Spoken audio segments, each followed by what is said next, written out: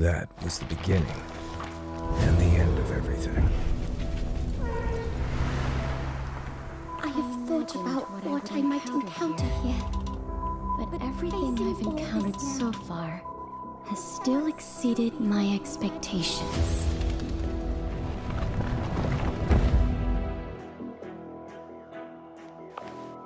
The girl mentioned in here, Emma Woods.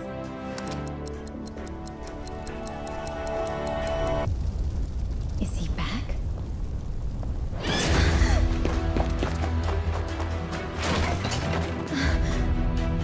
Hunters? My gut told me it might be my only chance to unravel its secrets with my own hands.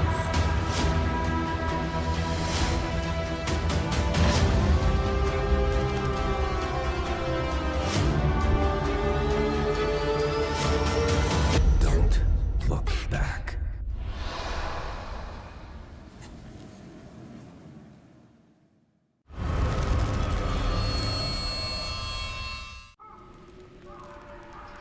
I received a revelation to judge without mercy.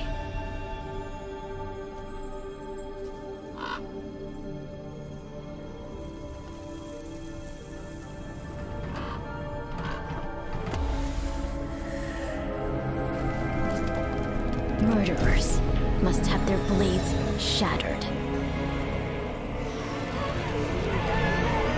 And the greedy must be depraved of welfare.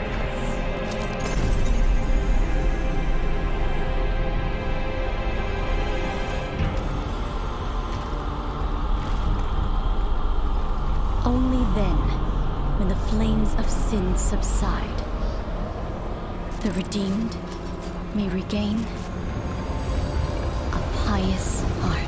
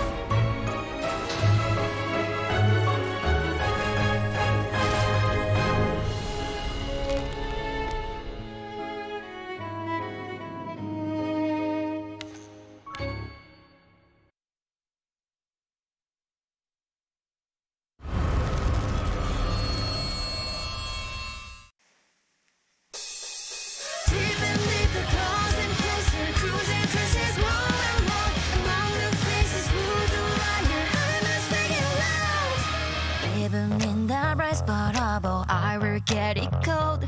Bring the facts to light.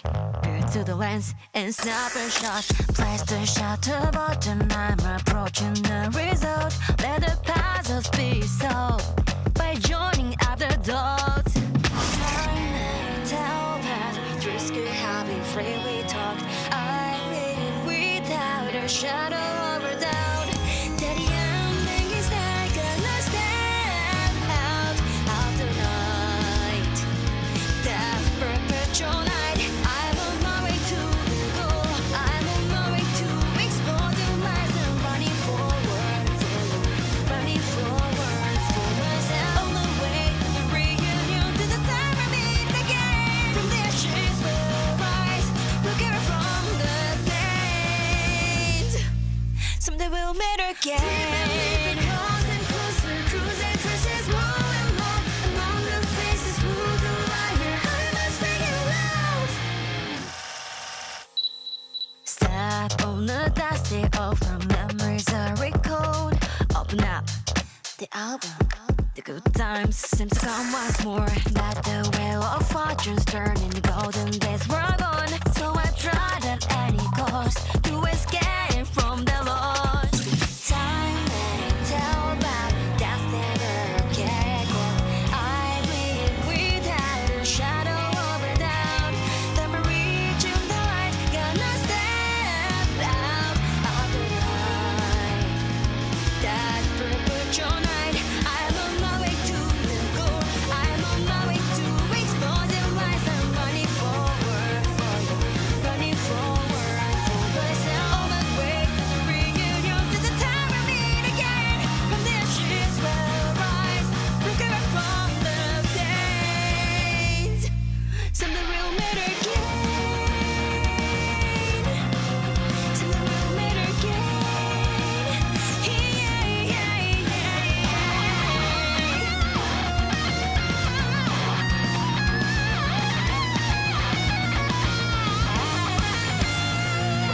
Twice I did stop, lingered in the mist, even confirmed with the fear in my heart. But I choose to wake up, but I choose to run on my way to the goal. I'm on my way to expose the lies. I'm running forward for you, running forward for myself. On my way to the reunion, to the time we meet again. From the ashes will rise, recover from the pains. Something will matter again. Closer, closer, cruising, plus it's more and more. Hands shine the night, let's be over.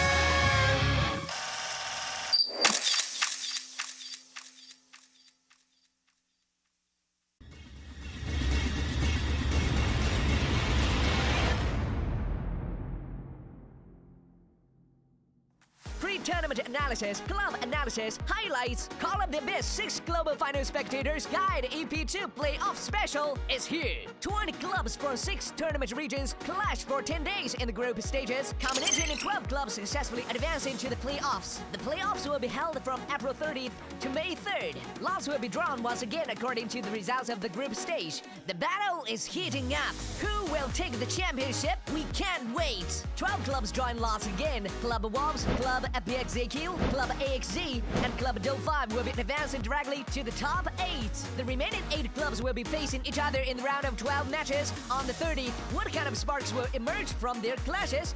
Let's get into the pre-tournament analysis. In the upper left half of the round of 12, we have Club GG and Club ZETA. The winner will advance into the top 8 and face Club Wolves. Club ZETA is from Southeast Asia and the only non-professional club to advance. Club ZETA has been using the veterans lineup to take their opponents by surprise in the group stage. Z had an average containment time of 122.2 seconds. Potato made a display of reliability with 1.73 average rescues. Meowpie's multiple skillful maneuvers at the Hunter dazzled the audience as well. At the champion of COA4 and the 2022 IVL Autumn event, Club GG is no pushover. The Hunter Zom is an extraordinary player who performed magnificently as Guard 26 and Breaking Wheel this year. Pipisha, the one who went from Hunter to Survivor, has never ceased to prove himself from IVL to CLA. His multiple astounding containment performances have left a deep impression on the audience. In their first match, Club ZETA will face in powerhouse from the Chinese mainland, Club GG. Professional coaching has prepared Club GG with even more experience. It may prove to be an uphill battle for Club ZETA, and the pressure they face is no laughing matter. The lineup, player strength, and match control displayed by Club Wolves was extremely mature. In Group D, aka the champions group of the group stages, they seized 4 consecutive victories and advanced to the top 8. Both Club GG and Club ZETA have a fierce battle ahead of him, regardless of which club ends up facing Club Wolves. In the lower left half of the round of 12, we have Club FL and Club WBG. The winner of that match will face Club FPSZQ. Club FL is from Japan, Club WBG and FPXZQ are from the Chinese mainland. Club FL has been making a stable performance throughout this tournament. They made a huge show of strength in the group stages. The thrilling dungeon escapes of Umpire's Perspector left a deep impression impression on everyone. Hasha, their hunter, had an average elimination of 3, securing Club FL's smooth advancement. Club WBG's overall style leans toward a steady yet aggressive style. Their survivors have outstanding cooperation, allowing them to achieve 2.2 average escapes in a group full of professional clubs like Group C. Club FL versus Club WBG will be the first clash of professional clubs from China and Japan in the playoffs. WBG's advantage lies in its abundant tournament and training experience, while FL has an extremely daring and aggressive style. The outcome of their match is unknown, but the winner of the two will be facing Club FPXJQ. During the final match of Club FPXJQ against Club GG in the group stage, they played an extra round after 3 draws. In the end, their survivor endured the extreme pressure of needing 4 escapes to advance, and relied on their mutual understanding and cooperation to see the victory, allowing them to successfully advance to the top 8 at the club with the highest points in their group, regardless of whether it's Club WBG or Club FL that ends up facing Club FPXJQ. A huge amount of mental fortitude will be necessary to seize points from them. Now that the analysis of the left half is over, let's move on to the right half. The first match in the upper right half is Club ACT versus Club GR. The winner of their match will face Club AXZ. Club ACT and GR are professional clubs from the Chinese mainland after losing 2 points in the group stage in their final match against Club WBG. Club ACT survivor achieved 3 escapes twice. Their hunter, Yue, accumulated on average score of 11,675 to become the MVP. With their survivor and hunters working together, they succeeded in nabbing the ticket to the playoffs. In this year's COA, Club GR is picking back up where it left off in terms of performance. Super Rage made an amazing place with the 9, and even if they were put in Group D, the champion group in the group stage, their survivor win rate was as high as 70%. In the match between Club GR and Club ACT, the two professional clubs that both played remarkably well in the group stage will need even greater mental fortitude and meticulousness in the playoffs, and the better of the two will be advancing. The winner of their match will be facing Club AXG from Japan, and the first club from Japan to enter the top 8. Club AXG survivor and hunter have quite impressive status. Jimin, their new hunter, achieved an 80% win rate and average elimination of 3.4 right off the bat, and climbed to the top of the rankings for hunter status and average eliminations. In the quarterfinals, both Club GR and Club ACT will have to research and come up with strategies to counter Club AXZ in order to have a chance regardless of which club faces Club AXZ in the end. The first match in the lower right half is Club ZETA versus Club GW, and winner of their battle will be up against Club Do5. Club ZETA has taken the championship for the 2022 IJL Summer and Autumn events, and they are just a COA championship away from the Grand Slam. Thus, they have a strong desire to take the championship in this year's COA. Besides the dazzling performance of their members, their cooperation is similarly outstanding. Their survivors have a win rate of 72.7% with multiple 3 and 4 escapes. The hunter, Elf, accomplished many overwhelming victories as well, with the geisha that took everyone's breath away. It's Club GW's first time in the global finals. They advanced steadily and surely in the group stage, with the experts at the dancer and thief, Yin L and Dus, on the survivor side, and an expert guard 26 player, An E, acting at their hunter. They may be a professional club too, but when they compared with Club ZETA, Club GW still has room for improvement. In the match against Club ZETA, the pressure on Club GW is obvious, and they will have to bring their A game. The winner of their clash will be facing Club Do5. Do5's hunter, Don X, is one of the best hunters in the world. Game psychology, meticulous control, mastery of the game's rhythm, and character's pull. He's an expert on them all, and his advanced knowledge of the game keeps his opponents from creating a strategy against them. Even in the current region of COA, where survivors have an advantage, he is still fully capable of contributing outstanding results like 3 and 4 eliminations. If Club GW advances to face Club Do5, whether Club GW will manage to overcome the doubts about it and eliminate Club Do5 will definitely be the talk of their town. If Club ZETA advances to face Club Do5 instead, we'll be in for a treat with the clash of the two clubs from China and Japan that are the favorites to see the championship. Who will come out on top? In this year's COA 6 Global Finals, 20 clubs have come together to bring many thrilling battles that will take root deep within our hearts, and it allowed us to witness their glories in the World Championships, although some clubs regrettably had to leave. Their outstanding performance will always remain in our hearts and minds. RC AKA's Mad Eyes and Smiley Face, SJ Mirai K Snaed, Before You Sprinter, OM Nico, RD, Realms Hermit, GH God J and MS Imso Ovios, and Chintress. Let's look forward to their awesome performance next year. The playoffs are Identity Vibes Call of the Abyss 6 Global Finals is about to start with a bang. Brutal battles are coming. Who will write history? Who will create a new legend? April 30th, we'll see you there.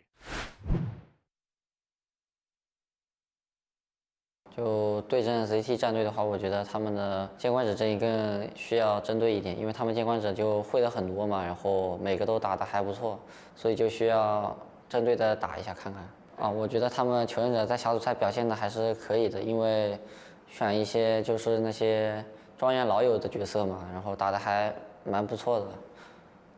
大家好，我是来自东安赛区 ZETA 战队的 Potato 选手。老实说，我觉得我们跟 GG 战队的风格挺相似的，阵容也选的会比较出其不意。但真的要说打团跟出其不意的话，我觉得我们战队会更胜一筹。他们在打团方面的确有他们独特的理解，所以我们也会好好注意一下的。GG 声乐6加油！希望你们可以发挥最好的状态，赢下比赛。Hey guys, my name is Potch Spice, and I'm here to cheer on Team ZT as they head to the playoffs of Call of the Abyss 6. They're here to show the world what Southeast Asia is all about, and I'm so happy and so proud of what they have accomplished in the group stage, and I can't wait to see what they have in store for the playoffs. I've been following their career since 2021. Sky is the limit for them, and I know they want to make a statement. So I hope you guys can join me in chanting ZT fighting as they head to the playoffs. So let's cheer them on, guys. Let's go! ซึ่งในวันนี้เนี่ยผมจะมาแสดงความยินดีกับทางด้านของทีม ZETA ที่สามารถผ่านรอบกรุ๊ปสเตจและเข้าสู่ในรอบเพลย์ออฟเป็น12ทีมที่ดีที่สุดในปีนี้ได้ก่อนอื่นต้องบอกว่าทุกครั้งที่ผมได้ดูหรือได้มีโอกาสในการบรรยายการแข่งขันของ ZETA ผมจะตื่นเต้นแล้วก็มีการลุ้นตามไปด้วยตลอดโดยเฉพาะการเลือกตัวละครของ MX เมืองซิงซึ่งเขาจะชอบเลือกตัวเริ่มต้นของตัวเกมมาและเขาก็ทำผลงานได้ดีด้วยนั่นเองโดยในรอบเพลย์ออฟที่กำลังจะมาถึงผมขอเป็นตัวแทนจากโซนเซาท์อีสต์เอเชียอยากจะขออวยพรให้พวกนายโชคดีและทำการแข่งขันอย่างเต็มที่ไม่ว่าผลลัพธ์จะเป็นยังไงบอกเลยว่า ZETA นายสุดยอดมากๆแล้วและนายคือความภาคภูมิใจจากโซนเซาท์อีสต์เอเชียของเราสู้ต่อไปนะ ZETA 2、1，加油！这么自信，抓到了，直接闪吗？对，直接闪了，续上节奏了。前面还有一个飞轮进板，把板下掉。我的天呐，虾哥秀麻了！恭喜成都 GG 拿下了比赛啊！我们在小组赛中出现了，就希望我们能在12强中发挥的越来越好吧，争取一场比一场打得好。So Akromon is playing a dangerous game of hide and seek here. Oh, I think he finds him. Oh. He's going to try to pop the side, but he has teleport. He's already switched. He can't pop it. Mercenary's down. That's extremely impressive from DT. Yeah, this is a huge moment for Southeast Asia.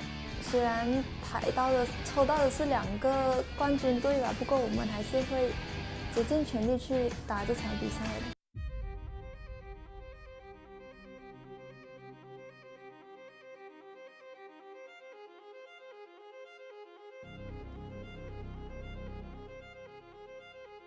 Dear detectives, Identity V Call of the Abyss 6 Global Finals is about to begin.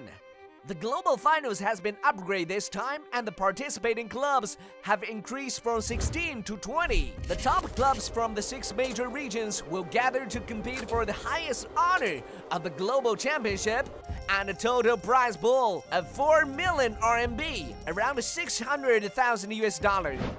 The knockout stage will be held in both Chinese and Japanese offline venues. Meanwhile, the design of the trophy has been changed, adding meaningful COA 6-themed elements.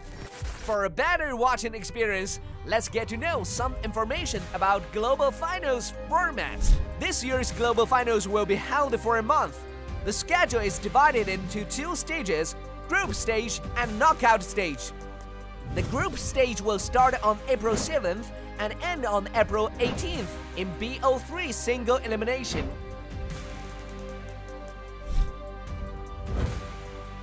The clubs are ACT, DOU5, FPX, ZQ, GR, GW, WBG RB from the Chinese mainland qualifiers, Club RD from HMT, Club AXZ, FL and RC from the Japan qualifiers, Club B4U and OM from the NAEU qualifiers, Club MS from the Republic of Korea qualifiers, and Club ZETA from SEA qualifiers. With the clubs that have the direct invitation, Club GG, Wolves, ZETA, SZ, and GH competes.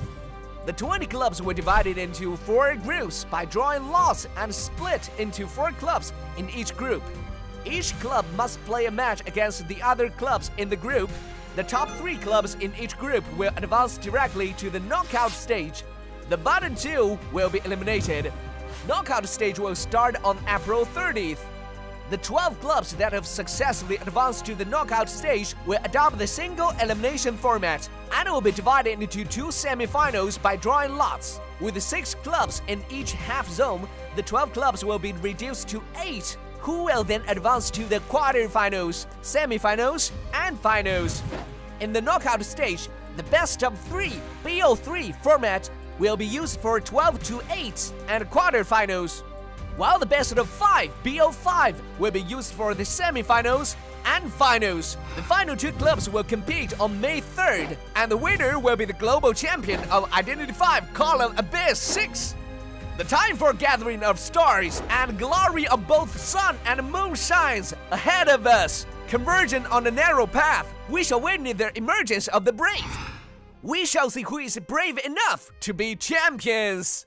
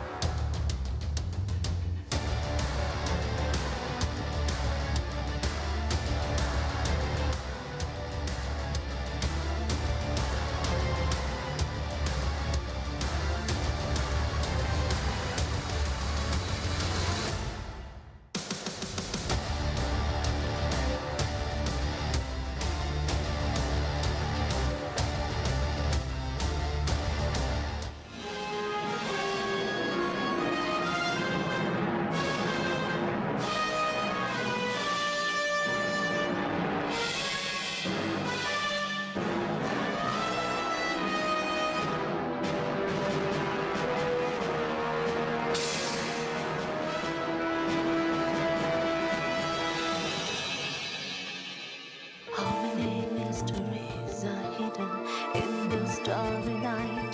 Can you feel the gravitation? Apology that the darkness belies. Why do the stars keep gazing at our futile tries? Have they been fully entertained by the show confusing truth and lies? Who can tell the outline? We are the containers of the mind, and it's screenplay for us to follow. Sacrifice, sacrifice, sacrifice. Turning upside down, reveal the true world behind. Guys, turning upside down, we're gonna dash out of the cage. But the wild, let the genius become like us. Let the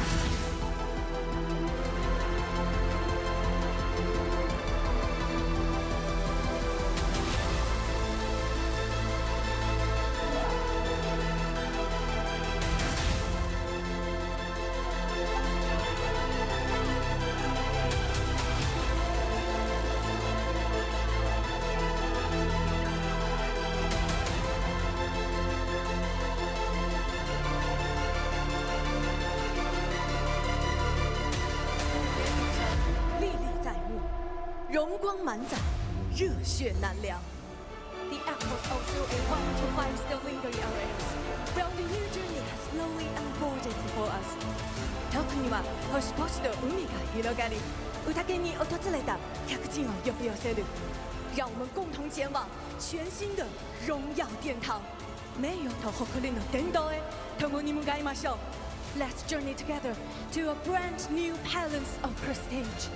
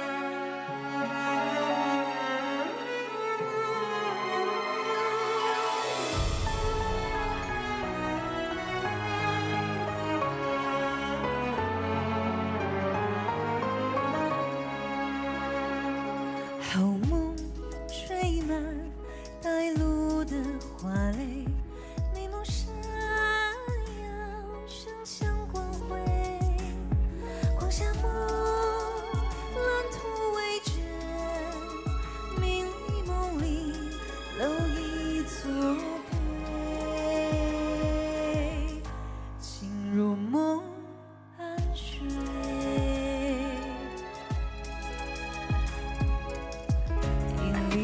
牌面切记腹中红结，真挚的梦话换作虚伪诡辩。若爱这剧本就无需扮演，可人感谢你知否唤醒永眠？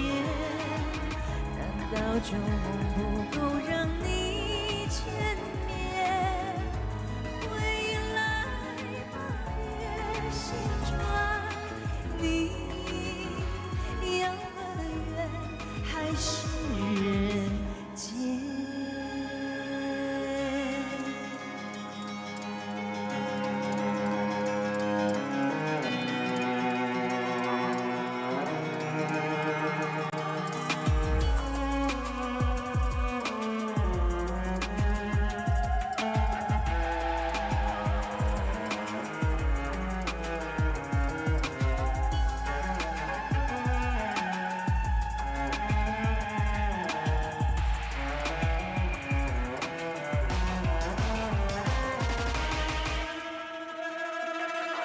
失而复得，我永远紧握，它会在昨日的浮沉来做梦，轻轻执着，来供养着切尾的神。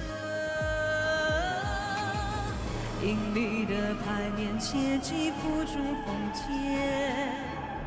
真挚的梦话换作虚伪诡辩，说荒唐字眼等明了台前，可人谎言一千遍就能永存。为何你偏爱现实的危险？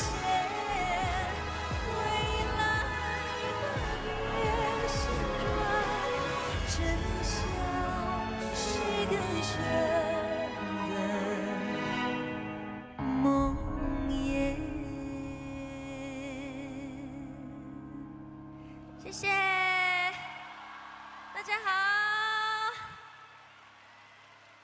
非常荣幸能够以庄园信使的身份来到第五人格第5周年，为大家演唱这首《偏外》，希望你们喜欢。哇，好浪漫的紫色。那接下来我就再唱一首很有氛围感、很浪漫的歌，是我自己的一首很好听的歌曲，叫做《小雨》，送给大家。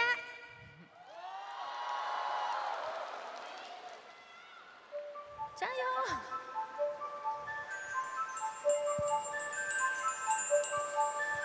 小夜低沉的夜里，我是更迭已经漫不经心的浮萍，摇曳着一束幻境。窗帘它揉碎了灯影，若不灭的心意，而你微笑沉默入迷，这一刻最难抑。微风悄悄拨动思绪，像过渐渐地狱，汗水洗掉了错意，回忆都成了透明。不忍心拆穿的心灵，模糊一段声音，把我谁都埋进竹林，埋掉一切痕迹。一点一滴，淅淅沥沥，一句又一句，言论刻下的伏笔，是我们的秘密。一句一句，断断续续，是什么结局？等待传来的回应，留在梦里。忽然雷声雨点如你哭泣，惊到世千里寂寞清晰。不想换来滚烫的雨滴，就怕我失尽了声音，一滴的滴滴的雨下，细如你哭泣，这风我压抑都动了心。不想换来滚烫的雨滴，就怕我失尽了生梦意。Hello， 这边的朋友，你们好。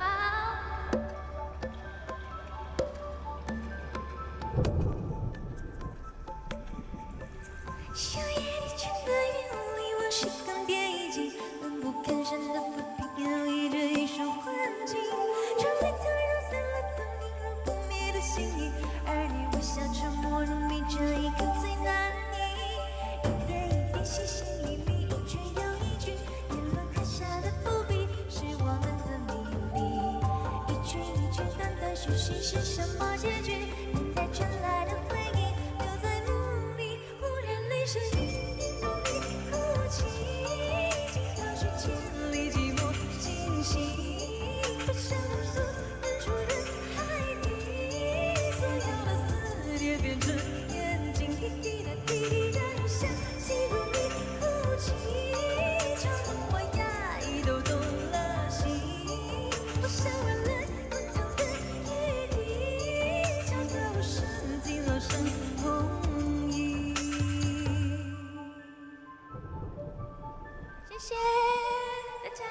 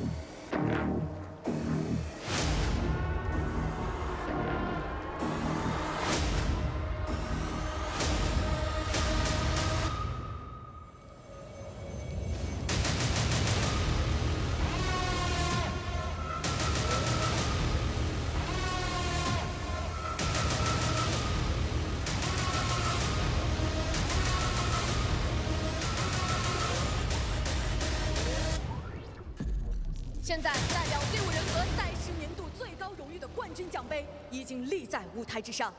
4ヶ月にも及ぶ戦いの末、ついに12の戦隊が集結。The players in Hangzhou and Tokyo are well prepared with full of fighting spirit。接下来，让我们掌声欢迎他们。首先，让我们有请东京现场的战队。それではまず東京会場の戦隊から呼び込みましょう。Now let's welcome the teams from Tokyo。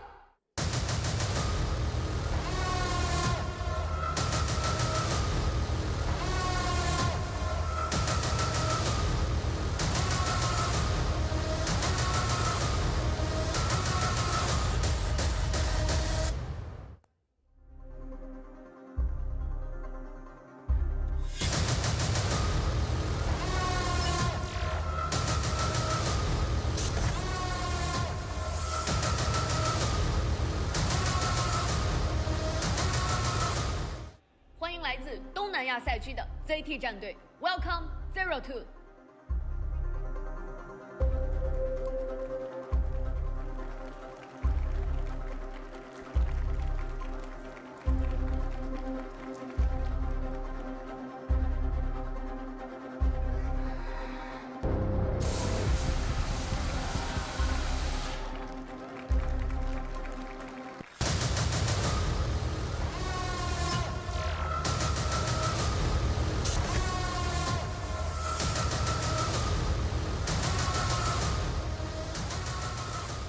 来自日本赛区的 AXZ 战队 ，Welcome AXZ Wave。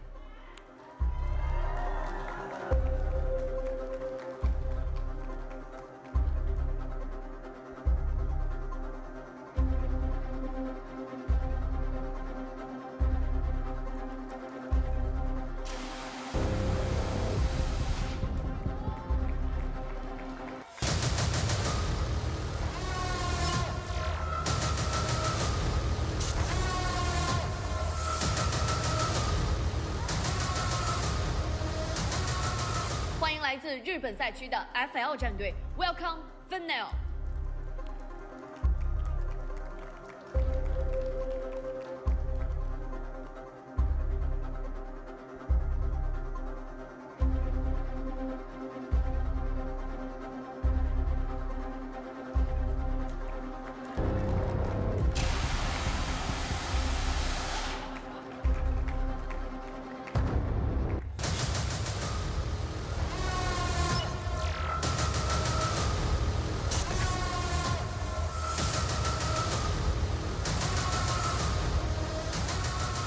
欢迎来自日本赛区的 ZETA 战队 ，Welcome ZETA Division。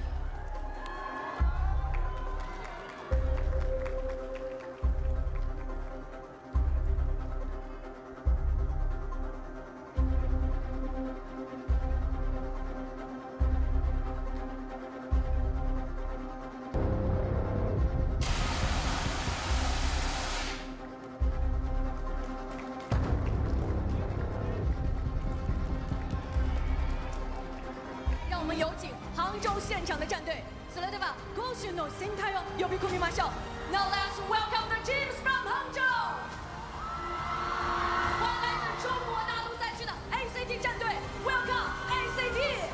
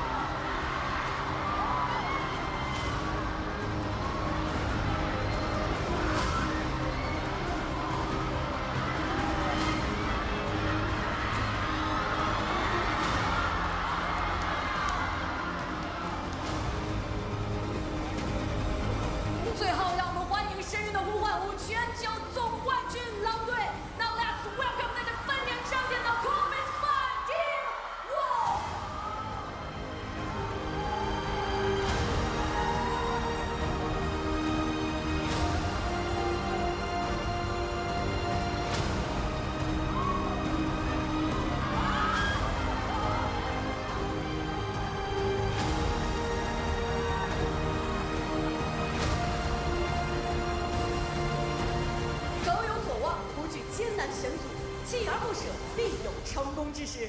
谁能成为第6位捧起奖杯的世界冠军？让我们拭目以待。在此，我宣布，2023第5人格神人的呼唤6全球总决赛正式开战。6度目の世界大会のトロフィーを持ち上げるのは誰になるのか、最後まで見届けましょう。ここに2023年大東人学COAVI 6ワールド決勝トーナメント戦の開始を宣言します。Who will earn the victories and become the next champion to lift the trophy? The global finals of the 2023 Untitled COAVI 6 has officially begun.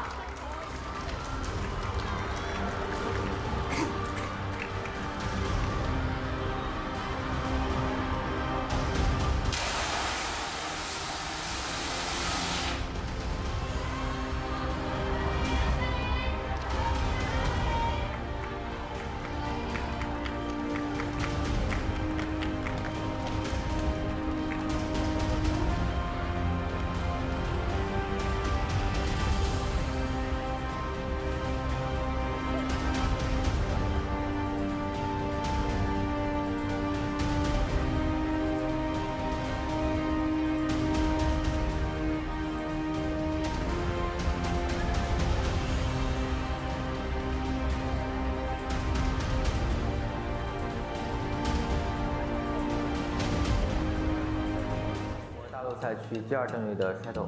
大家好，我是中国大陆赛区的 ACT 山。GW 战队的银铃。GG 战队的蒲草。朱雀战队的选手猫猫。斗我战队的东选。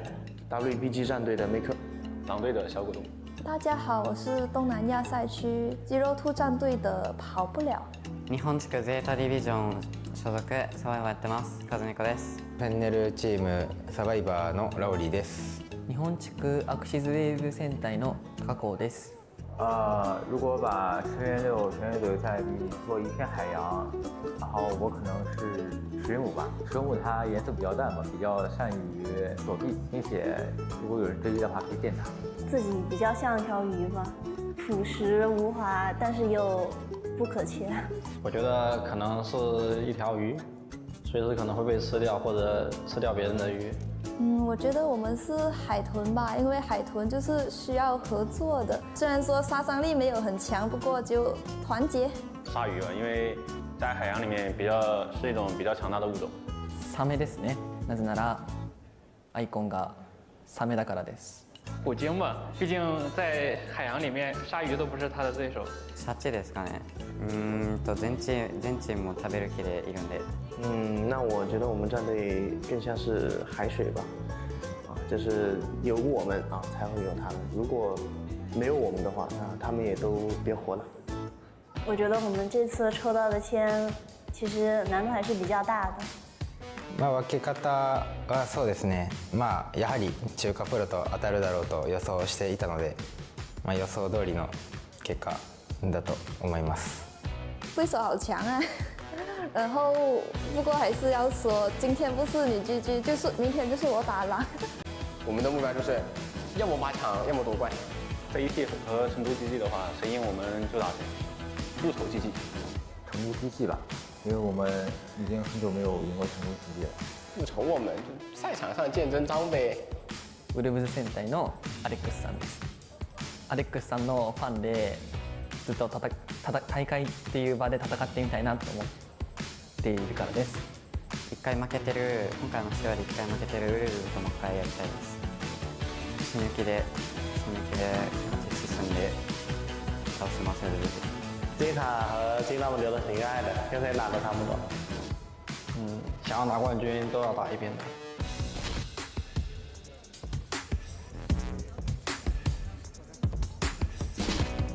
我々は今回初めてなんですけど、ウェイボは何度も、COA 出ているベテランなんで、ちょっと初めての新参者に負けないように頑張ってください。就恭喜你们，打完这一场就可以放假了。虽然你们很强，但我也会竭尽全力去打败你们的，不要掉以轻心哦。ZT 战队，希望你们和我交手能撑到 BO3。全員ボコボコにします。宝马过来了。听说 ACT 是55开战队，但不管你是几几开战队，我们都会尽全力替他胜利。不管你们怎么努力，我们都是五五开战队，我们会拿下这场胜利的。たくさん勝って目指すべき優勝を目指してみんなで練習頑張ります。我们会用最残忍的方法送你们回家。加油吧！我们会面无表情的取下胜利的。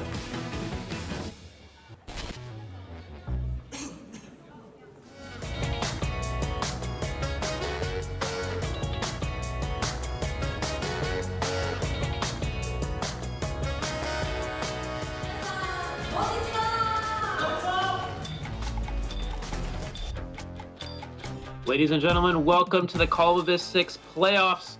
For the Call of Abyss 6 global tournament, we will be deciding who's going on to the top 8 and who will be going home. My name is Eli O, joined here with Chocho for our playoffs here. And Chocho, we have a lot of very exciting matches ahead of us today. The first one, ZT versus GG.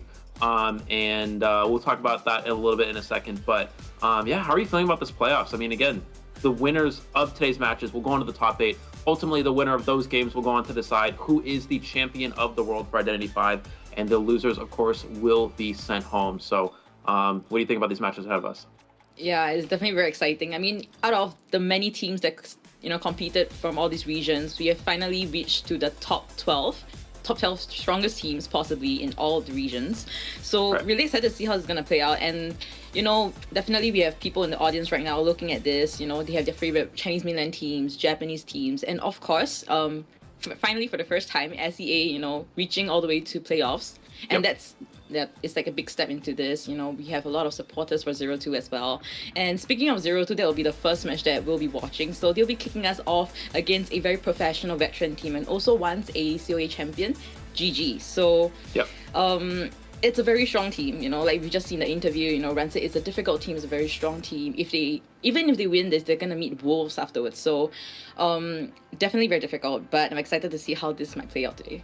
Yeah, absolutely. I think ZT, of course, has sort of the underdog team going into this event, going into this playoffs, and they do have a very difficult road ahead of them. The two champions, of course, GG, as you mentioned, and Wolves back to back, just very difficult matches for them.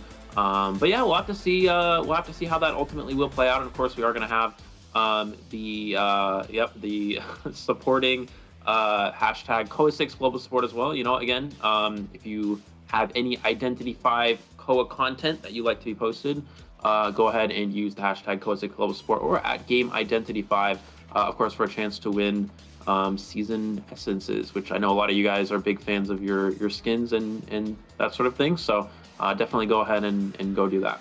Yeah, and just show your support for your favorite teams. And also, if you want to, you can post memes of us, or even if your own selfie, we like to see your beautiful faces as well. So hashtag COA6 global support on Instagram, Twitter, and yeah, also tag the @Game Identity 5 to participate fully and possibly winning all these essences as well as free skins. Definitely something not to miss. Yeah, for sure. So yeah, I mean, after talking about that though, let's again get into our match, looking into our bracket ahead of us. Again, we talked about ZT versus GG, a very difficult battle for them. We actually think a lot of people predicted, I think, GG being that first seed in their division, moving on straight to the top 8 and not actually having to go to the top 12 stage. But they did fall a little bit short to FPX EQ in that very close matchup at the end there. So that means actually FPX EQ will be the team starting out in the top 8, and GG will have to go through ZT first. We are going to, of course, quickly look at our prize pool. Overall, Chinese yuan of 4,050,000 spread out across 20 places. Of course, the champion at 1,700,000, which I think is at least 250,000 USD, probably more, probably not even close. I probably just made that up, but anyways, I think it was pretty accurate. But overall, we're gonna look into our bracket, of course, GG versus ZT. We talked about the winner of that. We're going to face Wolves. A very difficult bracket there, and then of course we have Weibo versus FL to lead off our second match of the day, which is I think on paper a very close one. One of the top Japanese teams versus one of the stronger mainland China teams. And looking at the other side of the bracket, ACT and GR. Again, we talked about they talked about a little bit how that's going to be a sort of 50-50 for ACT, but I don't know. I think on paper GR has a slight advantage, but I think it's definitely possible that ACT could come out on top of that one. And of course, Zeta Division versus GW. Zeta Division, a fan favorite team that is on paper one of the stronger teams in this playoffs and has a very good chance at winning this tournament. Yeah, that's right. And looking at the matchups today, we have GG versus ZT for the first one. Second one, we have FL versus WBG, followed by ACT versus GR, and lastly, ZETA versus GW. Interesting matchups for the day, so do take notes of the timing and just come for the matches later on. Timings for match 2, 3, and 4 is not confirmed, so do sit on and, keep checking the live stream if you're trying to catch for specific teams to watch. So, like you're saying, about the matches and, different brackets and stuff. So, this time around, I mean, we've always seen how Chinese mainland always get the champion seat, and this time around we see 3 Japanese teams and also an SEA team. Could it be possible that this time around we might be seeing probably a new team, a foreign team, possibly winning this, Eli? It could be. Looking into this bracket, I think FL and AXC, which are the 2 Japanese teams besides Zeta Division, have a very difficult bracket ahead of them. They have to go through a lot of the strong mainland China teams to get there. So realistically, it seems unlikely any of those 2 teams will make it all the way to the finals, but of course it is still possible.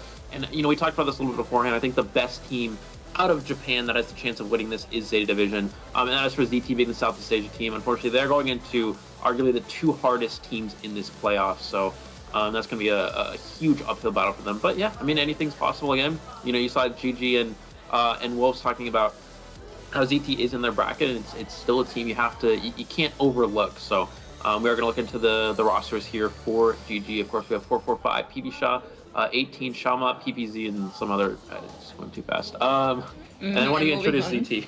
Yeah. All right, and then we have Z, Run, MX, Meowpai, CZ, as well as Potato, a team that, plays very interesting characters, the non-meta ones especially, Doctor, Gardener, Thief, Lawyer. So I think that's something that a lot of us, watching ZT's matches, that's something we're really anticipating, whether MX is probably going to pick it right from BO1, so do sit back and wait, because even as we don't know, and we have to depend on whether the ban picks will give MX a possible respect band, or MX is just gonna go all in and pick a Lawyer or Thief right from the get-go. Right. The question is, will we actually see these characters? We saw them in the group stage, and the stakes aren't quite. I mean, obviously it is the COA stage is the big stage, but now you're going against GG, one of the strongest teams in the entire world. So do you even risk playing a character like that is the question. And I said this before, and he ended up still doing it, so it's definitely still a possibility. But we will have to see. Of course, we didn't see MX in the last matchup versus Axes, which actually ZT with an upset victory of 16-2. So they definitely came in strong into that one, and we'll see if they'll continue that momentum going into this GG matchup. Yeah, and when we're looking at 2 teams, right, it's sometimes either a battle between hunters or a battle between survivors. Right. But just looking at both sides, right, GG as well as ZT, do you think it's possible that ZT might make it? Because we're looking at the comparisons between survivor side, I feel like. Yeah, it's kind of interesting. We are going to see, looks like ZT survivors will take the stage first here. I think partially it is, as you mentioned, the key for ZT is going to be how strong can Meowpai perform. We've seen him be very inconsistent. He's had very strong games and then very weak games. He actually has 5-4 eliminations in 4 rounds, which is incredibly high. So I believe he has the most 4 kills in this entire tournament out of any hunter thus far. But you also have to consider that he's also lost pretty much every other match, if I'm not mistaken. So again, very inconsistent. He's going to have to be very strong. He has to have one of those strong days and not fall to one of those weaker days that he sometimes is susceptible to. So it looks like we're going to have Shama take the stage again for GG. GG Hunter side versus the 0-2 survivors up first. Yeah, that's right. And we're seeing the flags being raised, being flagged and everything. So right now we're seeing the survivor side of ZT. We are not seeing Run this time around. We're seeing Z, CZ, MX, as well as Potato in this main lineup over here.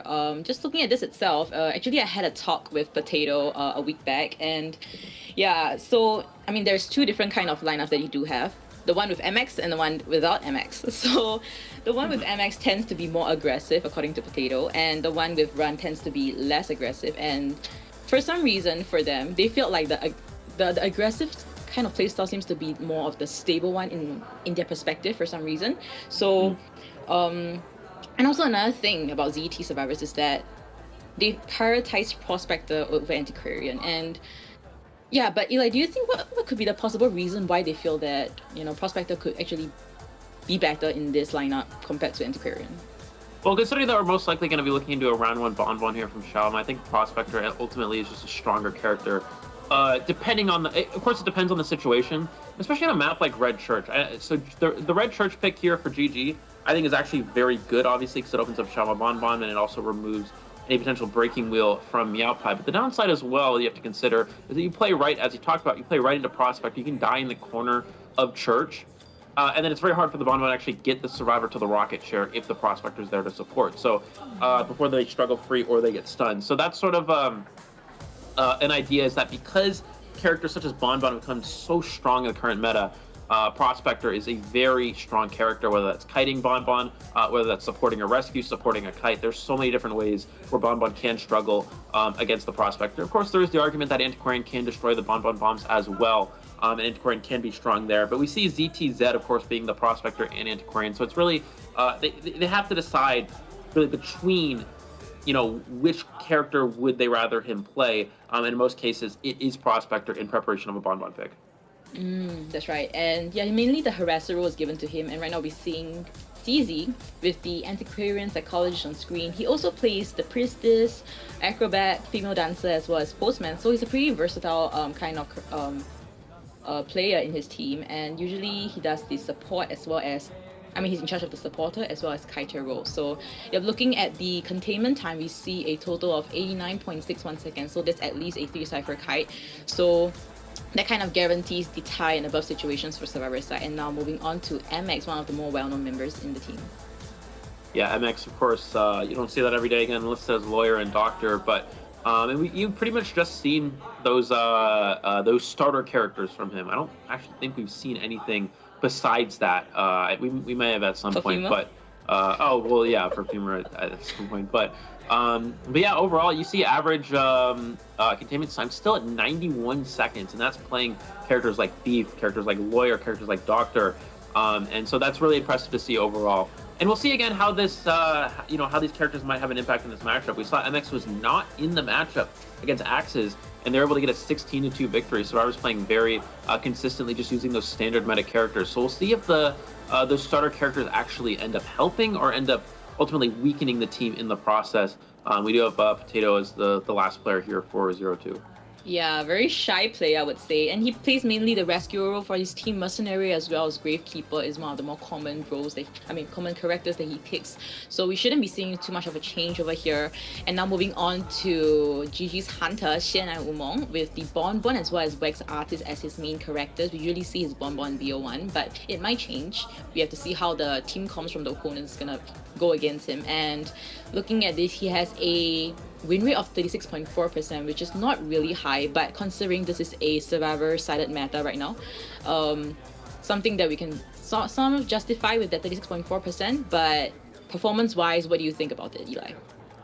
Yeah, I mean, I think he's been quite strong in this tournament. We actually saw some matches where he actually wins with Bonbon. I think it was in the B4U matchup. So he's actually been very strong throughout the majority of this event. He does have, unfortunately, there are some games where he does make some mistakes that you have to watch out for. I think notably in the Epic CQ matchup. So I think it's going to be really important that going into this playoff stage, that he's able to stay consistent. I mean, obviously we talk about how that's important for both hunters. I think, again, on paper, GG is very favored in this match, and it's going to be ZT is the team that's sort of working their way out of a hole here. But, you know, again, we said that same thing in their matchup against Axes, and we saw a very impressive victory for them. So, yeah, GG can really not, they can't afford to let up at all here. You know, if you give ZT any opening at all, they're definitely going to take advantage. Yeah, and yeah, it's considering this is playoff stage already, which is also the last stage of the COA 6. This is a very important, crucial, and deadly match for ZT, because once they lose, they will be out. They will be sent home. So if they do proceed though, like what Ren has mentioned, they're gonna be facing Wolves, which one of a scary team as well. Very, very strong team, especially Survivor side as well. So we have to see how this is going to turn out, but just focusing on this match itself, definitely we do have a lot of supporters for ZT as well as GG. So Eli, maybe you come up with the emojis for the specific support in the live chat. Yeah, for ZT, I think obviously green would be best, and for GG, I think probably yellow, right, would be the yellow hearts and green hearts. Yeah. All right. Okay. So green hearts for ZT and yellow hearts for GG. So we're just gonna do just that. And while these players are preparing, maybe you'd like to give some shout outs that we see on the live chat. We do have Ronnie, Here Lies Omi, Edwards McDonaldo, and also hi to Divinations, Comet, Slipping Sebi. Is there anyone you want to give shout outs to, Eli? Unfortunately, I don't have the live chat open right now, but right. yeah, getting into our picks and bans here. We are gonna see. Let's see what survivors actually be banned first here. Obviously, because we're probably gonna see a Bonbon on the GG Hunter side here. I think there's a good chance we'll probably see something we're gonna see Dancer first as well. Okay, so Dancer is very good ban first. Obviously, you don't have to ban Seer first if you're gonna play Bonbon. I was gonna say Priestess or Dancer are both perfectly fine here.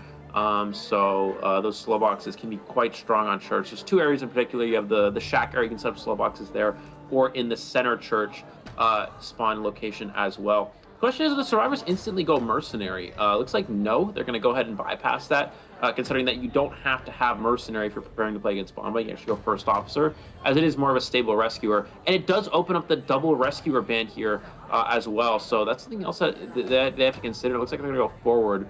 As forward again, also a guaranteed rescue if there's no excitement. You go for a stun on chair rescue. Of course, it will be an instant save. We actually see Barmaid. Barmaid is interesting, considering that we're probably going to see a Bonbon here. Yeah, that's correct. Oh yeah, we're not seeing any like non-meta characters. It's pretty okay kind of team comp right now, but it really depends on whether Xiao Wumong wants to pick a Bonbon. But looking at this team comp itself, right? I mean, Eli, definitely a Bonbon is one of the most optimum picks for Xiao Wumong to kind of go against this. I mean, the Barmaid wise, drinking of the Dolphin meat kite could be possible, but might be difficult. I mean, Xiao Wumong's bomb links are actually very, very accurate, so it might be quite scary. We have to see the support from CZ as well. But they're going for a double decode, and what do you think about the decoding speed of this team comp, Eli?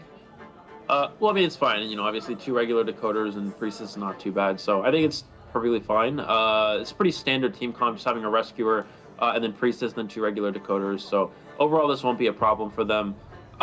It's just the question of we actually saw Gardner get banned last. I just noticed that.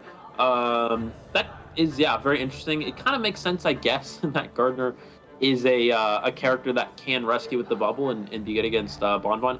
We could also see a different hunter as well. Maybe he's trying to play something like Clerk or no. Okay, it looks like we're gonna see. I think the idea of banning Gardner is just I'm not really sure actually, but we're actually just gonna see. We're just gonna see Bonbon overall, and this still it's sort of, again, why bring Barmaid here? It's sort of like one of those things where it's very weak to Bonbon. I guess again the idea is you're trying to maybe counter something like Clerk or Bloody Queen, but realistically I think that you kind of play into the Bonbon strategy a little bit too hard. But again, we'll see how it works out for ZT. Yeah, absolutely. And yeah, CZ will be playing forward for the first time, I believe, and Potato with the Priestess this time around. So I'm excited to see how the cooperation between the Priestess forward as well as the Kiters, possibly Barmaid, most likely Barmaid, would kind of go about. And seems to be that they kind of wanted to force Xiao Wumong to play Bonbon. I'm feeling that's the vibes because MX is playing the Barmaid. He's the type to kind of play against whatever hunter you're gonna... play to whatever hunter you want to play. So it seems to be that, it's forced out, and they might be leaning towards a tie. So it's probably easier for Meowpie to possibly get a tie against GG Survivors. That could be the possible plan for BO1. Yeah, I mean, I think I do think they have to just try to win though, because again, like you're going into a matchup where it's like you're at a disadvantage, being a Southeast Asia team versus one of the strongest Chinese teams, and then Meowpie is not, again, one of the sort of, I guess, less consistent hunters we have seen. We have seen him obviously get a lot of 4 kills in good situations, but also has been struggling to steer consistent draws. So I think the goal for ZT is they should be trying to play for a win here on the Survivor side. And it looks like we are going to see a pretty standard spawn here. Barmaid over at Shack, Antiquarian at the red carpet, and Priestess in Church. This does allow the network of portals to be set up over that middle church area for the Priestess. So we actually, so Potato's actually be playing Priestess, so no rescue character from him, it looks like. And that was sort of the, I think the idea behind the double rescuer ban, because it does force them, of course, onto forward, which is not sort of a less standard rescue character. Yeah, I'm just excited to see what kind of persona. Alright, so looking over here, we see Zed with the Flying Wheel, MX as well as Potato with the 3-9 Broken Windows, CZ with the Tide, and Hunter has brought Detention, Trump Card, as well as Excitement as a skill. So, yeah, looking this at a whole, do you think that the Hunter might have more advantage, or do you think the Survivor side might have a little bit more advantage in this team comp? I would say that they're geared up to play against Bonbon, but the fact that they bring Barmaid means that he does have a very easy chase target in that Barmaid. I wouldn't be surprised if we go straight for Barmaid here, but let's see which rotation the Bonbon opposite takes here. It looks like, Barmaid rotates right into the Bonbon here. So unfortunately, a huge misstep on the Survivor side of ZT. I'm not really sure the idea behind that. It would have made a lot more sense for Barmaid to just rotate straight towards the bottom breakable, but yeah, just unfortunately rotating right into the Bonbon. This allows a free chase against the best chase target. They do have that portal setup going into church here. Is he able to get the bomb chip? Does get that first chip onto the Barmaid. Immediately going to use that drink and will have a broken window speed boost here. So he's able to actually kite this out here and get that heal off. But now, again, you're kind of locating to a weaker kiting area being in this shack. The rotation was not there early game, which means the Cypher Rush is not as fast as you would like from the Survivor side. That's right, and yeah, we see that Potato has used his last portal, so possibly MX might be eating this basic hit, if that's possible. Seems to be not, and Shamon's gonna capitalize on this, unable to dodge that out, fortunately, and MX will be drinking his last Dolphin, using that portal to transition better into the center area, and Excitement being used right now, and this time bomb accurately placed onto MX and downing him almost immediately. A minute kite, and Cypher's is not looking very fast, Eli. Yeah, that's just unfortunately rotating right into the Bonbon. There was a big misstep for the ZT survivors, and we saw Bonbon not allowing that to actually happen. You see constantly changing the camera angle. 4 goes for an early football here, takes a hit in the process. So yeah, I'm not sure what's going on here for ZT. Just a lot of mistakes on the survivor side. We're gonna see the Barmaid try to crawl away, potentially could go for a struggle free here. Ford's gonna come in for the wraps. We're gonna see that Bomb's not able to go for that, as the bombs will push him away here. And he does actually manage to struggle free. Ford goes for the stun, is gonna eat a chip in the process though. And he can actually just chase the forward down. So in the long run, I actually don't think this will benefit ZT at all, but does have that control bomb. Misses the control bomb. Ford's able to football away a little bit more here. But doesn't have much area to work with over here, and he's going to go down in the shack area, and there's no... Oh, does have basement as well. Of course, there's a priestess on the team, though, so you kind of want to avoid playing into that. Yeah, and we do see that Potato's portals is being used consistently, which means that decoding-wise is not being fulfilled. Conditions not being fulfilled, and right now, Barmaid has the wanted order, and Zed will be the one that will be giving the tinnitus and possibly selling because Forward has no football anymore.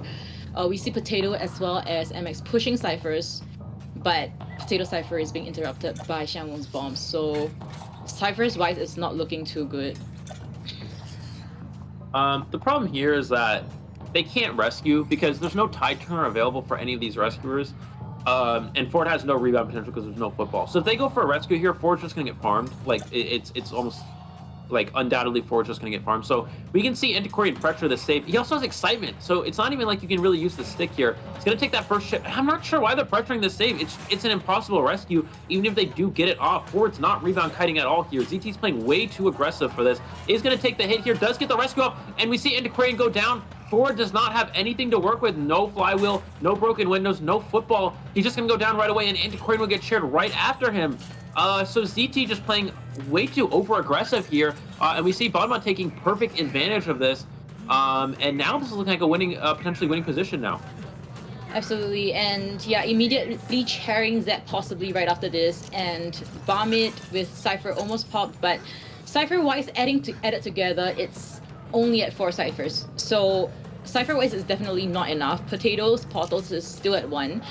The only person that can come for this rescue is Potato, so if Potato fails this rescue, it's most likely a 4 elimination. But if Potato manages to get this rescue though, it might not even guarantee a tie situation. So this is looking extremely difficult for ZT right now. Yeah, and it looks like we are going to see there's just not enough cyber progress. And this is the issue with playing in Spawn, but you have to make sure that you can, the next kite is going to be a long run. If there's someone already down, you can just immediately share after the first death. That's how Bonbon's able to win games, and that's why that rescue there is just ineffective, and it actually gives the Bonbon an advantage. So they're able to pop 1 Cypher, but they still 50% on the last Cypher machine. And again, Antiquarian has stick, but Bonbon has excitement, so it's just going to be another farm situation because there's no Tide Turner. Priestess can pressure this rescue. It looks like she's going to come for it now, portaling through that long way here. We're going to see that first bomb ship onto the Priestess, and now I think it's better to just leave. I don't even think she can get this rescue at all. Doesn't get the save off, yeah, and full presence bonds there. Is going to go get the chip onto the Priestess. They get the rescue, but it is farmed onto the Antiquarian. You cannot force this heal. The Cypher progress is not yet enough, and now you can just teleport to the last Cypher machine. Yep, that's right. Exactly like you predicted, Eli. And last Cypher is at 67% middle broken. Getting another chip damage and one more chip damage, MX will be down. Time bomb, about 5 seconds left. Will he be able to make it to the long portal? Xiao's not going to allow that. And just trying to kite around the area, but no, getting down with the bomb. And Potato has started a new Cypher at Shack, but it won't be enough. Teleport has just been used. Seems like Xiao will be cheering MX in around this area and probably going for the Priestess. He's going to look to see if the Cypher's moving. If the Cypher's not moving, he's not going to chair Barmaid. Yeah, he's going to drop here. If the Cypher's moving, he knows the Cypher's almost primed, so he's forced to chair Barmaid. But if they stop decoding the Cypher machine, he can look and he can just drop the Barmaid and know that there's no risk of that Cypher being popped. And you see that's exactly what he's going to do here. And it also buys time for the teleport to come back online. It slows down the Barmaid's heal if he's carrying him around. Or doesn't slow it down, but it prevents him from self-healing. And now he can just chase this Priestess for free here. Priestess does have a lot to work with. You can portal in the church here, you can vault this window and get a speed boost, but you have to make sure you don't kite to the Barmaid. And the problem here is that Priestess' kiting route kind of goes straight into the that Barmaid Cypher over at Shack, so they're kind of kiting on top of each other. Goes for that control bomb, does get the hit onto the Priestess as well. We're going to see him go back to that middle broken Cypher. Barmaid's actually not there. She's going to push the Shack Cypher instead, but Barmaid with no self-heal. So if Barmaid goes down here, you can just leave him on the ground and go for the Priestess again. Yeah, absolutely. Chasing MX right now at Shack area. One full hit and then MX will be down.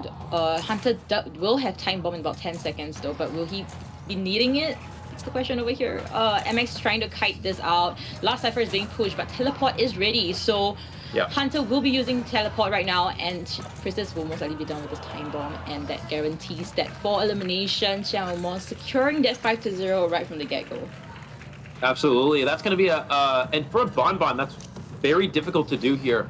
So the fact that we were able to see that from this early round gives a huge advantage to GG. A 5-0 with again with a Bonbon game, and there is the surrender. And yeah, you just saw ZT Survivors playing way too aggressive. A Bonbon's a character you try to play too aggressive against, it's really gonna come back to hurt you. You have to play against Bonbon. You have to, the bare minimum for Survivors is always to at least get a tie. Obviously, you want to try to go for a win, but Bonbon's one of those characters where they come out in the first round, they try to go for a tie. That's sort of their goal. And if you play overly aggressive, it falls right into their favor. You have to have a Tide Turner against the Bonbon, or else you're not going to be able to rebound kite. If there's no rebound kite potential, there's no forward football, if there's no items to work with, there's no way the forward can rebound. So Antiquarian going for that rescue, it's just going to be a farm off of the chair. And we saw that the forward went down, Antiquarian went down, he's able to chair, they didn't have enough Cypher progress, and from there on you can just win the game as the Bonbon player. So the only way Bonbon can actually win is if Survivor teams allow that by playing too aggressive, and that's exactly what happened in this case. We saw, it worked perfectly for GG here. Yeah, I believe that the aggressive gameplay kind of was because they were trying to aim for the win, like you've mentioned right from the get-go. But the thing was that Antiquarian couldn't really harass right from there onwards, and also Forward had no ball to use. So yeah, it really comes to beg the question whether that rescue was really necessary, and was that the losing path for them at that point in time. So. Yeah. Do you think that possibly that the Priestess over-support, I mean, we do see that the portals keep getting dwindled on Potato's side, so do you think that the over-support with that portal kind of wasted a lot of time for decoding process? No, I think that was the right play, because you have to help the Barmaid kite out her drink. If you don't do that, then you're gonna go down quickly as Barmaid, and that's again why playing Barmaid against Bonbon is so weak. If you don't have very strong support, Barmaid's gonna die very fast to a Bonbon. So the Priestess support was good. It was important to help the Barmaid actually kite against the Bonbon, but the problem was that they had Barmaid in the first place. So then that actually forces the Priestess to support too much. As you mentioned, the decoding progress gets slowed down. I still think the Priestess support was probably fine, but it was just the overextension of ZT Survivors, and then just the Barmaid pick in general against Bonbon is just very it's very underwhelming. That's right. And yeah, it just kind of shows the Xiaomeng's confidence. I mean, just picking the excitement from the get-go, trying to, I was thinking like it might be possible to kind of like prevent a stun rescue from forward anti-Korean, but he just used it against the portal and then managed to use the time bomb. So it's just perfect timing and also perfect use of the skill as well. The excitement though, if he did not have excitement at that point in time and had blink, he couldn't have downed the Barmit instantly, and Barmit will have prolonged the kite much further because of the Dolphin. So amazing usage of the bombs, excitement, and just perfect gameplay from Xiaomeng's side, and this is a great start to playoffs for them. That would actually have been a 3-cypher kite if you didn't have excitement there. Blink in that case would have been really weak because you go through that portal, you get stunned, Barmit makes the window, has a broken window speed boost and loops back around Church, gets the heal off, then can take 3 chips again, and it's just a great position for ZT, but that excitement was actually a big game changer there. So yeah, and we are going to see, it looks like Meowpai is taking the stage against the GG survivors here. We really have to see him again. He's had a situation multiple times in this event where he's able to get 4 eliminations in really key situations. We've seen 5-4 eliminations from Meowpai in 4 rounds, which is the highest I believe we've seen in this entire event out of any hunter. But now you're playing against one of the strongest survivor teams in the world here against GG, and you talked about how inconsistent he's sort of been. He's been in situations where he struggles to get ties. He's also been in situations where he's able to get 4 kills in big situations. So we'll see which side of the coin he's on today. If he's on that strong side, where he's able to get a high amount of kills, or if he's going to be inconsistent again and sort of struggle against this strong survivor team. That's right, and looking at PPZ's introduction right now, we see the first officer as well as anti-Korean. He does play the forward Gravekeeper psychologist as well, so he's mostly the rescuer, but also plays the harasser role, so he's in charge of both.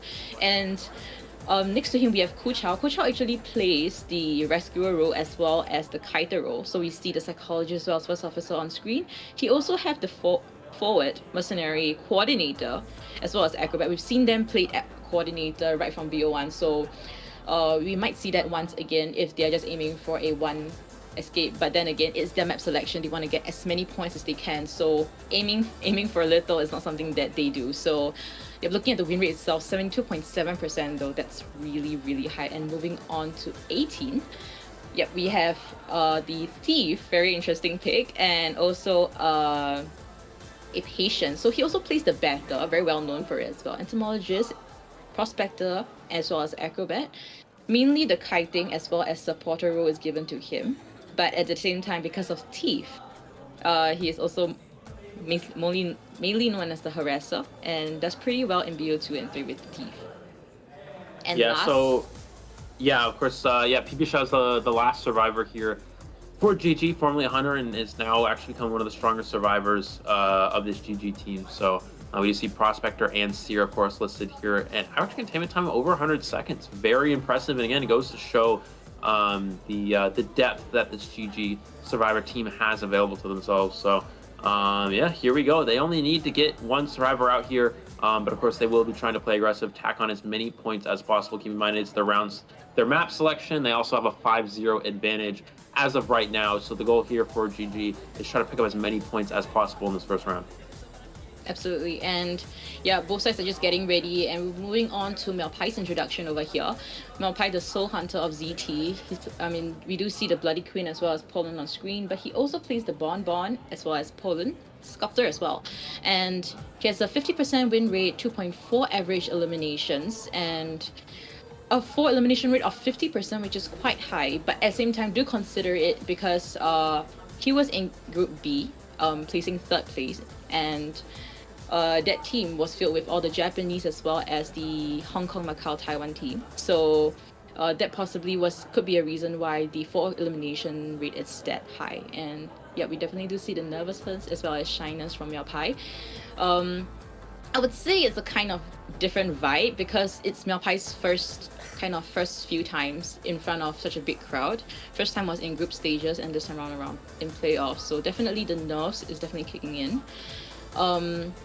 But at the same time, pressure is definitely on him because his team, survivor team, in fact, just got 4 elimination. So definitely not something that he's expecting. But what do you think could be a possible pick on Meowpai's side that could possibly give him a 4 elimination potential?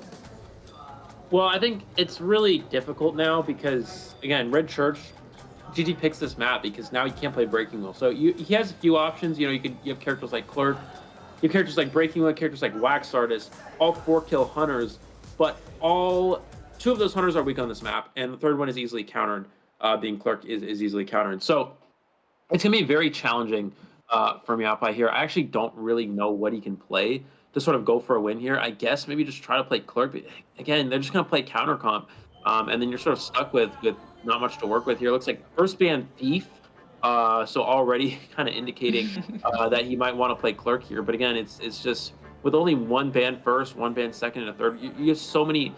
Your bans are so limited, and it's so easy to counter comp here. So. Or sorry, 2 bans. You have Entomologist, Barmaid. They can easily go Psychologist or Acrobat here, or Priestess. There's so many ways they can just play around Clerk and just force on something like Bonbon.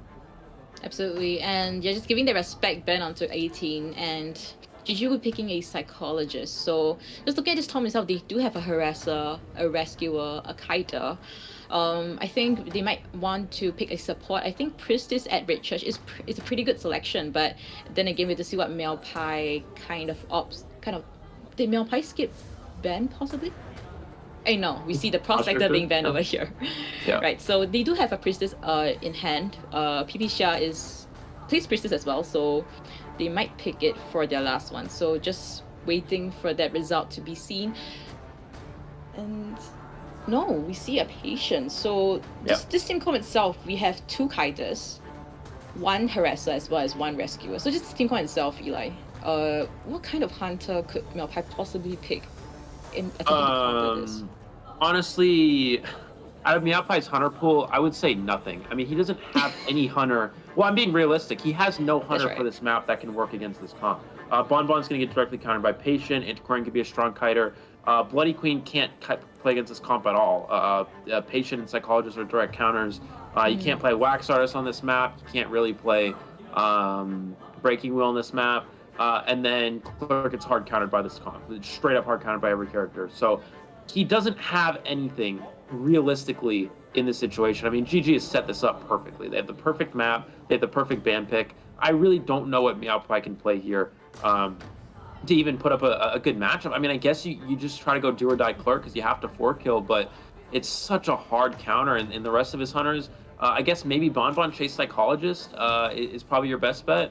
But again, you have to 4-kill, and Bonbon's just not really the type of hunter to do that for you.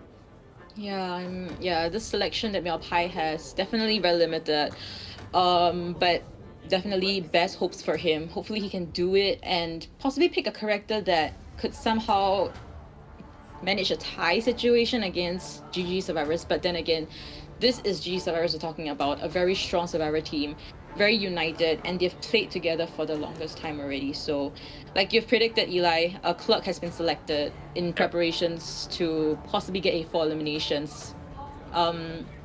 This will be difficult, nerve-wracking, and hopefully Meowpie can kind of handle that pressure that he's being given right now. But we do see that what could be the possible situations that Meowpie would want against this team comp to possibly get a 4 elimination, Eli? I don't know, it's really tough. Like, I don't even know who you chase. Like, all these survivors are just direct counters. Like, Psychologist should probably have broken windows in this team comp. She can take 3 hits. You take a basic hit, you vault the window, you get a speed boost. Take a basic hit, you vault the window, you get a speed boost, and you just transition for so long. Eventually, the Antiquarian will come in and support. Like, it's so difficult to chase Psychologist. Patience is a direct counter. You have those hooks to constantly transition away from the Clerk. There's not much Clerk can do about that. And then Antiquarian just stuns, and you can't even hit her. So I guess maybe go Excitement, chase Anti. That might be his best bet. Or maybe even Blink, you can chase Anti as well. But I think you just chase the Antiquarian first. Everything else is just so difficult here. But again, he has to 4-kill. It's such a tough situation. GG had this ban pick set up perfectly. You can see they were prepared for this. So Meowpie with a lot of uphill battle ahead of him here. Absolutely, and yeah, it's just extremely difficult for him right now. We're seeing the spawn locations. He will be spawning at the Small Gate Dungeon area. Right in front of him, he does have the Psychologist, Patient at Red Carpet, Antiquarian at Check, as well as Mercenary at Middle Broken. Looking at the personas right now, PPZ, the Antiquarian, has has Flying Wheel and Broken Windows on Edda as well as Emil. For Hunter side, we do have Detention, Trump card, as well as a Blink skill. So definitely in preparations to trying to go against this team, and we'll be heading right into the match between GG Survivors versus ZT's Hunter. BO1 second half. This is your caster Chocho and Eli will bring you the live commentary of this match. So moving on, we see that Meowpai will be rotating towards the center area where Psychologist is located at. Looks like, yeah, he's going to go first chase Psych here and not actually go for the Antiquarian, which does open up, of course, the harassment late game. And it does open up a difficult chase target onto the Psych. He's going to pick up a window vault recording here, so he will have that as a potential option to block off this window here. So he actually might be able to get this first hit. He can block this Psychologist from vault. Oh, looks like no, he's actually just going to pick up a window vault. Tries to go for the block, but Psychologist able to get the vault off instead, and it ends up not mattering. The Cypher's already being pushed here. He is going to block that window, forcing Psychologist away. Misses the block again. Psychologist continuing to go back to this window. So Alpine really struggling to push the Psychologist away from the window here. Will she just take the vault? She does get the vault off in time as well. And he still has one more block here. Yeah, he has the main body block there from the Clerk. So he's going to prevent the Psychologist there, and she cannot actually go to that window because he does potentially have Blink online. So she's going to take this first hit. But already you see so much Cypher progress being done here. And this is why Psychologist is so strong against Clerk. She still has 2 more hits available, and she can easily just kite potentially towards the Antiquarian at some point. That's right, and yeah, heading towards the Mercenary Cypher, which is the Mado Broken. Mercenary has already put on a pellet for Psychologist to vault over and getting that speed boost. And we'll be recording 18, the Patient Cypher. Oh, will not be doing that, and we'll be focusing his chase onto PP Xia. PP Xia will be kiting around his teammate Cypher and possibly getting this attraction, possibly. Not too soon, and we'll be getting that basic hit instead. The Blink hit has been registered, so it seems to be a double kite at this situation. Yeah, so we're going to see Patient's going to potentially come in for a body block here. If he does hit the Patient and then change targets to the Patient, he will get kited because of those triple hooks. So now the Patient's just going to sort of body block the Psychologist to the Antiquarian. Now this is where Antiquarian support comes in really big here.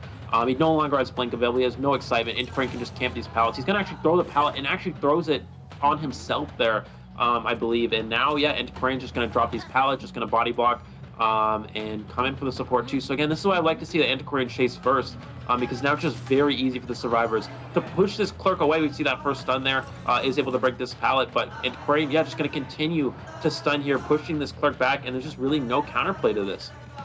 Absolutely. I mean, Alpai will be changing targets now to Antiquarian, which is a full health one.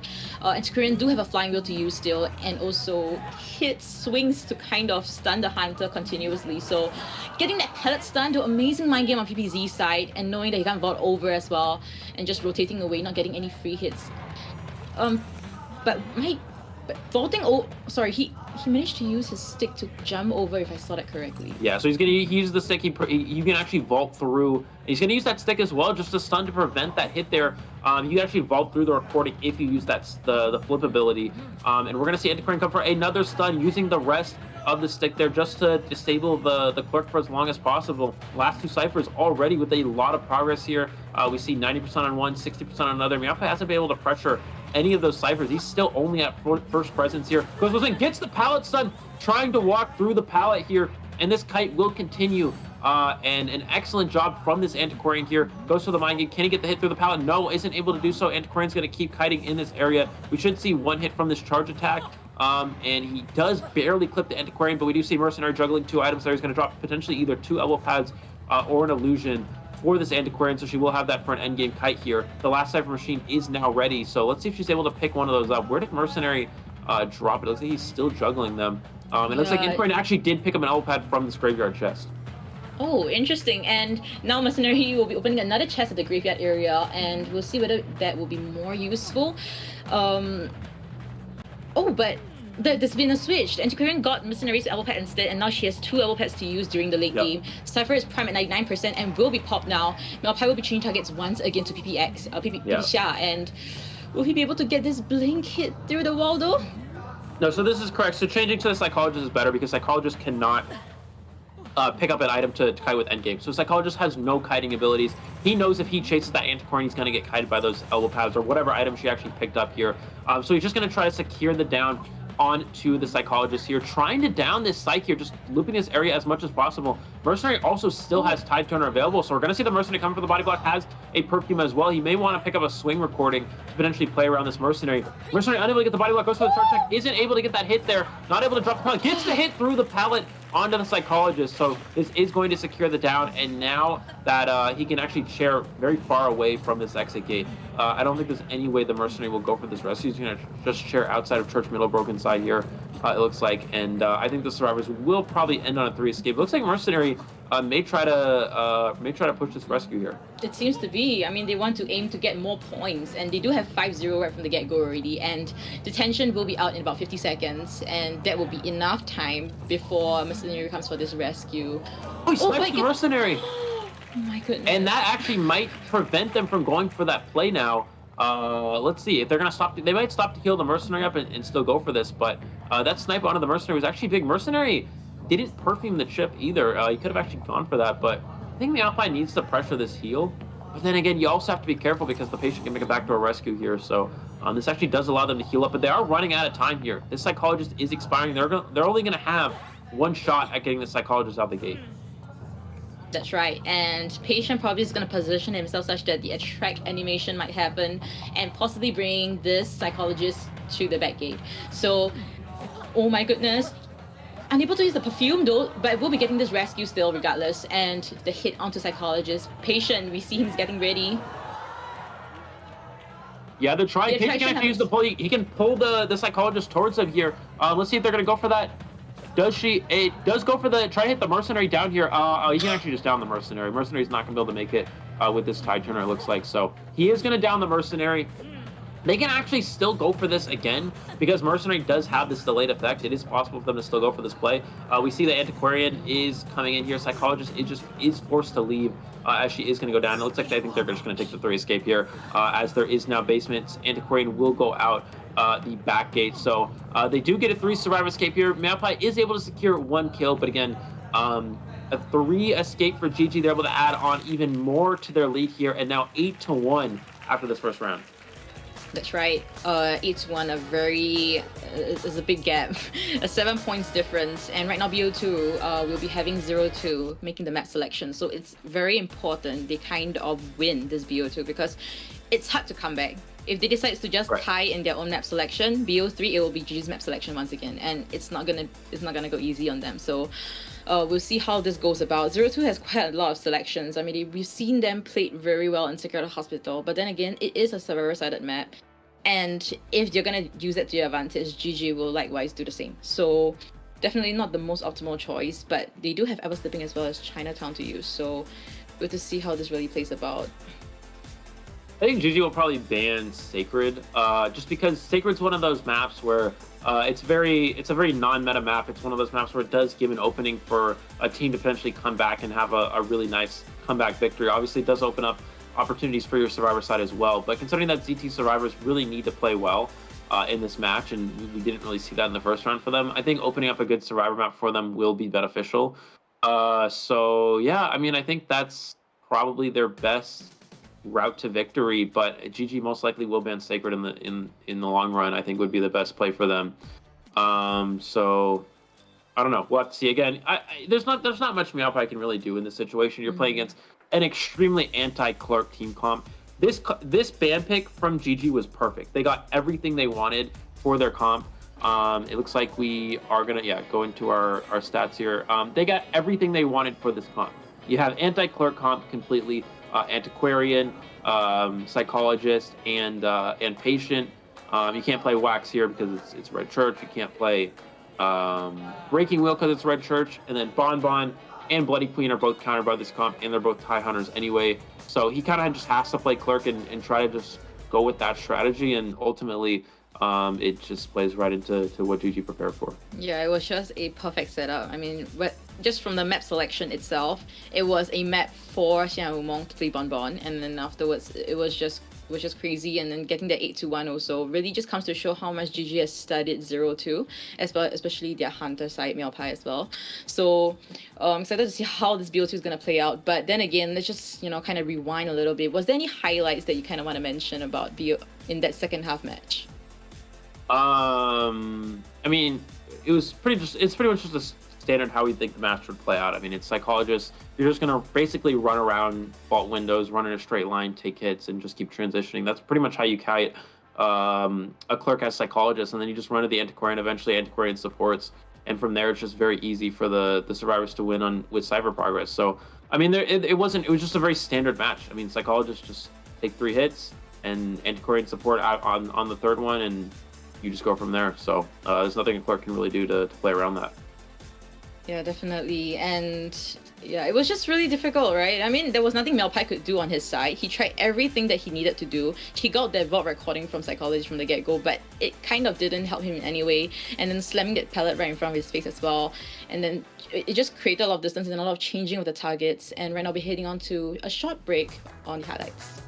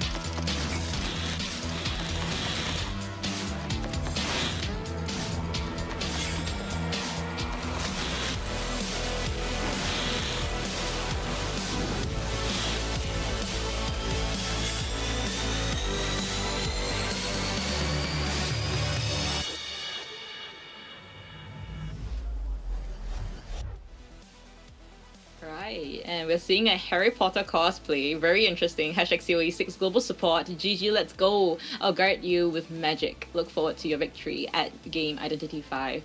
So we're seeing very interesting cosplay. It's not something that we were expecting. I mean, of course, definitely we were expecting probably something like an Identity 5 kind of cosplay, but Harry Potter one, that's interesting. And yeah, I mean, it's not, I mean, kind of like, I mean, we do see a lot of cosplays recently, and yeah, that's one definitely interesting one that we will remember. And moving on to ZT's one. Yeah, we just see I think that's Lawyer, right? Yeah. It is Steve. Wait. No, Chief? it's Lawyer. Oh yeah, it's Lawyer. Lawyer's pirate skin, right? I think, right? How do I know more about skins than you? Come on now. I shouldn't know this. This is not right. But yeah, sadly we just missed off the message that the fans sent, unfortunately, thanks to Eli's. It was unfortunately because of my time zone. I cannot watch ZT play live, but go ZT and I'll watch the video later. So something like that. So yeah, but there's always the VOD to kind of watch back. So yeah, do watch back to catch your favorite moments of these teams. And yeah, I mean, just looking at it itself, we have BO2 right now, and in BO1 we have GG 8-1, and this time around we'll be having ZT with the map selection. So I would say that's how I remember that it was Lawyer from the meme. That's why. Okay, sorry, continue. Yeah, I got it now. Oh, was it the meme that you were on? It was the meme. That's how I yeah. That's the only way I remember. That's the only way. If it wasn't for that, I probably wouldn't know. I probably would have said Thief too, but yeah, okay, we got it down now. It's good. All right, okay, and then yeah, moving on from there. All right, so yeah, we ZT's map selection in this BO2, and it's very tough for them for sure. I mean, we have many fans as supporters of ZT and also fans of GG. Definitely very trying times for ZT. I mean, it is their first time in this global stage. Pressure is on, especially against such an experienced team, and they definitely do need your support. It's very different playing online and offline, and they do have supporters in the offline stages. I believe the person that created their logo is with them on offline stages. But looking at the map selection, ZT has picked Arms Factory. Arms Factory, an interesting pick though, because I mean, we've seen how GG performed in group stages in the Arms Factory, and it's something that I would say they would perform great in for GG. But since ZT has picked this map, it seems to be that they have possibly a strategy they're probably going to go about, and I'm excited to see what kind of team comp ZT Survivors is going to pick. Kind of interesting actually, because they go Arms, they just removed Meowpie's Wax Artist and Breaking Wheel, so they kind of just auto banned 2 of his best 4-kill hunters. So I'm not really sure the idea with Arms Factory here. I think if anything, it actually is good for GG as well, because even if they ban Bonbon, there's still a lot of I mean, it's still options for Clerk, there's still options for Bloody Queen. So I don't really, I struggle to understand the Arms Factory pick from ZT. I think it really just counters Meowpie's own hunter pool.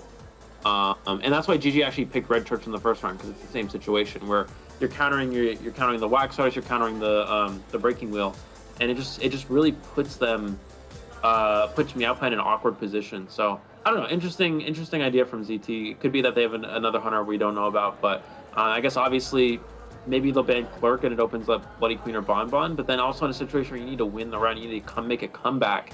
Playing tie hunters like that aren't necessarily the best options. You really want to give yourself win opportunities. And we did see the Sacred Heart Hospital map ban, which of course I think does make the most sense for GG. Yeah, and I mean, we're kind of seeing Survivors right now from ZT's side. It seems to be quite tense. Selection-wise, I think we might be seeing something surprising from MX as usual. And I mean, ZT's kind of team motto is fun first, then the competition second. So hopefully they kind of enjoy themselves. It seems to be that it might be their last match for this playoffs, possibly because of the 8-1 in BO1. So we'll see how Shenmue kind of plays out in this match. It's the horse, right? It's the horse. Remember we were talking about, we saw the I was talking about the horse, how like his name is like it's like horse kind of, right? Like Xiaoma, is it? Xiaoma is like Xiaoma horse. is a horse. Correct. Yeah. Okay, never mind. I just had to make sure. Yeah. No, we saw someone holding up. It was like a Xiaoma, and then it had like a horse. It was like a horse poster or like light up poster or something. Yeah. So there was. Yeah.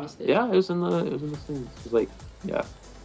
Eli learning Chinese. Crazy. We're seeing CZ with a bit of yawning over there, but I think the team is definitely prepared. I mean, talking to Potato, he did say that how CZ is a very quiet person, and the first time he ever talked a lot is during this offline stages. So hopefully, the bonds-wise, definitely they do get closer, and yeah, they are getting ready right now. And also a bit of smiles from Zed's side. And also, if you guys didn't catch it yet, they did have a photo shoot with Zed as well as other members from other teams, other Japanese teams. So do catch that on Twitter. Yeah, it's pretty good, pretty legit photos, I would say. Yeah. We're already get into our band pick here. So ZT on the Survivor side yet again here. And we'll see, they opted to play Survivor first in the first round, and it ended up working out. It ended up being a 5-0 in favor of GG. So let's see how it works out in this situation. We're going to see Seer and Antiquarian first, and they actually ban Bloody Queen. So they're actually going to open up Bonbon here and probably just play an anti-Bonbon team comp. I guess the idea here is they're just going to go anti-Bonbon in general. We're going to see Lawyer as well here. So no Thief here, which is a bit of a surprise. I would have probably liked to see that. We actually see Gardener and Dancer get banned as well, so not wanting to deal with the Gardener, I guess. I don't know. And it looks like Psychologist as the final ban. So, this is really interesting. Yeah, they actually give Bonbon, especially after that first round. So they're really just going to try to deal with Bonbon to the best of their ability. They're going to go double Decoder, I guess, to try to out-Cypher rush the Bonbon. They do have a better comp than they did in the first round, obviously with the Barmaid. No longer picking Barmaid here because Bloody Queen's banned. I guess they're not really worried about that. And then they're just going to play double Decoder, try to out-Cypher rush the Bonbon. Prospector being a very strong character against Bonbon as well, and just try to win that way. But do you think Shenmue's just gonna pick a Bonbon straight away? I mean, he does have other characters as well, so definitely we can't really predict his exact right mindset thinking and everything. But looking at this, we have Zed with the Prospector as usual, MX with the Lawyer as usual, CZ with the Postman, as well as Potato with the Rescuer role First Officer. So rescuing wise seems to be that it shouldn't be a problem anymore. Yeah, decoding. Yeah, they definitely did some changes to their team comm. I mean, in the first match, they didn't manage to pop the last cipher, so picking a double decoder to kind of prevent that possible situation from happening again is a great way of ZT kind of adapting to the situation that they are currently in. And right now, probably confirming the personas and everything. So Xian Wong will be picking his Hunter really soon. So still going head on with that Bon, going against this team comm. But Eli, looking at this team comm, who do you think would be the best possible chase? I mean, obviously Lawyer will be probably the easiest. Obviously Postman has the dog to slow down the Hunter, allows you to create distance. Prospector is a very strong kiter against Bon. The hitbox on Bon isn't very big, so it allows Prospector to go for a repel. You can go for a track. There's plenty of ways to play around Bon as a Prospector kiter. So obviously Lawyer will be the best chase target. But yeah, let's see if this this double decoding strategy will actually work. We saw a similar approach from GH against Wolves Alex. Back in our group stage where we had the double decoding strategy along with the Prospector, and it was Mercenary instead of First Officer, but just having a stable rescuer there. And so that's sort of the idea, is that you just out-cipher the Bon.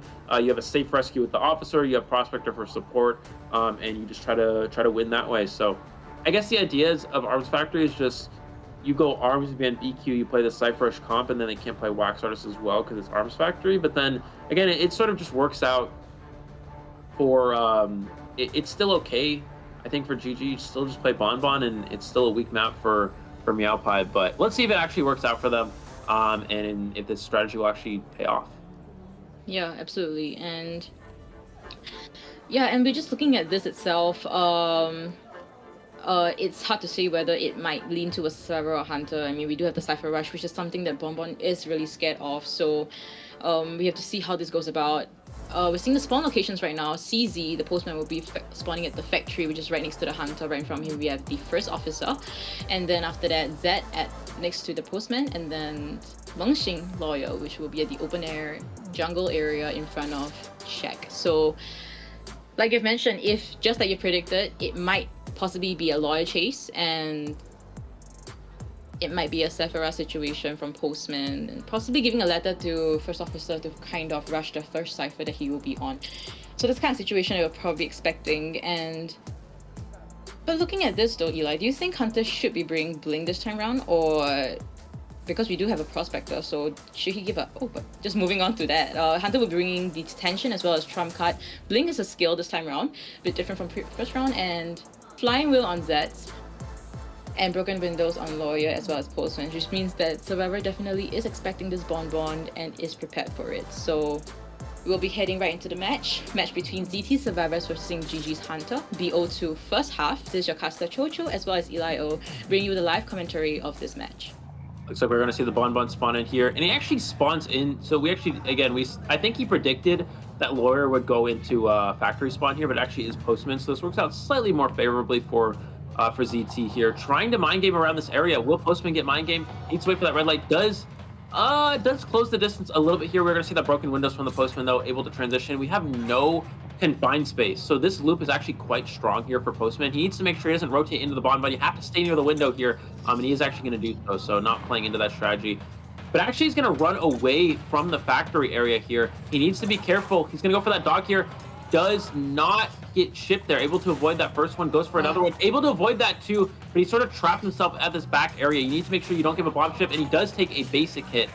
So that ends up being okay. But I think it would have been better to actually just take the bomb ship and go back into factory at that window earlier on, because now you're in a situation where, you know, you take a basic hit, now you just get blinked, and you don't actually really have the factory to work with. We'll try to go for a mind game. He's going to go straight behind. He's going to go straight behind here, but now the blink is available, so you have to be careful here as the Postman. If he's able to make it this window, he can't get a broken window speed. He was able to use this to transition away here. Does get the chip in the process. Not going to go for a blink just yet, and he is going to kite towards the First Officer here, but that Cypher Machine not ready just yet. Does snipe down the Postman as well, and he's able to get this down to about over 2.5 ciphers. Not a bad progress for the Survivors. Technically enough to win here, is that you will have fast Cypher Rush with the Lawyer, and potentially the Prospector can support a rebound kite, but the trait is still available, so it's going to be a lot harder for this the Survivor to rebound in general. That's right. And yeah, I mean, very good prediction of that bomb from Xian Wumong's side. And seems to be that someone will be rotating towards the factory area for the decoding to happen. Getting that chip damage on the potato though, and it might be a possible double down situation. Getting another bomb damage. Will he be able to... A double down situation, but fortunately though managed to get Postman before half rescue, and Prospector is here for that small support over here. Yeah, it does get a second stun there. This is going to allow some distance. And because there is broken windows, this allows the Postman to make a lot of distance here. The biggest downside for ZT is that the Postman actually stays here. I think this is actually a misstep from ZT, because now he can actually just go for the blink. He can just go for a bomb chip. And does get the down here on to the Postman. We're going to see Prospector try to go for Magnet. He's not able to get close enough, it looks like. And now they don't have enough Cypher progress to go for a win anymore. So I think Postman, he needed to vault that window and just run straight out the door and go as far away as possible there. And now is ZT going to go for the same strategy where they play really overly aggressive and try to go for a win in a situation where they have to kind of win this round? They're sort of forced to do it now. We're going to see Prospector come in here, is able to flywheel that. Actually just takes the vault in front of the Bonbon, and it actually ends up paying off here. But again, they don't have enough Cypher progress to win here, and we're going to see the Prospector just leave. Yeah, I mean, who was deciding to commit after that? Using your flying wheel and just letting go back. So right now the kite will be happening onto Zed. He still has one more magnet to use, so it possibly wouldn't be an instant down, but he will be kiting towards Potato. Potato half health and have already used his self heal, and Zed seems to be that he will be kiting around this area and doesn't want to interrupt any of his teammates' Cypher anymore. Yep, and it looks like he's just going to use this window. Again, able to avoid all those chips there. Goes for another one. Does get that hit onto the Prospector. Goes for the control ball. Does get the hit through the wall there. Still unable to get the trade out, which means he can just teleport to the last Cypher machine. So ZT really struggling to deal with this Bonbon here. Let's see if he's just going to camp this out, or he's going to teleport away and try to play a little extra aggressive here. That last Cypher machine, 8% of the way done, trying to find where the first officer is coming from. He's actually not even looking at the last Cypher at all. He's actually going to allow potentially just a free save here. So I'm not really sure what Shaman's doing here. Just gonna, yeah, we're gonna allow first officer to come for the free save. Cypher machine is now ready, and they can go for the pop in a moment here. That's right, and Zed will be the potential chase in this late game, and Hunter still has Blink and also Trump card. So Zed has to make this kite count, and also not to kite Team Cypher, but the Blink happened, and it seems to be that this match might possibly be a tie situation. Yeah, he is able to secure that down with the blink and the detention there. They're going to be able to push the exit gate, but it's not going to be enough for a win here, which means it is going to be another 2-2 in favor of GG. This is actually perfect for them. Again, they are up 8-1 here. So yeah, a 2-2 game is perfectly fine. And that's exactly what Shama wants. Now all GG needs is either 2 survivors out the gate to force to go into a third round, which means they will have a 7-point lead, which is very difficult for ZT to come back in that situation. Or they can simply just go for a 3 survivor escape as well. And now again, it's the same situation where you picked Arms Factory, and there's no win potential hunters for Meowpie. He only has Bloody Queen, he only has Bonbon for this map, considering that Crook's gonna get banned or countercomped, and that considering he has to really win this round, or else ZT is too much of a deficit to come back from. You know, what do you do? I mean, ZT just puts him onto another bad map. So I don't really understand the Arms Factory pick here, but anyways, we'll have to see. Yeah, I mean, it's definitely a dilemma that Meowpie kind of have to overcome, and hopefully something comes out of it, because it is their map selection. Maybe they have something behind their sleeves that we don't really know about that could be possible. So we just gotta hope for the best for ZT, and maybe they might be able to prolong this to BO3. If they're coming here for the experience against experienced team like GG, I would say that if they decide to go for the tie and just go for BO3, it's something that they can get more experience from, and also just really challenge themselves to see how far they can really go. So, but then again, just looking a little bit back into the match, we have the statistics over here. CZ with 86.4 seconds kite. I would say, like, at the start, right? I mean, you did say something about his kiting route. It was a bit out of the norm, and I would say that definitely I would agree with you, but then again, he did a very good job trying to juke out all of the bombs and got that basic hit still. So still a very good job done on CG's side. And I would say that for Xian Wumong's key moment, I would say that I was really impressed with that blind time bomb that he did at the factory area against that. Like, from our bird's eye view, we could definitely see the highlights of the survivor from that wall, but on Xian Wumong's side, I doubt he can actually see it. So that was a blind prediction of the time bomb, and it worked out perfectly for him to down that. So good job. But then again, a free rescue onto first officer. So that might have been that winning potential that Xian Wong had at that point in time. And the reason why you don't really see, I want to put up the spawn location as well. The reason why you don't really see a lot of survivors spawn directly inside factory is because there's no way to rotate. So we see the same situation here in the first round where ZT, they weren't able to rotate as well. I mean, it was sort of just like the postman ends up going straight into the bonbon because he's nowhere to rotate to because he's sort of trapped behind factory with that spawn location. We saw in the first round barmaid rotating right into the bonbon, which that was a good spawn. It was just a misstep from the barmaid. And so now it's the same situation where it's like you immediately have a chase against a character like Bonbon. You want to rotate as long as possible, so that way once you do get found as a survivor side, you already have a lot of cipher progress because the rotation was so good, and that just wasn't an option there. So it really worked out perfectly for Shama, I think. And now another big turning point was that rescue, as we talked about. When Officer came in for the rescue, Prospector goes for the stun, it allowed the postman to make distance. He has broken windows. He can vault that window, go straight through the door towards middle 3 pallet, and then either rotate towards sandbags or go towards 3 pallet, depending on which way the bonbon goes. But he ran straight to factory and he just stopped. And that allowed the bonbon to catch right up and get him down right away. So you have to use that distance. Prospector is a good character against bonbon because it allows the survivor to make distance and then rebound kite. But because the Prospector did the job well, but the postman didn't take advantage. He kind of just stopped, allowed the bonbon to catch up, and didn't create that distance, and didn't allow for a rebound kite.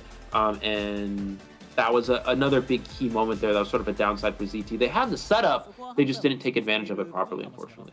Yeah, I think that was the missing point, that it was very crucial for Postman to kind of rotate away from that area and making use of the support that Prospector came and gave.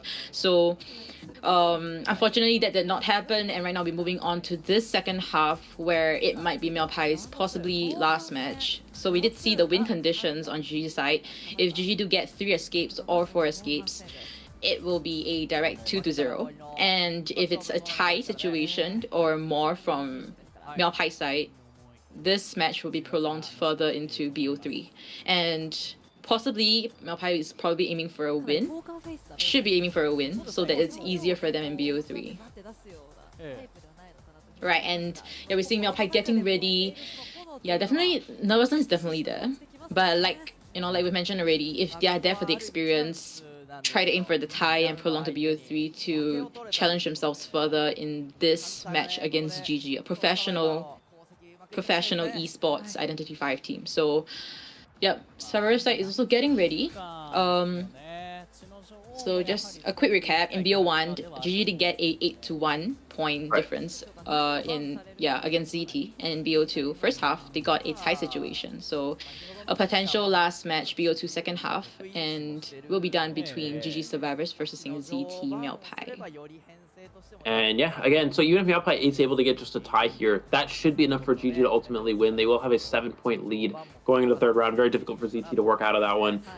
So I think the goal is they're going to at least just play for a tie. Meowpie has to try to play aggressive. They're just going to ban Clerk. You just ban Clerk here. You just take a tie hunter. GG doesn't mind if they tie. If they're able to win, then great. They win the matchup in 2 rounds. If they tie, then they probably win the matchup in 3 rounds. So ultimately, it's such a difficult situation because Meowpie, again, can't play Wheel here. Can't play Wax Artist. It's Arms Factory. Both hunters are just countered by the map pick. So now he has to play Bonbon. He has to play Bloody Queen and try to win. He has to try to get a 3-kill with one of those hunters. That's really ZT's only chance. Again, they have to win 2 rounds in a row here. Even if Meowpie manages to get a 4-kill here, they're still behind on points, which means they still have to win the last round. So again, ZT's only win condition is Meowpie. It really can get a win here and they win the last round, or they can win the last round by 7 points, which is extremely unlikely against a consistent team like GG. That's right, and looking at the ban picks right now that will be starting, it really depends on what GG is gonna be banning from Meowpie's side. But looking at Meowpie's ban, we do see the Antiquarian as well as the Seer being the first 2 bans, and a Bonbon has been banned by GG Survivor side, so they're definitely not trying to give a tie situation for ZT Meowpie to possibly come back from. I think they're just trying to play aggressive and maybe just try to win this in 2 rounds. I mean, they open up Clerk. I think what they're going to do is they're going to try to counter BQ and Clerk potentially, because now they have Dancer, they have Psychologist. Both characters are direct counters to Clerk. And then he's gonna go, looks like Mercenary Patient. So he's trying to give himself potentially a good comp for playing BQ or Clerk here. I would imagine we'll see Officer next, as you do want to have a Rescuer against a Clerk or a Bloody Queen.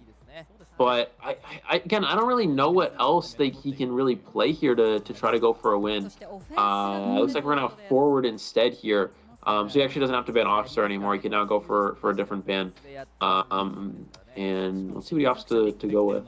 Yeah, I thought that Melpai might, I thought Melpai actually gave a chance with their first officer not being banned, but they decided to go aggressive and pick a Forward instead. But we see an Acrobat being banned over here, so do you think it's possible that Melpai might be going for Cluck once again in this map? Well, he has to. I mean, again, you have to play for a win here, so I don't think he's going to play Bloody Queen. Looks like we're going to have Barmaid as well, so just another counter. I would have actually liked to see Barmaid ban instead of the the Acrobat, because Acrobat's actually an easier chase for Clerk than a Barmaid is. Barmaid is actually very strong counter to Clerk, especially with the Dancer support. So I just don't see any way, because again, this comp directly counters Clerk. It's the same situation. At least if you gave Acrobat's a good kiter against Clerk, but it's still chaseable.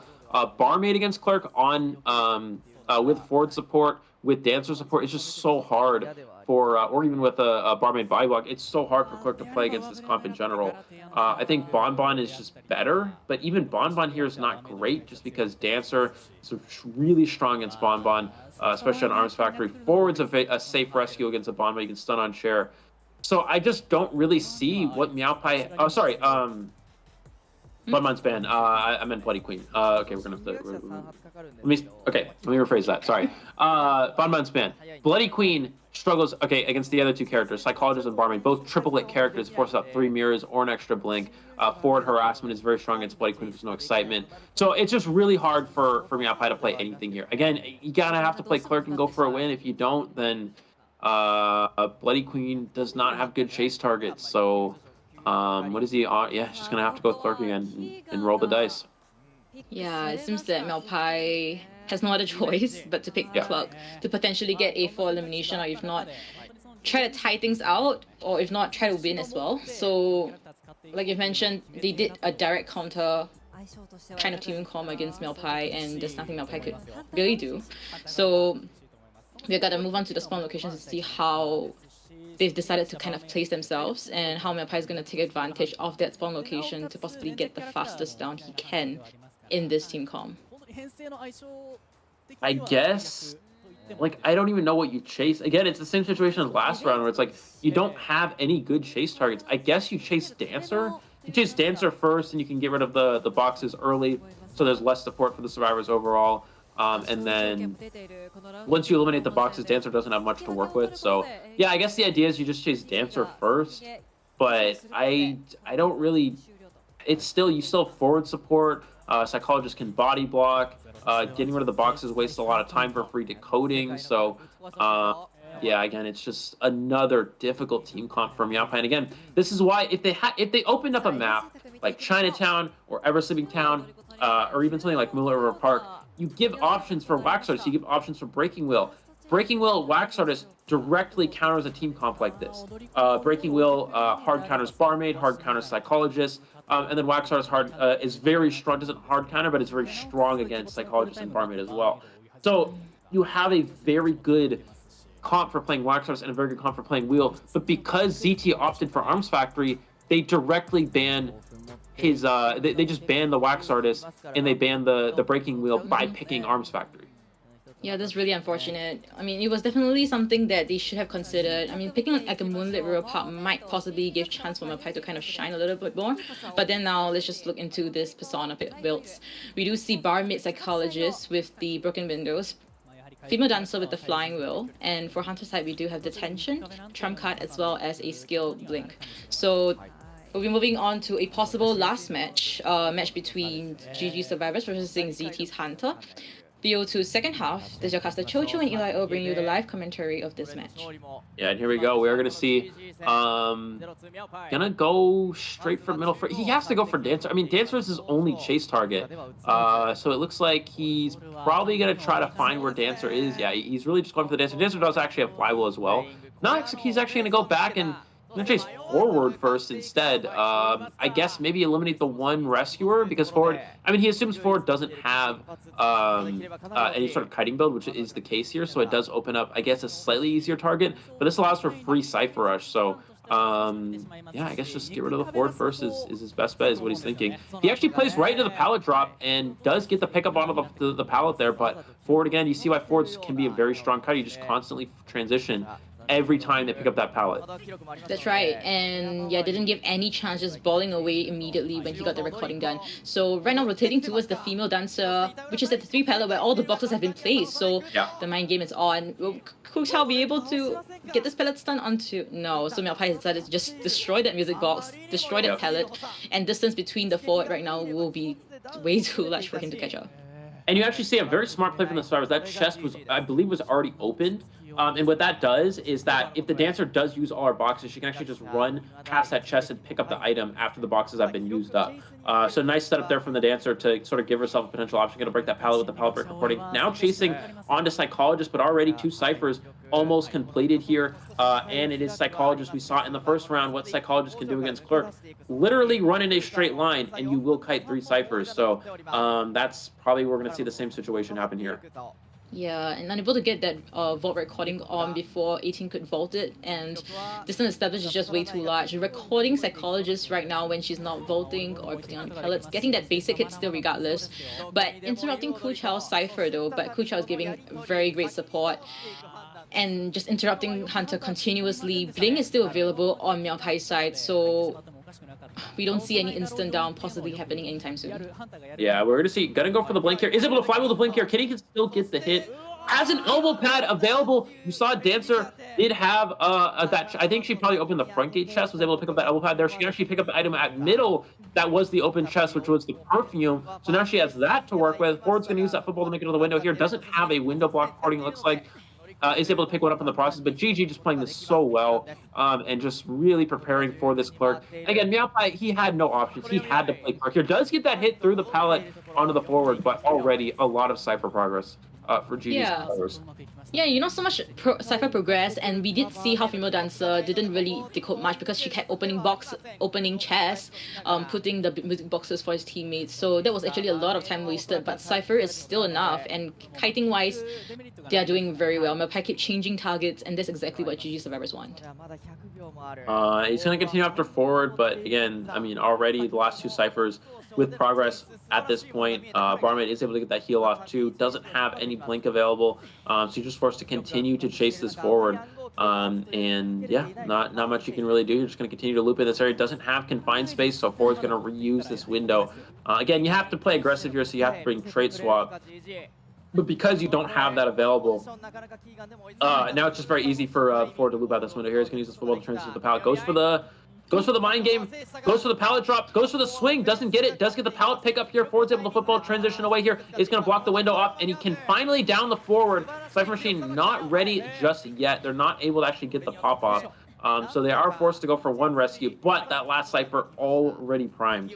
Oh, but we do see that Psychologist is opening one of the chests, so that item that she probably opened up from the chest could possibly be given to Forward when he transitions over there, because Forward has no ball anymore. He needs something to kind of kite out late game, and that could be possibly it.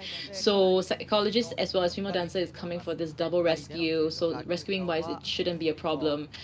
And PPCR is being recorded.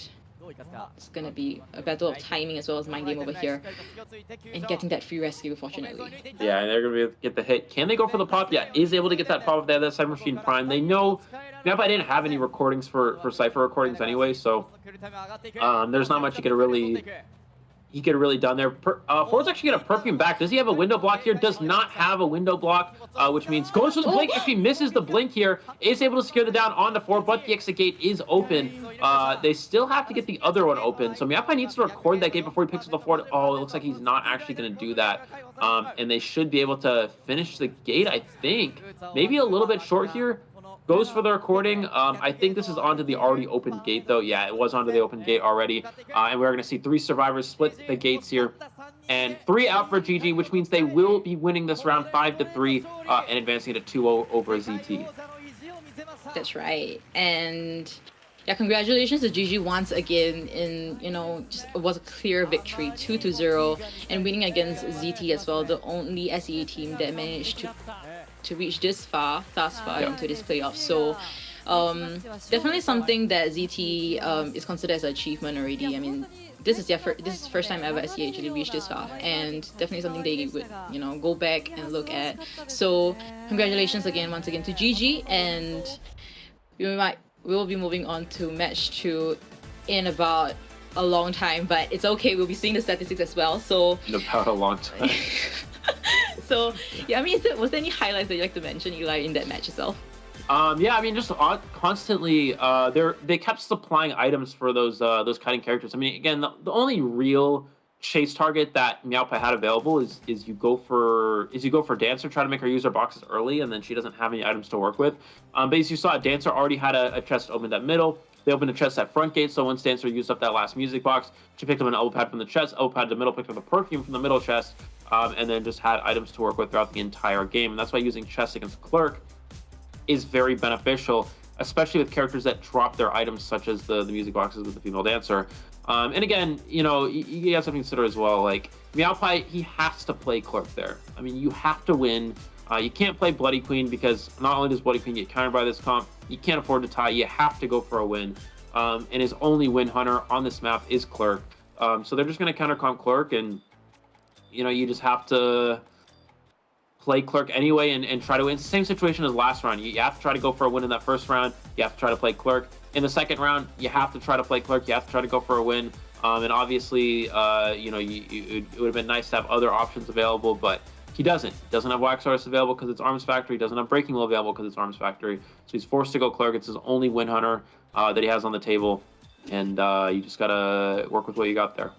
That's right. Yeah, but yeah, just congratulations GG once again, and really unfortunate that ZT will be sent home, and this will be their last match in this COA global stage. But fret not, because ZT will not disappear. ZT will most likely be participating in the next unofficial tournament, SE tournament, which is called Identity 5 Alliance, IVA, which will be happening in end May to start of June. So do catch them if you still want to see them. And yeah, definitely a team that we can have high hopes for in the future. Yeah, for sure. But yeah, GG will ultimately be advancing, so it will be GG versus Wolves in the next stage of this bracket. So that'll be a very exciting matchup for sure. Two of the best teams in the world, two of the best teams out of China, and we will see which team will be going on to potentially be the champion of the world for Identity 5. That will be, of course, in the top 8 stage. But yeah, ZT again obviously was able to put up a good fight. Definitely put up a good show, as you mentioned, for Southeast Asia. Able to take down a Japanese professional team by a 16-2 score, which is very impressive. So yeah, but unfortunately did fall a little bit short to GG here today. Just a very dominant performance from GG overall. 2-3 survivor escapes there, able to take down the Clerk in both rounds. And then on the Hunter side, a win and a tie. Just very good performance from Xiaoma as well. So you really see that Bonbon was really a strong character, and you see why Bonbon's really found its way into this current meta, because it's so consistent for getting ties. And if survivors do try to play overly aggressive, which ZT did, Bonbon can take advantage and potentially play for a win. Yeah, that's right. And just looking at the stats itself, we are forward with 149 seconds of kiting time, a lot of time. And yeah, I mean, just from these 2 matches itself, we do see how GG survivors really kind of force Hunter to change targets over and over again. And after that, it will just be back to the same survivor that he's been chasing right from the get-go. From the first match in Red Church, he was chasing Psychologist initially, then he changed to Antiquarian.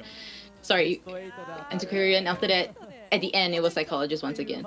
And then after that, in this second match itself also, it was forward being chased initially, and then it went back and forth with female dancers as well as Psychologist, and then it went back to forward once again. So it just comes to show a very strong teamwork as well as communications from GG's side, but also ZT is a very strong team as well in the SEA region itself. They've placed first and proved themselves worthy, as well as showed resilience in their SEA qualifiers. So definitely a team that we'll look forward to in the future, and also possibly in the next COA, possibly they might be playing as well. So fret not, fans of ZT, because they will be coming back very soon. Absolutely. You see the final score here, 13-4, 8-1 in the first round, and a 5-3 in the second round. GG with a very convincing dominant victory there over ZT. So yeah, GG looking very strong going into this playoffs. Obviously, we saw a very difficult match for them against FPX ZQ in their last round, so it didn't look too good for them moving into their playoffs after that, unfortunately, after that performance. But now, after this first one, already off to a good start here.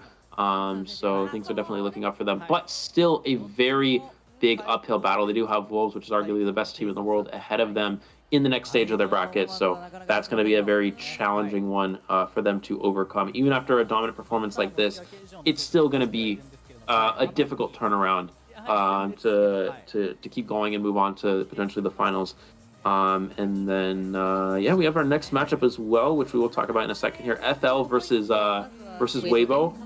Yeah, so that's going to be a mainland China team versus a Japanese competitive team. We see FL be very strong in this tournament, but again, Weibo Gaming, one of the stronger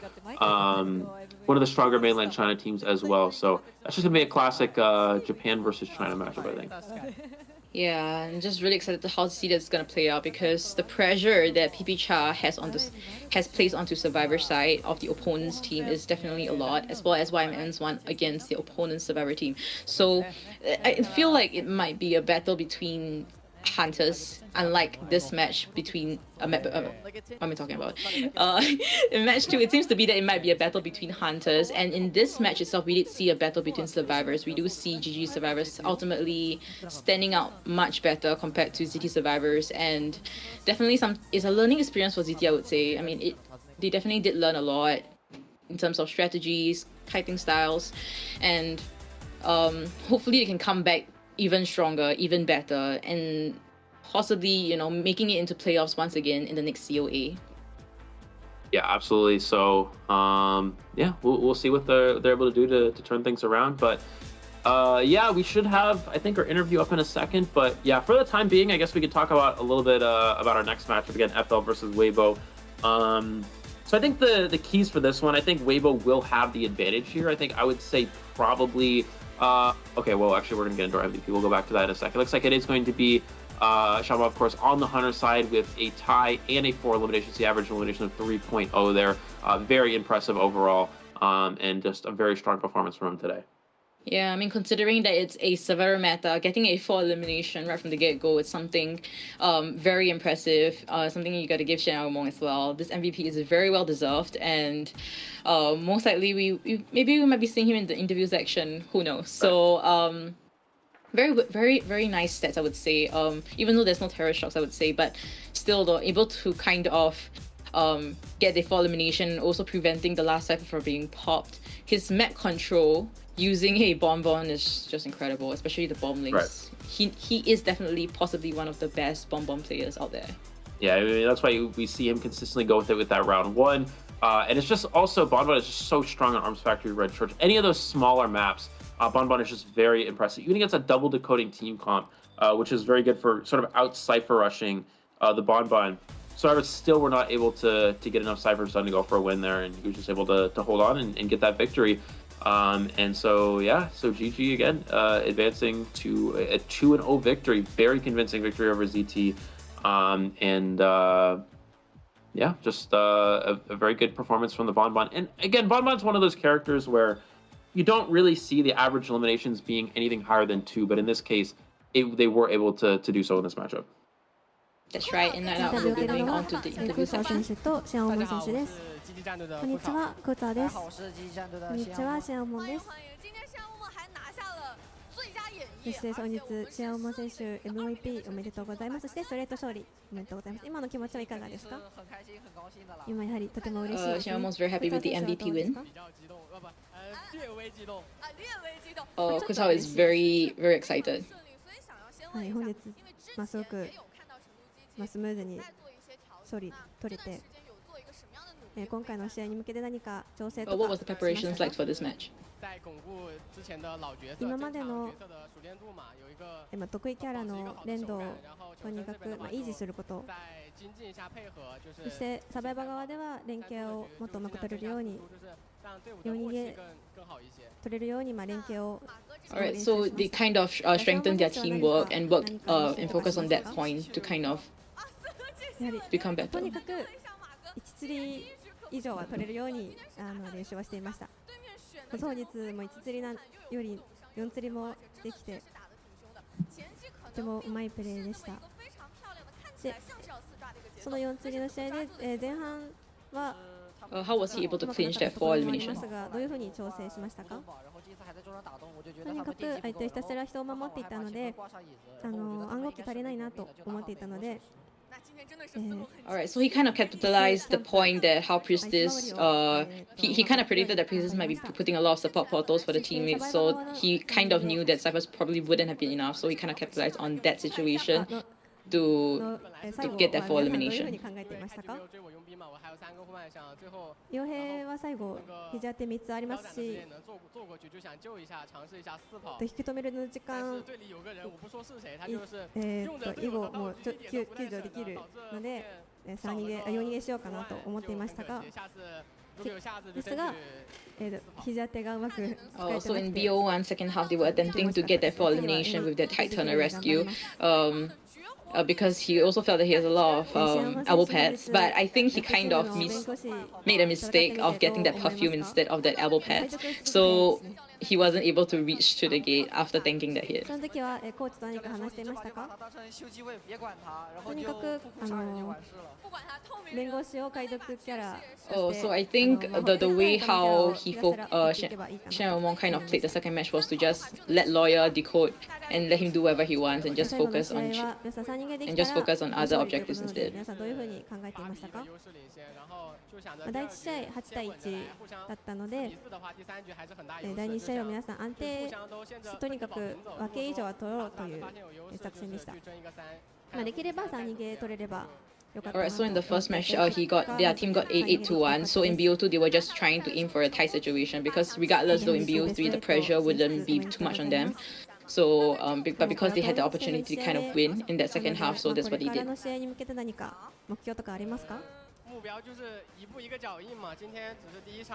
これからは安定したプレーで、明日もインタビューを受けられますように頑張ります。明日は、今日みたいに、So they're just gonna continue continuous condition and possibly play well as they did today against the match against Wolves. 皆さん試合見に来てくれてありがとうございます。Thank you for everyone who came to this stage, this offline stage, as well as people watching. We'll do our best step by step and possibly win this. じゃあもう明日まで、お預けで。では改めて勝利おめでとうございます。では次の試合はフェネル対 WBG です。では、休憩入りましょう。So we'll be heading on to a short break and we'll be having the match between FL versus WBG.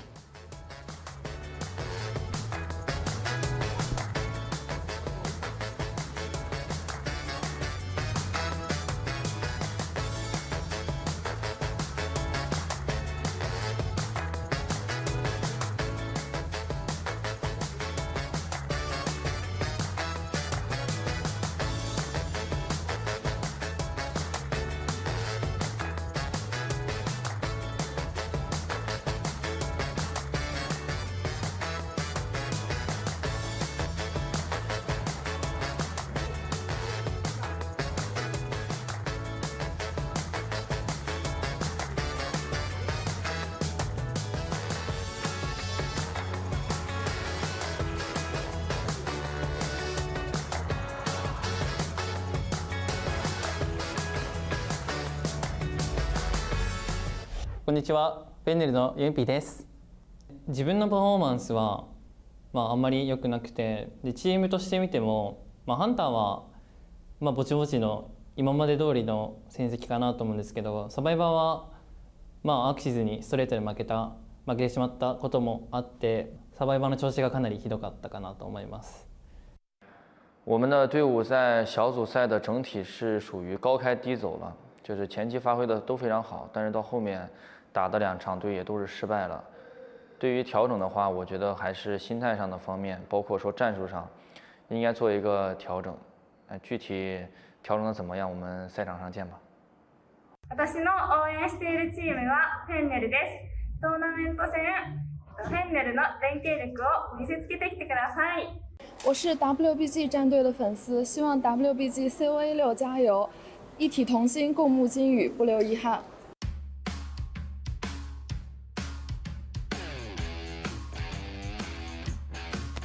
逃げれるぞ。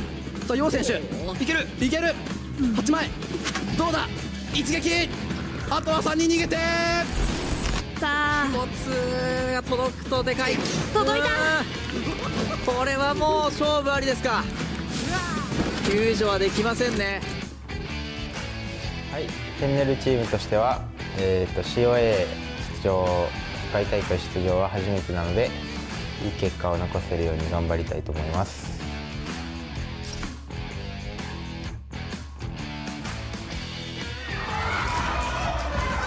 收到负伤，是的，哎呀，恐惧症上了，战士已经战跑了，杨某人啊！这样的话，回头2个人再双向奔赴一下，再来一棍子，就等你这一下呢。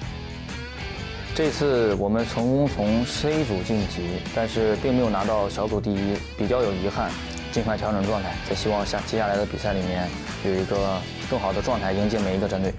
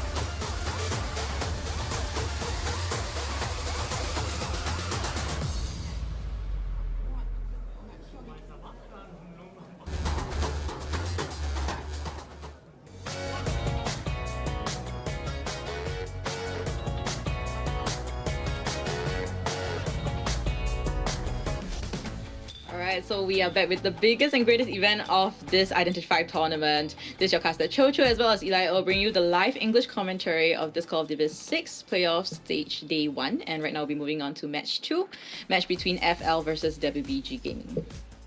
Yeah, so we talked about this a little bit during our break and how this matchup is probably favored for Weibo overall. I think they have, my prediction is about a 65% chance for Weibo and 35% for FL. That's what I would say. But overall, yeah, we will have to see. I think, obviously, Weibo being one of the stronger mainland China teams, I think in reality, Weibo is sort of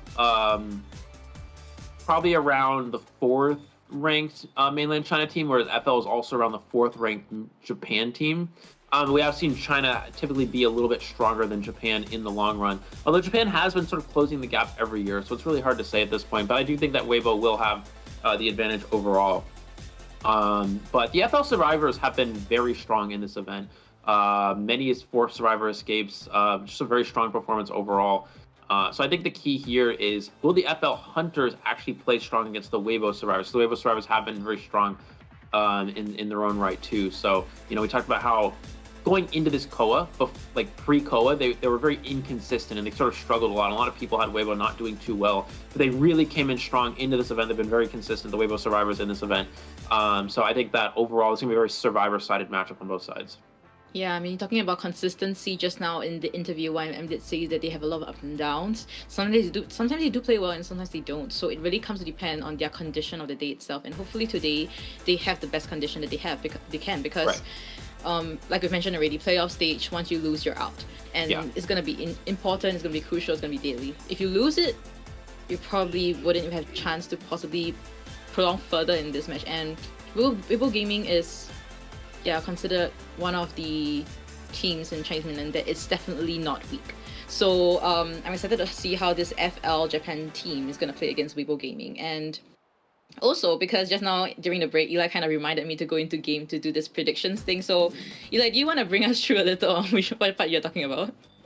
Yeah, so obviously, for those of you who don't know, in-game you can, of course, go and you can predict, you can sort of bet apples. There's a certain amount of odds on each team. You can predict, like, certain teams will have better odds than others depending on the matchup. For example, the ZETA versus GW, ZETA has 10 to 1 odds of winning. So if you bet apples on GW and GW wins, you actually get 10 times 10 in return.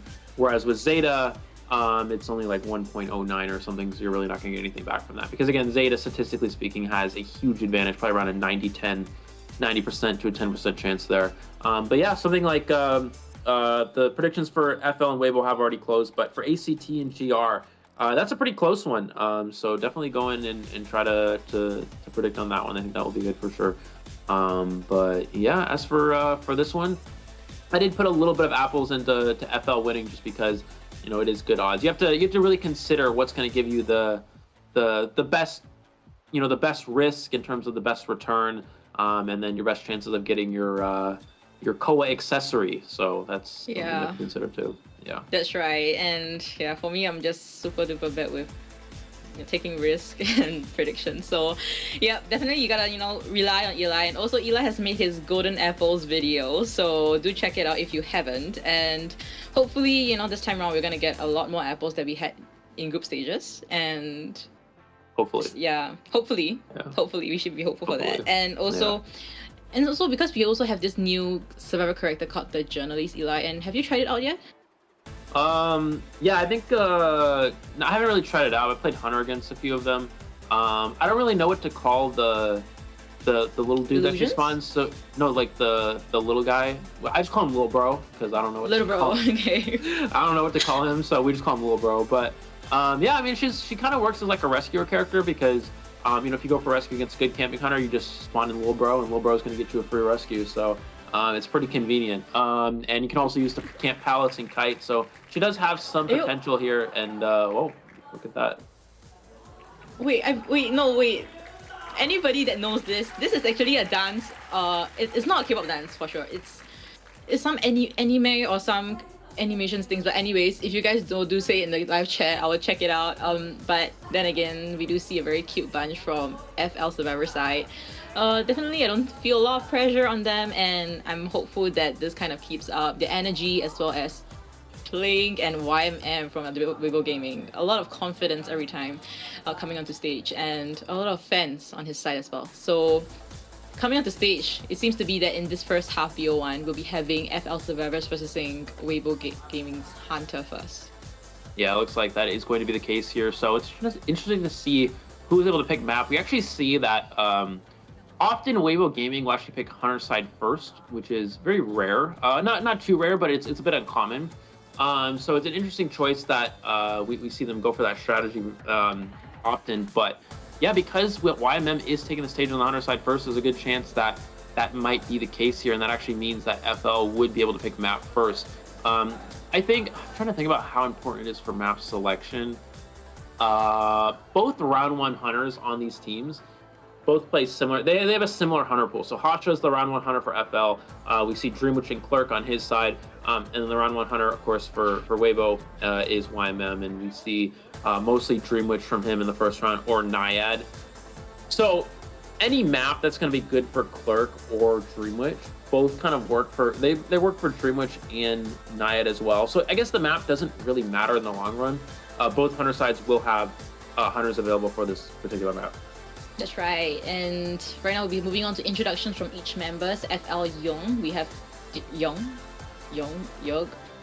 Yeah, Yog, Little Girl, Barmaid, as well as Antiquarian as one of his common picks in this group stage. So yeah, moving on to Rauri, we do have a female dancer as well as Toy Merchant on screen. He also plays the entomologist, so mostly support characters with the catapults, music boxes, as well as the bees. So we might be seeing that once again. And we're seeing the containment time of 82.11 seconds, which is also already a 3 cipher kite if he doesn't interrupt any of the team's ciphers, and there isn't too much support from the get-go. But then again, it's this survivor meta where support is kind of like the key to winning, but over-supporting can sometimes be deadly. So we'll see how this really plays about. And moving on to Macon with the mercenary as well as first officer, mainly the rescuer role, so nothing too amazing, you know. And I mean, we do see the rescues of 1.11, so at least a rescue in each match. So we'll be seeing that probably very stable rescues each time when he comes out.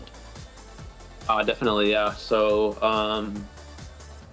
I think for FL survivors, sort of think about how the we also have Unp as well. Unp, the sort of the main kiter for FL. We talk about how each of these Japanese teams usually has at least one very strong kiting player in Unp, and that in this case will be that player at 102 seconds of average containment time.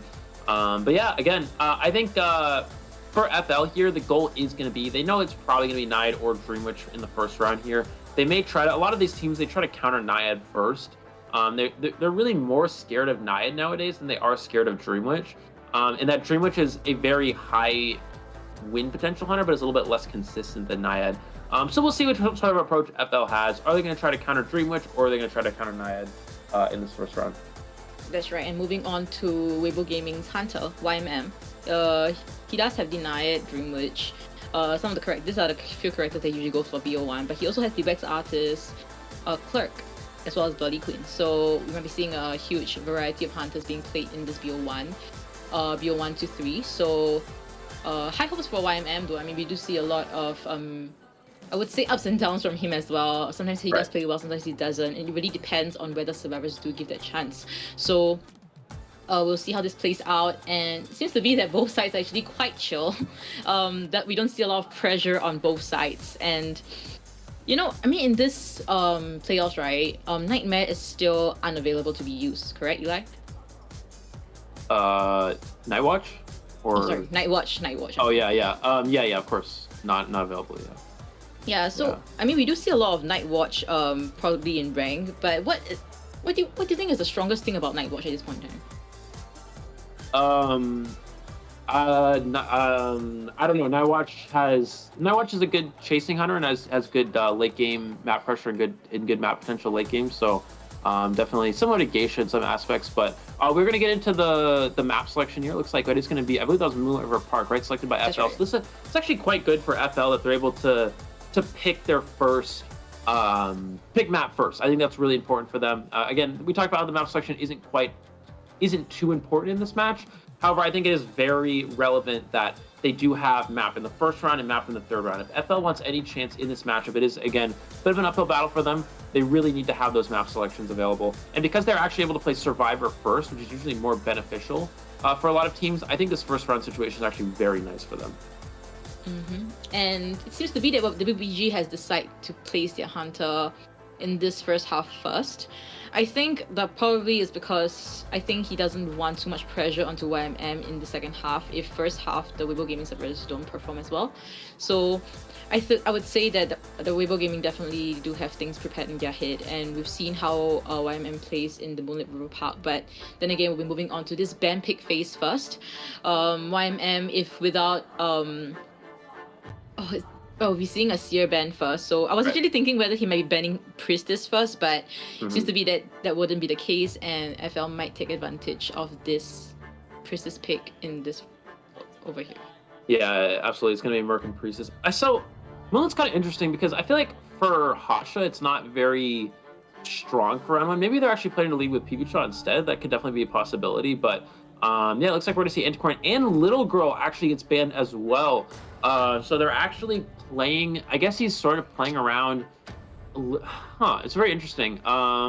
Maybe he's actually trying to play a potential Dream Witcher, I'm not sure. But it looks like Embalmer as well and Acrobat as the final character. So they actually have a very strong team comp for Moonlit. They have a very strong comp for dealing with Naiad. Acrobat is very strong on those platforms, especially first and fourth stop. The Priestess support is very strong. And then Embalmer is very good in two-story and can also spot at first stop. You can take coaster across the map, creating distance from your coffin, which can be very relevant as well. I think this comp is very direct to countering Dream Witch. So I think it actually makes more sense for YMM to actually play Naiad in this sort of situation. Yeah, that could be possibly the case. But then again, this Little Girl ban from YMM definitely do shows the coach is probably studying FL, because FL against Omega in the group stages, they did bring out a Mercenary as well as Little Girl team comp in this Moonlit River Park.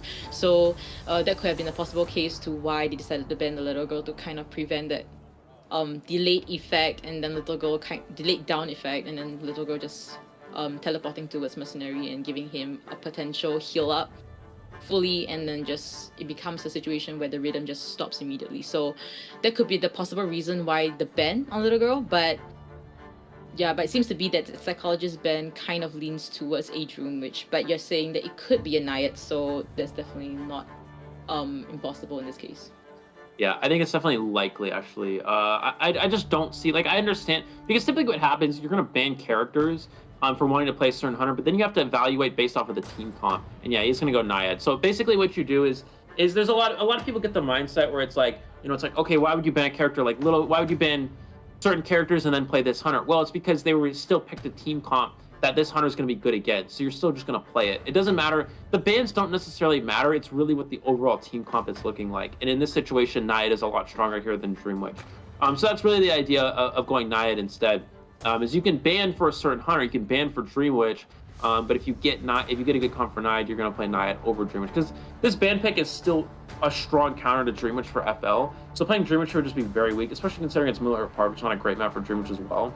Overall, FL has that basis covered, so Naiad's pretty strong on Moonlit, and it's also not bad against this team comp as well. Yeah, absolutely. And we have to see how the spawn location is going to look like before YM decides goes for his first chase. They do have the support, they do have the kiters, they do have Embalmer as well, which could potentially turn a tie situation to possibly a win during the late game. So we're going to see how this really turns out. We also have to see what persona YMM decides to go for. Could it be Insolence?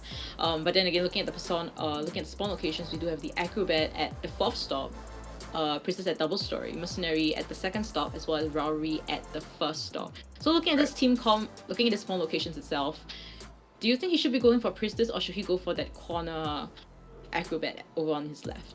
You know, it's really hard to say. Typically, I would say chasing Acrobat 4th stop is really weak, considering that it's a very easy loop for a character like Acrobat. But Naiad is actually very strong against that, because you can actually loop off that area with water and force the Acrobat to transition away.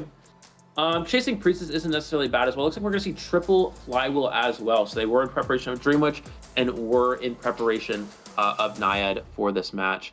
So yeah, here we go. We have Weibo's YMM on the Hunter side versus the FL Survivors for the Call of Abyss 6 playoffs. My name is Elio with Chocho, and we will be commentating this match for you.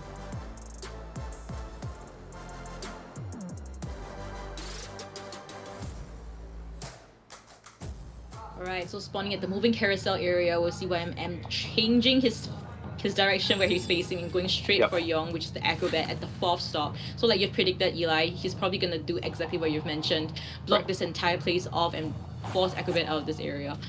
And yeah, Acrobat just being trapped and able to kind of get out of that area for a little bit. Yeah, he didn't walk it all the way, looks like. So he does force the Acrobat to go into it a little bit here. But yeah, he actually forces the Acrobat away from the platform, so it actually works out quite nicely. What needs to happen here is Acrobat needs to wait for the pullback to try, needs to stay out of the water, wait for the trident pullback, and then go for the bomb here. Goes for an early bomb, trying to block off this whole area. Does get the clip there with the water there, but does manage to get out of range here. It's going to be a mind game at this pallet here. Can he potentially avoid this hit? Goes for the swing here, does not get hit. It's going to be another mind game at this next pallet. No, actually, looks like he's going to run away. Goes for a bomb early here. You're going to try to push for the portal here and is able to make it, which means he can kite out another trident. And the double portal trick, will it actually work? Pulls the Naiad away from the Acrobat, and this forces him to change targets onto the Mercenary, which he can't even chase at all. He's forced to leave yet again. Yeah, it's just those kind of priestess tricks that we've always been wanting to see. And the distance between the Acrobat as well as the YMM is just way too large. But then again, this is a Naiad where he can actually swing towards you really quickly. So catching up quickly back to Young.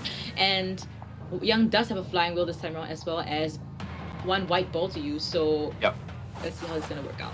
Yeah, he's just going to wait for him to pull back that trade. He's going to bomb outside of the water here, away from that platform, create even more distance.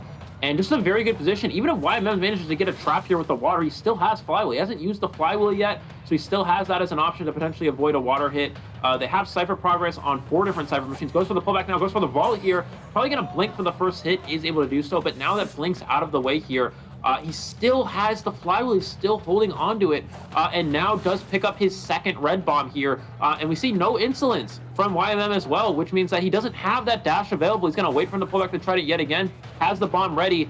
He needs to make sure he doesn't walk into this water too much. Goes for the bomb over this this pallet here. Has flywheel and doesn't need to use it. He has the swing ability, needs the flywheel to swing here, and is not able to flywheel the swing. He's actually going to hold on to it, it looks like, which is actually okay, I think. This does allow you to potentially rebound kite. They know he still doesn't have blink available, so this rebound is still potentially intact. You see that portal over in the distance. It actually forces the Naiad to break it. If he doesn't break it, Mercenary can rescue a Tide Turner, can easily make it to that portal in time. That's right, and this is already a very long kite, a 2 minutes kite on Young's side with the help of the Priestess Portals. And Mercenary will be coming for this rescue, a free rescue in fact, and Young will be getting this hit right away. But then again, that's a total of 3 hits. Second skill is still not popped, so Young can't give this opportunity to YMM. If not, the chairing is just gonna give a lot of pressure for Mercenary. But getting one more hit. Will he be able to get another hit before Young's down? Looks like he's not able to get that full presence. It's actually okay. They have enough Cypher progress to win. You see one Cypher at 80, one Cypher at 60. The last Cypher will actually be primed by the time this Mercenary comes for this rescue. So it looks like that is perfectly, this timing is going to work out perfectly here for FL. Mercenary will come in for this save. Trade is not yet back for YMM as well. So let's see what they're going to, he's just going to loop off the entire area. Basically the idea right now is he's going to try to pop the Mercenary, sorry, not the Mercenary, he's going to try to pop the Acrobat, so he has no attack recovery in the endgame. He's going to go for that Trident pullback now. Mercenary waits for the Trident pullback, and then he's going to come in for the rescue here. We see him trying to water that off here. Does get the rescue, does get the farm, but the Cypher Machine is primed. Not yet. It looks like they were able to get it just in time, and they do go for the endgame pop. Mercenary was not able to get that heal off, but he does have the portal set up. Can he potentially make it to this portal before he gets the pullback? And it looks like he does make it to the portal, and the trade is not yet available. Oh my goodness. This can be a 4 escape potentially. That's right, and Young, but he doesn't have any balls to use already, and I think Hunter might be able to catch up to Acrobat, so yeah, it kind of guarantees that one elimination. And I think Mercenary will be able to make it to the first. Yeah, he did get that pickup. Yeah. Yeah, so the portal wasn't set up across the map. It looks like I thought it was set up towards first sub. It was actually only set up towards 2-story. But it does buy enough time for 3 survivors to make it out the gate. There's still dungeons, so he's just going to go for the dungeon. So that is going to be a 3 survivor escape for FL here, and they do take an early 3-1 lead. Yeah, that's right. Very well played on FL's side. They picked the map selection, and also they did a very amazing portal trick. I mean, the first time we ever saw it in this COA's Globals was during the match MS versus Wolves, and MS, AMSO OVO kind of do a portal trick at the Arms Factory, and that kind of made Alex kind of confused with where the mechanic went. So, and once again, we are seeing a Japanese team, FL, MP in fact, playing the Priestess and doing that amazing portal trick, buying so much time for Acrobat as well as distance for him to kite it out much longer. Right, and so now, yeah, I mean, now they're able to get an early lead here, 3-1. This is very strong for FL, obviously, but something you have to consider as well as what we talked about is, I don't know who's going to be playing Hunter first here. We don't actually know who's leading for FL, so if it is Hasha, this is not a good map for Hasha's Hunter pool. His 2 main Hunters are the Dream Witch and Clerk. Clerk is incredibly become the worst map in the game for Clerk, so Clerk's not really an option here. So he has Dream Witch available, and then he has Bloody Queen. So we might actually see PB Shaw instead, just because just because of the map selection, in which case it would make more sense as well. PP shots. Geisha is Breaking Wheel. He has Bon, he has Naiad. He has a lot of hunters for Moonlit that could be a lot more consistent for securing a tie. Again, a 2-2 here would be perfect for FL.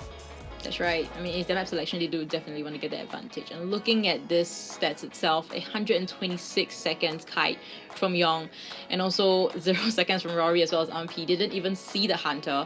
And in some way, I'm not too sure when did Mbama manage to catch sight of Acrobat to kind of record him, but everything just worked out perfectly. And definitely have to say that MP definitely did contribute to that long kite, as well as a possibility that the Cypher was primed after that second rescue. Even though Hunter kind of targeted that hit onto Acrobat, it was the perfect idea. Try to like target Acrobat and try to chair him before detention, so he could kind of aim for the tie in the late game. But Cypher was just way too enough, and Cypher Rush was definitely been seen in this first half. Yeah, for sure. Yeah, it's just it really goes to show how fast. I mean, the Acrobat's kite was good, but the Cypher progress was just so fast. It still looked like I think it was still at 4 Cyphers by the time it actually went down, but the Cypher progress was so spread out. There was so much on the board that by the time that it got down to the last chair, they were able to get the rescue. He got instantly farmed on his second chair, like instantly down off of the rescue, but the Cypher machine was already ready. Like that's how fast that Cypher rush was for FL. So yeah, just very good for them overall here. And it's just looking very strong. It looked like a pretty good comp to play Naiad against. It looks like Moonlit River Park is a good map for Naiad overall.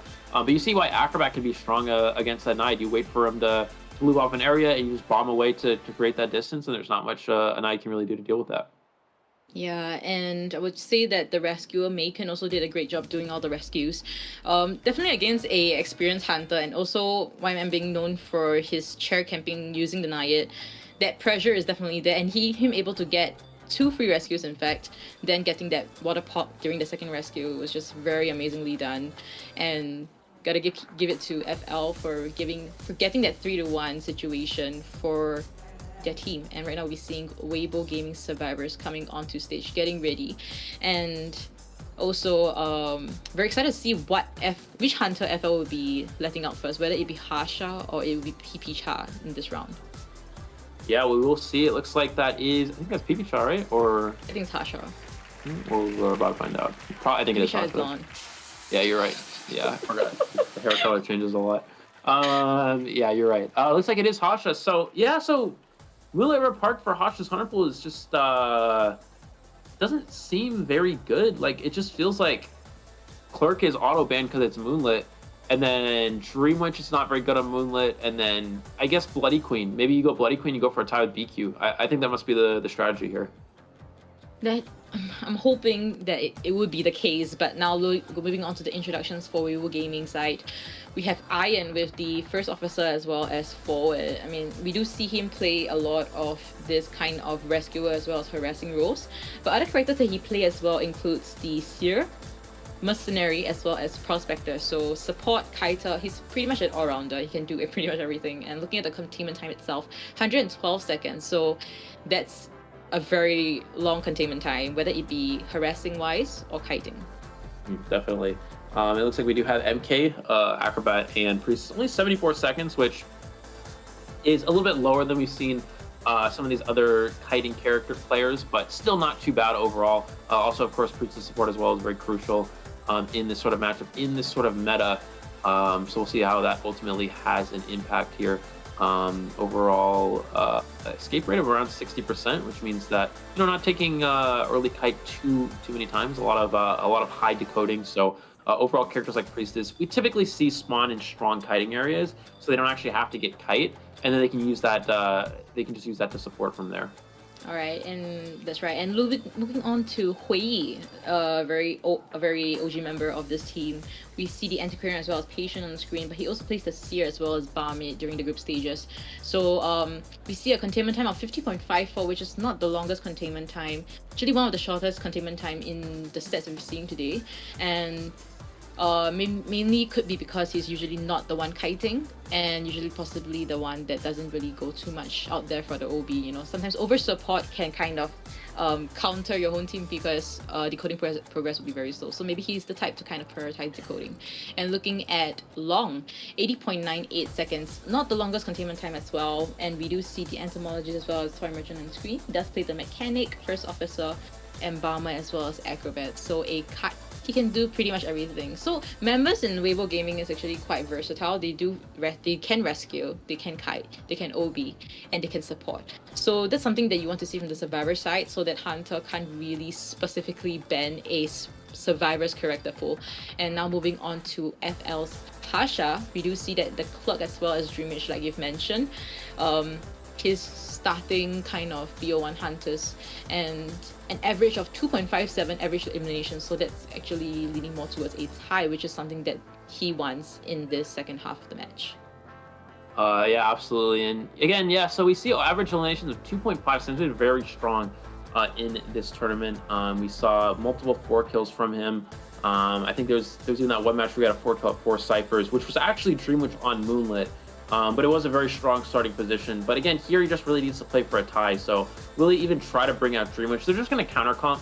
Weibo's just going to counter comp Dreamwitch very hard here because they know he can't play Clerk because it's Moonlit. He can counter comp Dreamwitch. And then maybe he goes... I still think that they had to pick this map because I guess maybe he's just going to go Bloody Queen and try to tie. I think that's probably the best bet. But there's a lot of characters that you can pick up that's going to be very beneficial against Dreamwitch and Bloody Queen, such as Psychologist, any extra hit characters, Psychologist, Seer, Barmaid. There's just a lot of ways that you can counter both those hunters. So again, the Moonlit pick just eliminates a lot of Pasha's options. But maybe he has a different hunter available that we know. Potentially Naiad, I guess, could be an opening as well. But yeah, I guess we're gonna find out. Yeah, I'm hoping that, I mean, regardless of any hunters that he's deciding to pick, definitely is leaning more towards a tie to kind of get this advantage in this BO1 since it is their map selection. And just getting ready. And also, I mean, we do see, like, in the Chinese mainland offline stages, we do see a lot of people, you know, swinging the flags. Not sure whether it's staff or fans, but you gotta give it to them. And it's not easy to hold such big flags and just flagging them throughout the entire period. I mean, I guess they do take breaks, but then again, it's a huge flag. And just trying to show your support for your favorite teams. And for FL Harsha, very limited character pool, which means that on the survivor side of Weibo Gaming, they can technically counter his character pool. And that's something that you don't really want, especially when this map is not only a survivor-sided map, but it's against Weibo Gaming, one of the, may not be the strongest, but definitely not the weakest server team out there. So we'll see how this really plays out, and hopefully this doesn't bite them in the back, letting Harsha out in BO1. Right, so let's see what... Yeah, I'm still trying to think about what Harsha's going to go with. It could be that he has something like Wax Artist or Naiad as well. I think that makes the most sense for them trying to go Moonlit. Looks like we're going to see first ban Seer. This works for pretty much any hunter that Harsha has available here. Looks like we're going to see Priestess Mercenary probably first. Priestess Psychologist, so yeah, they're really just preparing for Bloody Queen, really just preparing for that Dreamwitch. This does allow Mercenary ban, so I think we're going to see Mercenary, probably, okay, Barmaid as well. Yeah, that's really good. Okay. So they're really just trying to, he's really just trying to gear up to play Dreamwitch, and he's going to see the comp, and he's going to play what hunter he thinks is best for that comp, it looks like. The next character here will be Forward. So no Officer, but Forward, of course, is safer, not safer, but actually stronger against Dreamwitch than an Officer, because Forward applies pressure to a Dreamwitch. You force the Dreamwitch to camp with 2 followers. If you camp with just 1 follower and use another follower to pressure a Cypher Machine, Forward can just stun on chair and get a free rescue. It also forces the Dreamwitch to leech a second, leech the Survivor, camp it with 2 leeches to go for the pickup, and it allows you to have less Cypher pressure overall. And also, if Forward tries to get patrolled from a distance, you can just flip all the way up to chair and get the stave. Whereas if Officer gets patrolled from a distance, the watch has a lot less effect there. Yeah, that's right. And maybe you might be seeing an Antiquarian, because Antiquarian against the character pool that Harsha has, whether it be Dreamwitch or Clerk, Antiquarian is a huge counter to that. So I'm thinking that Weibo Gaming might be considering an Antiquarian. But then again, Acrobat is actually a good one as well. It's a kiter role, and in Moonlit River Park, it's a you can kind of play around the first as well as fourth stop. So we'll see how that really plays out. But looking at this team comp, Eli, what do you think Harsha should be playing? Whether it be Dreamwitch or is it Cluck? Well, Dreamwitch, well, he's not going to play Clark. You can't play Clark on Moonlit, especially against a comp like this. So it's between Dreamwitch and Bloody Queen, in my opinion, unless he has Naiad and Wax Artist available, and we don't know about that. Which I could definitely be the case. We've seen a lot of these hunters pick up characters like Naiad, pick up characters like Wax Artist, and just have those as options if you do get in a situation like this. So I think that probably makes the most sense for Harsha, is to try to go for something like that. Dreamwitch here is, I guess maybe he wants to play Dreamwitch. This is a bit of a difficult team composition for Dreamwitch. They're all counters. I mean, Psychologist counters Dreamwitch, Acrobat counters Patroller. You could technically go Blink Dreamwitch if you're worried about that. Priestess is a strong kiter here. Forward's a good rescue against Dreamwitch. So there's just a lot of ways where Harsha's sort of countered by this comp. But yeah, he's still considering over his options here, really thinking about this.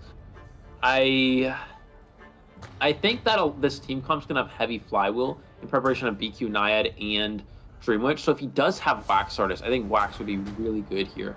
But if he doesn't have that, it's gotta just be some sort of, it's just gonna be Dreamwitch or some sort of TIE Hunter. Yeah, and it seems to be that we'll be BQ, seeing a Bloody Queen. Wow, great prediction on your side, Eli. And yeah, I mean, looking at this itself, I mean, BQ is very known for it being a TIE Hunter, TIE Queen, in fact. So we'll see how this really plays out. I mean, against such an experienced team like Weibo Gaming, it might be difficult for Harsha.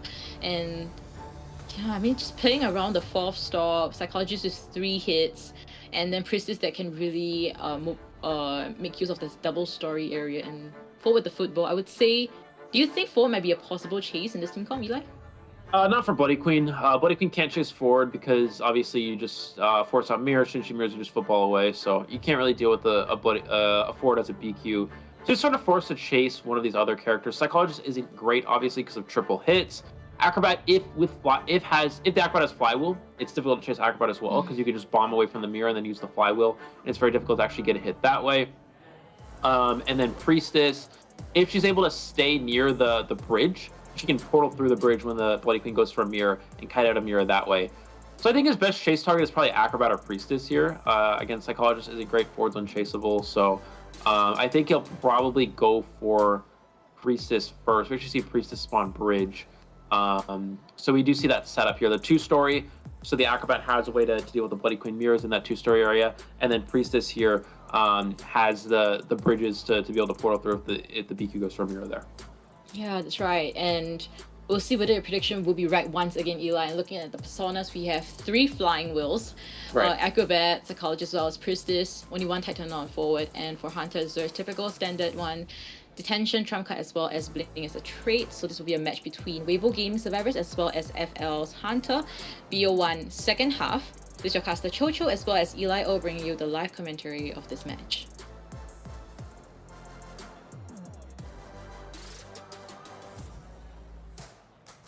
All right, so we are going to see, I think she's going to go straight for Psychologist, actually.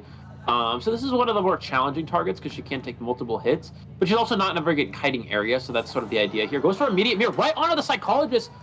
Misses that first swing, though. This is a big hit for Hashi. Has to get this and does get an immediate mirror hit onto the Psychologist before anyone's touched any ciphers at all. So already Hasha went for one of the harder chase targets, but able to get that early hit is going to be very crucial here.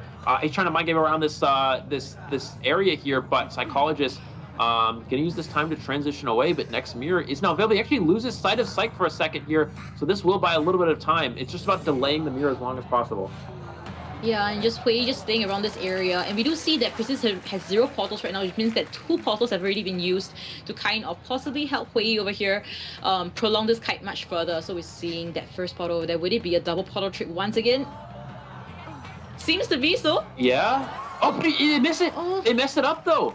They weren't able to get it there. So they tried to go for the same play that FL did, but they weren't able to get it that time. It actually works out perfectly here for the Hunter side of Hasha. Goes for that flywheel, but there's nowhere to go, and he's still going to get down anyway. We do see Long, the Acrobat, trying to potentially, I guess, help him struggle free if he's able to get the slow bomb here.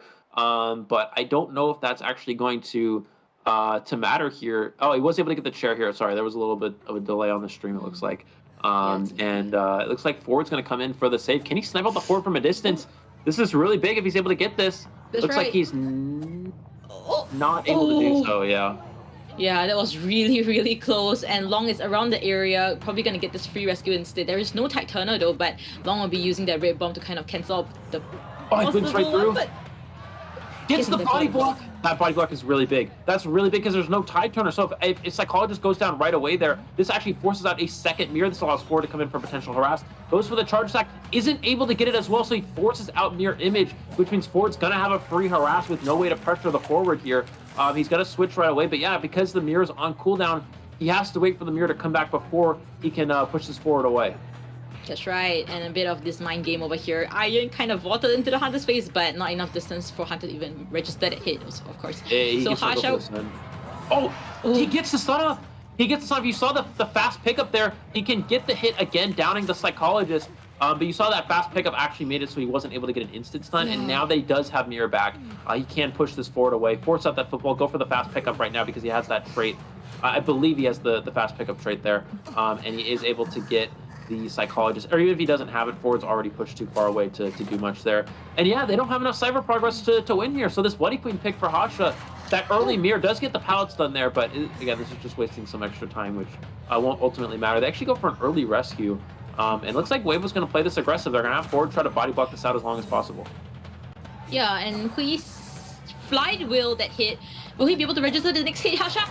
I'm able to get it with that mirror change over there, so Hui will be down once again, but this time around Forward will be full health to come for this harassing and still has half a ball to use, so we'll see how much time he can buy. Yeah, so basically what's going to happen here is Ford didn't body block there, goes for the charge attack, is able to get a basic hit there. I was going to say Ford didn't want to be injured because he can go for a stun and then body block after the stun. Now he's going to force Ford away even more, and the football is now baited out here, so Iron cannot go for the stun, so that basic hit onto the forward was really crucial for Hasha. This allows the forward to be pushed away here. They have progress on the last two ciphers, so excellent cipher rush from Weibo, but they are going to fall a little bit short here, and FL's looking like a potential round 1 victory here. Yeah, that's right, and yeah, we do see that the roller coaster is still on first stop, so we'll see whether they'll be using it in the later game to kind of potentially push for a win. So Long is at the moving carousel cipher and not really daring to decode, because once Hunter mirror, he might be potentially down immediately, but getting that portal through and not getting that free hit, fortunately. Yeah, he did find them healing. Does have a mirror angle switch to work with. Is he able to get a hit with this mirror? If he's able to do so, that could be quite strong. Oh, he snipes the Priestess. She didn't flywheel the swing. Priestess could have flywheeled that and avoided that hit, but unfortunately, MK not, I guess, thinking that the mirror wouldn't hit there, but that hitbox on the mirror image is a lot longer than the basic hitbox from the Bloody Queen, and you see right there why that was an important factor. Has the mirror image back as well. He should be able to down forward here. Goes for that football to get through the pile here. He's going to go for the blink. Does use blink to secure the down, and because there's no mercenary on this team and everybody's half health, they don't have a safe rescue. It looks like they are going to heal up though, so this will allow them to potentially come for a rescue. But now, here's the issue, is if Priestess goes back to do that last Cypher machine, he still has mirror back. He can just mirror onto that last Cypher, and now he can cut out the rescue from a distance, and Hasha technically can win this game if he plays this well. Yeah, that's right, and Long manages to kind of dodge out that hit. If not, this will be a denied rescue. Flying will that basic hit, and we'll be getting this very safe rescue from a far distance from moving carousel, so that's a really nicely done rescue by Long. But both of them are just kind of stuck in this area, and Hasha hasn't used his mirror yet. Yeah, not able to get the basic, but yeah, he just sees the Cypher moving. He's just going to mirror back to the Cypher machine. Nice portal setup from the Priest. This is going to allow her to stay alive. Has the mirror angle change to work with. Doesn't actually find the Priestess here, so he's going to switch and potentially chase this down. He might just wait for trait swap, but he has to. He can't let them heal for free. That's the thing, and Hasha knows this. He sees that they are healing up here. He's going to go pressure the heal. This is a really smart play. So he's going to pressure the heal with the main body, and if he sees that Cypher move again, he's just going to mirror right back to it. That's right, and MK using that safe portal once again to kind of transition away and not giving that free hit, and Acrobat and Forward is back to healing up once again. Will he build? It seems to be that this distance wouldn't be enough to kind of to get this free hit onto MK, but right now, oh, this is going to give potential for them to heal up though. Yeah, it looks like that is going to be the case. He actually did already trade swap to teleport, so he won't have any abnormal options available. And this does allow them to, yeah, heal up to full here, and they're going to start a new Cypher. I'd imagine one of these survivors will push one of these Cyphers. Does mirror onto the forward. Can he get this hit? This is a really hard depth perception hit, going all the way back into the corner there. I think it's unlikely that he's able to get a free hit here. But again, I think Hosh has created a good position. He only needs to go for a tie here. And even if he's not able to win, he's only able to get 2 survivors down. That's perfectly fine here. Goes for the pallet stun. Football's through to avoid the hit. And it's still just a mind game. This is a really big basic hit here. Does get the pallet drop there. Ford's still trying to mind game at this pallet. He needs to not get Terror Shock. Goes for the vault here. Goes for the vault again. Dodges the hit, and he avoids it yet again. What a mind game from the forward here. Staying alive even longer. Oh, he gets Terror Shock by the basic hit. Somehow that registers. And now it was looking really good for Iron, but now a huge misstep. He has teleport available. If they try to push that last cypher, he's going to teleport back to it. It looks like they're actually starting a new one here. And Long's going to come in for the rescue. Does Hasha play aggressive, teleport to that cypher, or does he camp this out and at least secure his tie? I think he's probably just going to secure the tie at least, it looks like. Yeah, but luckily though, Acrobat is full health, so he can kind of tank this for forward for a little bit more. Priestess is at the last cypher, 80% right now. Still needs about 20 seconds before the cypher is primed. And Hasha's going to target this hit onto forward for sure, and we'll see what the depth will be happening. It's not gonna be primed. If he farms this, he can force heal. Actually, it will be ready. It will be ready even if he gets this hit. Does get the hit onto Acrobat. They're not gonna pop just yet. They're gonna try to either set up poster or potentially try to get a mirror out. Hasha knows it's prime. He's not gonna go for a mirror here. So he needs to. The problem with this is you give the other survivor a chance to get to the exit gate. And you also give Iron a chance to get to 2-story. Hasha needs to force the forward away from 2-story. That way he can immediately mirror down the forward after the Cypher pop, and then teleport to the exit gate and potentially go for a 3-kill. Again, he only needs 2, so he doesn't technically need to do anything because he only needs to get a 1 more kill here. But if you want, where's he going? Maybe he thought a survivor was hiding back there, but. No, it could be that he was looking to see if either a survivor was back there or if the chest was open. So he didn't get an item from the chest. That could also be a potential possibility, which I believe it's still closed, so it doesn't actually matter. But does get the down here. We are going to see the Cypher pop. Yeah, that's right. And MK has 3 Priestess portals and probably a long portal at hand though, so it seems to be that it might possibly be a very tieable situation using that last bit of his ball. Yeah, that football is really huge. If he doesn't football that there, it means that he dies immediately to that mirror and he can teleport to the gate and still get a 3-kill. So that one little bit of football actually just is the difference between a tie and a win here for Hasha. So excellent play from Iron, and now it's just a matter of time. He's just going to hold the forward here. He's not going to try to go for any sort of mind game. He's just going to wait for the mirror to come back, mirror the forward, and secure the tie, which means that FL will win the first round if he does go for this play. Yeah, that's right. And congratulations on FL getting this BO1 win. I mean, it's their map selection, and they got a 5-3 situation against a experienced Weibo gaming team. So, congratulations to them. And but the difference in points is actually not a lot. So it's something that Weibo gaming can definitely catch up with in their BO2 map selection map later on. So, definitely, pressure is definitely still on FL sides regardless. And it was a very interesting match, I would say, in that second half of this match. Absolutely. So I think here, this was, as we talked about, this was FL's map selection. We talked about how the map selection isn't that important in a matchup like this because both round 1 hunters are very similar in terms of their hunter pool. However, it ended up being FL took a little bit of a different approach than they usually would go for. Hasha usually wouldn't lead with Bloody Queen.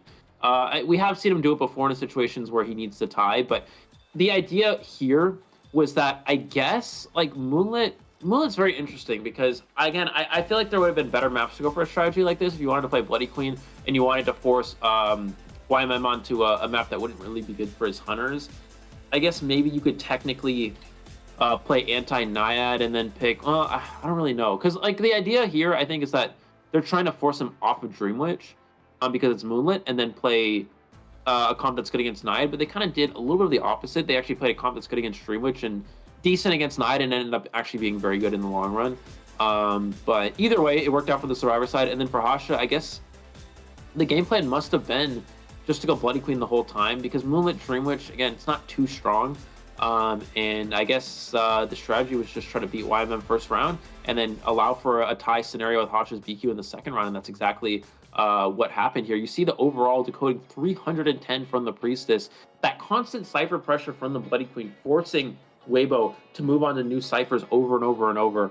Yeah, just a very long match there, but ultimately ending in a tie, which means, as you mentioned, FL is winning 5-3.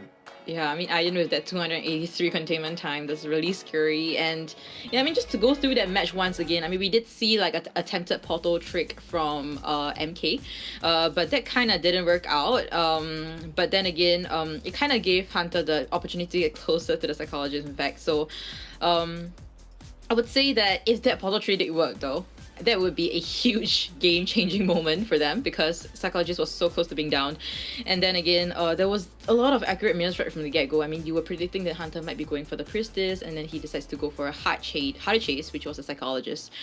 Then again, I mean, I would say that the Terror shot from 4 was very, very unexpected, but then again, Weibo Gaming could kind of recover from that situation and still kind of get a tie, because, I mean, the situation, regardless, it was still leading towards the tie, if with or without that Terror Shock by forward. So still very well done. And Hasha did a great job securing that tie against such an experienced team. I would say still very good job done. Yeah, absolutely. Now it's on to Weibo. Again, we talked about how Weibo, they are favored in this match, but not by a lot. And you really see why FL, they're able to come out and jump ahead right away here. We saw a similar sort of matchup. I think it was Scars versus Weibo, or Scars versus Doa, where Scars was able to jump ahead in the first round, and then the Chinese team was able to come back. But again, it's really important now for FL that they are able to hold this lead. We're going to go to a short break to look at some highlights, but we will be back with the second round in a moment.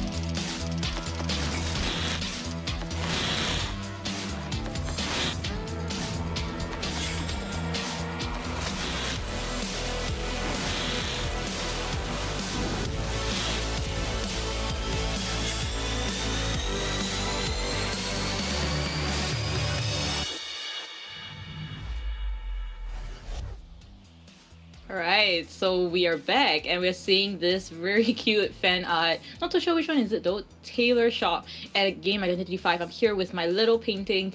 Weibo Gaming COA 6. Fighting, get bigger and stronger, make Weibo Gaming great again. This May, leave no regrets. So yeah, it seems to be a fan art for Weibo Gaming. Not too sure which person in particular, but then again, it's still a very cute one. A little bit of reds here and there. I'm very bad with aesthetics, so yeah, very cute kind of art.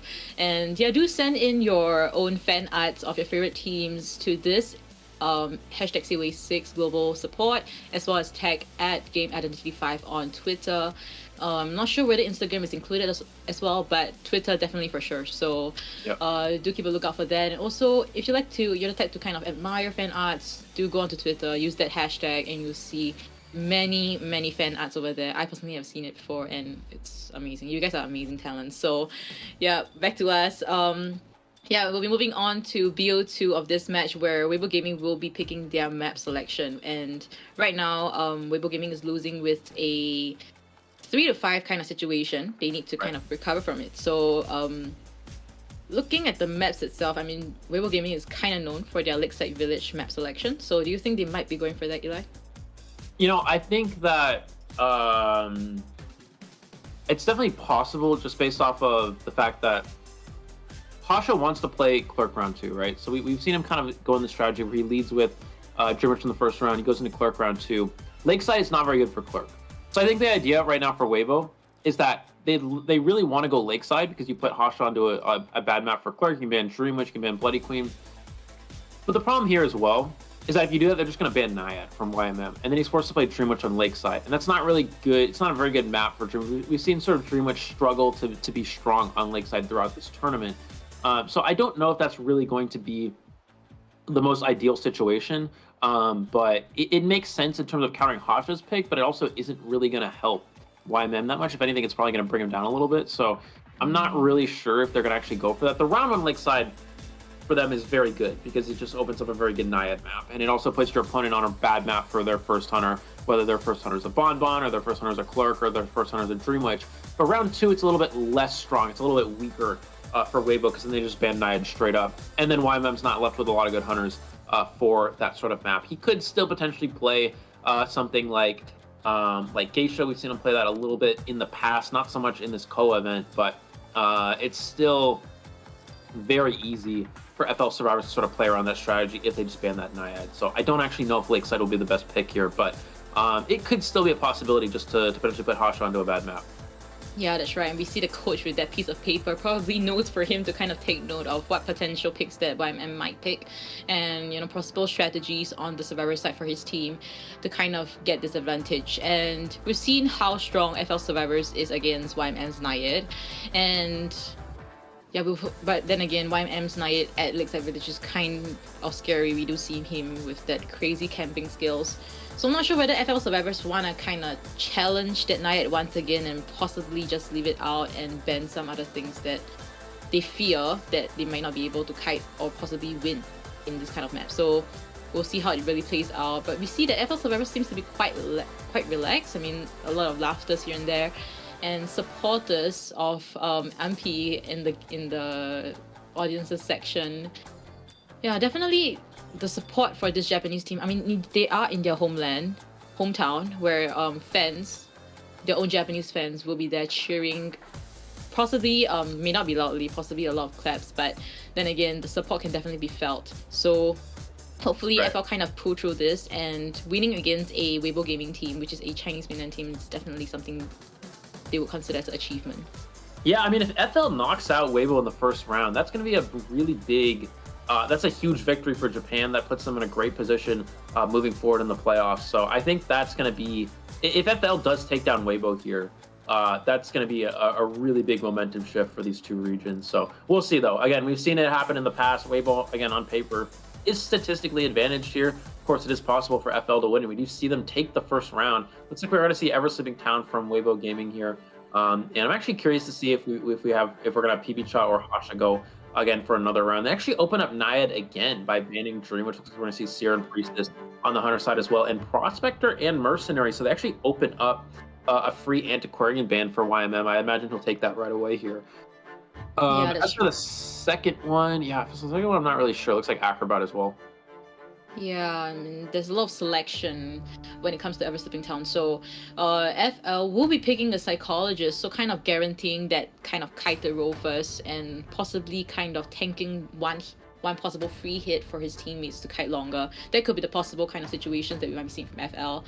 But again, we see a ban on the Entomologist. So they still have a patient female dancer as well, so we might be seeing that. Yeah, we'll be seeing a female dancer, which is very strong at Ever Slipping Town, where you just put your boxes and just allow your teammates to kind of kite towards there and just use it for their kite. So we see a respect burn onto Dreamwish. So do you think YMM might be picking a Naiad once again in this map, Eli? I think so. Probably just because Clerk here is very weak, so I don't think we're going to see him play Clerk. Also, something like Geisha is very weak, and then we've seen Naiad be his most commonly played hunter overall. And Naiad against this comp isn't bad. It's not great, but it's not bad. And considering that this was Everseen Township, not a bad map for Naiad as well, I think that's probably going to be his approach. Obviously, Dancer is chaseable. You can, if you put the slow box on, you can loop off the slow box or force her away from that box. Psychologist being able to take 3 hits is a bit frustrating to deal with, but it is chaseable as well. Prospector is probably your hardest chase target. As soon as you pull back the Trident, Prospector is just going to magnet and push you away.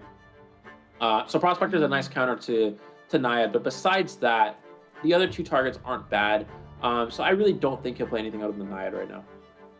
Yeah, we'll just have to see what YMM will be picking eventually. So, yeah. Oh yeah, like you predicted, it is a Naiad, and it has been confirmed. So this team comp, we have female dancer, psychologist, mercenary, as well as prospector versus a Naiad, and you know, you've already placed out all the possible kind of chasing possibilities as well as chasing patterns that survivors already have. So it's hard to predict how this might really turns out. I mean, the spawn location plays a big factor as well. So we'll see how this really plays out. But then again, we do see that this is a Weibo Gaming selection map. So Weibo Gaming definitely do want to get this advantage in this BO2 matchup right now. So yeah, since FL is kind of discussing their strategy in this map, and yeah, pressure is on both sides, I would say. Weibo Gaming needs to get advantage. FL doesn't want to give that advantage. So yeah, I would say that we have to see how this really turns out. I mean, it's kind of equal on both sides at this point in time. I'm just trying to consider like how, because again for FL they need to hold on to their lead here. If FL is able to tie this round, they can pick the map in the 3rd round. They still are leading. FL doesn't want to lose this round. It's really important they can at least secure a tie in round number 2. If they're able to do so, they have such a great position moving into the 3rd round. It puts them in a great spot to potentially win this matchup against Weibo. So I think that's going to be really crucial that they can at least tie this round overall. So let's see actually what the spawn layout looks like. We're going to see Mercenary. Very weird spawn layout from FL here. Looks like Psychologist spawning directly into the Naiad here. Dancer in the middle, 2-story in opposed to being middle, and Prospector actually middle, and then Mercenary actually spawning off to the side. So very curious spawn layout for FL. Not something you see every day here. I'm kind of trying to figure out the idea with this. I guess they were trying to bank on the fact that Naiad would spawn near Corner House and spawn into Mercenary, but it looks like, yeah, he didn't fall for it. He actually spawns into the Psychologist, which is a pretty good chase target. We're going to have triple flywheel as well in preparation of that Naiad pick. Yeah, and Hunter has brought Insolence to tension in the skill Blink. So no trump card. We'll be seeing Blink all the way, and this match will be between FL Survivors versus Weibo Gaming's Hunter. BO2 first half. This is your caster Chocho as well as Eli O bringing you the live commentary of this match.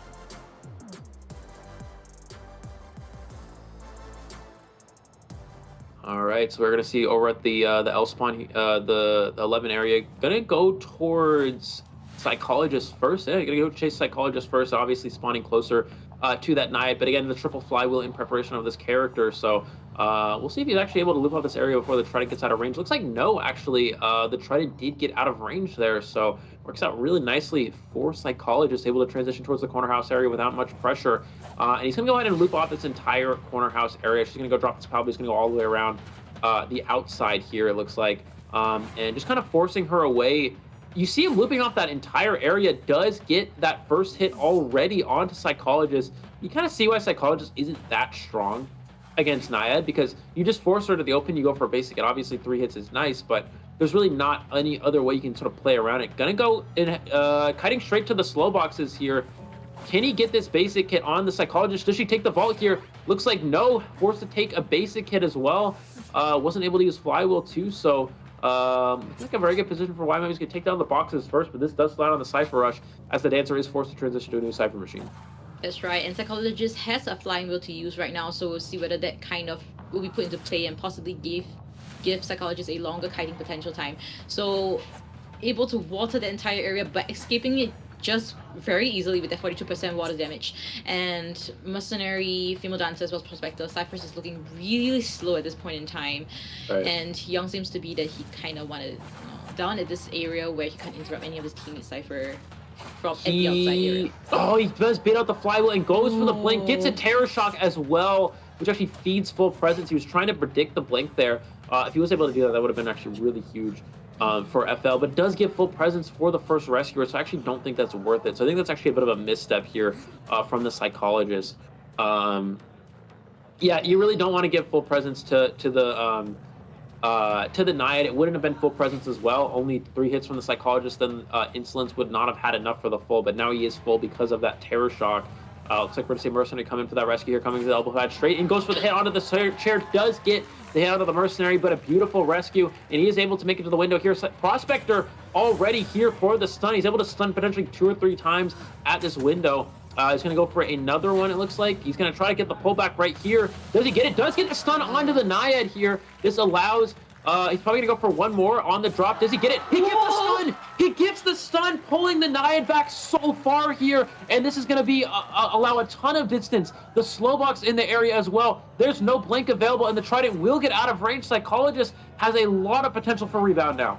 Yeah, that 3 Manics allowed Psychologist to kite from Graveyard all the way to Fate Gate and back to S Palette, so this is just amazing time being brought out right now, and didn't allow any chance given as well.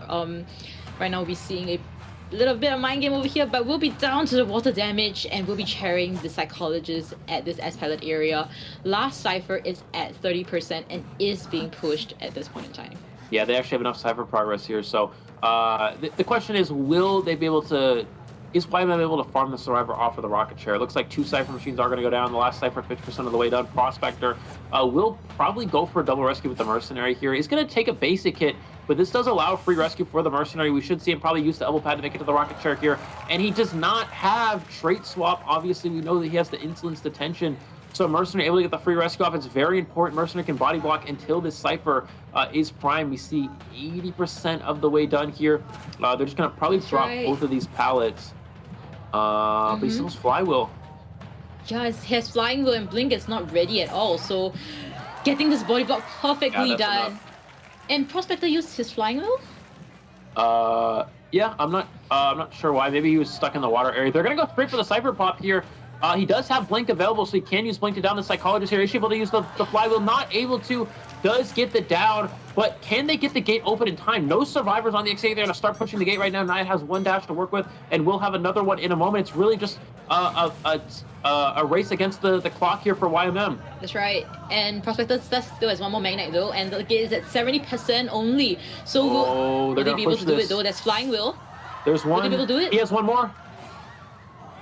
HP Flywheels. Oh, but Mercenary takes the hit and is going to go down, and she's body blocked off, and Dancer goes down as well here. He has to share the Dancer first. He has to bring the Dancer out first. Prospector has a Magnet too, so he could potentially try to make him drop here. Isn't able to get the drop off. Can Mercenary crawl out the gate in time? Yes. Looks like he is able to get out here. Prospector able to make it out the gate as well, but this is a tied game for YMM, which is actually a lot better result. If this is a 3 escape here, then it's a situation where FL only needs to get 1 kill, and they're leading going into the last round with map section would have been really big for them. But now because there's a tie here, this really forces the FL Hunter to try to play for a tie in return. If they're able to tie this round, FL's in a great spot. But if Weibo's able to win this round, it puts them right back into this matchup. Yeah, that's right. And that end game though, it was really intense. We did see how like Mercenary was forcing the gate half health, Flying Wheel happening for the Female Dancer to kind of tank that one potential hit, and then it was just a crazy situation where Mercenary got the hit, Female Dancer as well, unable to kind of escape through the gate because YMM was using his body to kind of block out the gate. So amazingly done by the Survivor side, and still managing to get a tie situation in that crazy potential three kill possibly. So very well done. Also gotta give it to MP's Prospector though. That 3 Magnex itself, it turned that game from a potential, I would say, very secure tie to a potential win situation for them. Yeah, absolutely. So now now the pressure is on to, I think it's actually more on FL now, because they're able to get a tie here. I mean, Weibo really needs to try to get a 3 survivor escape, obviously, so it's going to be very difficult, but I think it's still, you know, even if they do tie this round, they can still come back from a 5-3 in the last round, technically, but FL will have a nice advantage there. But now, yeah, it's really important that FL's able to get a 2 elimination. If they're not able to do so, Weibo gets right back into this matchup with ease, and considering how strong the Weibo survivors have been throughout this tournament, I think it's not going to be too much of a problem for them. Yeah, that's right. And just looking at stats itself, Young with the 160 seconds kite. So it just comes, I mean, I was looking at the name, I just remember again. In BO1, we did see how Young's acrobat also kited out YMN's Naya, and this time around the psychologist as well. It just comes to show how strong Young's kiting ability as well as support given by his teammates is just perfect. And that teammate is in fact Umpi. Umpi's prissed this in the first round, and this time around it's the Prospector. So the team communication between these two is just very well done, and support is just given perfectly in terms where it's not over support, and ciphers are being progressed really quickly as well. So I would say FL's survivors condition today is just very, very good, and expected to see possibly more matches from them. And this time around would be, sorry, in BO2 second half we'll be having Weibo Gaming survivors versus FL's Hunter. So it comes to beg the question whether it will be Harsha or PBCha coming up next. You see the win condition on the board here. It looks like it is going to be, of course, if we do see a tie for the survivors here, 3 escape or 4 escape, we will have a last round, and then FL will win with a 3 elimination or a 4 elimination. So I think here we'll probably see, I don't know how aggressive Weibo wants to be. They can take a risk and they can ban Bloody. If Harsha's playing here, they can take a risk and they can ban Bloody Queen and actually take Dream Witch and try to get a win against Dream Witch. It's actually easier to win against Dream Witch than it is Bloody Queen. However, you also have to consider that if you do take that risk and you actually lose to the Dream Witch, then you're in a situation where then you actually just lose straight up. So because you have to at least get a tie here. So I think it probably makes the most sense to maybe ban Dream Witch, because again, Harsha's Hunter pool is so limited. I mean, he has 3 characters that are all easily countered. That's Bloody Queen, Clerk, or Dream Witch, and all those characters are countered by things like Psychologist, Barmaid, Acrobat with Flywheel. There's just so many ways you can deal with all of those characters. So it looks like actually, no, so we are going to see PBCha instead. Okay, so this is a little bit more challenging for Weibo then, because PBCha does have a lot more hunters available than Harsha. Yeah, I mean, he has the Sculptor, Paulun, Naya, Bloody Queen, Dream Witch. He has a huge variety of hunters that he could pick from just by looking at the Survivors team comp. So shouldn't be too much of a pressure, I would say. But then again, he needs to tie. So we're looking at a 2.27 average elimination, which is a bit lesser than Harsha, in fact. But he is a BO2 to 3 hunter, so we should expect to see really great performance from PBCha. And I think expectations-wise, he's Mr. Worldwide, so definitely a lot of fans as well for him, and also very recognized for his ability to down survivors really quickly. Right, so that's gonna be key here. He's able to get a quick down, then he can obviously secure an easy draw. But yeah, it's just now that he has to play for a tie right now, I don't really know how, again, Weibo's gonna approach this. I think because he has so many tie hunters available, you don't really want to ban any of them, because you can just play a different one. So we'll probably just see a Dream Witch ban here overall. But he does, again, he has the Breaking Wheel available, as talked about. Paulun's a very strong character for Everson Town, but it's a very high risk, high reward. In a situation like this, it's a little bit less likely we'll see it. Although we did see him go for that sort of strategy in a high risk, in a conservative situation, he still played Wheel. But I don't know if, I think it makes even less sense here. So I'm not really sure, but we will see ultimately what he decides on. He has Naiad, a very good tie hunter. He's a Bloody Queen, but Bloody Queen's not too strong for a map like Ever Sleeping.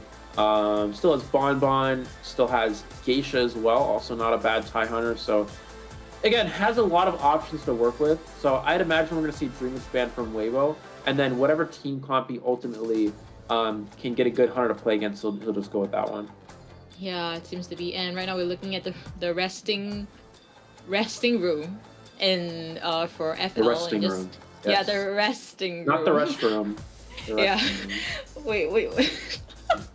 The resting room where for FL, and everything seems to be quite chill. I mean, everybody's just using their phones and you're not really tense and stuff. I mean, it hasn't started as well, so hopefully PBCha can. I mean, PBCha is definitely aiming for at least a tie, And for Weibo Gaming, they're aiming for a win because it is a Weibo Gaming selection map once again, ladies and gentlemen. So they have to get this advantage. If not, in BO3, it's gonna be FL selection map again, and it might not be favorable for Weibo Gaming at all.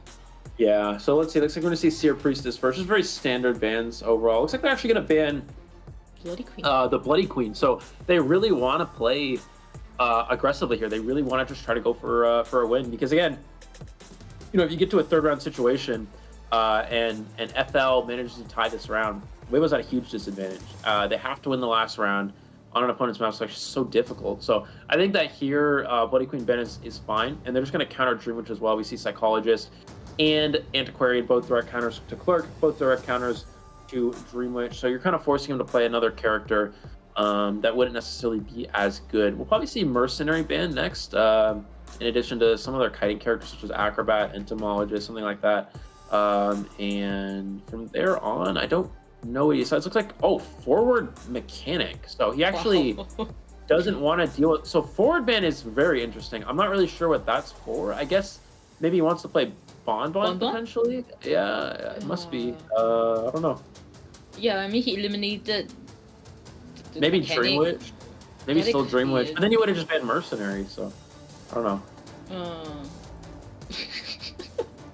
It's hard to tell what PBCha might be playing just through its bans, but we'll see the Server team comp. I mean, because PBCha has a lot of hunters to pick, so let's see how the Server team kind of works out to possibly PBCha picking a hunter that could play aggressive. But Acrobat ban, I think that they will pick the Patient instead right now. Patient or Female Dancer, I would say. I don't think there's probably gonna vary from... He looks like Embalmer. You can see on his face he was kind of surprised by that last pick. I don't think he expected the Embalmer here. So I think that Embalmer here is good because it's obviously Weibo wants to try to win. We talk about Embalmer being a good tie survivor, but it's also very good against characters like Bonbon. You can self-rescue for free, so you don't have to worry about anything like that. And it's just not very good against hunters with good map mobility, such as Naiad, such as Geisha. But I guess overall, it's there as a counter to Dream Witch and as a counter to the Bonbon. So that must be the idea for Weibo. Yeah, but from my memory, I'm not too sure whether I remember PBCha playing Bonbon. So he plays Bonbon. He plays Bonbon before. Yeah. He played it before. Yeah. So in this map, Bonbon against this team comp, I mean, if he decides to chase the Psychologist, it's possible. And Bomber-wise, he can rescue himself, so it kind of eliminates the... But then again, it's kind of difficult. Do you think it could be Bonbon? What do you think other than Bonbon?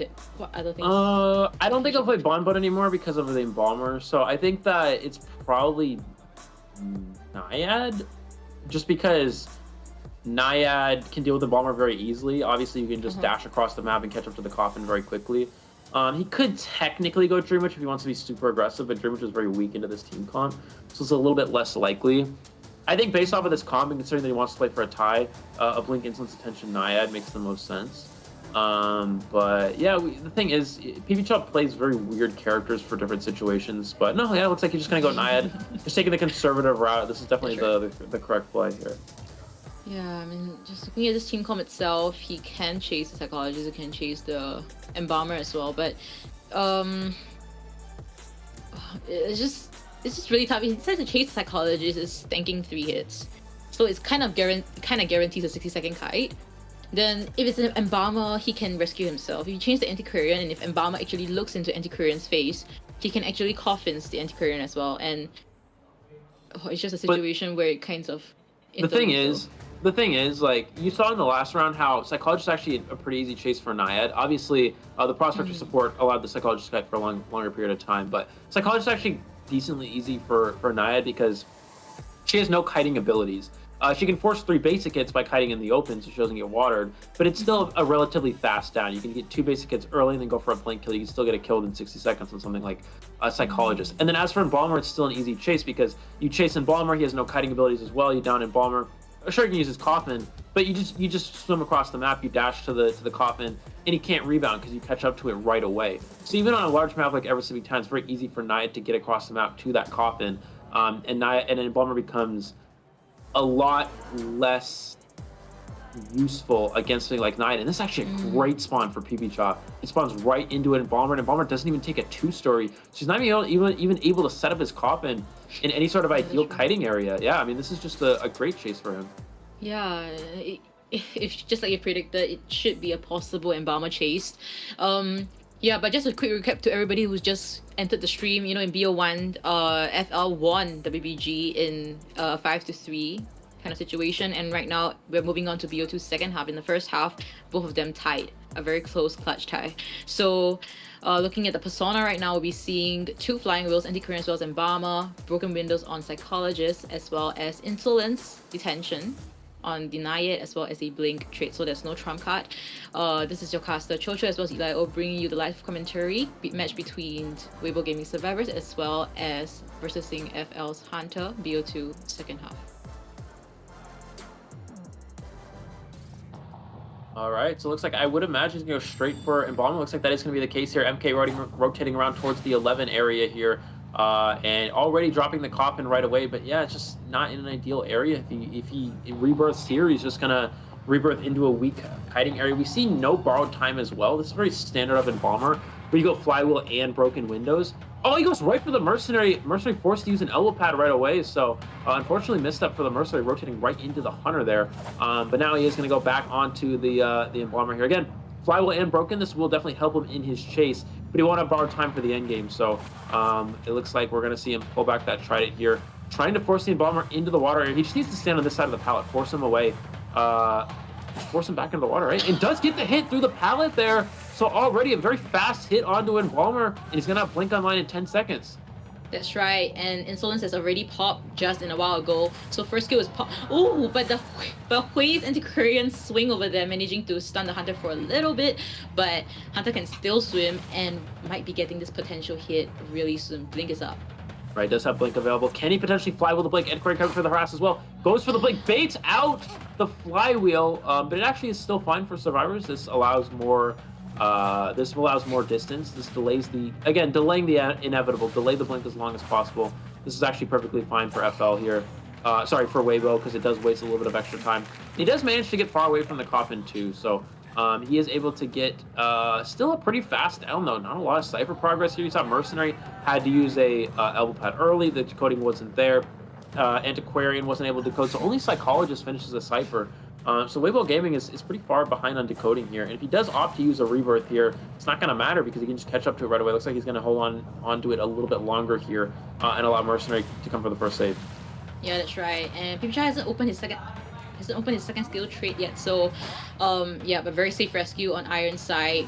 No double down at all. A very safe half rescue. MK will be kiting back towards the Geisha area, and how can he potentially kite this out? Though he does not have a flying wheel at this point in time. But we see the Antiquarian coming in already.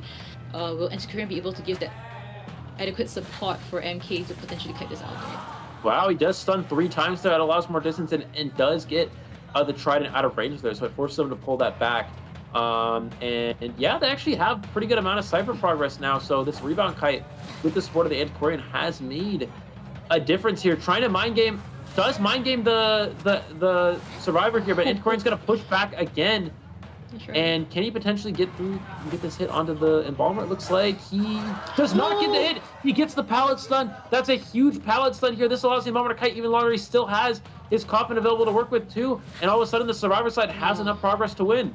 That's right. This rebound kite by Embalmer as well as support from the Antiquarian was adequate to potentially kite this out. And also right now, like you mentioned, Cypher is enough. The last 3 Cyphers, 80%, 66%, as well as 30%. Not all are being pushed right now, but we're seeing Antiquarian still has stick to use, so this harass is definitely not done.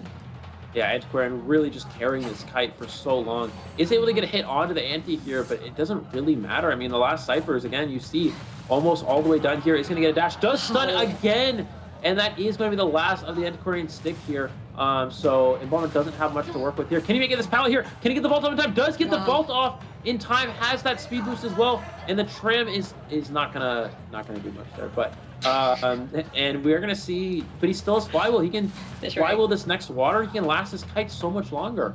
Yeah, this is important. He has to kite it out. I mean, he does not have 3. Hunter could just potentially target him and it might turn into a tight situation, but finally downing the Embalmer, and MK will be forcing PBCha to chair him. Last 2 ciphers both at 90% each and last 10%. So it seems like the coffin will be used. They're just going to pop it right away. Pop. That's right. Yeah, because he doesn't have borrowed time, so there's no reason to wait. So they're just going to go ahead and pop it right away. He's going to use his coffin. Obviously, you don't want the psychologist to be there, but yeah. There's still a flying wheel though. Yeah, the thing is, like, maybe they're trying to bait him into using Blink, but yes, he doesn't have borrowed time, so he's just going to go down. Does Flywheel, but not able to get it off here. Now, does PBCha secure the kill here, or does he go to the gate? Let's see if he opts to go for the... No, looks like he's just going to secure the down here, which means that Weibo can actually get 3 survivors out the exit gate here, and they will be taking a win for this round. Yep, that's right. So in BO1 we see a 5-3, and in BO2 we see another 5-3, but right now they are all equal in points, exactly equal in points. We have an 8-8 situation, and we'll be moving on to BO3. This is going to be crucial because FL do have map selection advantage in BO3. So this is going to be big if FL do win against Weibo Gaming tonight.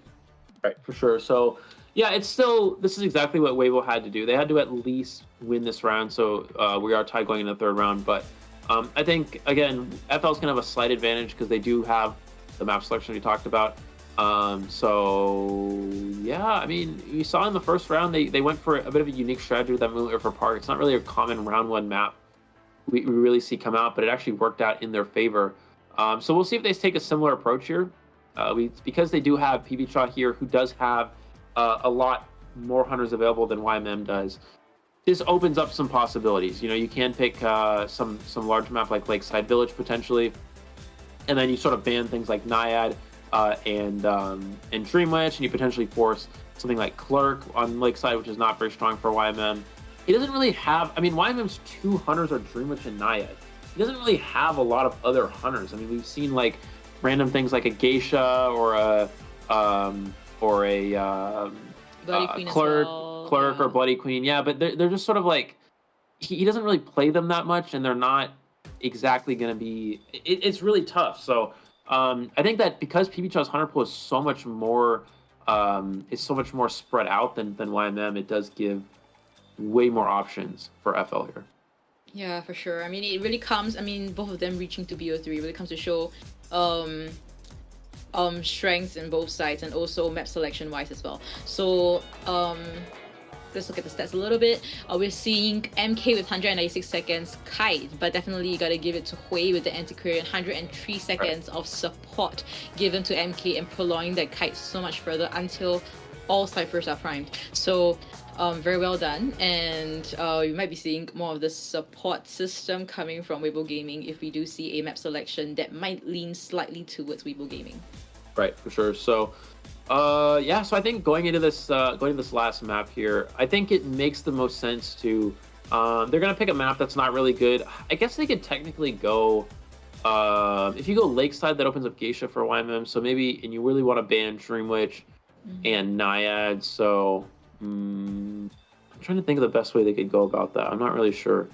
They may just ultimately pick a map that's going to be good for PBCha here, and they're just going to ban Dream Witch and Naiad, and then YMM is just kind of, he's going to be left with whatever he has available from there. We're going to go to a short break to look at our highlights, and we will ultimately see what that map is after this.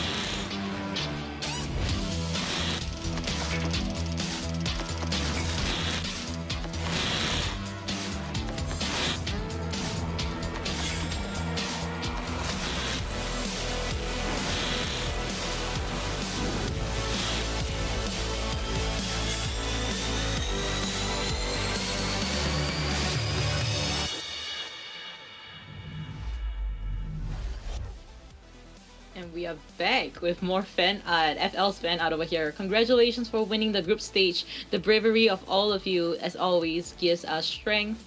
Wish you guys do your best. Cheer for you. Hashtag FL win. So a fan of fan of FL over here.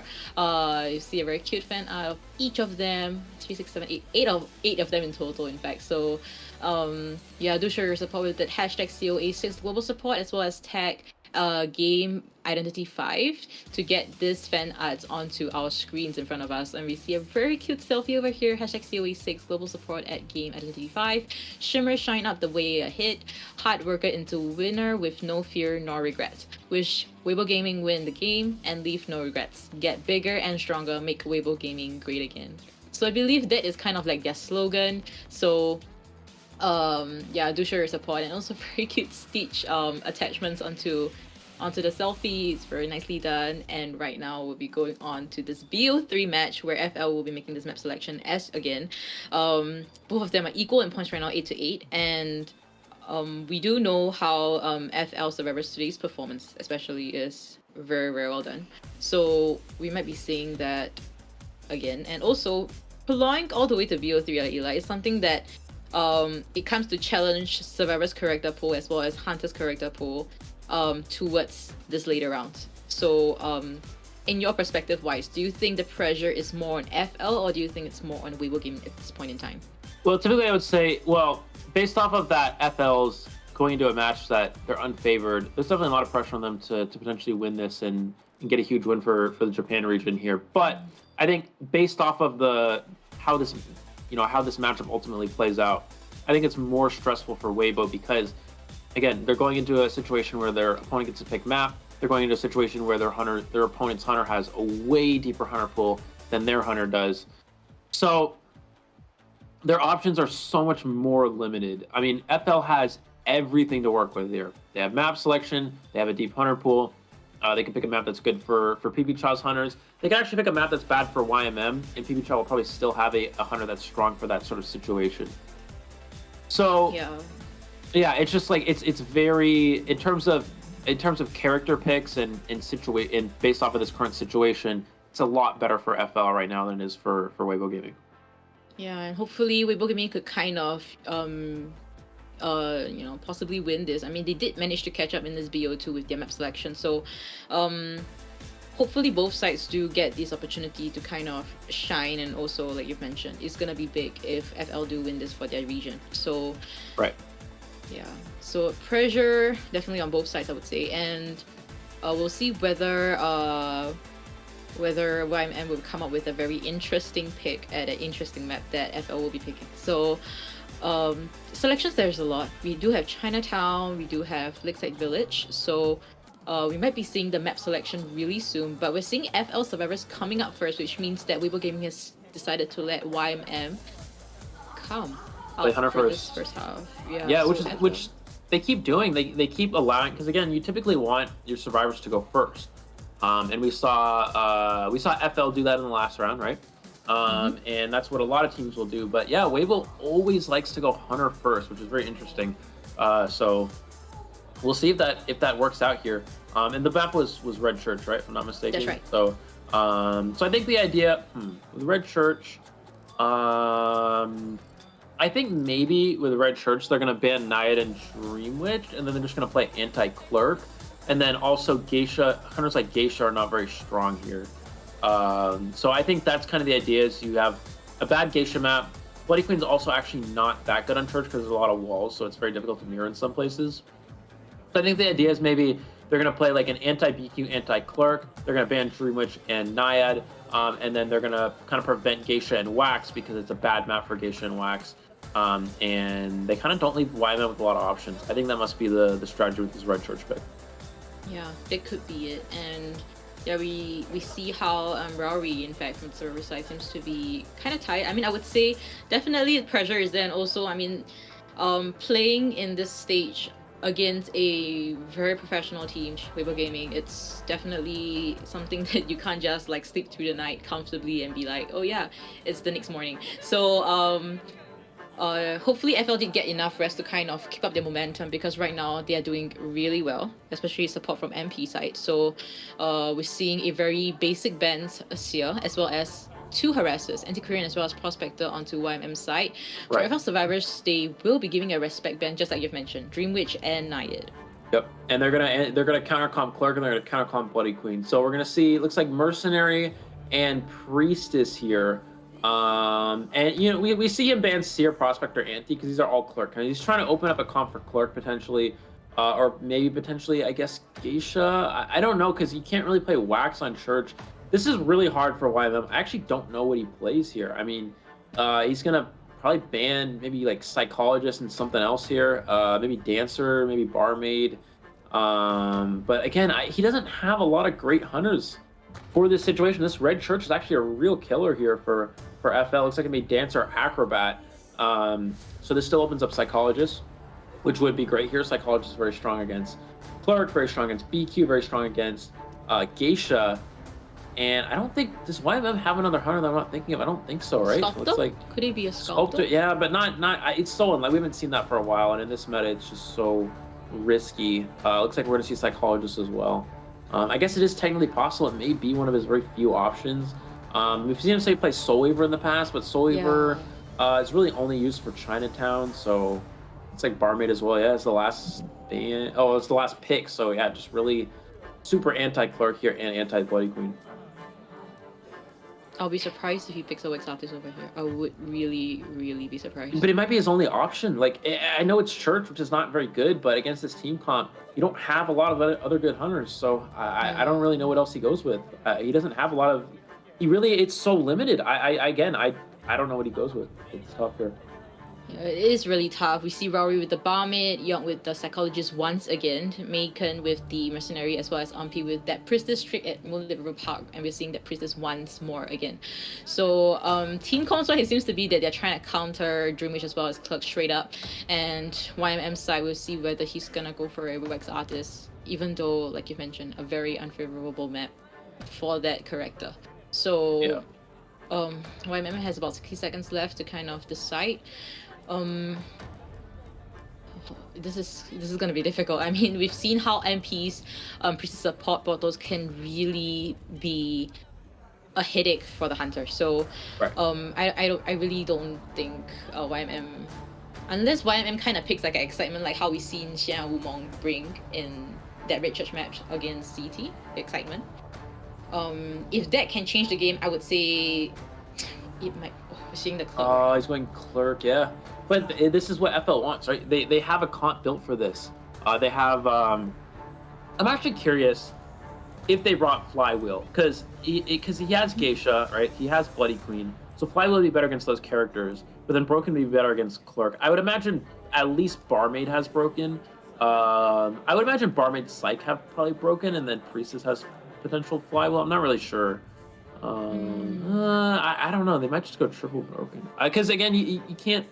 You don't want to play too hard into Clerk, so yeah, FL just covers all their bases here. I really am curious to see, did they bring Flywheel in preparation of one of those BQ or Geisha hunters, or did they have Broken in preparation of the Clerk? It's really going to be a huge difference maker here. Yeah, definitely. We'll see the persona really soon. But before that, we'll see the spawn locations, and predictions-wise, I guess Priestess will most likely be situated at the center where support can be easily given. Barmaid as well as Psychologist, probably either the red carpet as well, or red carpet or shack area. This two is kind of interchangeable for them. And Mercenary probably in one of those middle broken areas, possibly. That could be the possible spawn locations that we might be seeing in a while's time. So yeah, again, really important because again, keep in mind, you have to pick your it looks like we're gonna see Priestess spawn middle. This is absolutely correct. Priestess can set up portals, but if characters like Psychologist or Barmaid take a hit, they can just take the portal and loot Church. And so I think that again, the traits are so important. Keep in mind, you have to pick your trait before you know what the hunter is in these current tournament rules. So let's see what the traits are. This is really, I cannot stress enough how important these traits are. If they have a heavy Flywheel build, YMM actually has a pretty good chance, even with an anti-Clerk team comp. If they have all Broken, it is a really hard battle for him here. It's looking really good for FL, and it's triple broken windows. Wow. Yeah, and detention as well as confined space on YMM's side, as well as the trade blink. So it's gonna be having blink all the way. So let's just get ready. We'll be heading right into the match between FL Survivors versus WBG's Hunter. Video 3, first half. This is your caster Chocho as well as Eli O bringing you the live commentary of this match. All right, looks like he is going to go towards Psychologist first. So yeah, he's going to go first chase Psych. Immediately picking up a swing recording, interesting. Psychologist actually doesn't rotate, she actually stays in red carpet. So sort of a similar misstep we saw ZT make. Owl actually goes, oh, he picks up IC. Oh, Priestess almost gets hit. Does take the portal here, does ultimately go through. So Priestess setting up way too early of a portal. This is actually his best chase target, is to go for Priestess right away here. I was going to say that, oh, gets the pallet stun early. That's really big there. I was going to say he gets the swing recording, I think, so he can chip and break a portal at any point. But yeah, it looks like Priestess is going to rotate towards Shaq here. Going to use another portal right away just to create some distance. Does have broken windows to work with, as we talked about. And he's able to make it to this window and continue to transition away here. So just constantly making distance. And considering that Priestess positions herself in a really weak spot, she's actually making a pretty good position. It looks like Mercenary's going to come in for the body block. This is actually a very good body block because if Mercenary takes the hit here, Psychologist can just whistle and heal up right away. So it actually comes at no cost for the FL Survivors. That's right, and we see Psychologist actually open the chest when she was being recorded over there. So we might be seeing a possible tool exchange, but then again, this is Priestess we're talking about. Wow. She can't really get anything. He predicts the window block and actually portals through instead. So that's a very good play here. We see Psychologist whistle again, and Mercenary can actually just body block again and get healed by the Psychologist for another time. Really go for the blink right away. Mercenary's going to camp the pallet here. He's going to try to mind game here. Goes for the mind game, isn't able to get that swing there. Mercenary does go for the drop, and this does delay the... Oh, he doesn't have... Oh, that's right, he already blinked. So he's just going to... Yeah, he's just going to create even more distance. This is actually really good for FL, considering the start. This is working out really nicely for them. Yeah, that's right. And MP will be heading right back into the red church area, but this time around she does not have any portals. So we'll see how this really goes about. We do see that the blink has already been used, so we have to see how this next potential hit might happen. Nobody's gonna tank for her this time around, and Barmeat won't be giving her any drink anytime soon as well. So yeah, can he use that last portal there? Yeah, but he can still get to this pallet. Oh, wait, no, I think he can still... I think he was probably trying to portal through, but he still has this pallet, so it still ends up being... he's able to cut here a little bit longer. Goes for the pallet stun, does not get it there, and is going to get the down, but almost 4 ciphers completed. So this is a really good start for FL. Now the question is, this is technically long enough.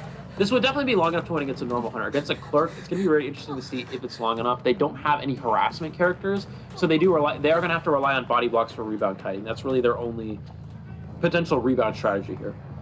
Yep, that's right. And Psychologist has started the 5th cipher, the last cipher, which is at the graveyard area. Megan will be coming for this rescue, and Vomit is probably going to potentially pop the 3rd cipher really soon. Getting that free rescue successfully, Priestess will be getting this hit right away. Yep. Makes sense. I mean, we don't see Priestess with any portals for this rebound kite either, so it makes sense to kind of just take that hit and getting that free rescue for... Well, I think he was trying to body block, but he just they weren't able to do it because Priestess getting hit. Because the problem here is, like, if you don't body block right now, then you have to body block this next one. If this next rescue is a farm off of the rocket share, then it's actually a tie situation because the Cypher Machine won't be ready. So it's actually, they want to double body block twice. They failed the first one. Now they have to body block this second one. So it's a must body block or nothing situation here. Looks like he's going to record that last cipher here. We see Psychologist trying to bait out the recording here. He's going to go for that recording now. I don't think he was able to get it. Mercenary's going to come in for the body block, and they're going to double decode the last cipher. Mercenary can take 1 hit here. That should be enough for FL to finish that cipher with 2 survivors there. But if he's not able to take the hit, then I think this will be a tied game. Yeah, that's right. And he doesn't mind getting this Terra Shock. Yeah, he doesn't mind getting Terra Shock. Yep, he doesn't mind it. And it doesn't matter. Still gets the save. Beautiful.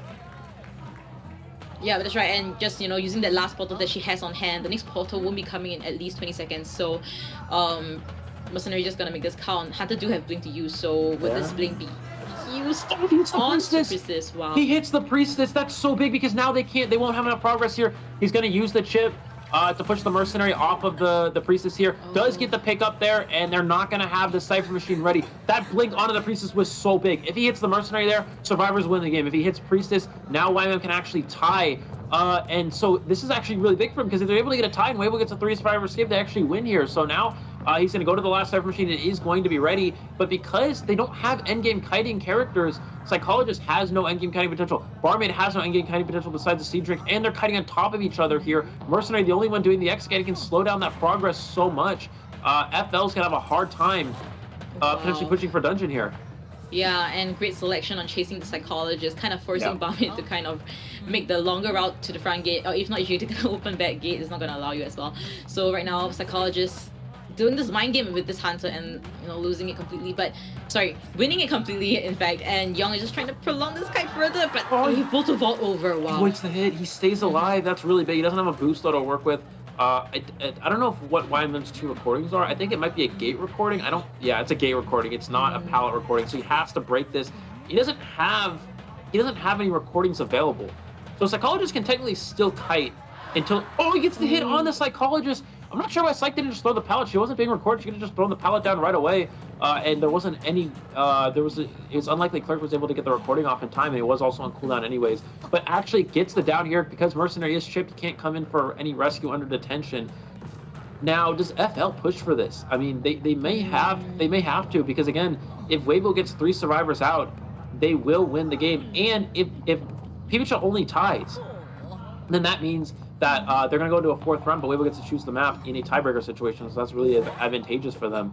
So it may be worth it for them to try to push for this, and since the endgame kite was quite long, they actually can go for 1 save here with the tension running out, and Psychologist will not be dead just yet. So they can actually try to push for 1 escape here, or one extra escape here with this rescue play. Actually, Mercenary will get healed up as well. And they have both gates open. He's going to get double swing recordings too here, and they will be detention swing recordings, so they will do half damage. Yeah, it seems to be that they will be pushing for this. Mercenary still has 1 more able pet, but there is no Tectona left in this team call. He just farms him. Yeah, he just farms him right away. So yeah, that's going to be the tie here, which means that they don't have that play available. They're going to get 2 out the gate here. We know YMM doesn't have trump card, so the survivors know that as well. They saw that confined space in detention, so there's no way to catch up to the Barmaid here, and detention is no longer available. So we are going to see 2 survivors out the exit gate for FL, which is a 2-2, but this is a good result for Weibo. This is exactly, I mean, considering that it was anti-Clerk team comp, it was a really difficult situation for YMM, because again, his Hunter pool is so limited. He only has Clerk available. That's the only character he had left in that situation. That blink onto the Priestess was the big game changer. If he doesn't hit Priestess and he hits Mercenary, then survivors will probably end up getting a 3 escape there. But that hit onto the Priestess was so crucial, and that was enough for the tie.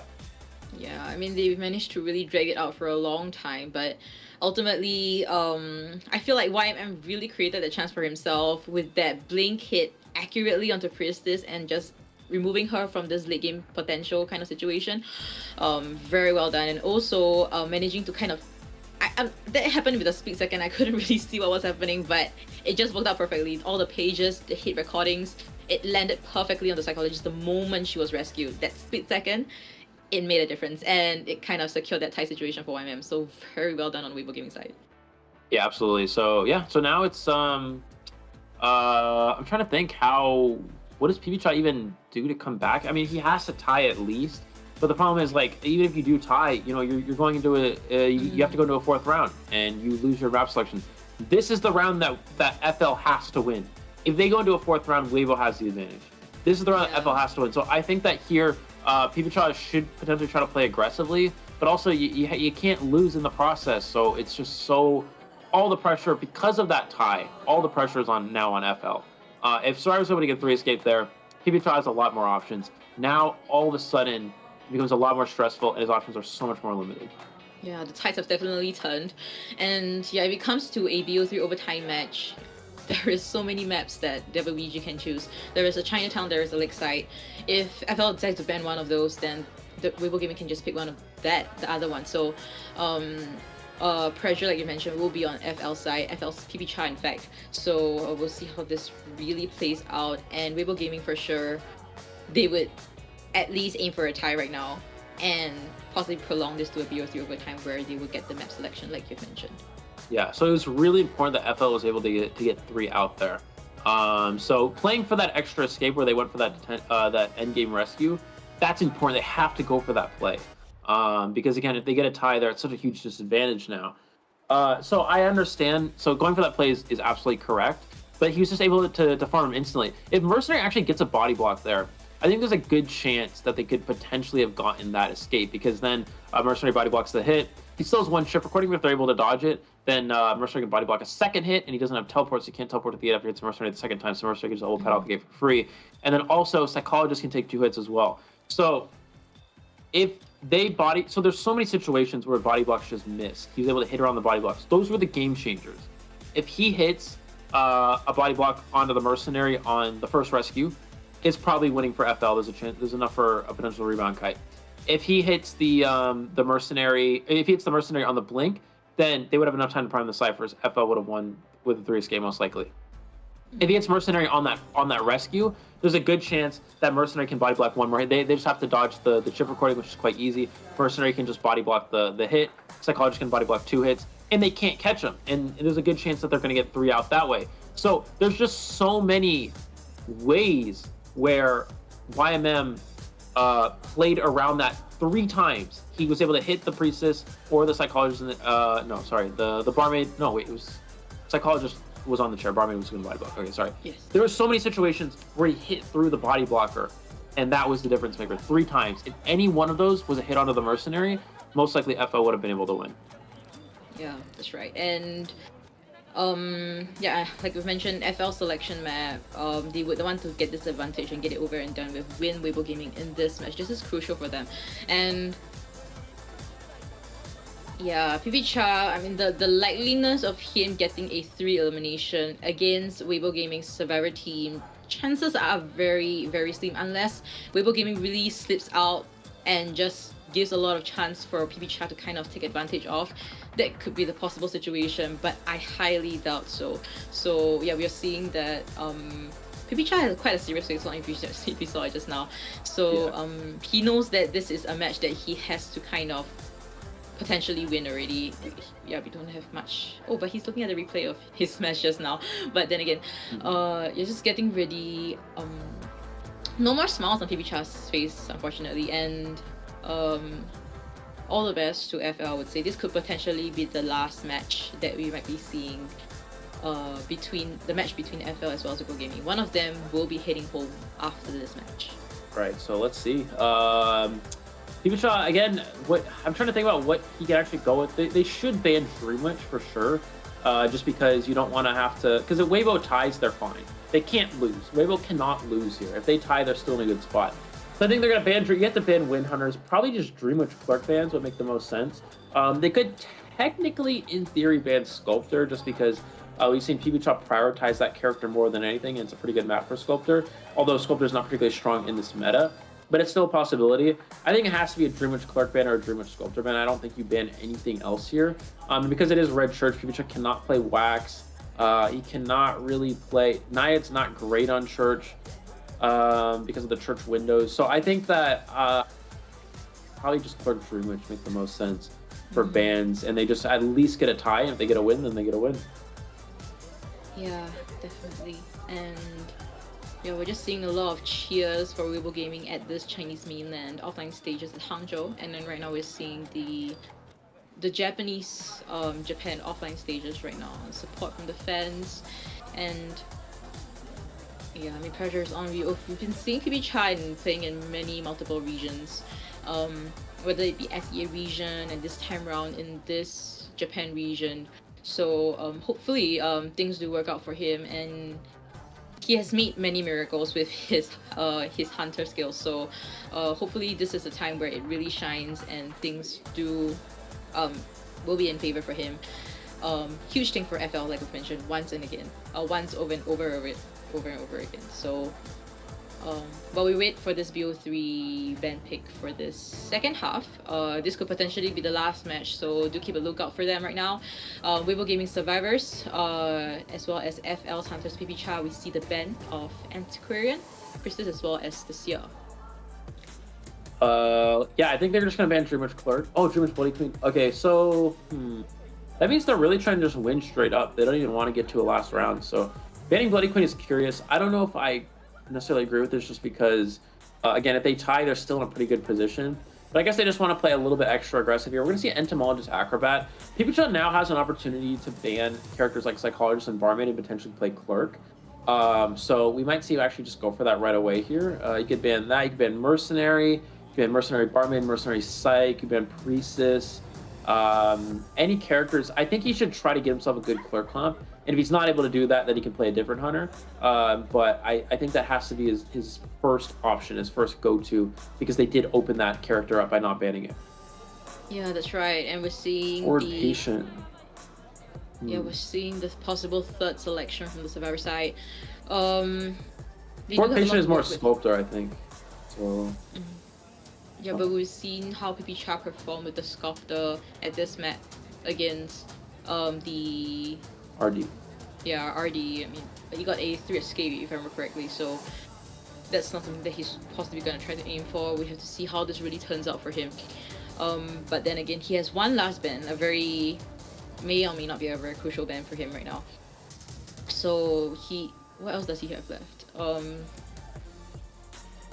It's like Barmaid, yeah. So he's giving himself potential Clerk options. So I would expect we're gonna see Priestess Priestess ban. Sorry, we're gonna see Psychologist last here, just because they have to be ready for the or Dancer. You go. Oh, actually, Dancer would be really good as well. You go Dancer or Psych here. This is strong for Dreamwitch. Sorry, not Dreamwitch. Oh, Prospector. Huh, but Prospector is weak to Sculptor. I guess they really just are not scared of Sculptor at all, which makes sense. Again, in this meta, Sculptor is not too strong here. And Clerk really is PPCHA's best option of actually winning this matchup overall. And then you see, you really think about it, I think he kind of was hoping they wouldn't go for that Prospector. And now he's sort of like, how do I play around this? I might actually be stuck with going Sculptor, because Prospector is so strong against Clerk, especially on a map like this. You die on the inside of Church, it's very easy for Prospector to harass the Clerk and prevent you from getting that share off. Yeah, and pressure definitely on the PPCHA side, because this round is going to be the potential round that kind of determines who is going to be the winner, and all will be lying onto PPCHA's ability to possibly turn this to a win situation for himself. So pressure is a lot. I mean, he's just by himself. Imagining 4 survivors on the opponent's side, and then you're just by yourself against them. So hopefully he's able to kind of withstand this pressure though, because he really needs to perform well. He does have a few hunters to work with right now at this point in time, but looking at this team comp that survivors have decided on, PPCHA might not have the correct hunter to kind of counter this team comp, per se. I mean, I think it's fine. I think Clerk is still playable here. It's not as bad as some of the other Clerk matches we've seen. Sculptor's also not bad here as well. I think Sculptor's pretty strong here, actually. So I think it's going to be one of those 2 hunters. Nayad is really unlikely. So, Bonbon. So he's actually going to go Bonbon. I don't really like this. Like, I get Bonbon's, like, good against Entomologists and can chase Acrobat. But the problem is, like, I feel like PPCHA should be trying to play a hunter with win potential. And at least try to be aggressive here. And like, if you play Bonbon, you're just trying to tie. If you manage to tie, it's like, okay, you tied the game, but then you're going to a 4th round, and then Weibo has the advantage, in my opinion, at least, going into that last round. So I think PPCHA should have tried to play aggressive and tried to go something like Clerk or what's the last one? Or Sculptor. But yeah, it's just gonna go Bonbon instead and just try to play for a tie, looks like. Yeah, it seems so. Yeah, but then again, I thought that maybe Sculptor might be a better choice than Bonbon if you're talking about this too. I mean, Sculptor has more, Sculptor can actually map control, and also like the second skill stages can be quite scary as well. But then for Bonbon's side, second skill is just a longer range bombs in fact. So we'll see how this really plays out. The only possible target I would say that would, but then again, if he really decides to kind of targets and tunnels is chase onto Entomologists, they can just decide to sell and just go for the tie. So yeah, I guess PPCHA really thought about this, and this will be his pick, his potential last match against Weibo Gaming's Survivor side. Yep. So let's see. Well, let's see what's gonna happen here.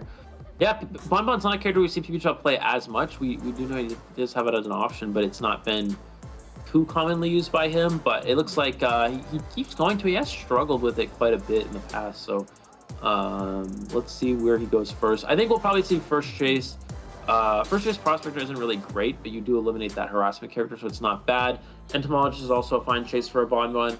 Acrobat's chase. Well, he technically can chase anyone here, but yeah, let's see which he does spawn closest to Entomologist, but because she did spawn Church, it's very easy to rotate away. And let's see what the traits are as well. I think we'll probably see a heavy Broken Windows build because they were ready for. Oh, it looks like 2 Flywheel as well. Maybe just in case of Naiad. Yeah, that could be it. And also, Bonbon will be bringing Trump card as well as Detention, Bling as his trade. So this will be potential last match between WBG Survivors versus FL's Hunter, BO3. Second half, this is your caster Chocho as well as Eli O bring you the live commentary of this match. All right, so we'll see which place he goes towards first. I'm going to go center Church for the Entomologist right away. Already catching sight of the Ento, so pretty good early find here, but does he actually commit is the question. He may just take down this pallet. No, it looks like he's going to go straight after this Survivor. He's going to loop this Church as long as possible. And because there's no broken windows, it actually becomes quite nice for the Bonbon. It's a lot harder for them to make distance here. He's going to be able to not actually hit the bees as well, so creating even some more distance here. And she's just going to take this loop around Church. I think this is, even without broken, I think this is pretty infinite. It's really hard to actually catch up to this as the Bonbon. He may be forced to change on a Prospector. No, actually, she doesn't go to Church. She leaves, but it does go to Prospector instead, it looks like. Yeah, it seems to be, and Prospector has broken windows as well as one magnet to use, and another one will be coming up soon, so it possibly wouldn't be seeing an instant down. Blink will be up in about 5 seconds, so we see how Iron really tries to kite this out. Oh, first chip already. Yeah, early hit onto the Prospector here. Just trying to break line of sight as long as possible here. Going to go for that magnet here. Probably going to see him stun into this tree right here. Trying to get it. Able to push away. Oh, able to dodge that bomb as well. Goes for the blink, canceling the attack recovery. He has 2 more bombs to work with. He's going to go for a second magnet here. He's going to spam a bunch of bombs and trying to get the chip. Doesn't get it. Gets the stun, but the bee's pushing him away, actually keeping him alive here a little bit longer, but Prospector does not. He's going to go down at this window. He can just drop 2 bombs at this window. There's nothing he can do. Is going to get the down here, and this is easily a fast enough down for a tied position. Now the question is, are we going to see Weibo actually try to play aggressive here and go for potential rescue, or they take a tie? I think it benefits Weibo more to just play conservative and take a tie and go into a last round here. PBCha is sort of hoping that they'll try to play aggressive and take advantage of that as a Bonbon. We saw it in the first match with ZT versus GG. So I think Weibo will probably not go for that play, and they're just going to... we'll probably see Mercenary pressure the rescue here, but I doubt he's actually going to go for it unless the Bonbon leaves the chair. Oh, but this is going to be the difficult situation though. Like, even though he kind of camped out this middle broken cipher, Entomologist is the one that will be decoding the top broken cipher right after, and if Mercenary decides not to rescue, Entomologist kind of had to rotate out of this top broken area, because if Hunter just goes straight there, she is a potential chase, and she's going to be cornered. Yeah, so it looks like, yeah, Mercenary's still just camping out, feeding Tinnitus. Again, I don't think they'll go... He may attempt one rescue just because Prospector has magnets, but it just seems very unlikely. We see Entomologist actually on the bees here, just, I guess... Oh, she's just... Okay, she's just using him to ride around, it looks like. And... Yeah, it looks like they're just going to go ahead and sell the Prospector here. This is definitely the correct play from Weibo. They don't have to play overly aggressive right now, and he's going to be sent back to the manor here. Going to try to find the next possible chase target. But really no presence for PPCha here and no blink, so this next chase is definitely not going to be easy. If PPCha, again, somehow manages to 3-kill here, FL will win, but I just don't see that happening as a Bonbon. Looks like he's going to change targets onto Entomologist. Now, keep in mind, Entomologist does not have any bees left. She has like 1 block potentially here, but she can't ride them or else they will go down. PPCha trying to find the Entomologist. She actually uses the bees to hide, to mask her trail here. And he doesn't. No, he does see her now. He does see the trail here. The bees are at only 1%, so she's forced to call them back here. And now PPCha actually has his next best chase target. Already a first chip onto the Entomologist. She should use Flywheel here to dodge this next one. Doesn't time it right. Blinks online in 3 seconds. So you can actually get this down instantly. If he goes for a potential blink here, or does he potentially try to save it? able to dodge that ship here. Goes to the blink, does down the entomologist here, but I think they will have enough Cypher progress in the long run. As long as who's ever decoding that 80% Cypher pops, the other survivor can go for the last one, and then they can just go for the rest of the Mercenary is going to pop that last Cypher machine. And then once Acrobat Cypher is primed, then Mercenary can just go for the save. Yeah, that's right. And Acrobat actually kind of popped the middle broken cipher, and the last cipher, which you see on the bottom left, is actually the top broken cipher at 47%. So Mercenary might be getting this rescue, probably over half. And alright, so PPCha does have trump card. Also, this could potentially turn into a win match if he managed to actually down his entomologist fast enough and kind of teleports to the gate. But then he's not changing his skill yet, so. Yeah, he's holding it. I don't know why he's holding it. I guess maybe he doesn't want to get kited to dungeon. I guess he's just trying to play really conservatively. If you hold blink here, then you can secure the time. Yeah, you can blink the tension for the tie. Looks like Mercenary's gonna come in for the save here. Cypher Machine is primed. Is able to goes for the swing right away actually, and as soon as Mercenary gets that halfway, they're gonna pop the Cypher Machine here. And it looks like, yeah, he's just going to try to down the Entomologist with chips, but there is still Tide Turner, so they have all the time in the world to work with this. Entomologist can go for a pallet drop or go for... She's going to drop this pallet and they're going to pop the Cypher right about now. Yeah. That's right. And knowing that Hunter had detention and no insolence, probably knows that he has detention as well as trump card. Changing to Peepers though, so he's just trying to secure this tie situation. Unable to get that hit onto long, but it seems to be that he's just trying to tie this game. That's right. And no flywheel available just yet. You can just drop 2 bombs in this area. No way to dodge that. That is going to secure the down, but 2 survivors out the gate for Weibo here, which is actually ideal for them. Again, in PPCha, he does get the tie, does force the last round, which is definitely nice for him. But we talked about how this is actually a slightly better result for Weibo than it is for FL. Yeah, that's right. But luckily enough, though, I mean, I guess pressure on PPCha to kind of win that match might have been too much. I guess tying itself and prolonging it to BO3 overtime. I mean, this is FL selection map and Weibo Gaming got the advantage. So if Weibo Gaming's map advantage will be given to them in BO3 overtime. So FL could potentially still make a small comeback in this overtime round. Like, there's nothing impossible. And BO3 overtime would definitely for sure be the last match for both of them, and right now both of them are also equal in points, 12-12. Yeah. So yeah, it's again, I think Weibo just has advantage being able to pick map here, because when you go into a later round situation, this is why YMM, this is the biggest issue with Weibo, is that YMM is for a triple round hunter. He plays all 3 rounds, right? He's a 3-round hunter. His hunter pool is so much more limited than all the other 3-round hunters, and that's always been a huge downside for Weibo. And that really hurts them in a round like this, because he's forced to play Clerk into a bad comp. He still managed to get a tie, which is very strong. But now, because Weibo can actually pick map, they're not going to get his hunters sort of countered anymore. You know, he does have enough. He does have enough hunters to work with whatever map that Weibo opts to go with. It's just so much more limited compared to PPCha. So that is, of course, the downside, but because now they can open up maps that are good for Wax, they can open up maps that are good for Nide, you force the Nide and Dreamwitch ban, and then you allow Clerk potentially, you allow Wax Artist potentially. There's so many ways that Weibo can open up good maps for YMM here. Yeah, that's right. And yeah, looking at statistics itself, Weibo Gaming long entomologist with the 80.5 seconds kite, as well as the Prospector, pretty fast now, I would say, 45 seconds, and Survivor side still able to tie in that situation, because the time brought by the entomologist's first kite, afterwards changing to Prospector, was sufficient enough for them to get the tie situation. Also, I would say it was a great decision to kind of sell the Prospector on chair, and also allowing entomologist also kind of rotating out silently away from that area. That was important as well. If not, it would have been an immediate start chase onto entomologists.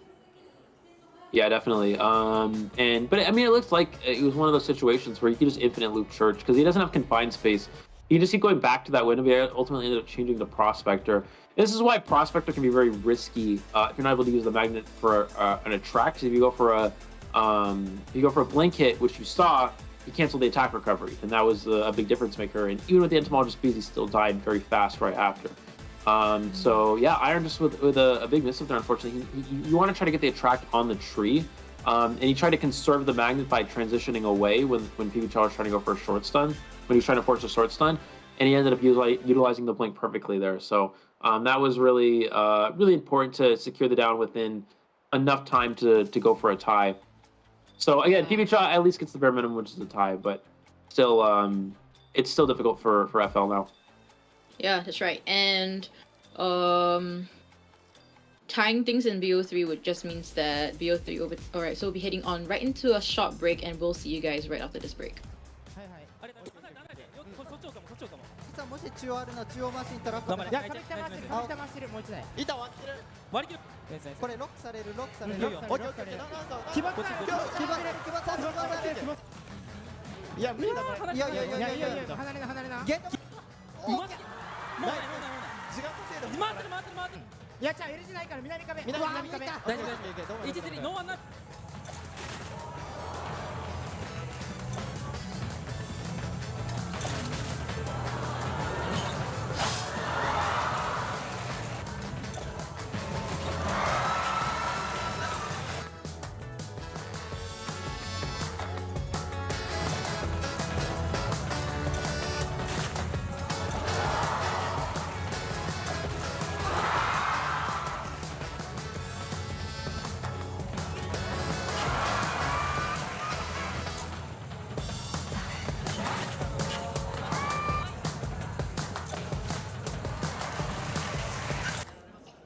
ペンネルのユンピーです。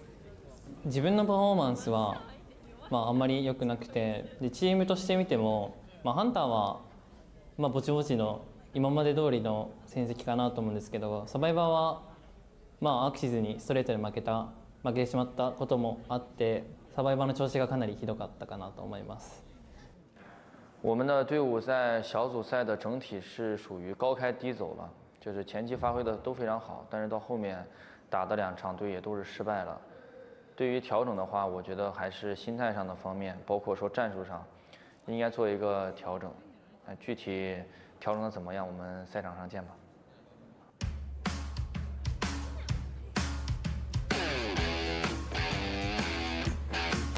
逃げれるぞ。さあ、楊選手、いける。8枚。どうだ。一撃。あとは3人逃げて。さあ、1つが届くとでかい。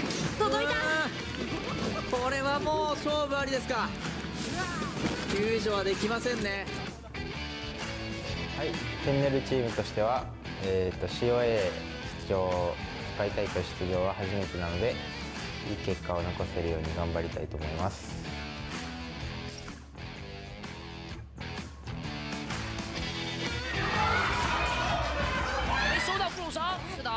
恐惧症上，战士已经战跑了，杨某人啊！这样的话，回头2个人再双向奔赴一下，再来一棍子，就等你这一下呢。这次我们成功从 C 组晋级，但是并没有拿到小组第1，比较有遗憾。尽快调整状态，再希望接下来的比赛里面有一个更好的状态迎接每一个战队。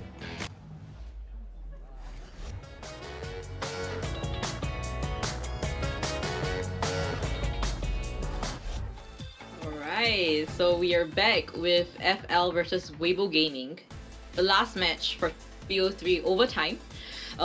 So this time around we'll be having Weibo Gaming with this map selection. I mean, you do have quite a number of maps still to use. We have a total of 8 maps, 3 has been used. So Eli, what do you think that could be the potential map for this BO3 overtime? So I think here, they're not going to really try to pick a map that's bad for PBCH. They're more going to pick a map that's good for YMM, because again, his hunter pool is not as big as some other hunters. So they have to pick something that's going to be good for him. And considering that Naiad and Dreamwitch will be banned, they still have to pick a map that's going to be good for Naiad, because if you pick a map that's bad for Naiad, they just won't ban it. So I think they're still going to pick a map that's decent for Naiad, and they're just going to force a Dreamwitch and Naiad ban. And then that opens up Clerk, it opens up Wax Artist, it opens up what was the last one? Geisha, Bloody Queen, something like that. So I think that most likely we'll actually see Chinatown get picked here. Because Chinatown, we actually see, looks like Weibo. Okay, so FL actually opts to go Hunter first here. I would say Chinatown is actually probably best for YMM, because it's good for Geisha, it's good for Naiad. If forcing Naiad ban forces Dreamwitch ban, it's not bad for Clerk. It's good for Wax Artist. Oh, but they go Lakeside instead. We've seen them do this before. The problem with going Lakeside is that it's not very good for Clerk. It's not great for Wax. It's kind of decent. It's sort of like a 50-50 map for Wax. It's not too bad. It's not too good. And then it's good for Geisha. So if YMM wants to go Geisha, that's an option. And it's good for Bloody Queen. So he's opening up Geisha and BQ, also potentially Soul Weaver. But because Naiad's going to get banned, Dreamwitch is going to get banned. Can't really play Clerk here. It's sort of just decent for all of his hunters. It's not good, it's not bad. So I would have liked to see maybe a potential map that's going to be a little bit stronger for his hunter pool. But it could be that they're also trying to weaken PvP in the process by going Lakeside. Yeah, that could be the case. And you actually mentioned like how usually you let survivors come out first to kind of perform first, and then afterwards that your hunter. But this time around, FL is just kind of doing a slightly different approach, allowing PvP to come out first to do whatever he can, and then allowing survivors of FL to potentially win for their team. So we'll probably see that happening, and we'll be starting the ban pick phase over here. We'll see whether there will be a respect ban onto PvP's Bonbon, or if not, just gonna let it out. And There's no way they ban Bonbon on Lakeside. Like I think what's gonna happen here is like, okay, so we see a Merchant Seer and Antiquarian.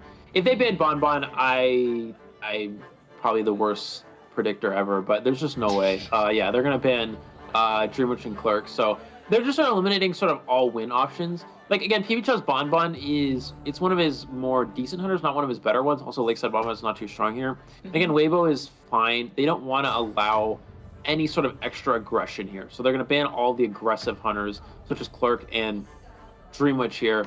And it looks like they're gonna go Mechanic as well. They're gonna go forward mech instantly. So they're really just trying to out-Cypher any TIE hunter that PvP can bring to the table here. Yeah, it seems to be so. And I mean, pulling out the Mechanic, do you think Weibo Gaming survivors are trying to aim for a tie and allowing YMM to get this advantage for a team? So basically with Mechanic, what they're trying to do is they're pushing him off of Bonbon and BQ, because BQ and Bonbon are very good against team comps that don't have aggressive decoders. Because basically, like, if you go Bonbon or BQ, it's very easy to tie against non-decoding team comps. Because if you're able to get downs within a reasonable amount of time with Bloody Queen's 2 mirrors or whatever, you're still able to tie, because Cypher Rush from regular decoders isn't fast enough. Same with Bonbon, if you're able to get it down, you're able to camp out that chair. Cypher Rush won't be fast enough, right?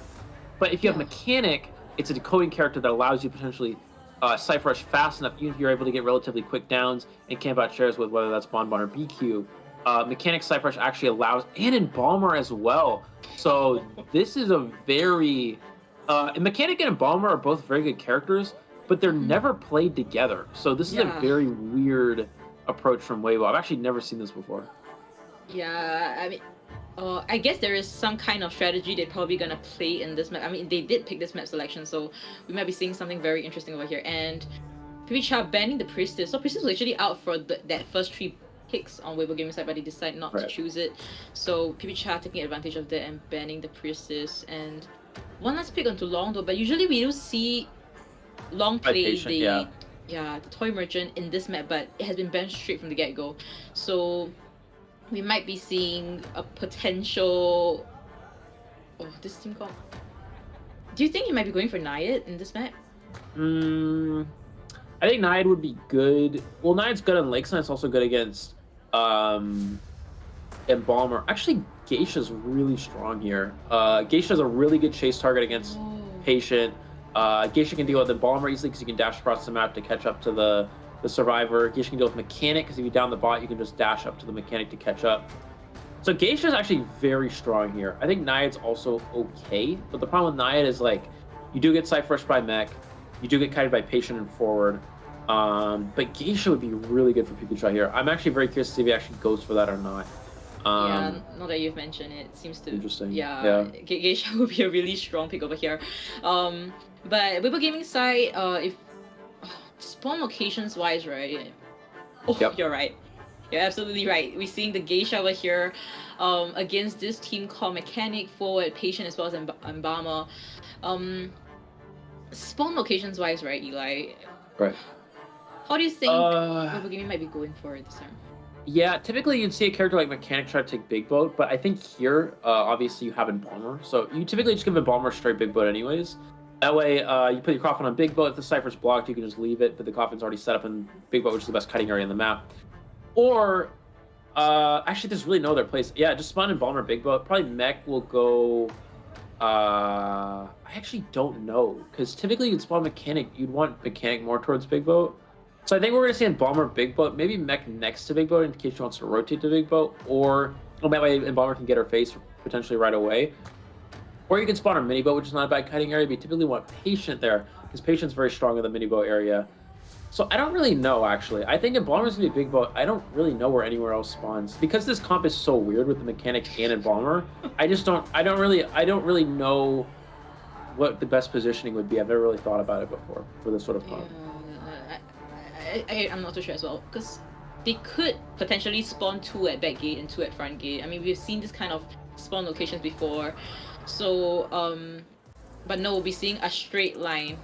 Alright, so yeah. Mechanic will be at small boat, forward as well as Patient will be at center area, and like you've mentioned, Embalmer will be at the big boat. Hunter will be spawning right in front of the forward, but who do you think could be the potential chase here, Eli? Probably will go straight for Mech, just because it's a very easy down. But if you down another character besides Mech, then it slows down her Cypher STD code so when survivors are injured.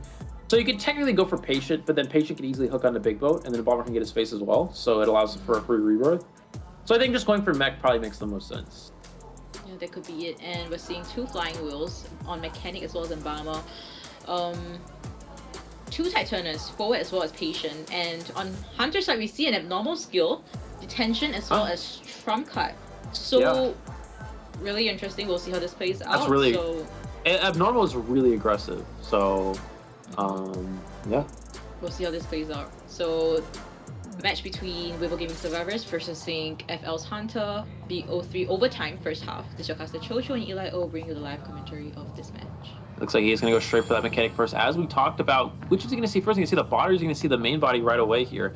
It looks like he does see the Mechanic's main body, so the bot is going to be in play for that decoding. Mechanic does have Flywheel, but she's going to take an early hit most likely here. I don't think there's any way she can kite out this hit right now without Flywheel. And actually because he has, okay, she does get that first hit. She almost made it to that pallet, but is able to get that first hit. And that's actually an early hit. They actually haven't started the 3rd Cypher yet, so, and does kite to the Patient Cypher machine here. So this is actually a pretty good start for PBChop. If he dies on the Patient Cypher, he can have normal after he goes for the chair. Mechanic trying to mind game around here, goes for that butterfly, has to use the Flywheel, doesn't have it just yet, misses the charge attack. Can he get the hit here at the pallet? Gets the pallet stun. That was a huge juke on the swing there. If PBChop gets that down fast there with Abnormal, that is a really strong start. It's a winning position for Geisha. But he throws the pallet on the wrong side, but he goes for the Flywheel. Misses the swing here. And it's, he actually throws it. I think he threw it on the wrong side on purpose. So he could go for that Flywheel play. And gets the mind game as well. Excellent kiting here from Long. He's going to camp the pallet. He needs to time this right. Goes for the swing. Gets the dash. Oh, he could have gotten the pallet. Somebody missed it there. And he does get the down. And he can share to... No, he doesn't share to shore. He get a chair to shore and go for the Abnormal. He might still go for that. Patient does have Tide Turner, so he can't go for that first rescue. It looks like he opts to kick this Cypher instead. It looks like he's an Abnormal this one. And so he does take away about 30% decoding progress there. Yeah, and right now Cyphers are looking extremely not enough. Added together is probably going to less than 2 Cyphers in fact, and Hui will be getting this first rescue with Tide Turner. Right. Mechanics bot probably didn't even decode much. Yeah, not a lot. Yeah, and Hunter do have 2 butterflies though, so it seems to be that it might possibly be an instant down right after this rescue. Yeah, so I think that Abnormal is going to be very nice. It's going to be enough for, as long as he's able to play around the forward harassment. Geisha has a very neat way of dealing with forward, in which you throw the butterfly on the survivor and then you walk after the forward. And then you push the forward's right there, but he doesn't go for the stun. He just went for the straight pickup, and I think Iron didn't expect that. So PBChop just going really bold play there, and forward just not prepared for that. So that actually works out quite nicely for him. And they actually have a lot of Cypher targets, but because he have normal that 30% off, I think that's going to be enough for him to at least play for a tie now. So PBChop, a very, very bold play with that pickup, with that abnormal, and it's actually working out quite nicely for him. Yeah, that's right. And just focusing this chase onto Mechanic, 3 butterflies, but forwards at the side, ready to give this harassment when it's needed. So Cancels the dash. She cancels the dash. That's actually really big. Ford just going to try to body block. He's trying to stun as much as possible. He's going to pick up the butterfly to hold the skill check as well here. Trying to go to the dasher. You can't go through this. Forward's going to try probably stun at this pallet. He misses the stun. He misses the stun, but he has flywheel to avoid the hit. Ford can camp the pallet here. Tries to go for the dash. Gets the dash through the wall, and Ford's not there to body block. And Ford good went for the stun as well, canceling the attack recovery. And now the football's on cooldown, and he has no more football as well, because he used it all up there for the harass. So Iron trying to play aggressive forward playstyle does not work out. Pipicha, he didn't even really play around it. Iron, I think, I'm not really sure. Just some mistakes there, unfortunately, for Weibo. Yeah, I mean, Pipicha was just being really, really unbothered. I'm not too sure whether even he knew that there was a field stun right behind him. But anyways, right now, before they pop, if you have normals before they pop, he gets the pop. That's so big. That is such a huge pop here. Yeah, and right now Cypher, last Cypher is at 80%. Probably the small boot Cypher, and Bama is just trying to hold the skill check. Unable to get that free hit though, and Pipicha seems to know that that's the last Cypher. Changing the teleport though, and right now the bot will be getting that basic hit. Very well done. And Forward changing it back to his ball. And right now Pipicha has no targets to chase at this point in time. This is like most likely a drawn position, but Geisha is one of those hunters that does have win potential in the end game. If you're able to down a survivor quickly after the Cypher pop, and then you dash after them, you down them right away, and then you teleport to the gate, you can still get a 3 kill. So, so this game is definitely not a secured tie just yet. Now keep in mind, it is the fastest survivor escape. So Pipicha actually, you know what? I just realized. He brings Abnormal because he wants to slow the game down. Because again, it's the fastest survivor escape. So if he's able to get a slow game, then it's the same result from their survivor side. Then they ultimately end up winning. I don't know how I missed that. That was pretty bad. Not bad. But that's actually really smart here. Embalmer does have Coffin. I think he'll probably use it right away, so he doesn't get slugged here. He's gonna go to the last Cypher machine. He needs to pressure this Cypher though, because the teleport CD is not up yet. Yeah, it's not up yet. This teleport. Will he be able to pressure it though? He hits. Can Ford pop? He might not be able to pop. He cannot pop. It's not ready. The Cypher's not ready. And this game's gonna get slowed down even more. And if Ford goes down here, the game might be over. There's the dash. Downs the Ford on the last Cypher. It's a double down. And Embalmer can't rescue. He doesn't have a Cypher ready. And the Cypher's not even primed. This game might be over. Yeah. Oh my. Like, I think there was a bit of miscommunication because Patient was the only one that was forcing the Cypher, right? Forward wasn't trying to push for that Cypher anymore. Oh my goodness. And this last Cypher is at 97% though, so we'll see. They can't recover from this. And Bama has a flying wheel, but he doesn't have the Coffin to kind of possibly rebuff himself in front of the chair. So can he make the back no rescue? He needs to pay attention. He sees the Embalmer, he dashes back. He's not allowing the free save. Embalmer, again, as you mentioned, he has the flywheel. But as long as he can camp both of these out, the dungeon's also in that area. He's gonna come for the rescue here. Just go for the swing. He can rescue. He can rescue, and Patient is the hook, but 97%. He's gonna go for the pop. He's gonna go for the pop, and he's gonna pick up instead to play around this. He's gonna chair here. He's gonna dash back, and Embalmer's not dead on chair. So Weibo's actually still in this. They're somehow managing to turn this around. He has the butterfly on chair. They're going for the double. He misses the swing there. Ford cancels the dash. And they can get. They can go for the pop. I think it's primed. It's 99. Yeah, I think Weibo might have managed to work this out in their favor. Keep in mind, still his teleport. So, he knows the Cypher's primed. So he's gonna down the Embalmer first, but it makes sense because Embalmer's dead on chair. He's dead on chair. Yeah, so he's gonna get that. He's gonna and he has dead on chair survivor. Yeah. Oh, okay, and right now Cypher will be popped and Bama will be on his last chair. Forward still has the second chair, and Hunter do have a teleport. And then Patient using his hook. Yeah. Just rushing to gate. Just rushing to the gate with that hook. This is just a do or die situation. MK trying to make this kite last, but will he be able to dash over? No. That's big. That's so big. He's able to stop the dash. So that actually means, and you saw Pipicha, you saw his facial expression. He knows that he can no longer most likely win from that. Does go to the gate here, does find the Patient, goes for the mind game at the pallet here. Can he get this down? Tries to get the bait, goes for the butterfly. Patient trying to mind game, just wasting as much time as possible. Runs through. Can he get the hook off in time? He does. He baits the swing, body blocks the hook, and he does get the down. The other gate's not open. Geisha is one of those hunters that can still make it across, but he has Coffin. Yeah. I still think it's actually It's still okay. Oh no, the gate's being pushed. Where did he put the coffin is the question. Did he put it on the gate? I think it's at check. No, I think it's at check. But Hunter has one butterfly though, and he's just gonna place him down. Embalmer is still forcing that gate. Forward is with the Embalmer at the back gate. Will he be able to rush there in time though? He needs to force them out. If not, this coffin. Yeah, but he has self heal. And Dungeon is below Big Boat. If he manages to kind of go there and there's a self heal. Oh my goodness. I think this is a 3 escape. This could potentially be a 3 escape from a possible 4 elimination. Oh my goodness. Oh my. Well, we have to see how this plays out. Can he make it back?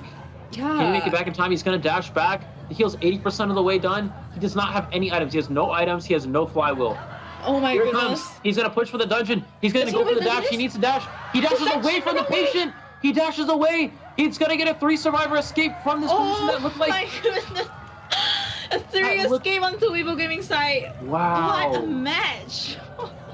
That looked like it was gonna be a 4-kill position, but instead, they managed to get the rescue. They managed to get the pop off, and Balmer getting that 1 rescue there was the difference maker. Okay, so when Embalmer went for the rescue with the flywheel, Pipichan needed to swing right away. Needed to bait the flywheel early because he waited. He waited to try to get the patient to use the Embalmer to use flywheel, and that allowed him to flywheel and then beat up next to the chair. He needed to swing early, so he makes the Embalmer use flywheel early, and then he can swing at him and hit him again before he reaches the chair. But he didn't do that. He swung too late. He kind of just hesitated. He waited, hoping the Embalmer was going to flywheel on his own, which obviously he's not going to do. Geisha swings slow enough where you can instant that. So he needed to swing that early, and then also he needed to, or he could have charge attack. That could have also worked as well, and maybe try to bait it that way. Yeah. But he also should have just downed the Embalmer at Shaq. He shouldn't have gone for the teleport. That's too aggressive. I mean, he was trying to slow the game down. I understand that, but if you get a tie there with that slow of a game, I think FL wins easily. Now, keep in mind, that was a very long game. So what happens now is if FL gets even a single, if FL gets a 3 escape, they probably will win on time. But if YMM ties, then they will lose. So it's most likely going to come down to a tie versus 3 escape situation now. But yeah, if he just secures the tie there, I feel like that just would have been enough. But he just got too aggressive. Again, trying to the teleport is to slow the game down, and I get that, but it just plays right into coffin. If Embalmer has a coffin, which he does have, and it's just game over. So yeah, sorry, I'm just trying to recover from that match. A potential 4 elimination on FL Pipicha's side, and suddenly it turned into a 3 escape with the dungeon escape by that patient over there.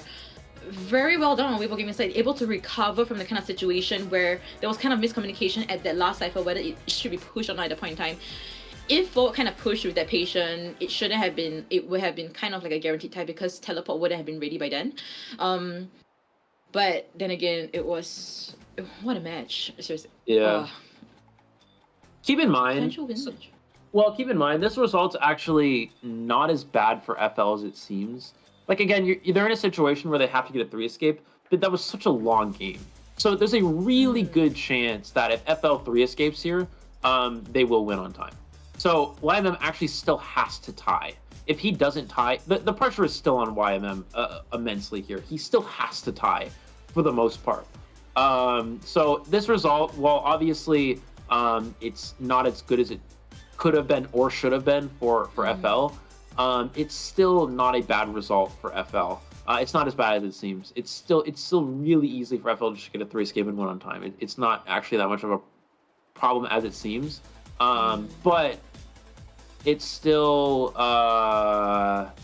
obviously it's nowhere near as good as FL would have liked. I think a tie in that situation with that time would have been great for FL. But now a 3 escape with that time is still not bad, but it's just so much. It's more challenging for sure now. Yeah, because right now what I'm kind of need to focus on is to get that one kill first, and possibly preferably before the detention period, and get that one last one during detention, and that is game over for FL, and FL will be sent home. Right. Wow. If PPCha actually got that 4 elimination though, I'm pretty sure that FL would most probably make it, because today FL Survivor's worst performance was a tie, and And in this survivor meta, it is close to almost impossible for YMM to kind of come back if PBCHA kind of get that full elimination at that point in time. So, what a turn of events, seriously. You know, you really see how survivor side of this game is. I mean, from a position where the Geisha, that entire match had complete control over the whole match. I mean, he complete control over the Weibo survivors. They were behind the entire game. The Geisha had an incredible performance, and it's still a 3 survivor escape. What looked like a 4-kill into a loss for the Hunter. I mean, it's insane. You know how survivor side this game is. So yeah, now for FL, again, a lot of pressure. They have to get 3 out the gate here. If they manage to get 3 out, I think it's likely they will win on time, but it's definitely nowhere near as easy. If PBCHA 4 kills, it's over. If PBCHA 4 kills, then FL pretty much just wins. Yeah. If he ties there with that time, FL really likely wins. But because there's a 3 escape, now there's still a pretty good chance, still a decent chance for FL, I think, just based off of the time. But this does open up definitely an opportunity for Weibo. Again, if YMM gets a tie, then Weibo will be winning here. Yeah, like, I mean, you mentioned a really crucial point about the Embalmer Geisha, and normal Geisha. It was, yeah, you said that you kind of used it to kind of drag out this BO3 overtime match, and it did work out. Oh, but that 3 escape, like, I mean, you say that it's not too much. Yeah, I mean, it may not be too much, but oh, the pressure onto FL Survivor's side right now, it's way more now compared to FL PBCHA getting just a possible tie situation, which he could have clearly done so if he did not decide to go for the teleport to the front gate and chasing Patient and then Embalmer using the coffin. It was just perfect timing onto Weibo giving side, and they made use of every opportunity given by PBCHA, and it ultimately worked out. Getting that 3 escape, very well done. And right now, FL Survivors, they have to potentially get this 3 escape, or if not 4 escape against YMM. I was just thinking, after the Embalmer got the rescue, he shared the Embalmer because they were worried about the Cypher pop. Yeah. But he could have actually just dashed to the Survivor and downed them again. Like, if they go for a Cypher pop, then yes, Embalmer gets up, but then you down the Patient right away. Because they're popping the Cypher, he's hitting them, they're going to pop it, Embalmer's going to get up. But Embalmer's not able to make that rescue anymore. You see what I'm saying? Like, when he went for the flywheel and he gets the rescue, instead of chairing the Embalmer right away, he should have dashed after the Patient that was rescued from the chair and gone for that down. But he didn't do that. And so because of that, that created a situation where they were able to go for 1 rescue and 1 camp the Cypher, and they go for the pop. And then another thing that he also kind of messed up on as well is, like, he left to go straight for the Embalmer, but if he stays on the Cypher, you know how he went for the Embalmer after he realized it was primed? If he stays on the Cypher, he forces all the survivors to stay on the Cypher, so when one gets hit, then the other one has to pop it, which means no one's getting to the exit gate for a long period of time. I guess going for I guess the Embalmer leaves, so the Embalmer can make it to the gate. So I guess never mind, that doesn't really work. But if he goes straight for the Embalmer after the Cypher pop, no. If he goes straight for the Patient after the rescue, then he still wins. Yeah, because forward can't be rescued. Forward's on a chair. Yeah. Yeah, and Embalmer doesn't have coffin, he only has a self-heal, and he can just force Patient. Yeah, that could have been a better match played out, right? Yeah, I think so, but... Yeah, but I mean, moving on to this BO3 overtime second half. Yeah, we're looking at the best and pick happening right now. YMM has banned the Antiquarian Prospector, eliminating all the possible OB characters except for Forward, which is Slow Decoder. Seer, Acrobat, as well as Entomology being banned. And for Survivor side, they have the Mercenary as well as this Toy Merchant. And giving that respect ban of that Dream Witch as well as a potential Geisha, in fact. So YMM do have a Naiad to kind of work around. Right. Yeah, I think they're gonna ban Geisha. I think there's a few reasons. One, Geisha can slow the game down with Abnormal, and then also this does open up. If you ban Geisha, then it opens up Merchant, opens up Patient. Character like Geisha actually counters both of them. So now that you have Merchant, now that you have Patient, you know, Geisha's banned. These threaten other hunters. Like, this is a threat against. This is hard for Naya to deal with. This is hard for Clerk. Like, you can't play Clerk here because Patient, Big Boat, hard counters Clerk. Sorry, not Patient. Merchant, Big Boat, hard counters Clerk. Patient and Mini Boat hard counters Clark. And actually, Little Girl's the last character as well. So Little Girl, yeah, just very aggressive. So they're really not allowing Clark at all. And I guess they're just gonna try to deal with this Naiad to the rest of their ability. Yeah, it seems to be so. Yeah, we're seeing that Little Girl Mercenary team com that YMM kind of initially banned in the BO1 in that Moonlight River Park map. So we might be able to see how Little Girl might be put into play into this kind of team com. And yeah, YMM do have a Naiad, like I've mentioned, and then again though, they need at least a 3 escape, if not 4 escape. Right.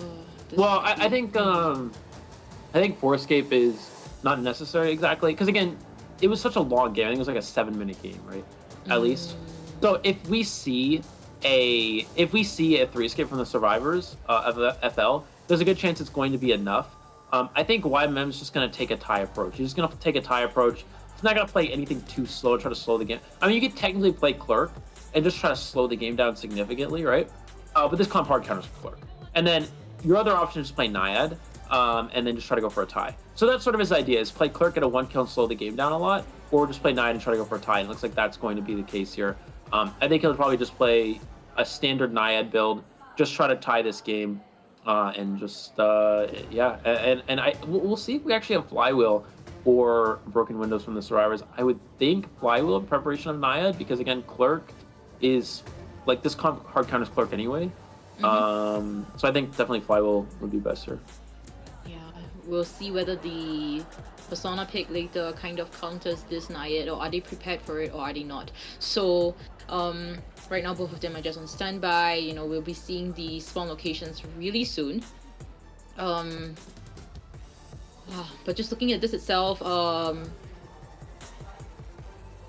who do you think could be the potential chase over here? I mean, if you just chase Little Girl, right, he can just leech onto Mercenary, which is not the best kind of situation that YMM kind of want to look at. So yeah, I think I mean, it's tough. Like, obviously Big Boat Merchant is really hard to chase for any hunter, and especially Geisha would probably be the best for that, but Geisha is banned obviously. Patient Mini Boat is very difficult. That's probably where Patient will actually spawn. And then, yeah, obviously, Mercenary can easily just pick up the Little Girl at any point. So he doesn't really have great chase targets, but I guess maybe go Merchant and just loop off, try to block off the Big Boat area and force Merchant away from Big Boat. That's probably your best bet. I just don't see him chasing Patient here. It just seems too difficult. And obviously, Little Girl can easily just combine with the Mercenary. And we're seeing Toy Merchant on the big boat, like you've mentioned. Mercenary will be at Shack, Little Girl at Small Boat, and right next to the Hunter we have the Patient. So do you think Hunter might be going for this Patient, or will he just, you know, go head on and just kind of circle around this big boat and get Toy Merchant out of this area? I think actually what happened here is I think that they typically would spawn the Little Girl or the Patient at the Shack instead. But I think they were hoping that Naiad would try to spawn Cornfield in the top left corner, which would lock off the Cypher Machine from the Toy Merchant, and then also spawn into the Patient or Little Girl. But he actually doesn't do that. He doesn't fall for that, and he actually spawns into Patient and Toy Merchant, which are both decent chase targets. I guess you go for Patient, or I don't know. I guess you probably just go for Merchant. He actually has Trump Card as well, so Trump Card makes a little bit more sense in this sort of situation. Because again, Trump Card's it's a slower game, right? It's a slower game. You can Trump Card and teleport to Cypher's late game to slow the game down. You can teleport straight up into normal or Peepers. There's a lot of ways you can slow the game down with Trump Card. And it looks like he's actually going to go for potentially Patient first. Yeah, it seems to be so. And MP will be heading towards where the Shack Cypher is, and Mercenary has already rotated away from this area, so wouldn't be interrupting anybody's Cypher. And we'll see how MP uses his hooks to get out of this scary situation. Yeah, and you see right here why Patience is so good. We already have a catapult set up as well. Merchant is going to go back on a big boat and now continue to decode, it looks like. Just trying to loop off this area as much as possible, trying to get some extra water here. Patient needs to be really careful he doesn't get his hook body block. He needs to hook and not get body block, and he does not get body block, and he does make it to the pallet. Now it's just a mind game here at the pallet. Oh, he swings at the air here, and he's able to to avoid the water as well here. He's going to take a basic hit, but he does have the catapult to get on the big boat. Still has a hook to work with to extend this kite even longer. Still his flywheel, so this kite is long from over. Yeah, that's right. And very well done with that Toy Merchant catapult placement. And Patient from 69% water pool is now down all the way to 10%. So he hooks all the way down. Yeah, but it's too early. He needed to wait for him to pull back the trident. Now he can just swim to catch up right away here. So I think it would have been better to actually just... it looks like he's going to change to Merchant. That's actually fine. If Merchant takes a hit, she can just... Gets hit! Does get hit. Yeah, but still makes it on the big boat, so I think it's still okay. I was going to say, Patient needs to wait until he pulls back the trident and then go for the hook. And now he's just going to get blinked here. He's able to catch up right away. And he actually does not flywheel as well, so doesn't even get the blink out. So all of a sudden, YMM has a tied position, it looks like. It looked like it was going to be a pretty good position for FL based off of this team comp. But YMM is off to a very good start right now. Yeah, and just now, Mercenary did kind of ping Staple I'm coming, so Mercenary might be coming for this potential rescue. And if he does get this rescue with one hit and also downing Patient right after, second skill will be popped and... Give me a second. Will he be able to hit Toy Merchant? And will be downing Toy Merchant with that blink hit. Mercenary is still running towards that area, using his elbow pad to get closer to the chair and might be getting this free rescue in exchange for that down on Toy Merchant. Yeah, we do see the farm onto the Patient as well. And actually, what's kind of unfortunate here for FL as well is that Merchant wasn't able to throw the illusion. So Patient's not able to pick up that item. So now it's sort of a situation where Patient, if he wants to, and he already has full presence. I was going to say, if Patient wants to rebound kite here, he's actually going to drop the pallet, even though Tide Turner was expended. I guess just trying to waste a little bit of extra time, but that he does unfortunately waste a very strong pallet in the process there. So I don't know if that's actually going to be worth it. Maybe it is. Looking at the ciphers, they actually have a really good amount of cipher progress here. But there is going to have to be some sort of rebound kite here if the survivors want to try to play for a win. Yeah, that's right. And we're seeing Little Girl coming for this rescue. Little Girl does have a Tide Turner though. So let's see how this plays out. They got to get this rescue, and Patient, he only has a flying wheel to work with. So I'm not too sure how this kite might potentially... but getting it... Yeah, he's waiting for him to pull back the trident so Patient won't take water hit. Can they body block the hit? Body blocks, but cancels the attack recovery. He cancels the attack recovery, and actually Little Girl's going to get doubled down because of that. Oh, yeah, you can never throw your page there. If you do that, the Hunter's just going to swing blindly, and it's going to get a free hit and cancel the attack recovery. So, unfortunately, he is able to use the catapult to get onto... Oh, he actually falls down, it looks like, but he can just drop back down and get him here, it looks like. And, yeah, Patient is going to be dead on share here, which means that now FL has to play for an endgame kite. That's really their only window of opportunity here to potentially win. And because the Little Girl's down as well, the Cypher Rush is going to be even slower, which means this game's slowed down even more, which is actually really good for YMM. The slower the game, the better here. That's right, and right now the 19% Cypher, which is the last Cypher, is at Big Boat. And we have 2 health over here, Little Girl as well as Toy Merchant. There's no more Tech Turner, and Toy Merchant has a flying wheel. But the last catapult, though, was destroyed. No, it's still on the floor. So right now Hunter will... but nothing else anymore. So, just like we mentioned, so right now Rory will be taking this possible second kite, and they have started to push that 6 Cypher, and we are seeing that it's at 40% at the bottom. Yeah. Yeah, so he does still have trade swaps, so you can technically teleport here, which he might do. Typically, you'd want to save Blink just to secure the tie, but it also slows the game down. Now, I think it's better, actually, if he just holds Blink here. You can use that Blink to secure that end game down. Does get the hit through the flywheel there, so he is going to secure that kill. Mercenary can come for the rescue. And keep in mind, Merchant doesn't have end game kiting potential. He's actually dragging to the basement as well, and there's no Tide Turner to work with as well. So I don't really see... FL, again, they have to get 3 out the exit gate here. Although we did see a even worse situation for Weibo in the last round, and they're still able to get a win here. So keep in mind, it is still possible, just very unlikely right now. Yeah, it is still possible, but at that point in time, PP Cha had no goals in mind, but YMM has one, which is to tie. And getting that hit onto Mercenary, and will be able to get the double down situation. Toy Merchant will be running upwards, and Mercenary might potentially be down. Mercenary doesn't have any elbow pads to use as well. Toy Merchant with no toys, so this is looking extremely... gets that, and they pop it. Mercenary goes down. Mercenary just goes down. He can just share the Mercenary in basement, and the game's gonna be over. He can just share the Mercenary. They had to wait until the Mercenary got to half health, and he wasn't able to do so, and Mercenary's gonna go down. And unless FL gets 3 out the gate here, that means Weibo does win. So we're gonna see, he's gonna chair in that basement here. Are they gonna come for any sort of rescue? I mean, again, they have to get 3 out, so yeah, but looks from like the bottom left, it no, seems yeah, like they're just gonna take the tie. Yeah, really unfortunate situation over there. Toy Merchant, that dash at Toy Merchant at the window area and downing her immediately. There was nothing they could do over there. I mean, if they decided to kind of drag it out, potentially Toy Merchant might still be down. I mean, potentially Hunter might be able to chase up to Toy Merchant, and yeah, that would be really unfortunate. But then again, congratulations to Weibo Gaming, YMM, with that signature pose once again, and very well done. And unfortunately though, FL will be sent home after this match. Yeah, so that is going to be FL, yeah, coming very close to a bit of an upset victory there, but it looks like the mainland China team, Weibo, is able to hold on to this victory after a long 4 rounds here, and they will be advancing to the top 8 of this COA 6 playoffs. So, yeah, just a very back and forth matchup there. You know, you saw how important it was. If PBCHA gets a tie there, right, and this game ends in a tie, then FL wins. They have a huge time advantage. It was a 2-2, then FL would have won. But that one escape, that's so game changing. It's so crucial. It's so incredible. You see why Balmer is such a safe survivor, because it's so good for getting one extra escape out the gate. If you're able to put your coffin in the exit gate, it's just so crucial.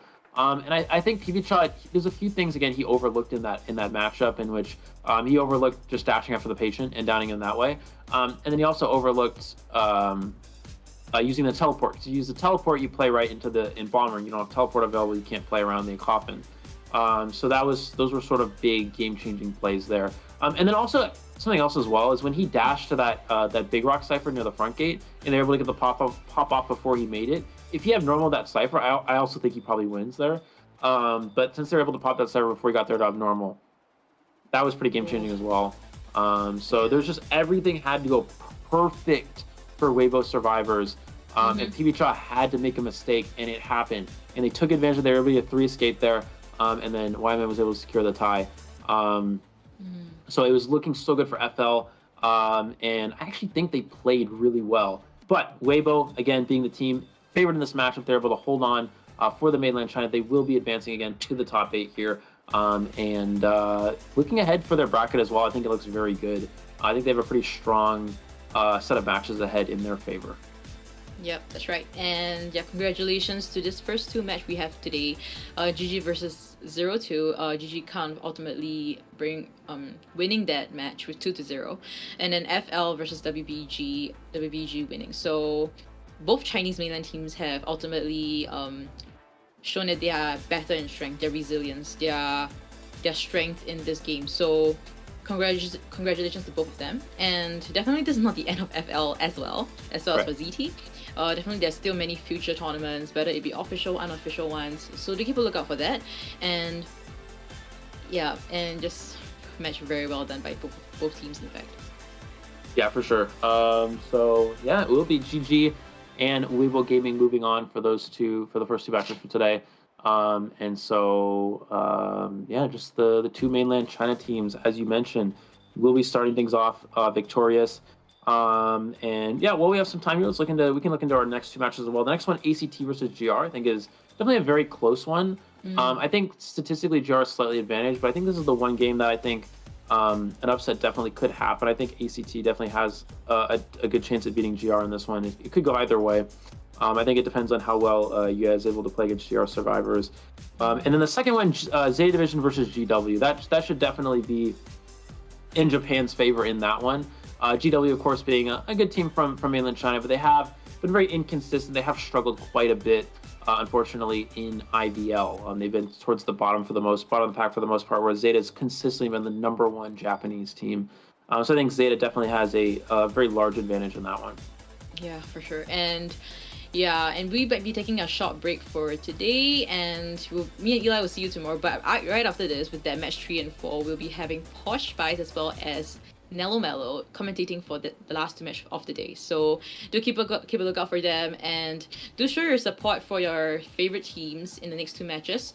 And we might be seeing FL versus WBG stats, the last stats of the day for them, and might be moving on to that short interview section right after this.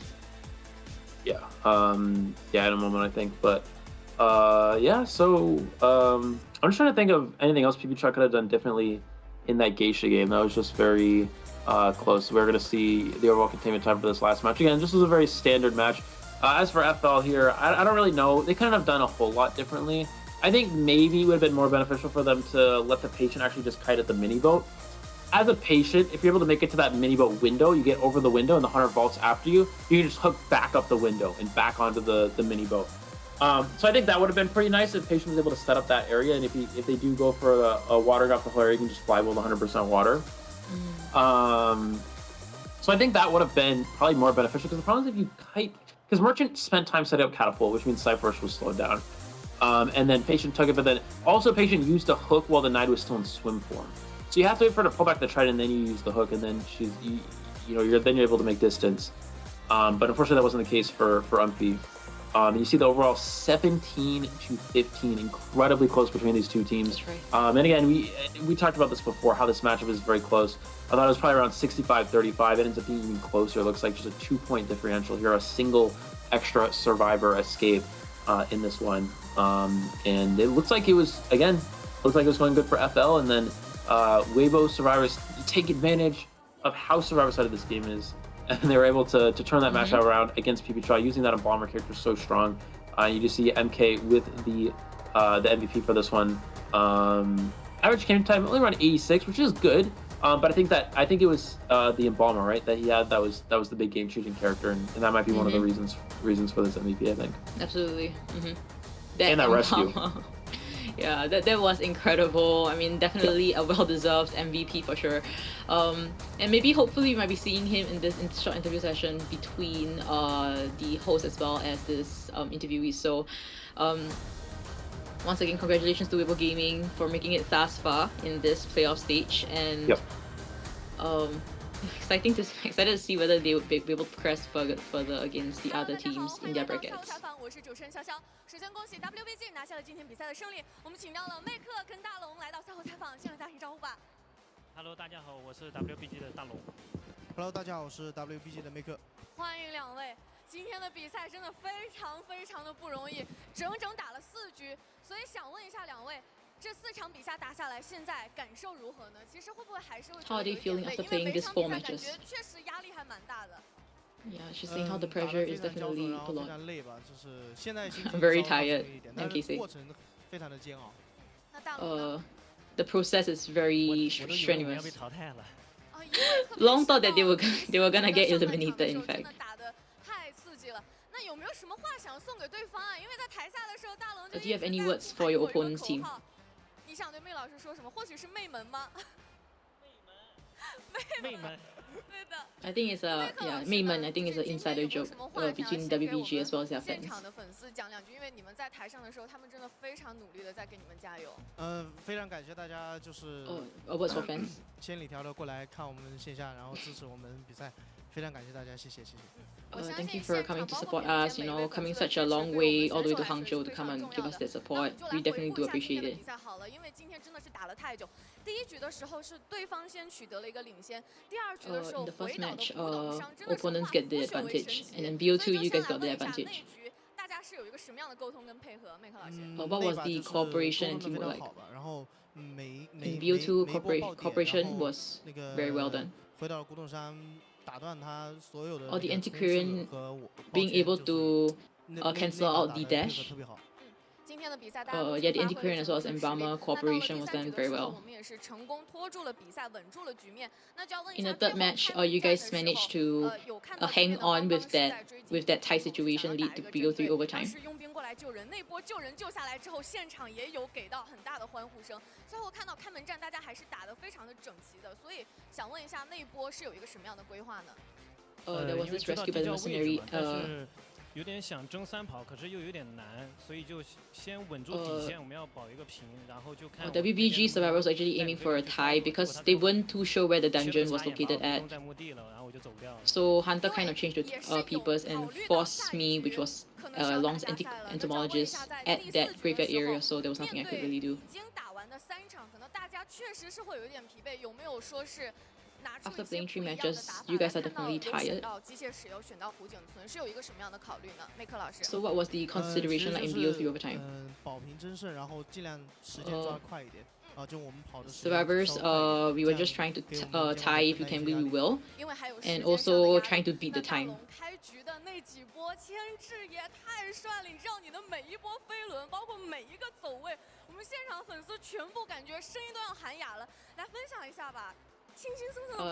Asking him to talk about his mechanic kite just now. He said, oh, so when I play mechanic, yeah, it's usually like sometimes I do play very well like this, but then there's some times also where I do pretty badly, so. And the whole thing, next time if there's mechanic, you need to be even more, you need to play even better.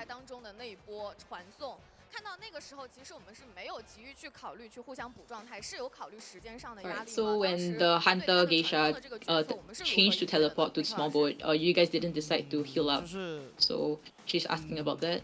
他控场之后，我们就当时想的就是，他传送交完之后，我们就两边拉扯，然后快点修密码机，这样。When they saw that Hunter decided to mech control with the teleport, they decided to kind of force ciphers, which was that 6 cipher at the toilet area, and that's why they didn't heal up. And now she's complimenting MK's and Barmer flying wheel, that flying wheel that saved the match, because Patient was able to be rescued. What was the mind game like with that rescue? Oh, MK was thinking like that was my last opportunity. I need to, yeah, he needs to kind of tank it. 对于大龙来说，麦克老师他可能是一个要承担压力的位置。我们的队员们，包括在场上，当时是有一个什么样的状态，包括和沟通呢？别人的状态我不太清楚，但是我知道我自己已经放下手机了，因为我也飞了嘛，我就感觉好像要被淘汰了。Mechanic, because Long kind of was the first one to send back to the manor, and when he saw that kind of situation, he actually just places down his phone. He was in his head. He was like, "We're gonna get eliminated already. There is no chance that we could kind of rebound from there." But ultimately, they still won, so he's quite happy about it.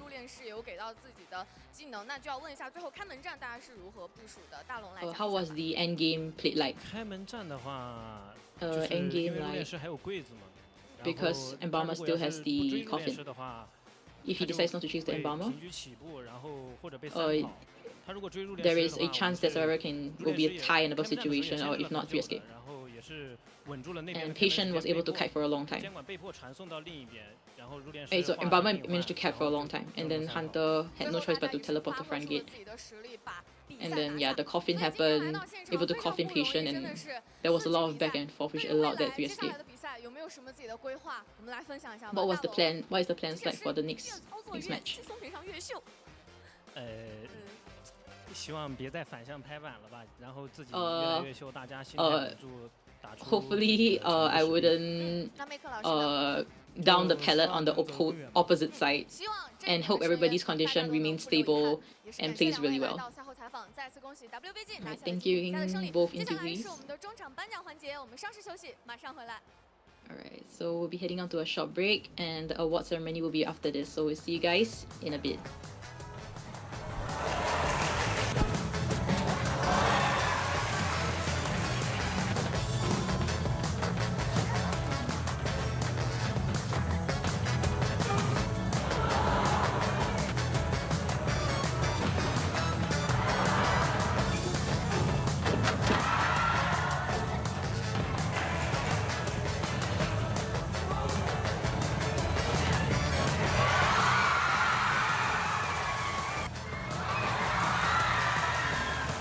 이쪽置いとくわ。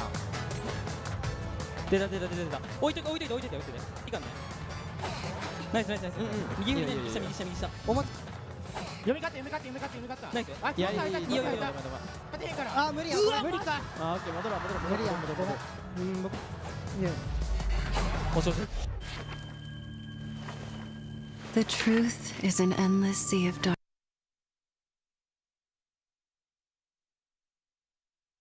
darkness, and humanity resides on an island known as ignorance.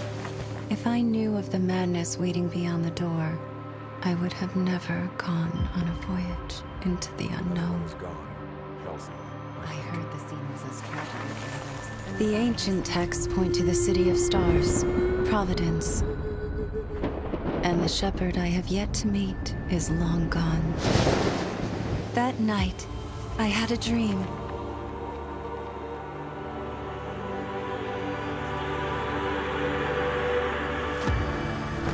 A new opportunity broke the deadlock. They heard my calls, the organization behind Halsey. I know now that they are not mad. They are searching, pathfinding, and calling to him. From then on, this recurring dream grew clearer every night. They truly understand my existence, and I yearn to be with them. Eons have passed, returning at last. Under the endless darkness, the mountaintop ritual is our final call.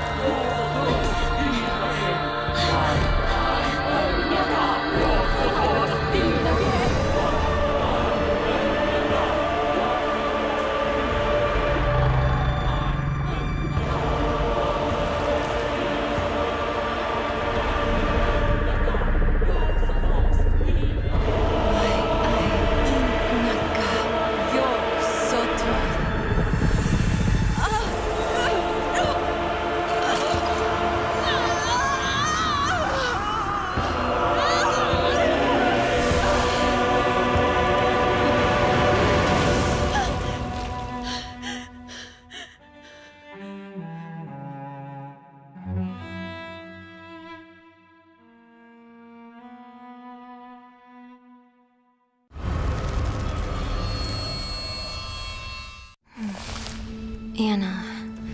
Night. Girls' school. To discover the truth about what happened to Anna, I disguised myself as a maid at the school. After the incident, someone was still the center of attention. Someone was still beloved. Someone seemed to be hiding something. And the odd thing, someone was trying to look for answers in those ancient legends. The truth may not be what it seems. Everyone is under suspicion. Things were not as simple as I imagined.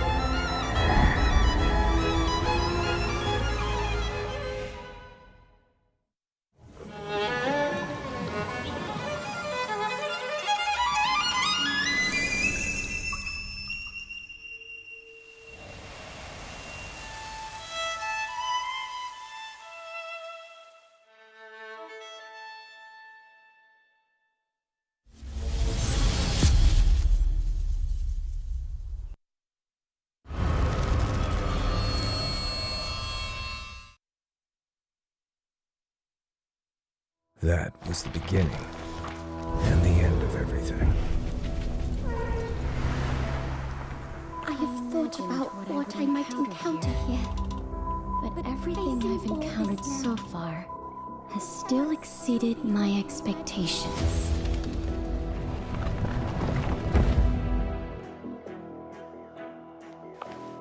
The girl mentioned in here, Emma Woods.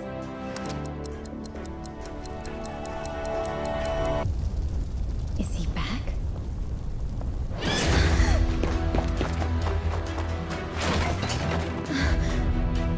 Hunters? My gut told me it might be my only chance to unravel its secrets with my own hands.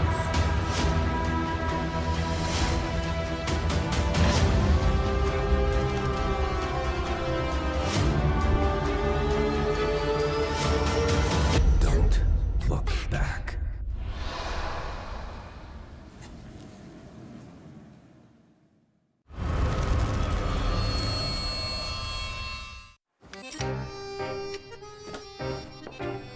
Who, when, where, what, and why.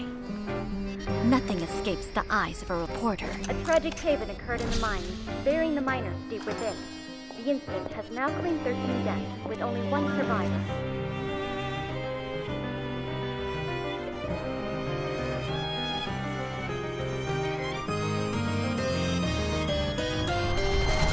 Hide here and don't make a sound. Whenever in doubt. Cursed child! Your family is dead! All because of her.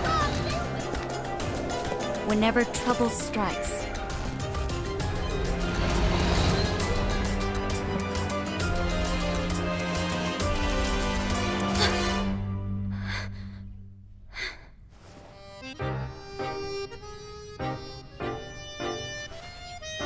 Face it, and it'll all be over.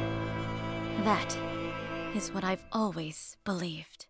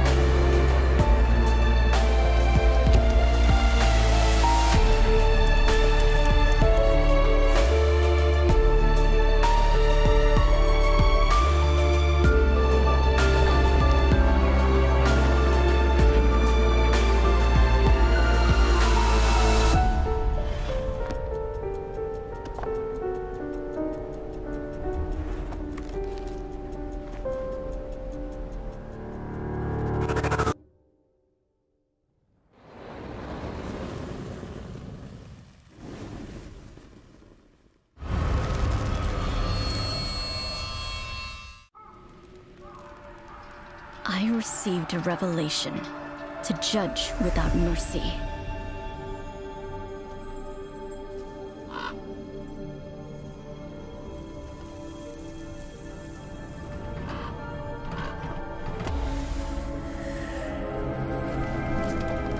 Murderers must have their blades shattered.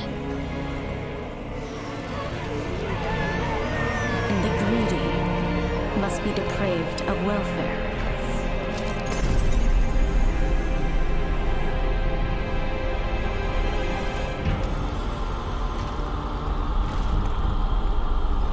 Only then, when the flames of sin subside, the redeemed may regain a pious heart.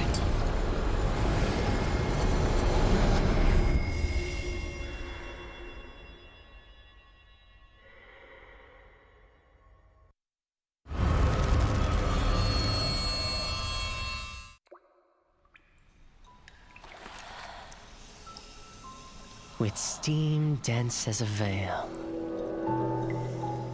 and wine sweet as honey, one can't help but relax at the hot spring. Return to basics. Surrender restraints. Relinquish thyself.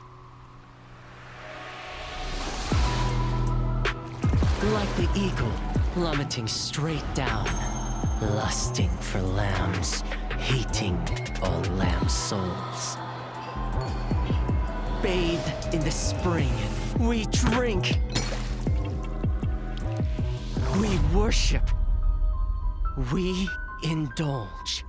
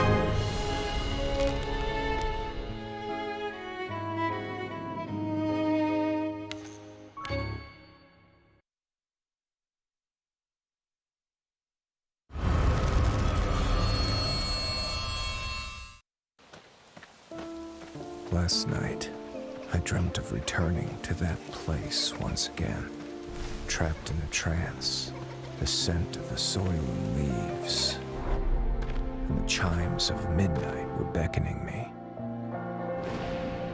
No matter how many times you found salvation within your own creation, you could not escape the nightmares of your memories.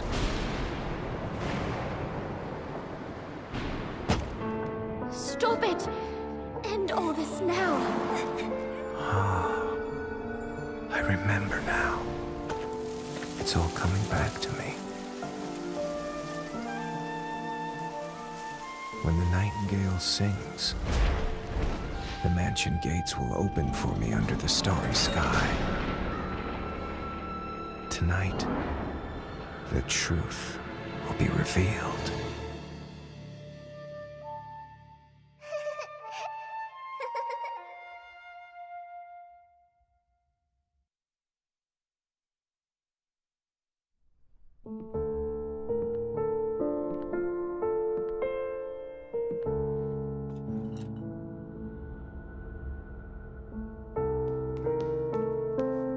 The arrival of the first letter was the prelude to a change in tone. An accentuated sign of fate's shifting course appeared on the night the second letter arrived.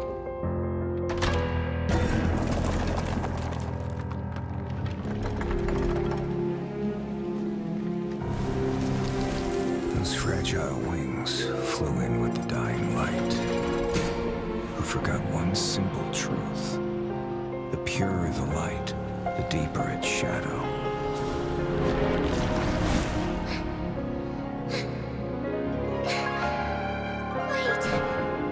Wait! My nightingale never chase after illusions of hope. Looking back with longing eyes, this is just his unfailing bait.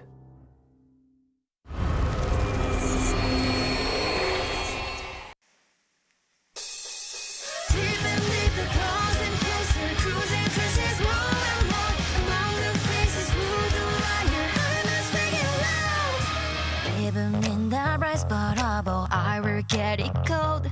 Bring the facts to light. Peer to the lens and snap a shot. Place the shutter button. I'm approaching the result. Let the puzzles be solved by joining up the dots. Time tell that dreams could have been freely talked. I live without a shadow of a doubt. That the ending is that gonna stand out of the night. That perpetual night. I'm on my way to the goal. I'm on my way to explore the lies and running forward for myself. On the way to the reunion to the time I meet again. From the ashes of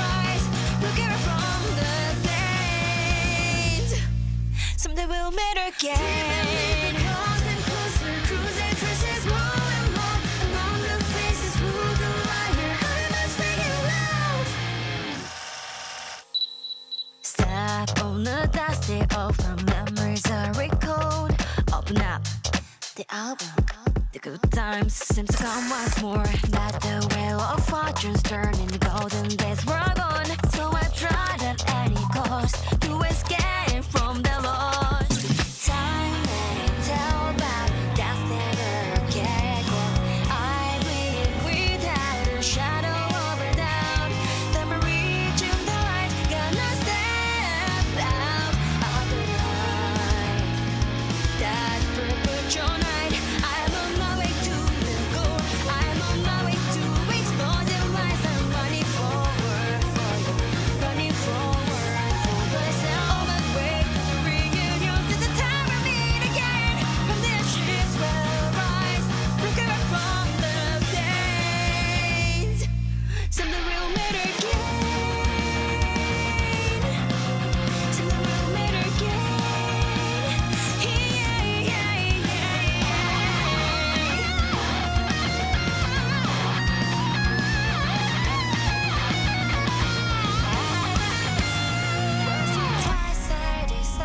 Lingered in the mist, even covering with the fire in my heart. But I choose to wake up. But I choose to run on my way to the goal. I'm on my way to expose the lies. I'm running forward for you, running forward for myself. On the way to the reunion, to the time we meet again. Will the ashes will rise, looking right from the veins. Something will matter again. Closer, closer, cruising, places more and more. Hands shine the night, let's be over.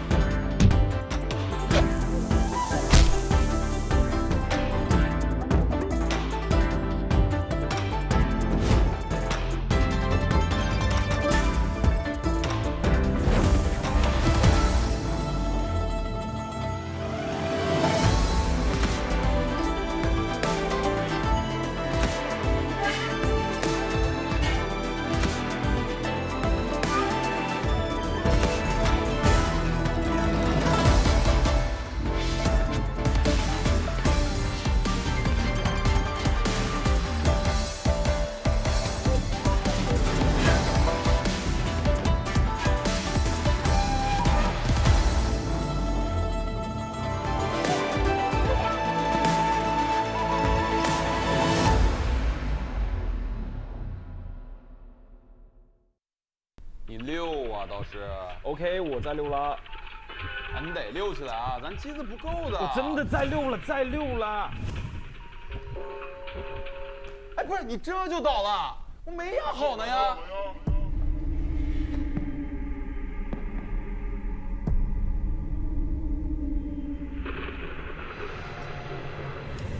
嘿嘿，我真的再溜啦！4月30至5月3日 ，COAVI 6全球总决赛，溜的不行。想想。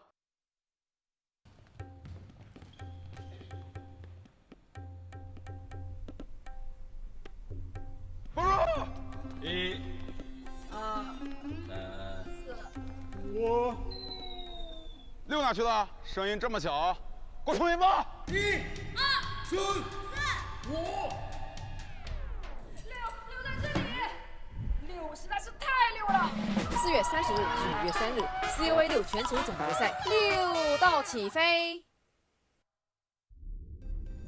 第6届宇宙联谊会地球分会在欢声笑语中进入尾声。接下来进行有奖问答环节，题目是说出你的星球和6有关的事情。哔哔吧哔吧，在我们星球每天吃6顿饭，在我们星球每天只有6个小时，我们星球每周放6000假，地球人，你呢？我们有声音的呼唤6啊！4月30日至5月3日，COA 6全球总决赛6之星际。在小组赛的话 ，ACT 是打得不是很尽人意吧，但是能冲出来就已经是莫大的惊喜了。我觉得家在小组赛的发挥也挺不容易的，就他们那个分组是冠军组嘛，就杀出来就挺强的，很厉害。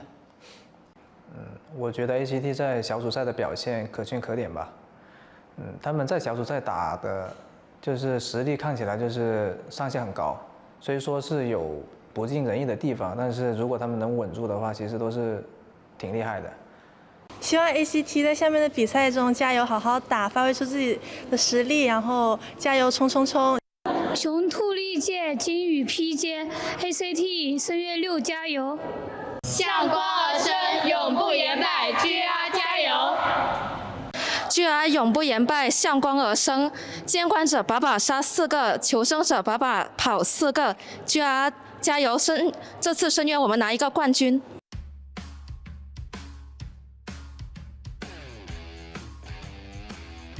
不处理的话再绕圈，哎，这边直接反走，很漂亮。而且挂飞了之后，其实嘉欣倒在地窖口，这把可能还有机会打到了。这波直接给曲渊莽到了。是的。我们这次小组晋级其实是非常的不容易，我觉得我们可以走得更远。虽然说前面会跌倒，但是我们这样后面就不会走那些就是坡路了。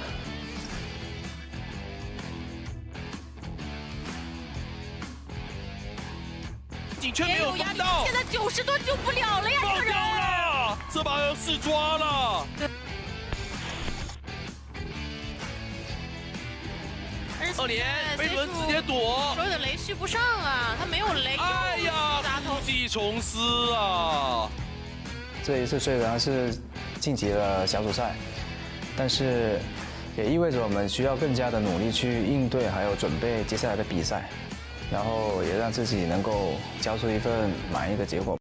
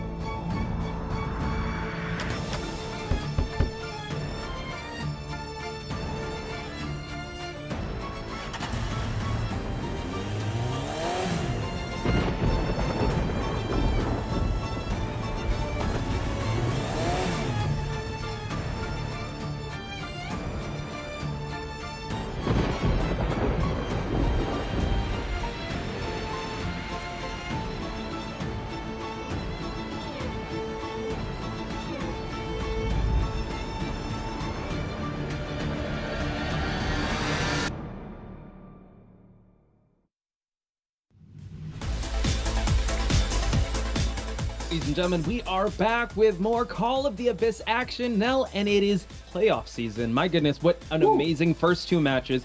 By the way, Fox Spice, Nello Mello, we your casters, we're here at your service, giving you the commentary action. Nell, how you feeling today?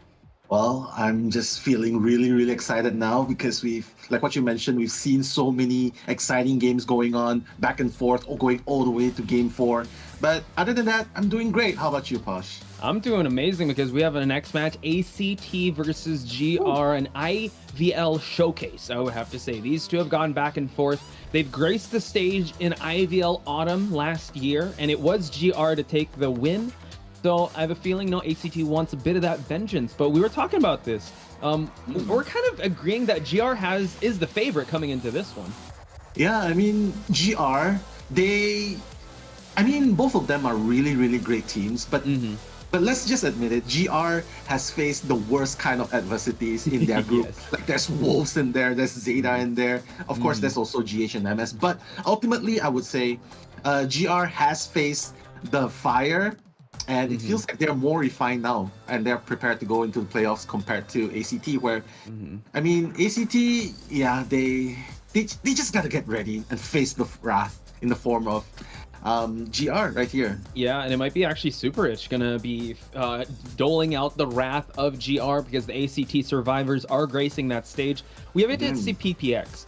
So I'm excited to see if that will happen here in the playoffs, because I don't know, it doesn't seem like COAVI, you don't see PPX on GR, but it seems like it is going to be Superich. Superich was, and actually what's funny here, I was looking at the VODs of these two teams. It was actually Superich and Yue to get MVPs in both teams. Again, they have that 4K potential, but I mean, the stats alone just paint a small picture, because the survivors are actually something to highlight too. And in a bit, we're going to be highlighting the survivors of ACT, starting things off with our main rescuer, with Liz. Yeah, I mean, Liz, being the girl boss of the industry, I mean, one of the very few female survivors at the top right now, plays the rescuer, and I believe ACT would be more than willing to give their lives up to Liz. Like, we trust you. We're gonna kite this, but we trust you to make that rescue happen. Does play the mercenary, does play the first officer, and of course, she has the psychologist to play with when Fox takes over the rescue at times. So just a rough count, I believe she's played the Mercenary 9 times in the group stage plus qualifiers. So she has not strayed away from just the rescuers. Now we're going to shift things over to Zen. He has a prospector. He's also used a patient. He's also known for that barmaid. He has an amazing kite in that seer. He has shined in previous matches. So I'm excited to see how Zen and Liz will fare, because when you talk about ACT, you talk about these two survivors here. Starting out with, I think, ZB or Fox. They're the ones who really get highlighted as the harassers and the kiters of the team. Yeah, I mean, I really look forward to the performance of the survivors as well. ACT, GR, both survivor teams are really, really strong. I mean, just to boast their latest results in COA playoffs, in the group stages as well. Like, they managed to get 3 survivors escape, not once, but twice in their last match against Weibo Gaming, which solidified their standings. So I would say really impressive showing by the survivor side, and I'm definitely looking forward to seeing what they are going to be bringing up against GR. And round things up, we are talking about survivor side, and 3-person escape, that can't be done without some support coming from ZB. You see here the entomologist, you see the dancer here, doesn't stray away either. He also uses doctor, embalmer. It's these two are the ones that get very highlighted. It's ZB and Fox. So if you guys can direct your attention towards the lower left side of the screen, if you're going to see some harassment coming in or some rescues, you will see some of that. And now we're going to shift things over to the other side in Superich, Nell. Yeah, Superich definitely has no problem buying branded bags for his friends and all.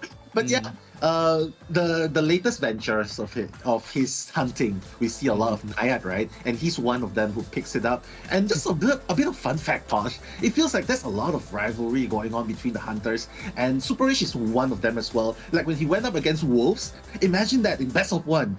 Superich went Naiad, Alex went Naiad. Superich went Wax in best of 2, Alex went Wax Artist 2. And when he goes for X-Boy, Alex went for X-Boy as well. So that's a lot of rivalry going on. So I love it. Yeah. Yeah, he could go toe to toe with the best of them, right? So Superich, this is his chance. This is his one shot to cement himself, because I do believe he did show up in COA 5, but now, I mean, when you think GR in Call of the Abyss, you think PPX, but now Superich has a chance to cement his own legacy and cement his own name here in the big stage. And like you said, he went toe to toe with Alex.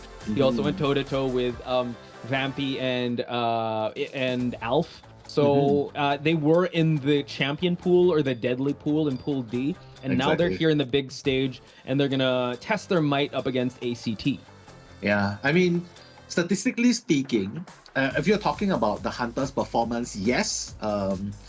If you talk about the survivors, both of them have managed a lot of 3 survivors escape. Whereas for the Hunter stats, the most recent one as well, Yue from ACT does kind of perform slightly better. If we don't take into regards the pool that they are in. Yue has managed to get a 2K with a Naiad against the Weibo Gaming survivor. He's also managed to get a 3K, unheard of, in Leo's memory, against Weibo Gaming as well.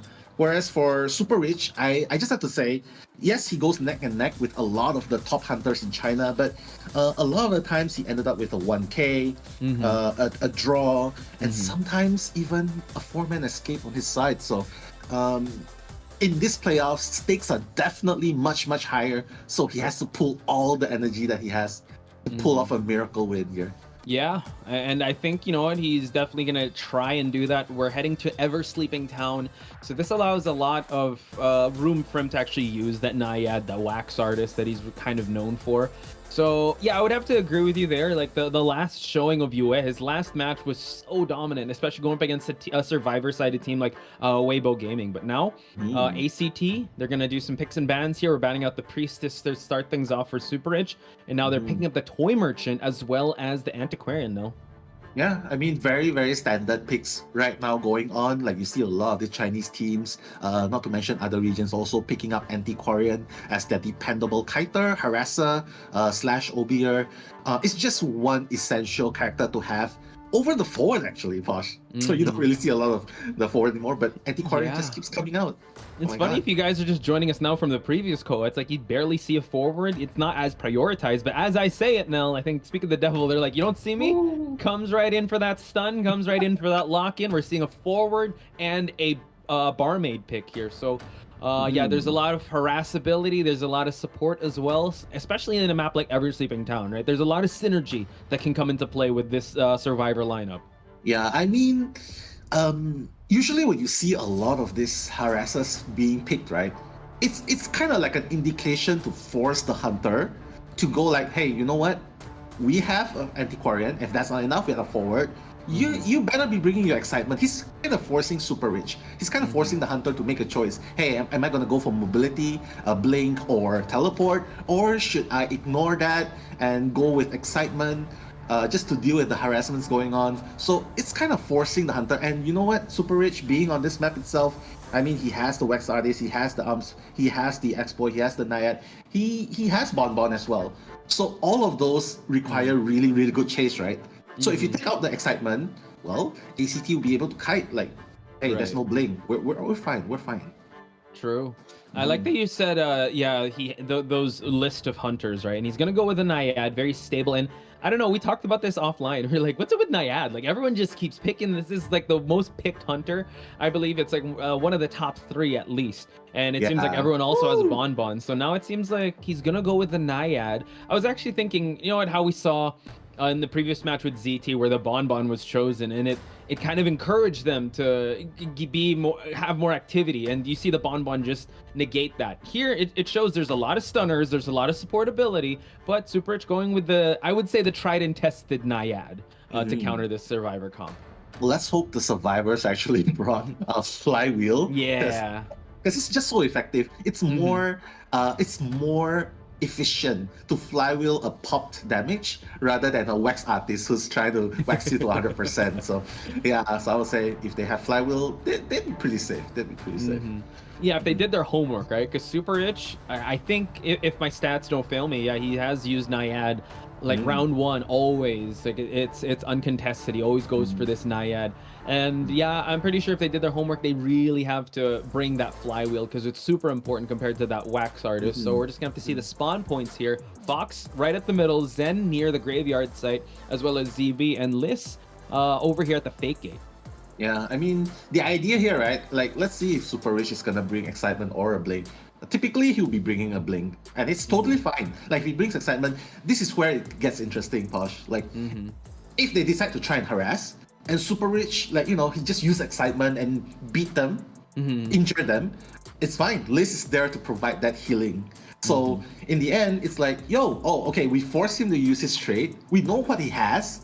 We're kind of fine now, and we still get the heal to keep things going on. So let's see how Super Rich is gonna carry in this first half with a very typical 6-9 blink. So Interesting that, Liz going with the barmaid, usually psychologist, but it was banned out. But we digress, folks. Once again, Nello Mello and Poch Spice on the mic at your service here for the game number 3 between this match number 3, I would have to say. ACT versus GR. Match 1, round number 1, first half. Let's go.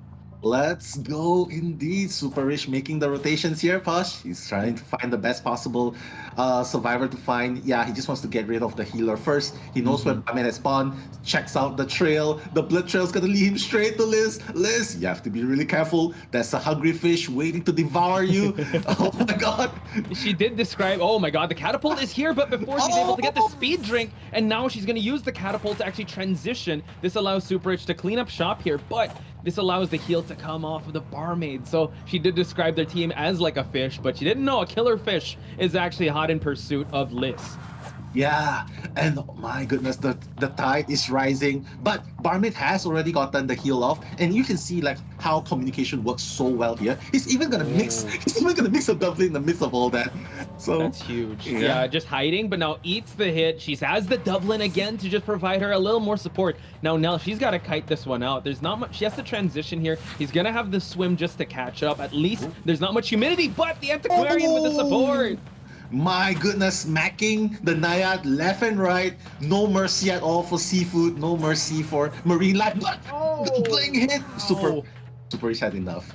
Huge. So that's huge. Sen actually used the flywheel to negate the first hit, but he baited out the blink. So that's huge. Sen now he's playing mind games here to vault or not. He has to wait for the harpoon to be retracted just so that he can go for it. But the Antiquarian doing a great job. Only 4% drowning here. So he's waiting for Super Rich to retract that harpoon. Then he's gonna try to go for the flip out the window. And now the graveyard is actually uncontested here for her to use. Yeah, and that's the thing. She has another bamboo to use, and that's totally fine. And just a beautiful way of wasting time, containing Naiad on the second floor. But now the fourth's also around to try and provide support. I don't know, Posh. The support's coming in. They know Naiad has no excitement, and the tram's gonna cut off. Wow, what an untimed. Yeah. What a timing, man. I know, and Sen here is just trying to hug the tram to just hide near it. He's gonna force him to try and go for the tram ride, but now, oh my goodness, Super Rich able to. They both get hit by the tram. My God, the tram's like, you know what? No mercy for humans and fishes alike. Humans, fishes, everyone's gonna get harassed. Everyone's gonna get stunned. But that comes at the cost of Super Rich, though, because the forward was able to ban out an attack recovery, and that allowed Zen to actually transition towards the back part. And while this is all happening, Nell, it's about to be 3 minutes. They're already at 3 ciphers remaining. Yeah, I was just about to say that as well. Ciphers are not really going as fast as possible, but you know what? They're just trying to waste. But the thing is, the longer the time goes by, the more advantageous it is for the hunter, because survivors will be utilizing all of their resources. You can see Zen has almost no bamboos left. Yes. And if it's a war of attrition here, the survivors are slowly dwindling resources. Forward does not have, he has less than half a football left. Zen able to get the flip here, but now he's just a bare character. But forward is already healed up, so the harass can come in. Even though it is kind of slow, you gotta admit ACT is weaponizing this pace that Super Rich is just a step behind. Goes for the flywheel, forward for the support, but the pocket watch now. Oh my God, and the tram behind us again! Oh my God, Super Rich!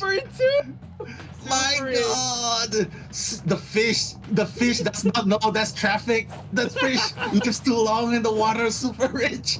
My goodness. I don't know, man. Money can buy you out of the stun, so the chase continues, Posh, but I feel like, then the terror shock, he's able to at least catch a break here. But Nell, all this time, Super Rich has his first survivor on a chair. I just think that the tram is siding with the harassers at this point because, hey, I'm a harasser, I'm gonna harass the hunter here. We see that forward. Oh, the stun? Is he gonna stun? Yes. Wow. Wow. Yeah, Cypher's Prime anyway, so it's totally fine. Oh, are they gonna pop it straight away? They are! The late game has commenced! Zen has to make this kite work, Posh! And he's in such a good position because Super Rich has no blink! He does not. He just spent that blink, and it seems like he's gonna be leaving Zen away in that graveyard. He's gonna try to harass the gate, but it seems like it's already at 70%. He's gonna try to cut off Fox here, but can Super Rich make it in time? It seems like he's actually left the Antiquarian. Oh, wow, this is actually gonna... Can he get it? Through the... Oh, he saved the football! 3-person escape! Antiquarian can go for the dungeon! Oh my goodness! There was such a beautiful patience coming in from the forward, utilizing just a little bit of football left, managing that 4 escape. What a beautiful turn of events, Posh. I was expecting at least a 1K on Super Rich, but a 4 escape to start off the game. What a match! I feel like we might lose our voice before this match ends. But What it a was so... crazy I match. know. And let's just try to recall, okay? Let's get our bearings in this match because there was a lot of action that happened. It was Liz to take the first kite, but then the Antiquarian came in for the support, and then the forward came in for the support. It allowed the match to kind of extend. We're not used to seeing ciphers, like 3 ciphers remaining during the 3-minute mark, right? But ACT, I don't know. We did say GR is the favored one here, but ACT right in front of our eyes, leveling up and also getting the blessings of the tram. A lot of people in chat are like, oh my goodness, Naiad, don't go to Ever Sleeping Town, just stay to Lakeside Village. There's no trams there. Exactly. But I think the key point in that game was Super Rich got kind of impatient, right? Because when you see a forward, you see an Antiquarian. The thing is, you don't really want to use a blink unless if it's to down the survivor straight away, right? Yeah. So when they see him use the blink, it's like, meh, they know it's not experiment. All right, free harass, free just OB and support. And it was, yeah, you saw Fox there. And can I just say, Fox was so conservative with how he was able to, it was just a smidge of a 1/4 football, and that was a difference maker. If he was able to down the forward there, could have been a different story, could have had 1K, but ACT starting things out very fast, very furious with a 5-point solid game up against Super Rich's very stable Naiad. So ACT have definitely made a statement. Now it's GR Survivor's turn to try and mitigate this, but Nell, holy smokes, like, wow. Favorite moments? Well, we got a lot to talk about still in that match. So many, like, good moments happening, like the fish getting smacked left and right by Zen, and then like ZB wants in on the action, like, you know what, you use my catapults, it's not enough, let me support you a little bit more, here's a pocket watch, throws it over, and it extends the kite for Zen. I just love it, man. It's just really, really good support. Yeah, we were talking about how this team definitely is very the synergy is going to be present in this game, and it just showed in spades there. Everyone had their roles to play. Liz having a great first kite. Yes, she was able to spend all her drinks right away, but in the end that bought time. And then Antiquarian was there. I think they were able to know, all right, no more drinks, my turn to kite. I'm going to finish this bamboo. When I'm done with that, okay, forward's here. All right, you need a new item? Toy Merchant. So I would say, dare I say, nearly flawless game on ACT's side for them to get a 5-point game. But now you mess with Super Rich, you get the survivors of GR, and here they are on stage. Yeah, I mean, GR, no surprise as well, they are very strong. Like what I mentioned earlier beforehand, they've been consistently getting 2 to 3 man escapes. The latest ones against Wolves, very impressive. Every single round, 3 escapes. But anything can happen. It feels like everyone powered up, right, Posh? Because I was saying, at least a 1K from Super Rich, because by stats, ACT should be able to get at least a 2 to 3 man out, but a 4 man out, so that's a power up. So honestly, I don't dare to bet against how many survivors GR is gonna get out here. Don't worry, we're not gonna put predictions on. We're not gonna have a consequence here. What we are gonna do is introduce one of the survivors here in AK. One of the drafted, most sought after survivors out there. He did win FMVP in 2021's IVL. He has transferred to GR, and he's kind of the main shot caller. They've definitely are at the height of their power. One of the reasons why is because of AK, but now we're gonna move things over to Shadow.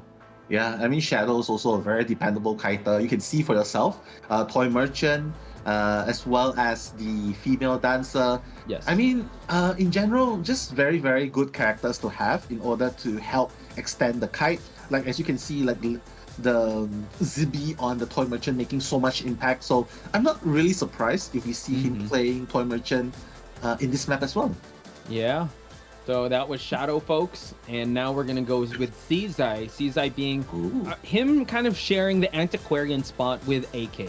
They've played a total of 4 times, 4 each on the Antiquarian. Seasai also has a Patient, has a Seer, Postman, Professor, Forward, you name it. I think he's kind of like the support of AK in terms of the harass and kiting, because usually it's AK to try and get the attention, but Seasai is always right there behind. And we have the Rescuer. We did watch the China stream. Hart was actually acknowledged as one of the best rescuers, and here he is now. Yeah, I mean, if you want to be the best rescuer in China, make sure you have a wildling. Oh, I thought make sure you have heart. Make sure you have heart, indeed. Yeah. Oh, that's make nice. Sure you have a wildling. A wildling heart. I want that. There we go. There we go. Yeah, I mean, when he was using the wildling, it was just really, really impressive as well. It actually helped them in the match against a wax artist in Chinatown against Alex. So it was really effective as well. But the one downside is he does give free presents though. He does. He really does. So that's a caveat they have to deal with. So now we're going to introduce Yue here. Yue, we do see that he has boasted the Naiad, the wax artist. He also has a Dream Witch, and I would say he dares to actually kind of change up the game plan, right? He also had an amazing game where he went Blink Dream Witch, and that caught people a lot of people off guard. So now that he knows that he has a 5-point differential, I think this is the best time for him to just solidify a tie, which he's kind of known for in his team ACT. Yeah, and it's totally fine if he goes for Naiad here as well, because that's what he did in his previous games, like in Never Sleeping Town. There's a high likelihood of him going for Naiad. 站稳点，别帅了。What does that mean? No, I just looking at the other meme where one of the casters being held hostage. Really? I didn't see. Yeah, he had the flare gun to his head, and then that was funny. Yeah, I love that. Yeah, I would love that to happen. But yeah, just to add a little bit more, like Yue has definitely has Naiad in his arsenal, and as what you've mentioned before, all he has to do is just get 1K, and that's it. They win game 1. So that's actually a shout out to the group stage where AK got hit by the tram. So it seems like, I don't know, the tram has it out for GR, folks. I'm just calling it as it is. GR had their experience with the tram in previous game. AK was highlighted as one of the like an MVP kiter of that, but then he could have gotten the dungeon, but the tram was there. So now the big factor here, Nell, is the tram still angry at GR? Will the tram god still go after GR, or if you know what, US gonna bring out the Naiad, no fish allowed? Who knows? I mean, I know that you're also a coach. Besides being a host, like, what's the psychology state of a player who's like, you know what? I don't give a damn about the tram. Just let it run over me. Psychological state do you have to be in? That's a very unresourceful state, because it's like you're just giving it up to chance. You have to admit that in Ever Sleeping Town there is that factor of randomness, and if it's not in your control, it's so hard to bounce back from. But we digress. Let's look at the picks and bans here. At forward, oh my god, he gave out Priestess. So Yue actually banning out the Seer? Is he actually gonna go for Dream Witch? He could, but honestly, I don't know, man. Like he can definitely go for Dream Witch if he wants to, but allowing. He's not exactly banning. This is so weird. Yeah. Yeah, Jihar probably has a hunch that he might go for Dream Witch and not Naiad just to get a 1K. So they're just gonna pick up Barmaid. This is really, really useful anyway. It covers all bases. For sure. Yeah, with a Priestess Portal, anything's possible. But yeah, I mean, he doesn't have to go mirror match. But who knows? Who knows? He might wants to take up the challenge. Maybe, but yeah, I'm just surprised, because this is I mean, we've seen how well the Toy Merchant is in the previous match, but Priestess, this is her stomping ground. We've seen such amazing plays with Priestess on Ever Sleeping Town, and the fact that they allowed Shadow to pick up Priestess, yeah, again, we've also stated that how survivor-sided this game is and how the meta is very survivor-sided. And with how this is going, you have Antiquarian and Forward. They could just take a page out of the book of ACT survivors. So Yue, I would say, has to be very careful. He could still go with the Naiad and play a little more conservatively. Like you said, he just needs a tie or at least a 1K to win round 1. Exactly. Like they even though they don't have the toy merchant, at least they still have priestess for mobility, right? Like get the heal done and then go through the portal. But hey, it looks like Yue is gonna go for Naiad, so looks like stats wins. Yeah, mirror match is gonna happen. Competitiveness among hunters confirmed. Like yeah, exactly. But the real stat that we have to look at is the tram gonna hit Naiad again? Like that's something twice. Never. If you ask me to make a prediction, hey, how many times do you think the tram's gonna hit? Twice? And a 2-for-1 combo with a Forward and the Naiad? I don't know. But man, it happened in the previous round. So I hope you guys can clip that. What a crazy turn of events in the first half. Yeah, exactly. But let's see if Yue will be psychologically unresourceful to get hit again by the tram like super rich. But honestly, I would put the advantage slightly in the favor of Yue for one reason, because they don't have that how do you put this? They don't have that toy merchant to provide the support after like a catapult support. You can see that it helps the barmaid so much, because sometimes even with the priestess support, hey, the hunter can still use it to cross and close the distance between you and being chased, right? But with the toy merchant, hey, you just jump up to the second floor, you jump up into the grave. Hunter can't really jump, right? Unless you want to see a flying fish buff. I don't know. Flying fish. Oh, when fish fly, man, that's gonna be so crazy if we see that. Speaking of flying, I don't know, maybe they'll prepare for flywheels here. That was actually some of the things that aided ACT in getting that 5-point game. But now we see a surrounding spawn here. Yue is surrounded by Seaside, Shadow, and AK. I think they want to bring the action to him. All flywheels now. No tide turner. They want to fight. They're angry. They want that 4-man escape. they want it so much. What? But the thing is, but the thing is, Yue has a slightly different approach. He actually has 3-6 trump card detention with excitement first. That's gonna play a lot more differently, right? So now we're gonna head into the match, ladies and gentlemen. Second half, Nello Mello and Potch Spice bringing you the action now, while Yue is gonna start swimming once he throws that Triton. Yeah. Throwing the Trident. Speaking of that, he's still waiting. He's still waiting. Don't wait too long. Someone's jumping right beside you.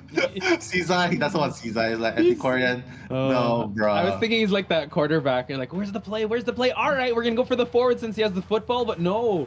Oh, we're gonna double back here. He's gonna try to check if anyone's out in the open. And Caesar here, the Antiquarian out in the open here. He can only go for those pushes. He's gonna have to go to these alleyways to get the disarm. So now Harpoon has been retracted, and Seizai is gonna try to make his way towards that corner house, but he's gonna transition towards these pallets first. Yeah, I mean Seizai can definitely kite much better. Whoa!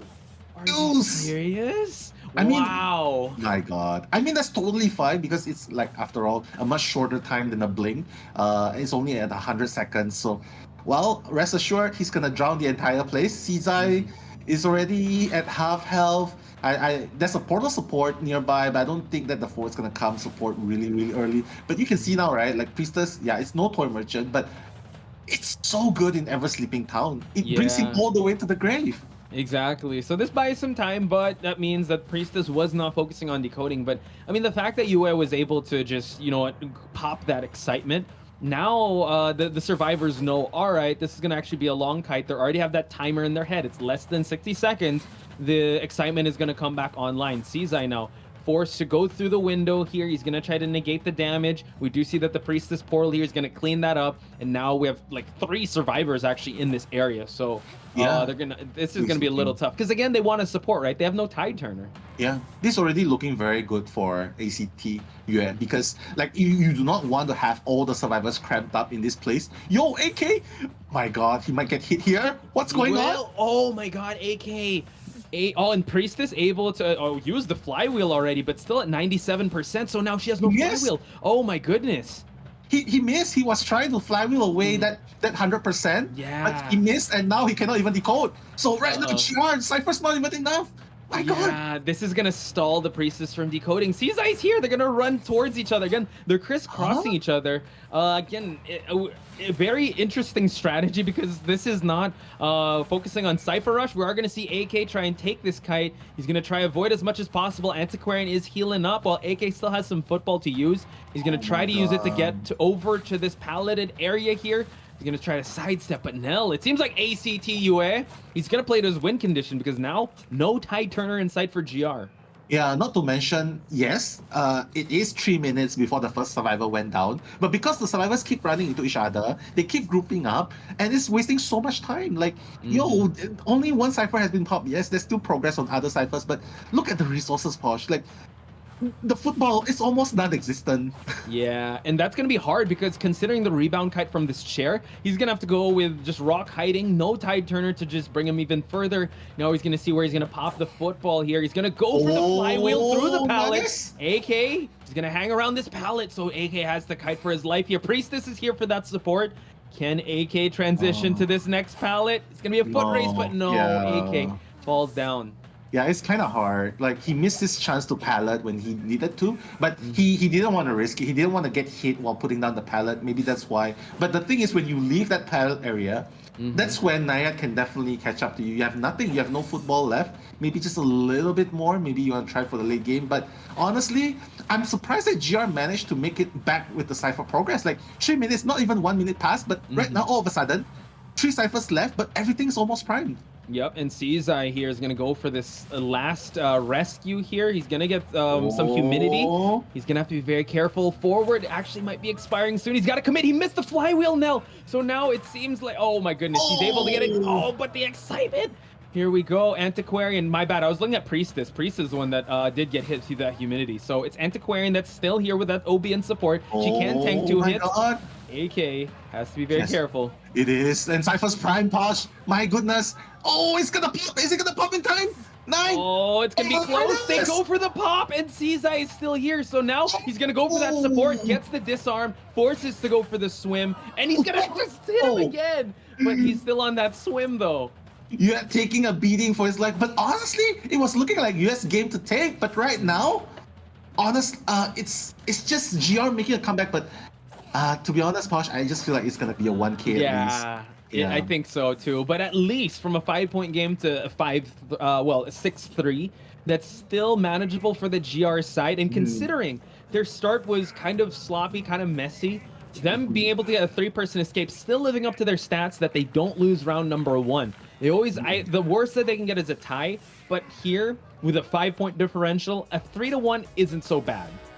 It isn't too bad at all. I mean, we were talking about how this is gonna be like a survivors versus survivors game, right? Like, look, it's 4 survivor escape versus seeing 3 survivors escape. So that's already showing us that, yo, this, it's not that the hunters are not good enough. It's just that this is so survivor-sided, you don't really see a lot of mistakes going on. And even though GR, the only thing that they slipped up in that game was they kind of grouped up like 2-3 people at the same place in the graveyard with nowhere else to run, and honestly that's the only slip up that they made. I mean, they really went so aggressive. You have to give their kudos, right? They went all flywheel, no tide turner, and they were still able to manage that type of situation. I think we did see like the Priestess kind of missing the flywheel. Could have gotten a lot faster, but still, it's all good. The fact that they were still able to get a 3-person escape, so a beautiful performance by GR. And I would have to say Yue, I don't think he has faced the full wrath yet of GR because he's going to have to face them again in round number 2. So let's hope that he's able to kind of get his bearings, because I think knowing GR, they want to bounce back, and they want to bounce back in an emphatic fashion in round number 2, because you don't do that to our boy Super Rich. That's what they're exactly. And if you want to stand a chance, you definitely have to be very careful. GR can definitely still come back from this, but they have to be very careful not to get give the advantage to ACT again. Because the only reason why they lost in game 1 is because ACT 4-man escaped, and that's the decisive factor against GR. So in game 2, GR has to make sure that they get that 4-man escape. I wouldn't say a 4K. I would say a 3 or 4 escape because technically it's too much at this point. Yeah. Survivors are just 100% on their best performance here. Yeah, it's kind of hard to ask for a 4K from a hunter now, especially in this level where everyone's so refined and so ready for this meta. So yeah, it's definitely not they're not out of the woods, but we did build this matchup as like a revenge match, right? Because this GR did beat ACT and IVL Autumn Finals in the playoffs as well to get them, I think, 4th place, or they were the ones that knocked them down. They lost to GG and GR. So now it just seems like ACT is super ready for this matchup. Their survivors, as Eli said, he commented, that was clean. That was clean by the survivors. If they're able to do that again, who knows? It could be an early night in the office for ACT, and the stakes could never been higher right now. GR wants to get to top 8 and even get the championship, and it could be seized in this one day by ACT. Yeah, honestly, I feel like GR at the beginning of the game, right? I was saying, I think GR has a slight advantage because I feel like their survivors are able to lias even more. But at the end of the day, it is a double faction game. Now, you know what? We're just going to talk about it more after this short break.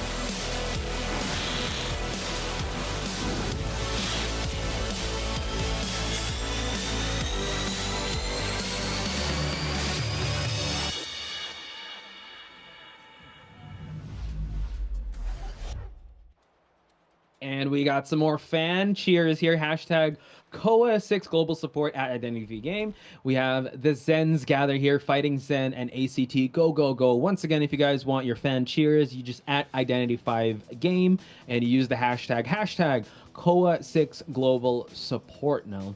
Yeah, or tag at Game Identity V. I'm sure you guys have a lot of memories to share, either with your friends or whatnot. But again, we have another fan message, this time with a picture of Nayad in KFC costume. Not really sure. Love that. Yeah, got the collaboration meal, and I'm going to support GR. GR!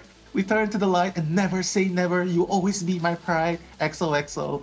Hope everybody would be doing their best and leave no regrets in COA 6. XOXO. I didn't get the ticket this time, but I'll support you online. XOXO. XOXO. Let's go. GR needs those support, ladies and gentlemen. So this fan, big shout outs to you, madame, and also getting the meal. I mean, I saw how the Nayad skin looks like. It looks so good. The KFC collaboration with Nayad is so beautiful. So yeah, also, tag Identity5 if you get those beautiful skins, folks. Do check out the game because, you know, Identity5 loves the skins. The Mercenary has a really good one that's out now. I forgot the name of it, but it's him with that one. Oh, yeah, it looks good. It looks good. So good. Yeah, Soul Weaver as well. If you are a Hunter main and you play Soul Weaver, that's also a really good skin coming on. But you know what else I'm looking forward to? What?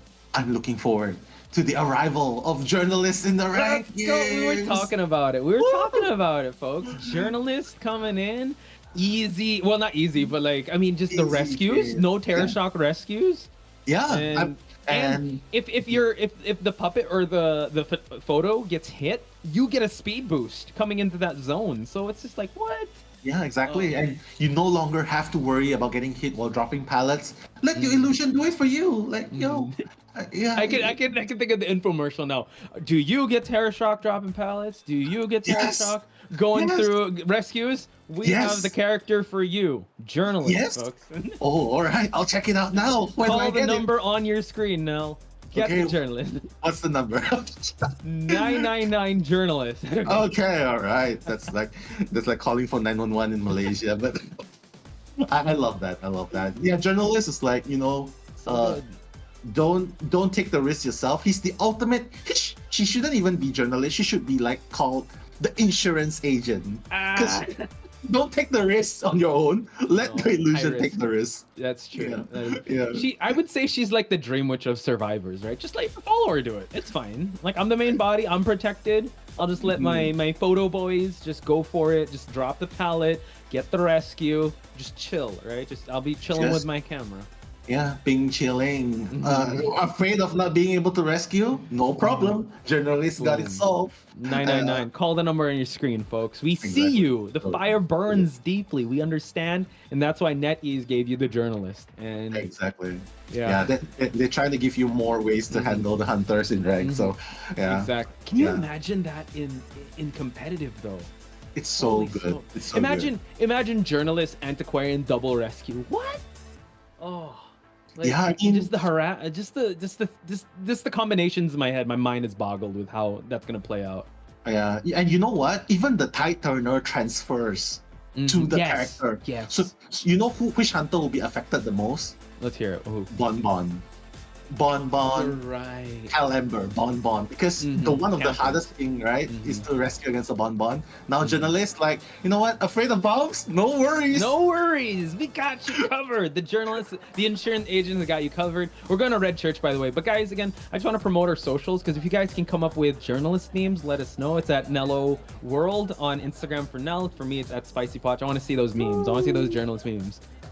Yeah, exactly. We would love to see your memes. Not just the journalists. You can send every single memes that you make about Identity 5. And speaking of Identity 5 as well, I see some influencers, celebrities in the chat. We have Black Phoenix. He's here. Let's go. Let's go. I love his style, man. Yeah. I think we also saw Kuroshiro before. We weren't on the mic, but some people were giving shout outs to Kuroshiro. So he's there. Kino's there. We also have Salty B. Kino's here. Fan Gaming. Hi guys. A lot of big shout outs. Cherub is here as well. Fan Gaming. Hi. YMM's toilet. What are you doing here? You should be in the toilet, bro. You should be in the bathroom. So interestingly enough, if we're gonna head back to the action, it seems like it's gonna be Super Rich again, but now we're at Red Church. So I think GR was able to pick it. We're just gonna see if on the replay, but yeah, Super Rich coming in after that. I mean, I would have to say that's kind of devastating. That's 2 tram hits and 5-point game. Like, I hope he's able to shake off the nerves here coming into this one. Exactly, shaking off nerves. Like, just take, just be being chilling, man. Like, like what Frog says. Hey, make sure you hydrate. That's also one way to chill. Yes. And Fan Gaming as well. Hi, Nico Robin. I know you, Fendi. I see you in the chat, and everyone as well. Thank you so much. Sorry we haven't welcomed you properly in the game, but you know what? We're just so excited to get into these games, and we know you're excited as well. So let's get on to the game. Yeah, we're still waiting. I think we're just catching up to the chat now. What? Yeah, so we just go. KFC skin. KFC. Or you know what she's thinking? She's thinking, when journalist comes out, I'm gonna main her because I'm a rescuer. So it's GR that picked Red Church. So yeah, people are talking about journalists now on the chat. Yeah, let us know your thoughts too. Oh my goodness, journalists definitely gonna change it up. We also have to talk about the Night Watch. Night Watch is not allowed in this tournament, folks. I saw someone ask a question there, but Nell, he was walking me through how Night Watch is gonna be, and pretty interesting, very creatively done. So again, kudos to NetEase for creating another hunter with an amazing lore and an amazing mechanic to bring to the table of a game like Identity 5. Yeah, exactly. Just love the amount, the attention to detail in all the creations as well. But honestly, if NetEase takes this seriously, guys, please, we would like to see the dishwasher. Nah, it's always this. The dishwasher. Throw dishes to the hunter, make them slip. Whoa! Like the instead of the suds, it could be like Nayad's bubbles when he walks. Whoa! The hunter slips or gets the movement speed. Like you can't control it. Yeah, like the one in AV2, the ice thing, the ice neutral. Like I can't hit, bro. The dishwasher. That's interesting. Yeah. And then in post game, what? Then and then in the post game chat, you just say promote peace, make love, not war. Oh, the dishwasher. Make it happen for Nell, guys. Just CC Nell. Like, give it. Yeah, I'm just kidding, by the way. Dishwasher sounds like a horrible name, but the cleaner. Call it the cleaner. Even worse. What? The cleaner. The janitor. How's that? The janitor. And then I don't know, man. He starts sweeping the area, and then the whole area is like. Maybe it creates like a fog of dust that the hunter can't see. Smoke screen. Smoke screen, right? The cleaner, guys. The cleaner. Sorry, there's a professional wrestler called the Cleaner, Kenny Omega, the Cleaner, because he sweeps the competition. Shout outs to Kenny the Cleaner. So now, a bunch of shout outs we can give in chat right now while we're still waiting. I see Vanilla Kinda. I see. Jong's here. Invisible Jong. What's going on? Chu is here. I believe Kanade. I hope I pronounced your name right. But yes, hello to you. So now, picks and ban time, Nell. We see Seer, Priestess being banned out. And the Bonbon. Oh, so Super Rich. Yeah, he's not going to be able to use his trusty Bonbon on this map now. Honestly, he can still go for Nayad here. Honestly, he can still go for Nayad here, but no tramps, so we're good. Yeah, no tramps. But it's just so hard to chase any survivors, especially if they try to loop. The survivor you're chasing is looping in the main building, because when you jump through the window, there's practically no way you can surround the whole place or catch up. You have to retract your harpoon. You have to vault through. It's gonna buy so much time. But we've seen it done. So let's see if Super Rich is going to resort to that. But one thing's for sure, Posh, he doesn't want to deal with the forward anymore. He doesn't want the barmaid anymore. He's like, enough of this. So let's see how ACT is going to deal with Super Rich. The fact that, he banned out the forward and the barmaid, it showed how stressed he was in the first round, right? And I mean, obviously first round bans like Seer Priestess, that's a no-brainer, but just banning out, I would say what Liz uses, the mercenary and barmaid, so now she's kind of forced to go on this first officer. Oh no, actually she's going psychologist. It's actually Fox that's going to go first officer, so providing that extra support. But I have to say now, if a team has an antiquarian in it, I'm nervous for the hunter, because antiquarians, especially now on Zen side, which is very interesting because it's usually Fox on the antiquarian. This is going to be interesting to see. This is why you don't really want to chase an antiquarian first, because yes, you might use an excitement to block his attacks to stun you. You might get the one hit in, but during the second chase, once you're done with excitement, you don't have a blink to catch up.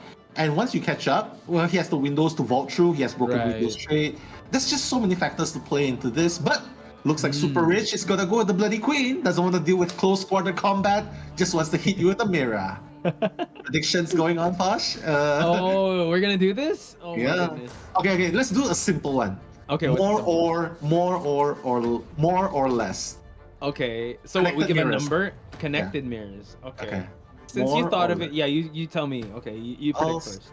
I'll say more than 10. More than 10 miss or connects. Connects. More than 10 connects. That's putting a lot pretty high, dude. It is. Okay, fine. More than 5. I'm just kidding. I'll go with around 7. More than 7 or less? 7's the max. 7's the max. Okay, fine. I'll go with 10 is the max. 10's the max for you. 10's the max. Okay, misses. Hits, connects. Oh, hits. Oh, connects. Yeah, that's too high. Then 5. I'm gonna go 5. 5? Okay. 5 connected hits? That's 5 connected hits. It's kind of low though. I don't know. I just think it's 50-50 at this point. So you're gonna go with 10. I'll go with 5. Okay. You're gonna go with 10 connected hits. 10 connected hits. Let's see. Wow. Okay. More faith. Let's put some faith in you. And speaking of putting faith, guys, give your support to GR, Super Rich, you know, just drop them dollar signs, cha-ching in the chat. Yes, money bag. I know MS, we're gonna borrow the emojis for MS for now because Super Rich needs it right now. You know, fine, I'll go with 7. We're gonna go with 7. So, Sen, Liss, and ZB creating an ACT wall while Fox is over on the other side. So now we got Trump Cards, Attention, and Blink. Super Rich is gonna need his wits about him coming into this because his previous performance, he wants to be able to shake that out. He did bring out a BQ in the match against GH. Yeah, he was able to get a tie. I believe that was when you and Chocho had that Jisoo flower thing going on. Yeah, but the thing is, this time you can see that 3 survivors have flywheels. So I don't know, man. I feel like my 10 connected hits gonna fail. But you know what? More faith to Super Rich. Again, it's me, Nello Mello, and Posh Spice bringing the commentary in game number 2.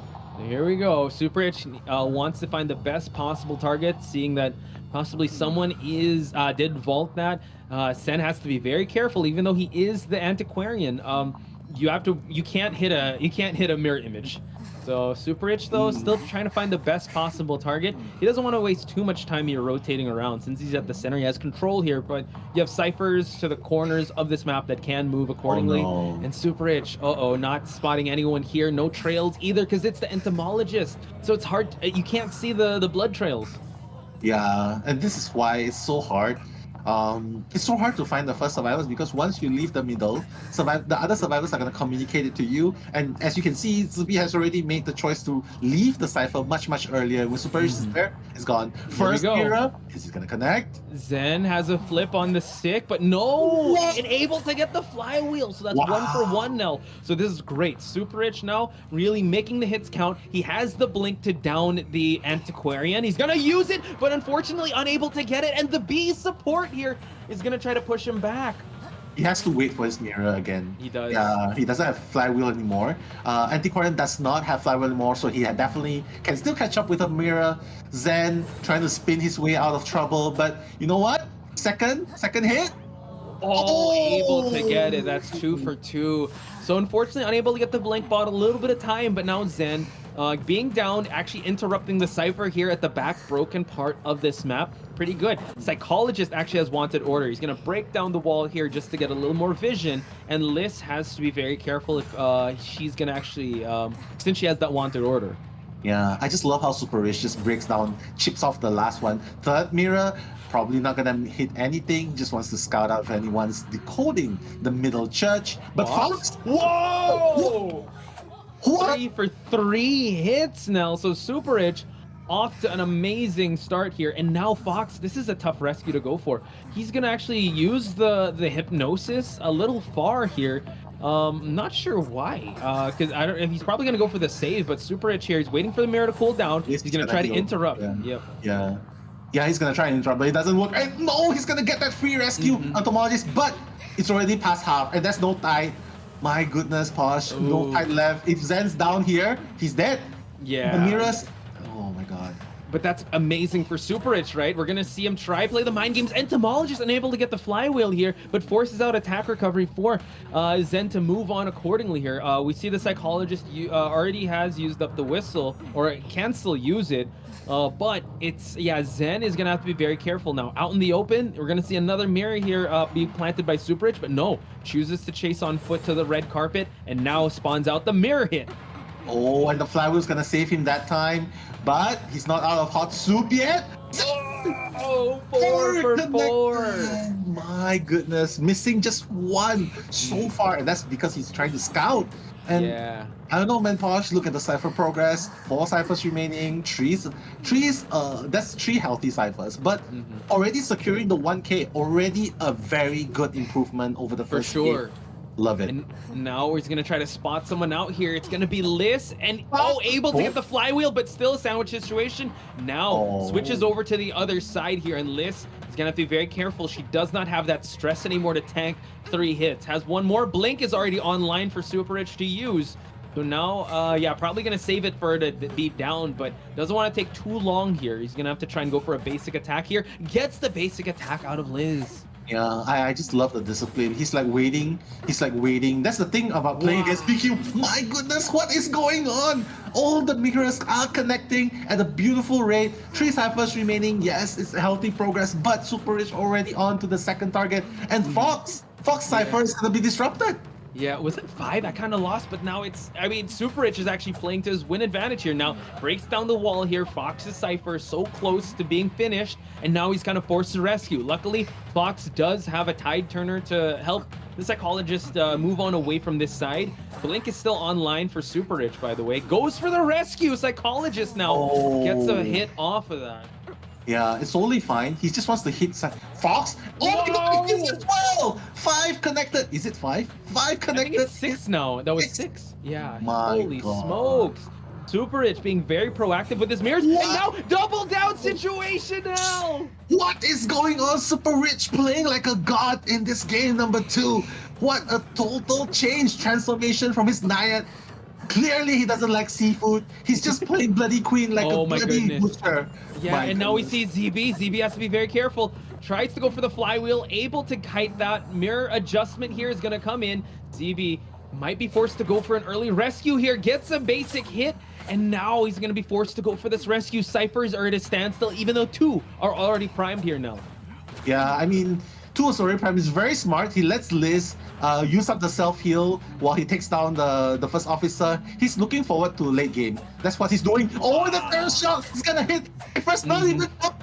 ZB's gonna try and do the 94%. What the?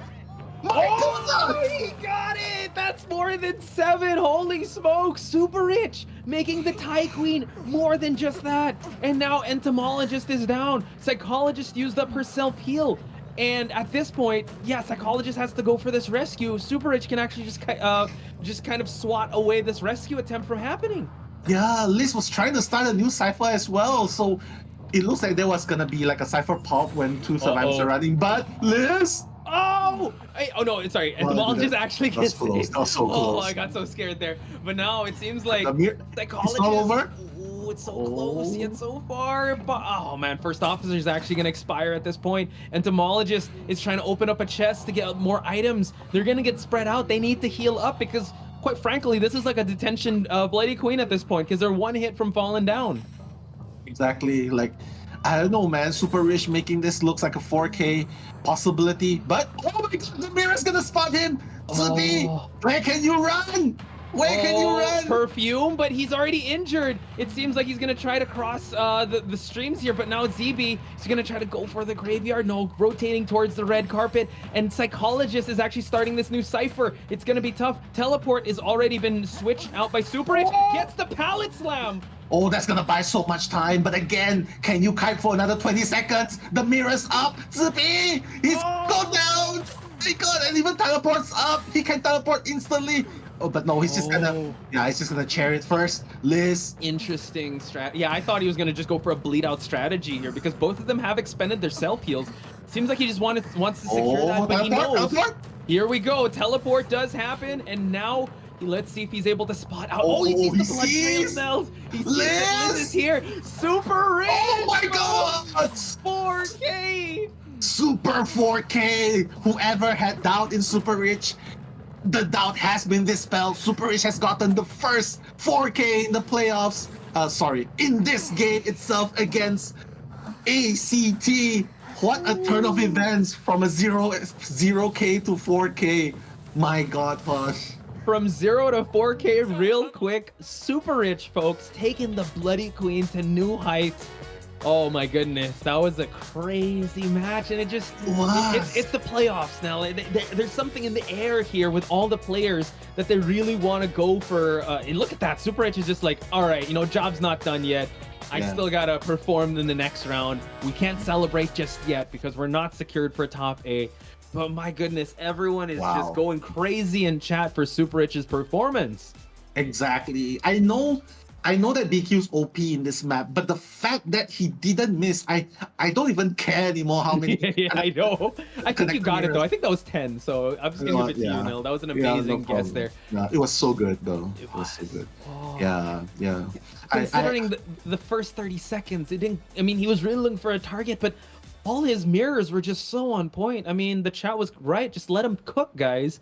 Let him cook with the Bloody Queen. Exactly.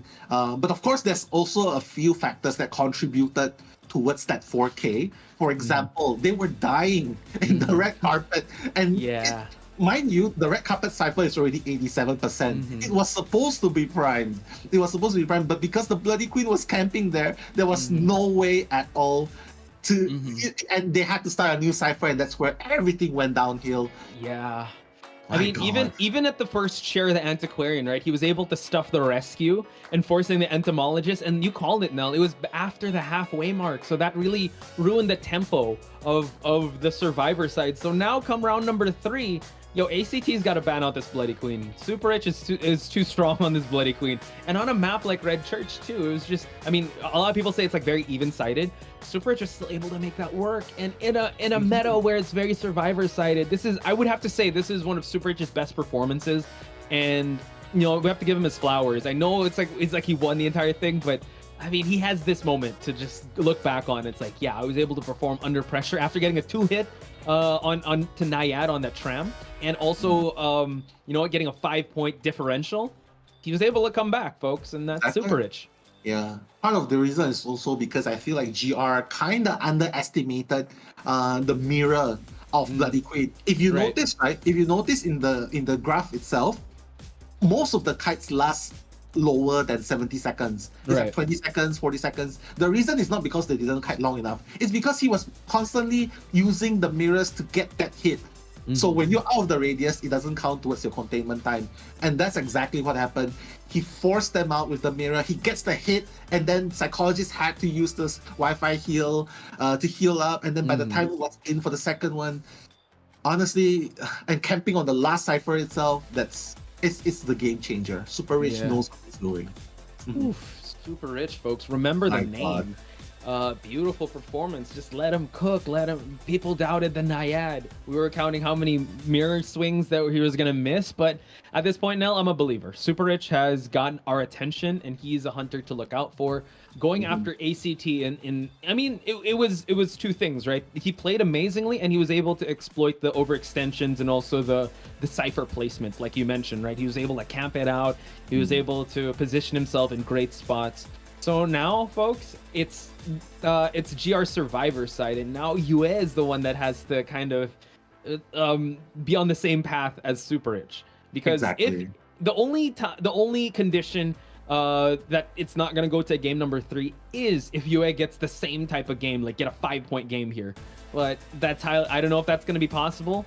We do, if stats, I've done the stats on ACT, and usually Yue in round number 2, he has gotten some wins, 3-2. So, but they're not the 5-point wins that we're looking for here to enter that game 3. So I think Yue, he just needs to be able to get at least at most the 3-point game, or he can shoot further than that. But he just needs to mitigate the points. Yeah.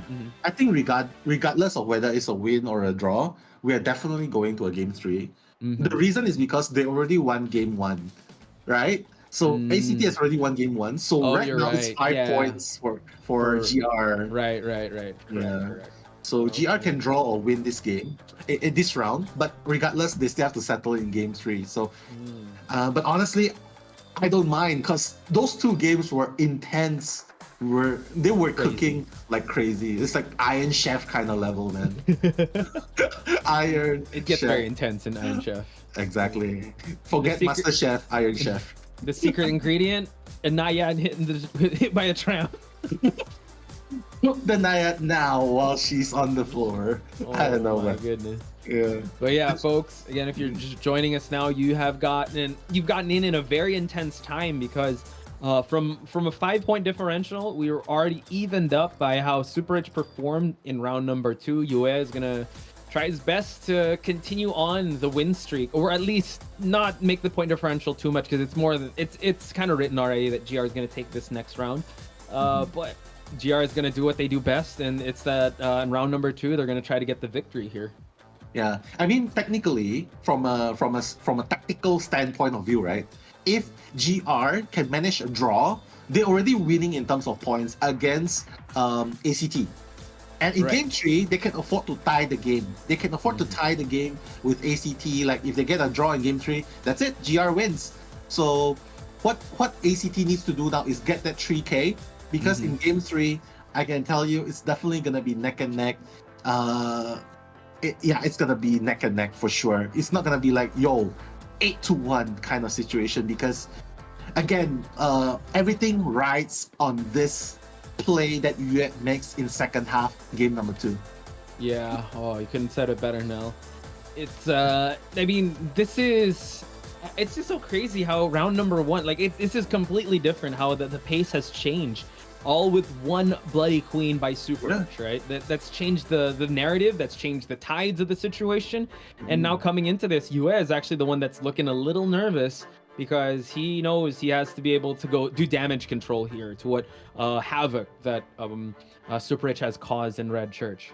Wow, Exactly. Antiquarian Seer ban to start off. Yeah, he doesn't want to deal with the bamboo nonsense. It's like you just have to. How do you deal with antiquarian? Like you excitement, but after Journalist. Yeah, I love that.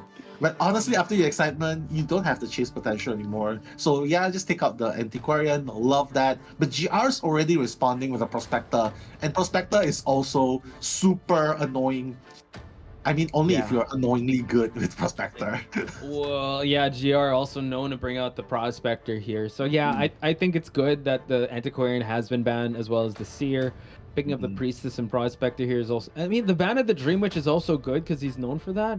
So I think they'd like to take their chances again on the Naiad if he's gonna bring that one out. Depending on how the rest of the picks and bans go, at least they don't have to worry about Naiad since Dream Witch, since the antiquarian was banned. Yeah, I would love to see you at Mira picking a bloody queen as well. I mean, crazy. Yeah, Super Rich has made it work, and honestly, he's taken out he's taken out the seer, he's taken out barmaid, and even the antiquarian. So he should have a better time, right? Because right now, what else can they play? Forward, GR like Wildling. Wildling. Oh. I think maybe forward would come in. Yeah, first officer gets Oh, let's go! Wildling. Yeah, sorry, how can we forget about Hearts? Wildling. The Wild Hearts, let's go. Let's go. Yeah, you mentioned that he was nominated as well, right? So yes, as the best rescuer. So yeah, you wanna be the best rescuer, you gotta have heart. There, I said it. Yeah, forget the last one that we said. That's the saying. Clip that, folks. Yeah. Wildling coming in. That's great. Like you said, Wildling has its fair share of pros and cons. You kind of give away free hits here. He's not gonna have tinnitus because he can use that whistle. But I mean, in open areas, Wildling's gonna actually be great because he can get that push going on, create a lot of distance, accompanied with the portal support of the priestess, and also you got the prospector and the healing factor of the psychologist. Again, just another, I would say, really good draft on the side of GR side, because even if you bring out a BQ here, I mean, it's just so tough with this lineup. Yeah. I mean, that's technically what team compositions do. Like, you have a good team composition, it's gonna do wonders for you. But if you have a composition like, I'm gonna start playing things like, I'm gonna start playing things that doesn't synergize well, it's not gonna work really well for you. For here, the Wi-Fi healing has been one of the most played synergies across the tournament. But look at what US deciding to bring. We're going back with a Naiad, folks. Again, it's one of his most tried and tested hunters. He's gonna try to shoot for more than just 1K from the previous round. Hey, we've seen Super Rich do it, but he'd use the Bloody Queen though. But now in this map, Nell, how do you feel about Naiad's chances, especially in the map and also this lineup? Well, the Bloody Queen has taken the 4K. Again, the Sea Queen, I'm not really sure about the Sea Queen's chance here in the Red Church, because I did mention before, the Red Church is a very hard place for Naiad to loot. When they vault through the window, you're gonna have to retract. You're gonna have to vault through the window before you start chasing again. So that's already a very strong kiting area. Not to mention, there's a priestess that will be able to provide support portals. You can see for yourself now, Shadow's already positioned in the middle. So honestly, I'm expecting a lot of hard chases here. Yeah. how could we forget? It's Muro's birthday today. Happy birthday, Muro. It's the Wildling's birthday. So everyone said the birthday boy is coming in. So it's his character day, folks. So yeah, like you said, yeah, Shadow just supporting the you know, having the portals here at the center. It's going to be really tough if yeah, they're going to play around those windows. He's gonna have to build up that presence really early, but I mean, like, it's in terms of chaseability, which is the best survivor here to go for now? Definitely go for the Prospector first, because at the early game, he only has limited magnets to work with, so that's already a very good chase potential. That once he runs out of magnet, what are you gonna do? You're just gonna fall to basic hits, and his blink gonna be up. Or he can go for the Priestess, but I wouldn't recommend it because he's already positioned in the church itself. He's just gonna loop you through windows and the portals. So yeah, honestly, yeah, take out the Norton first. Okay, with that being said, folks, we're gonna head into the second half of round number 2 here. Potchspice and Nello Mello calling the action, while Yue, kind of a little deja vu here. He's gonna try to see if he can spot anyone out before throwing this harpoon. And like you said, Nell, it's the Prospector that actually has rotated already all the way to the back part of this shack area. Yeah, he thinks that he's still hiding, but AK has already rotated towards the back broken. Heart is gonna be around. It's the Wildling. Oh my goodness. Better be careful. He's gonna spot the trails now, Posh. AK taking the first kite. I know AK is your favorite. Yeah, AK has gotten so much accolades with kiting and stunning. And now we're gonna see the portal support as well. So we see that AK still has the magnet. I don't know if he was able to break the magnet, but he's just running the routes here. He's forcing him to actually retract the harpoon, or at least go in a different area. But he's gonna try to water this area down, while AK still running the routes, and he's only ran into the Wildling once. Yeah, exactly. You can see why it's so hard to chase now, right? Oh, he's gonna retract. Once he retracts, he's gonna put down the pallet. Is he gonna put down? He missed. Yeah. So I thought he was gonna actually try to flywheel that, but now it seems like AK his only resources are the portal and the flywheel as well. So wow, just a 2 portal trick here, but now, you know what, because he's on that swim, it's easy for him to kind of catch up, but now it's already retracted. AK back to square one here. We're still at the shack area. And now the blink, flywheel, goes for the flywheel too early, and Yue able to bait it out. Yue was more patient there. He was waiting for the flywheel. He knows what's gonna happen. AK gonna be the first casualty, but I think it's still okay because the Cyphers are moving. He's dying rather far away from the rest of the teammates. Again, all they need to do is get a one-man escape, and it's gonna be a win for GR. But of course, we're definitely talking about more than that, right? They definitely want to get more than. You definitely needs to get at least a draw in order to win in terms of points. Right. Yeah. And now it just, you saw he was watering down the Wildling Cypher, and the Wildling not the best with decoding, so that hurts, because it's like he was about to accomplish his cipher.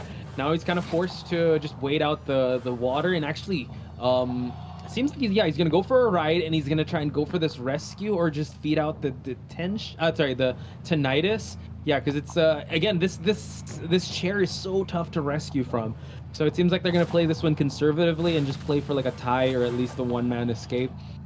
It's unfortunate though. AK, he did fall relatively early here, but now it seems like 2 ciphers will be accomplished, and they gotta, survivors of GR need to find their last cipher. That's very smart. Typically, you would want to save a Prospector, especially since after you rescue, you still have magnets to work with, right?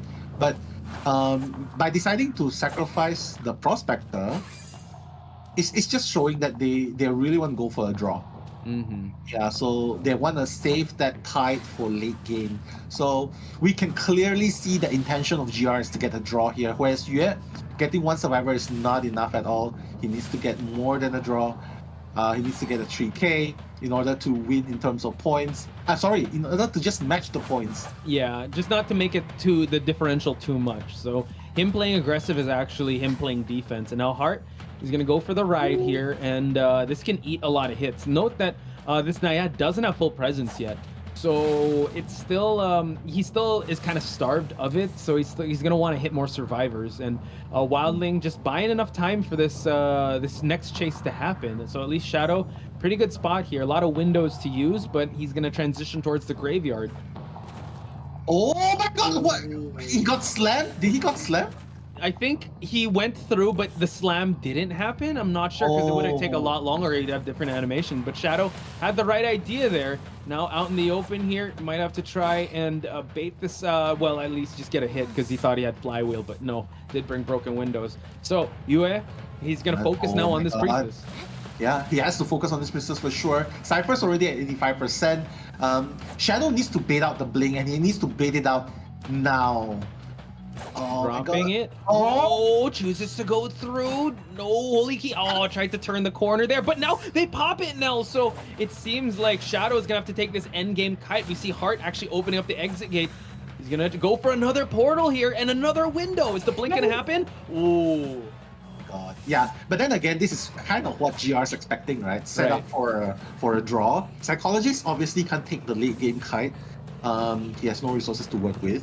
So yeah, Wilding has already opened the gate, in fact. But let's not forget, Wilding actually has Tide Turner. He does, but yeah, I think that's true. That could have been crazy if you went for that. But then again, you know what? They're just gonna ride on the 5-point game that Super Rich is able to get. US still getting a tie. It's not too bad, but you know what? The point differential, it's 1 round apiece. We're gonna go into round number 3. It might not be too much. They just can't draw this one out, right? You just want to win this round in an emphatic way. But just, I think GR, you know what? We did say it's a very survivor-sided, but I think, they just played it conservatively. AK didn't have the longest kite, and they understood the assignment. Shadow just goes for the pop, take the late game, and they went for a 2-2. Yeah, exactly. Like, they already have the advantage in points. All they have to do now in game number 3 is to get a draw, and GR is going to move forward. Whereas ACT, they're still in it. Obviously, they just need to get a win in game 3. Like, even if it's the smallest points ever, like a draw and a 3-1.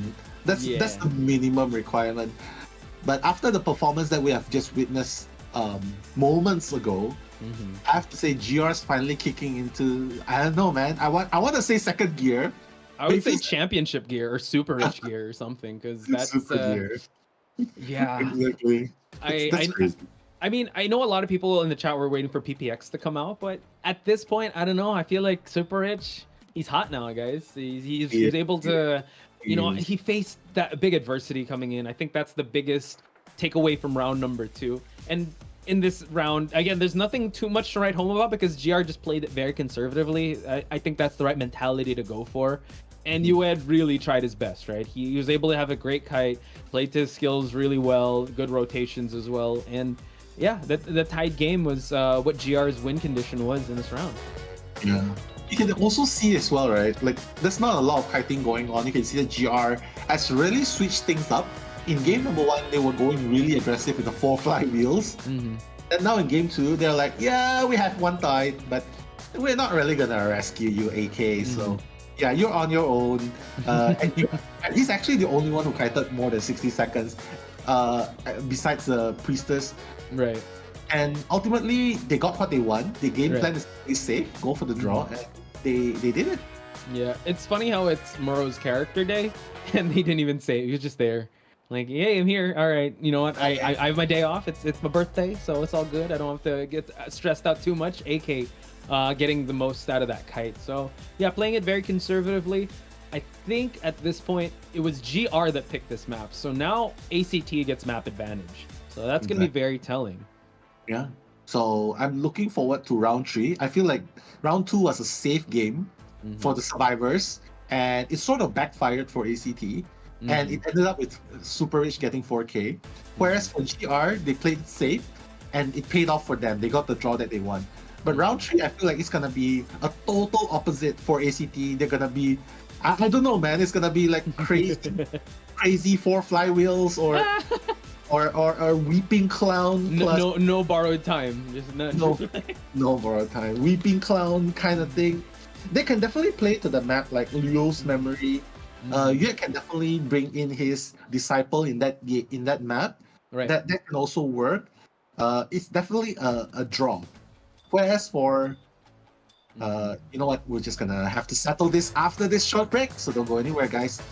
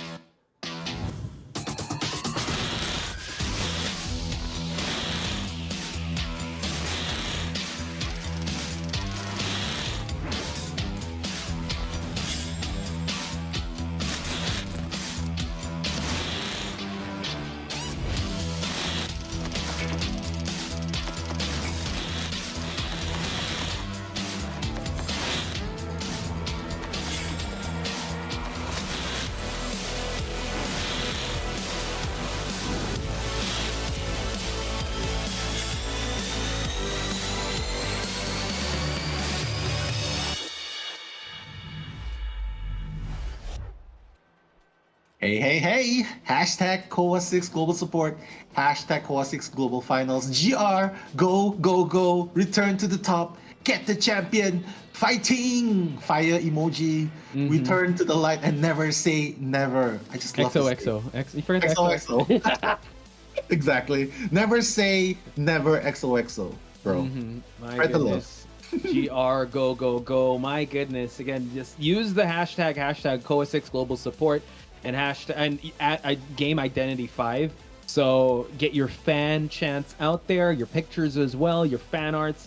Again, Call of the Abyss is a celebration not just of the competitive, but also just, I would say, just the game in general, the communities, the cosplayers, the artists, the ones that are into the lore, just from casual to competitive. Call of the Abyss has got you guys. So big shout outs to each and every one of you. Nell, we're already at game number 3. Game number 3, first half. Exactly. Just reminding everyone what's at stake here. The loser will actually be going home. Like, this is the end of their journey here in Call of the Abyss. We had an amazing group stage, and here at the playoffs, you're just one loss away from that's your tournament life. So that's why stakes are so high in this match. Super high indeed. But before that, let's welcome everyone back. Again, this is me, Nello Mello, and Posh Spice, the one and only Spice in the world. In the world of spice. You don't know a fun fact? I'm actually terrible at eating spicy foods. I cannot handle it. I mean, we went out, right? And we were I can't. I get acid, dude. I don't know. It's age.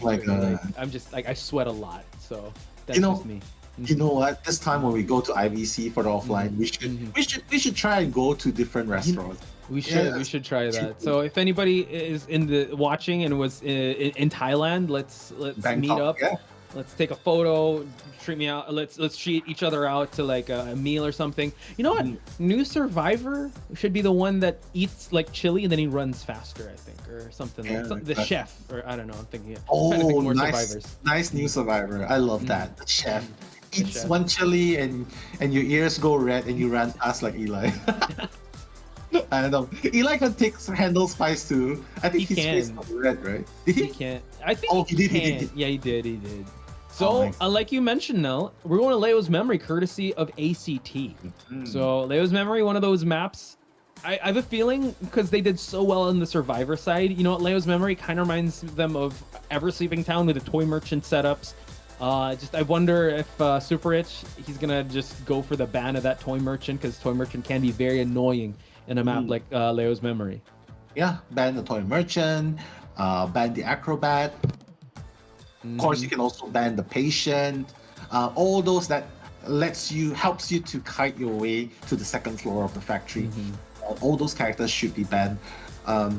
Antiquarian, yeah, you can consider banning him if you don't want to deal with the harassment. But honestly, I feel like Super Rich, he really needs to see what hunter is gonna get banned by ACT first. Because if they ban his Bloody Queen and ban his Bonbon, then he definitely needs to take out the toy merchant first. First. But if they decide to leave the Bloody Queen out, then well, he can be more comfortable banning the Seer and Antiquarian first. True, very true. I like the logic there, Nell. So thank you for sharing the insights, because I guess he can adapt to whatever they do, because he has like a pool of hunters to go for. Again, I thought his strongest one was Naiad, but holy smokes, his BQ is just on another level.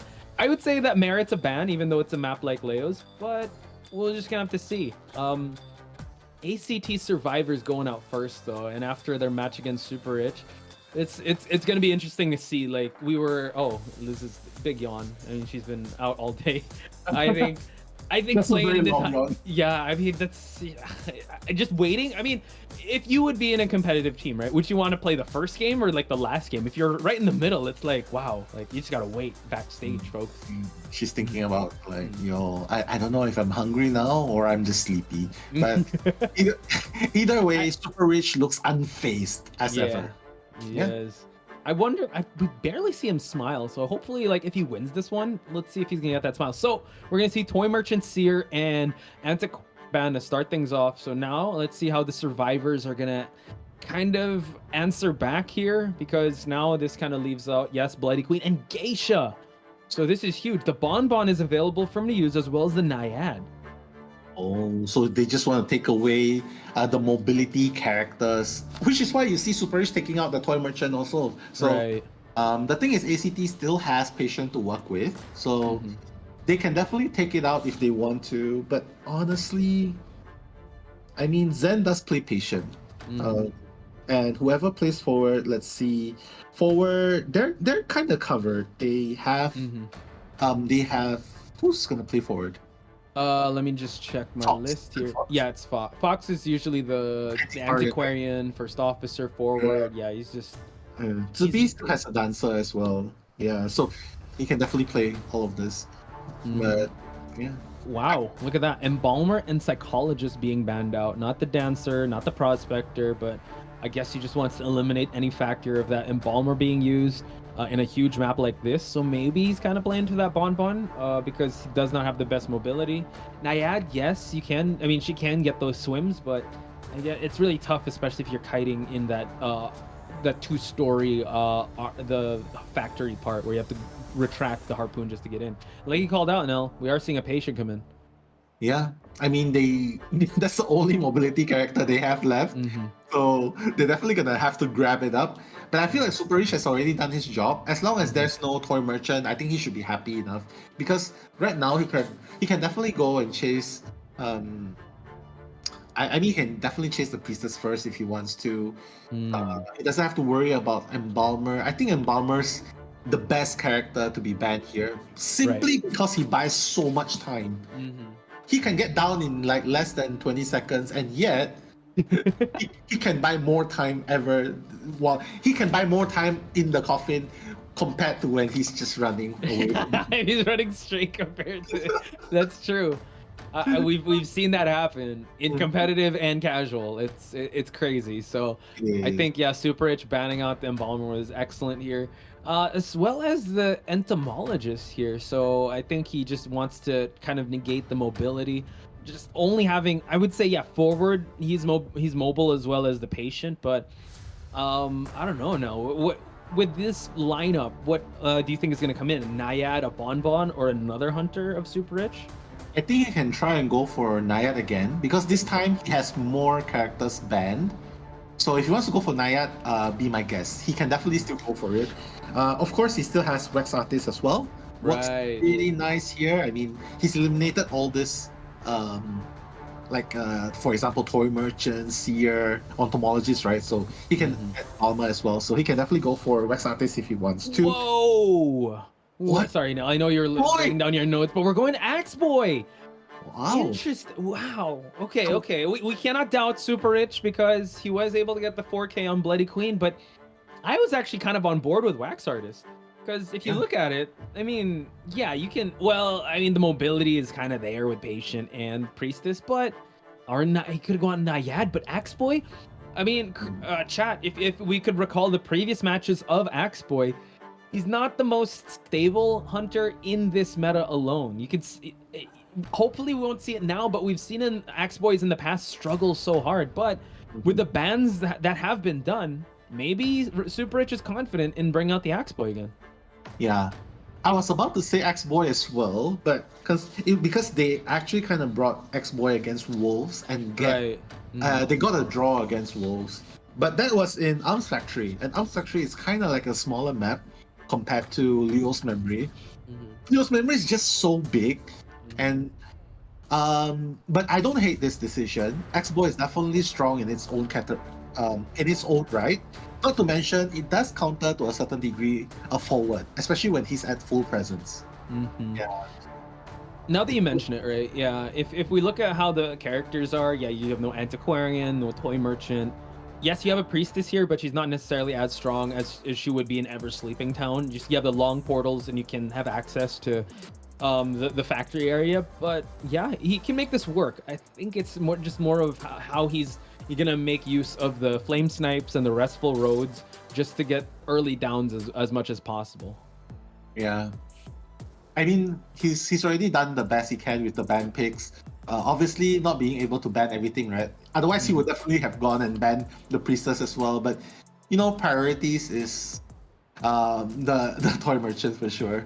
Mm-hmm. So right now, GR is super rich. He can just go ahead, chase the barmaid first.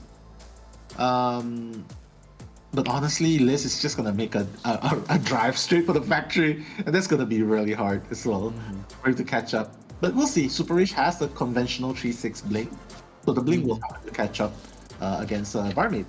Yeah, so my goodness, Super Rich, he's going to try to make Lightning Strike twice with this Axe Boy to get a win up against ACT to solidify their victory. Once again, folks, Nello Mello and Potch Spice on the mic at your service for game number 3, first half between GR and ACT.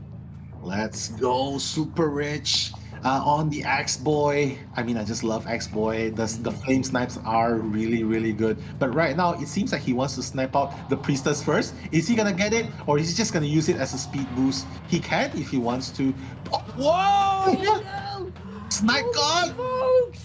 Right when he was transitioning to the top part, and ZB is in big trouble here. Axe Boy getting a flame snipe this early on, even though it's in like the factory, is huge. And now, Priestess has to watch out. He's gonna use the speed up.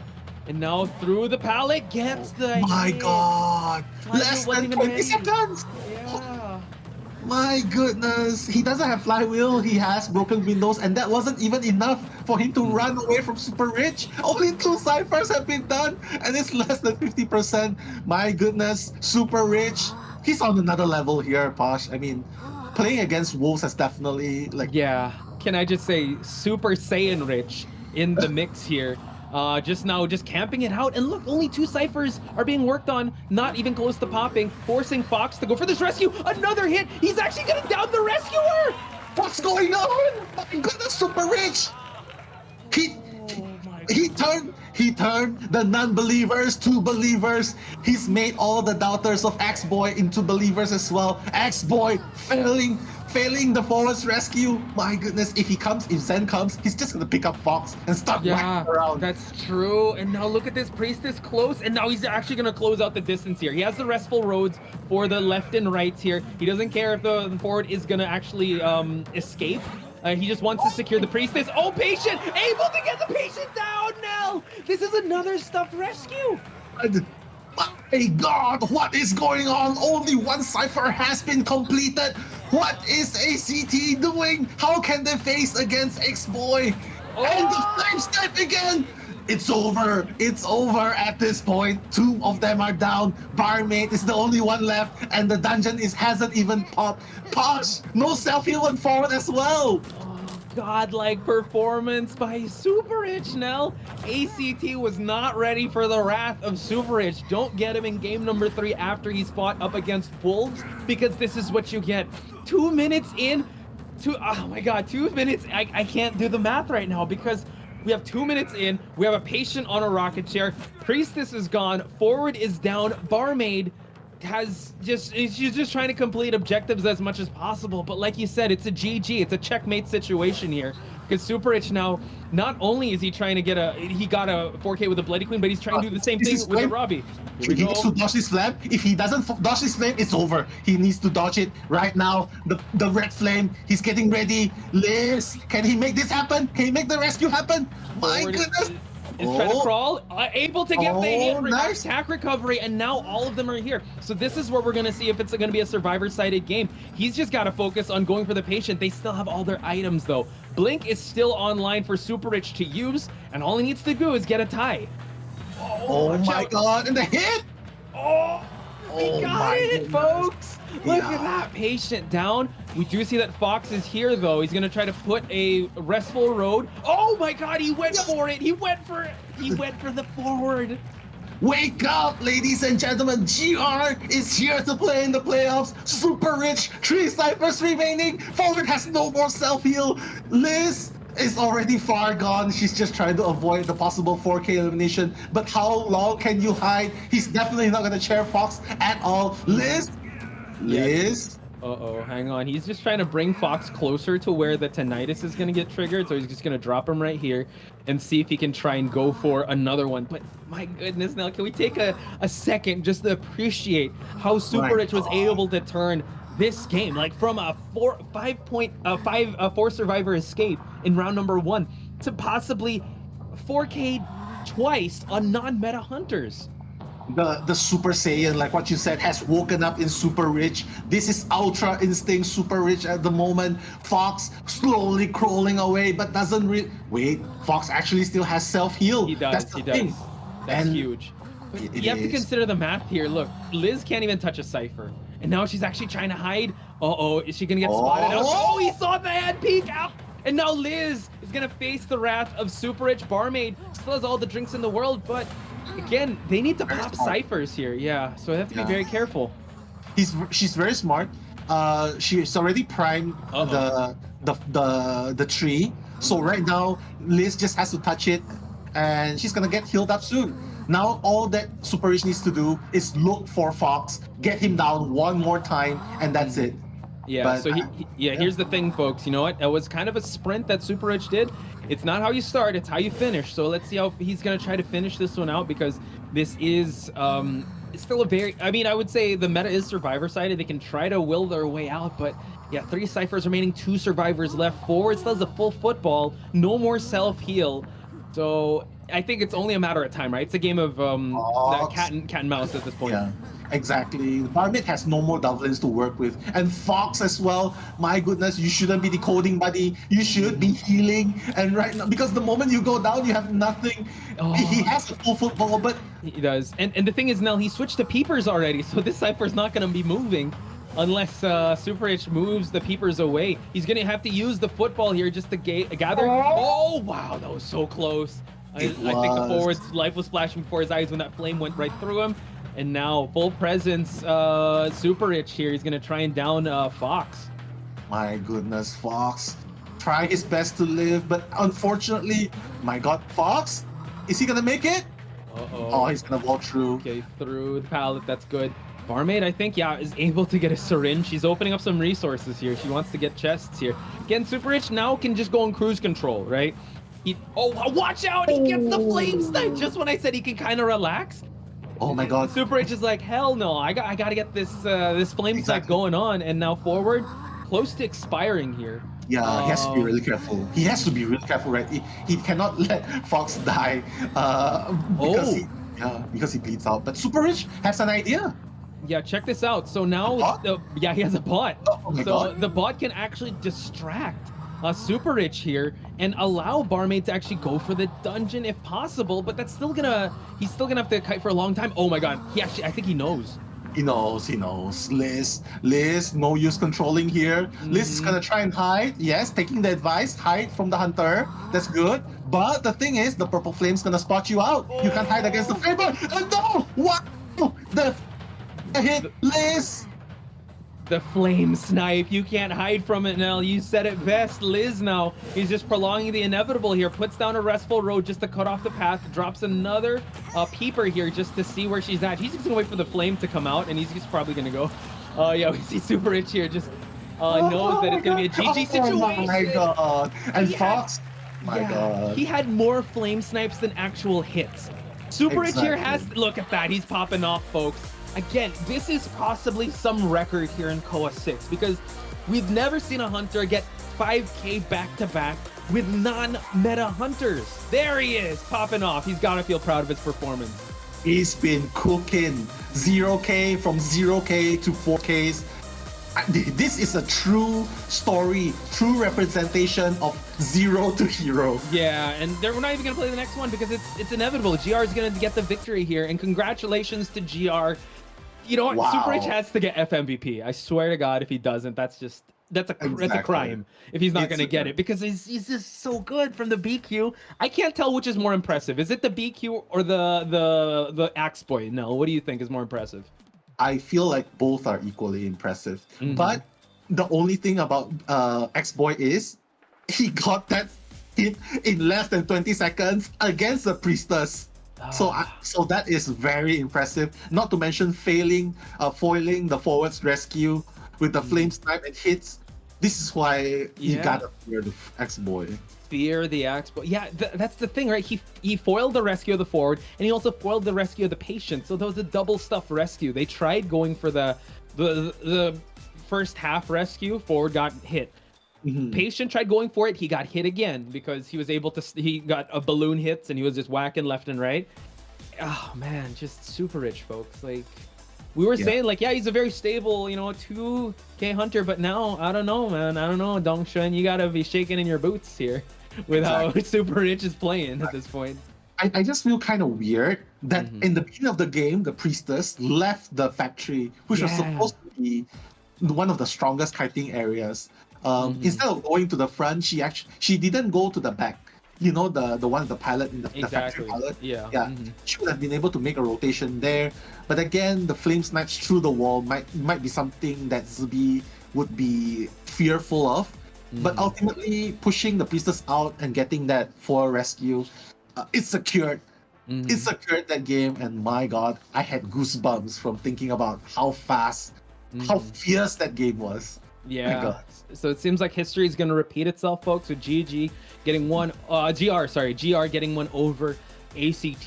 They did foil their plans in the IVL Autumn, and they're doing it again here in emphatic fashion with the way Super Rich played out. And I feel like he has cemented his name here in KOA history as one of the most feared hunters. The metas can shift left and right, but Super Rich is always going to have this moment, and you guys watching it have witnessed history with how well he looked at the meta and he was like, I don't think I'm going to go with the meta. I'm going to go off meta, and this is what I'm going to do. I'm going to get 4K left and right.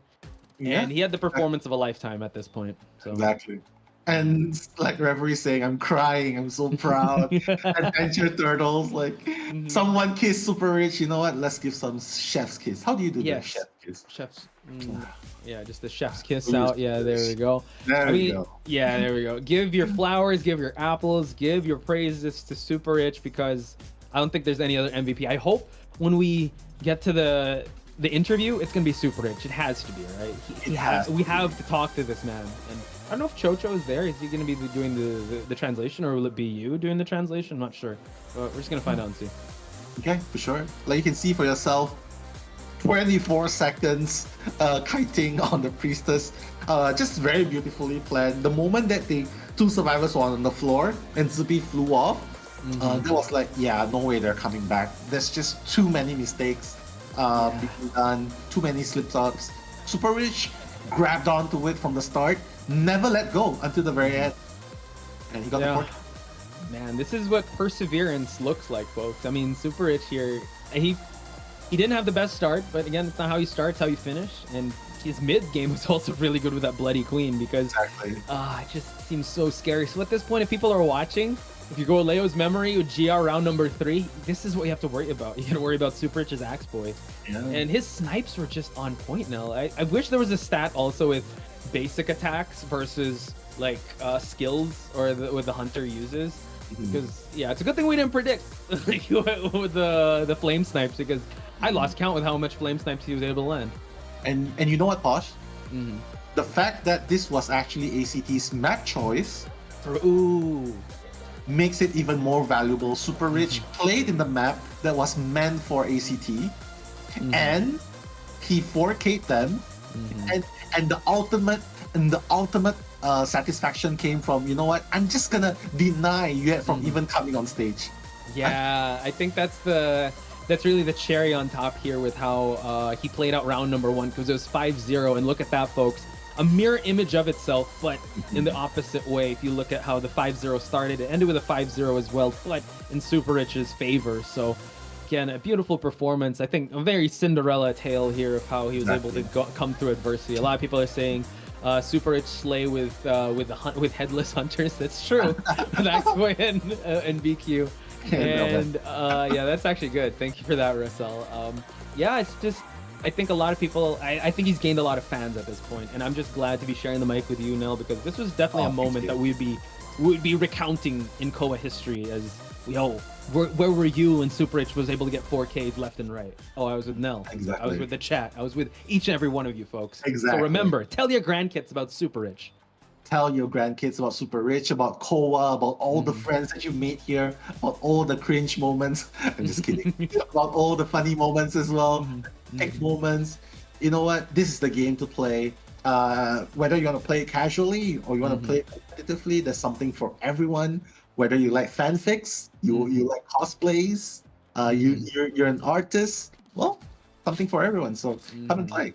Yeah, and you guys are hilarious. Small Ghost, shout outs to you, officially Mew. Yeah, we see who else do you want to give shout outs to here, no? I'm seeing a lot of people. Hello, Salty B, and of course Paris Official as well. And there's Anonymous, there's Frog, Tenshi, Princess Pasta as well. Hey, let's go. Snooty's Princess also Pasta. here. Adventure Turtle. Yeah, just all you guys that are watching in chat. Again, I would say I know this was an intense match, but we still got one more game to play, and it's going to be a region versus region team, so hope you guys are ready for that. But I would implore you to stick around because we still got an interview portion coming up, and fingers crossed that it's going to be Super Rich because I really want to get his thoughts into it. I know we talk about, we're talking about favorite hunters. It's always like, oh, Dongxuan, Alex, YMM, PPX, but now Super Rich, folks. Put him on your radar. Yeah, he's joining the Hall of Famers for hunters. Yeah, I mean that was a very strong standing, and not against just any team. It was against ACT, also one of the pro mainland Chinese teams as well. So that's definitely something to write home about. And Boom! there you have it, Posh. Mic drop moment. Do we need to say more? Do we need to say less? We'll just let the stats speak for itself. What we will say is that we will give a congratulations to Super Rich because he definitely deserved it. His previous performance in the group stage, very stable. He's gotten 4Ks, but this is a big 4K that he was able to get, and twice. So it's not like, oh, he got lucky. No, this is actually him performing at his best. It's playoff season. He's definitely he's a different level of an he's on a different level. That's what I'm trying to say. Exactly. I totally agree with you when you quote a viewer saying, yeah, he just rocks with Headless Hunters. I mean, yeah, this is definitely very, very exciting to see it. You know what? Anything's possible. He's been in the worst 0K and going to 4K twice. But now, going to be Potion. Ooh. And we're gonna invite Chocho to give the translations. 大家好，我是 GR 战队的傻兜。大家好，我是 GR 战队的张发财。 Hello, I am GR. And the Super Rich, a lot of fans are cheering. Chocho, take the stage. 粉海都是为你们而来的。今天在这样一个环境下面赢下了我们今天非常不容易的一场胜利，有什么不一样的意义吗？分享一下心情吧，傻兜。Alright, so asking for their feelings right now. 就心情从那个比较低谷，然后直接到了顶峰，太刺激了。Oh, so Shadow saying that initially they were kind of losing, so they were kind of at the back, and then after that, just with that 4 kill by Super Rich, it kind of like the excitement and thrill is just there for him. And now asking Super Rich, our superstar for the day. 就是在比较有压力的一个状态下放松下来了，也给自己争了一口气。In a very stressful condition, I managed to calm myself down and managed to perform very well. 其实作为一位新人选手嘛，来到我们这个线下的舞台，可能说多多少少会有一些压力，但是你是怎么做到？ Coming to these offline stages, definitely there is more or less there is this amount of stress. 我如果不尽快调整我的状态，我觉得对不起我的队友，也对不起这么多。He's apologizing to his teammates as well as fans for I believe it's the BO1 where he got that 4 escape, and that he's gonna work harder to kind of become better, play better in fact. 真的值得今天，可能说在那个比较低谷的情况下能够扛住压力。想问一下傻兜，就是在我们可能看不到的情况下，你们备战间有没有说发生一些什么小故事？在第一 Was there anything that happened in the backstage? In the first match? 第一局那个就我们人类上的时候就尽量缩小比分嘛，然后打那个3跑之后，张阿才张海只要不丢信心的话，实力是在的，所以我觉得张海是能打回来的。 So in the first match, the Survivor side of GR just wanted to don't want the points to be too far, so they got their 3 escapes, so it was really good. And Shadow kind of trusted Super Rich to kind of make a comeback right afterwards, and that happened. 因为 ACT 他们人类的话，入类师祭司 ACT survivors. 玩伤打的也挺好。They played very well. 最近的话状态也挺好，都做了些。Yue also's performance condition wise is also pretty good. 这边一上来的这个状态是可以看出来的，但是我有一个小点特别想问，在第一波承载牵制的时候，你们是选择了2个人过来去帮忙，当时那一波是什么想法？就只剩下星子一个人在那儿修机。那个。因为他金身交过了嘛，然后那个时间段前锋是可以来帮的，然后我刚好在墓地修机，然后如果我要换电机的话，2楼电机有点太远了，跑过去的话墓地电机都开了，所以就这样打。我觉得可能也是当时那一波。Also, there was a lot of back and forth. I believe it was BO1 match where he wanted, like, the second floor cipher was too far for him to decode, so it was just a lot of back and forth between the graveyard as well as as well as the second floor. 当时我大心脏开慢了，然后导致that time the cipher port was actually quite slow. 就开快1秒钟的话，他直接来中场这附近3板那边增大动物，然后通墓地门的话，他招过技能是能四跑的。Oh, so he's saying that I believe in BO1 match that match could have possibly be a 4 escape. He was actually saying the game plan was actually that, but that didn't happen. 我们能够拿出一个更好的一个状态。那问一下今天非常关键的第2局，我觉得从第2局之后发财的这个手感就是越来越好。当时拿出红夫人的那一刻，是说就是我上去就是跟你拼，我要跟你手上拿分的吗？When you pick Buddy Queen, were you aiming for a 4 elimination, basically gaining a lot of points? 我对我的红夫人也比较自信。是的。I just wanted to just play, and like for me, I'm actually quite confident in my Bloody Queen. 就是尽量做到每一个镜子都不空掉，这样就优势越来越大。Main goal is to not miss any mirrors so that the advantage becomes larger and larger for him. And then it managed to kind of snowball, which resulted in that 4 elimination. How would you rate yourself in this BO3 match? And 就是看感觉吧，我可能。he said it was based off feeling. 手感上来了，一切话就不用多说了。今天真的是我们在逆境当中，关难过，关过了，就是拿下了比赛。那么面对下面一场比赛，有没有信心？Are you confident in your next match? And Super Rich say yes. 很有信心。Very, very confident. 现场所有的 GR 战队的粉丝们，相信我 I will be confident if I get 8K. 打得越来越精彩。那么最后有没有什么话想说的呢？Any words for your fans? Thank you, fans, for coming to support me. 听到那个大家的加油声音是会更有动力的。谢谢大家。Yeah, the more I heard you guys support, yeah, I definitely felt a lot more passionate and motivated to do well. 下一场比赛表现得越来越好，感谢来到采访席，再次恭喜GR战队获得了 Congratulating them.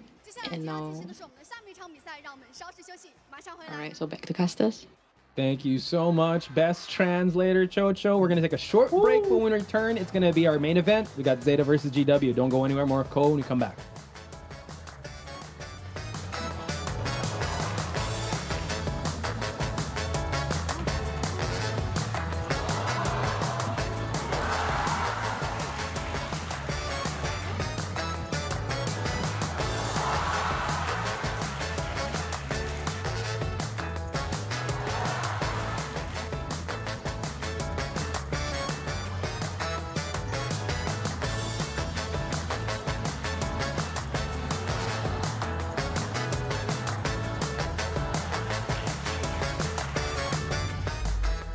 ビジョンのアルフです。自分自身のプレーは悪いところが多かったように思ってて、一つ一つの判断が鈍っていたかなと思ってます。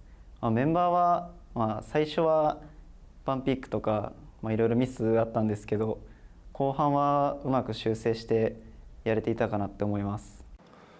在经历完小组赛之后，我们队感觉凝聚力提升了吧，就感觉都很亢奋，都很团结。现在我平时会去吃一些自己比较想吃的东西，然后吃完好吃的东西就会比较放松，就不太会紧张。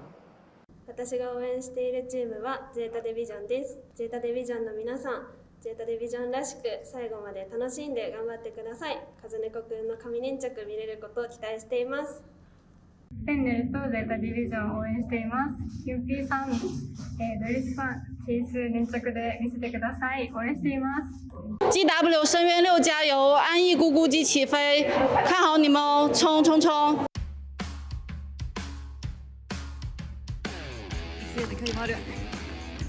一気に詰めて。いやー。さあ救助狩り成功。いい判断すぎますね。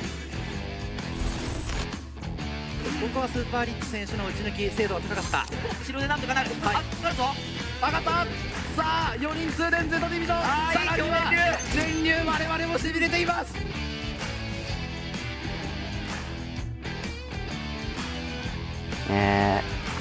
進出できて嬉しいですけど、全チーム倒して優勝します。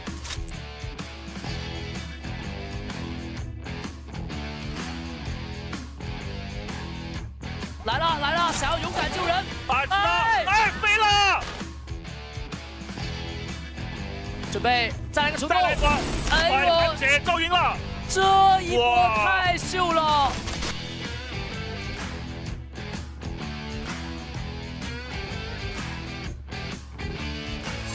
晋级淘汰赛的事情就方明信现在稳扎稳打，继续走下去，我们会轻松赢下比赛。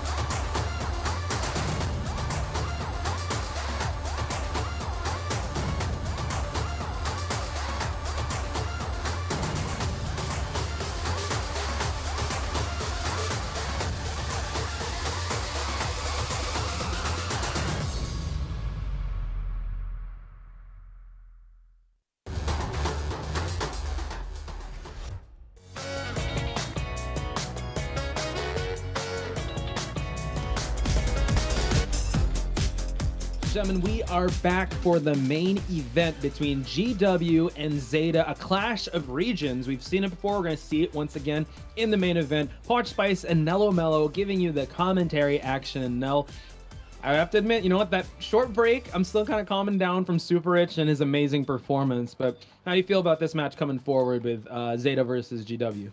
If they are also watching this match, like how you were watching the matches with everyone, I think that should have sparked a fire in them to step up even more, because this is such a prestigious stage. When you're known as the world's top 12, you there's something in you that just wants to, like, you know, it just burns a spark in you. And I feel like that's gonna happen between ZETA and GW as well.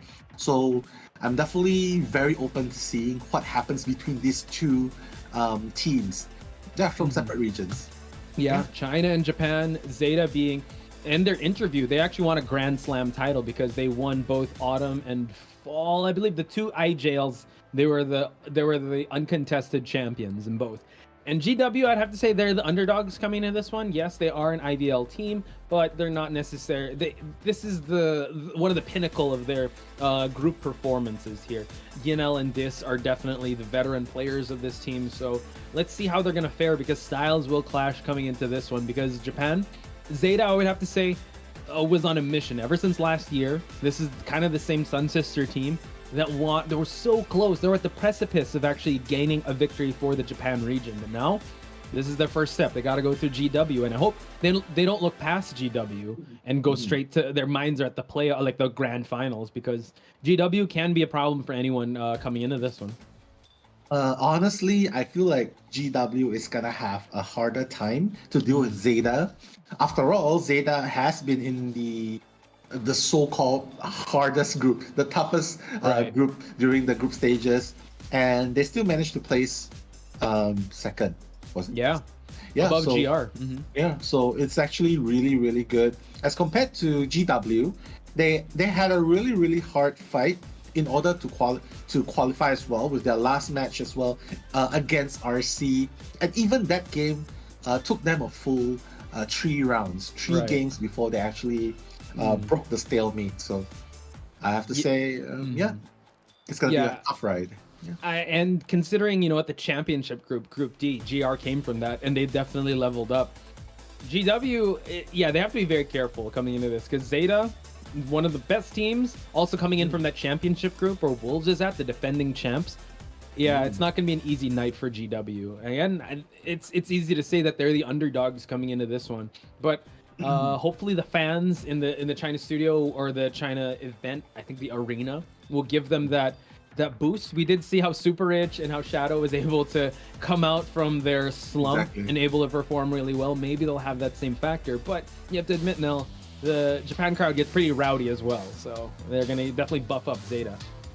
Yeah, for sure. I mean, the region's pride is at stake here. ZETA is fighting on behalf of Japan pride. GW with the mainland Chinese team's pride as well. So styles will clash. I totally agree with you. But you know what? I'm really excited to see GW face up against ZETA. Because go for it. Because they have they have this unique picks as well. They have the Thief, they have the and the Walling, they have the Gardener. So I'm really excited to see them bring this up and how it fares against ZETA. Yeah, and you know what? This is their first COA. We did mention Yinel and Dis. Those are the survivors that we will have to highlight later on. So they're definitely the underdogs and very interesting picks. Something I have to say about survivors of ZETA though is that they are the second top survivors, as in the win rate. They're at 72% win rate.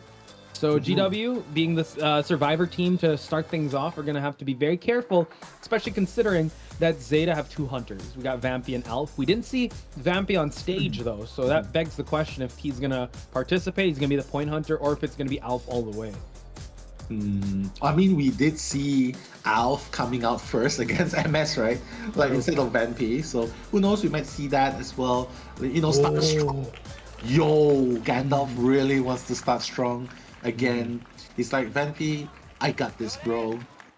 I'm here to greet my fans in this studio. I'm here to carry right from BO1. Let's make it the best game. You know, we've seen the fire sparks from GR versus ACT. Now let's do it. ZETA versus GW. Yeah, I think Alf coming into this, me and Eli just exchanged a few words. This is actually kind of scary for the survivors because we do know Alf is a very stable second round hunter, but in coming into the first round, if with no bans, who knows? But we are going to introduce first. I think this is Yinel. Yes, he is being featured. He was also interviewed, all smiles, but when it comes to the game, he's all serious here. He's known as using the dancer. He's also as the antiquarian, barmaid. It's interesting here is that him and Xingchen actually swap out with being antiquarians. So we're gonna shift things over to the next survivor here now. Yeah, next survivor looking calm, focused. That's this. But you know what? Don't let that distract you from the fact from the fact that he plays Thief and the Prospector as well. One of the most, few survivors that are one of the most annoying ones in the game. I just absolutely love Thief, especially when you're playing against a Bonbon. You have such a hard time throwing bombs, and Bonbon's like, bro, stop shining your light on me. It's like I don't need a savior. Your light's too bright. I gotta stop. It's too bright. I'll send you to Jesus, you know. the thief. Oh, I can't imagine the thief saying that. But what I can't imagine is Xingchen actually getting MVP. We've seen him get multiple MVP, well, one MVP slot in the group stage. He has that Seer. You saw there he had the Prospector, Entomologist. So super excited to see how Xingchen is going to perform. Yeah, I'm super excited to see as well SXY, the rescuer main of the team. I'm trying not to say that word, but you know, he's looking mighty fine. I would say that mighty fine. I think Chocho is going to find his rescues SXY. He had said that before with previous. I forgot which player, but I think it was some Wave. I'm not sure, but we digress. Hopefully, they're going to have their wits about them, because the fact that Alf is coming into Hunt first means they're not holding back any punches. Like, they want their best foot forward. They're going with their round 2, round 3 Hunter to start things off without any Hunter bans. So this is huge. Yeah, I mean, Alf, what more can be said about him? Alf the Great, Gandalf the Magician from Lord of the Rings, if you ever watched them. He has the Bonbon to work with. We've seen amazing plays before. Yeah, like while you were talking about the being at the precipice of, you know, doing the COA finals last year. Right. He brought out the Bonbon as well, 4K. Can I just say, that was, I believe it was Eli commentating that. That's when I realized, wow, Tide Turner is really OP. When he was trying to, the Bonbon in Red Church, and the Wolves were able to get the Tide Turner rescue and still able to exit the gate. That was just incredible. Again, you know, Alf, he's one of the best hunters out there. And yeah, Chocho's chiming in our caster chat. SXY, it's only for Dulisu and Kazuneko. Oh, wow. Kazuneko. A bit of Kazuneko. So we're just going to wait and see how he's going to perform. But Dulisu also, one of the amazing kiters. We'll introduce him later on. Yeah, we're totally going to be introducing them after this. But ZETA's map of choice, Lakeside Village. Interesting, with Lakeside Village being the first map choice. Again, this is a map you usually see them pick round number 2. So since they control round number 1, we've seen Alf use Bonbon here, but that's because like they ban out like meta hunters at the start. So I wonder he's gonna use that Bonbon, or he's gonna change things up and go with like Dream Witch.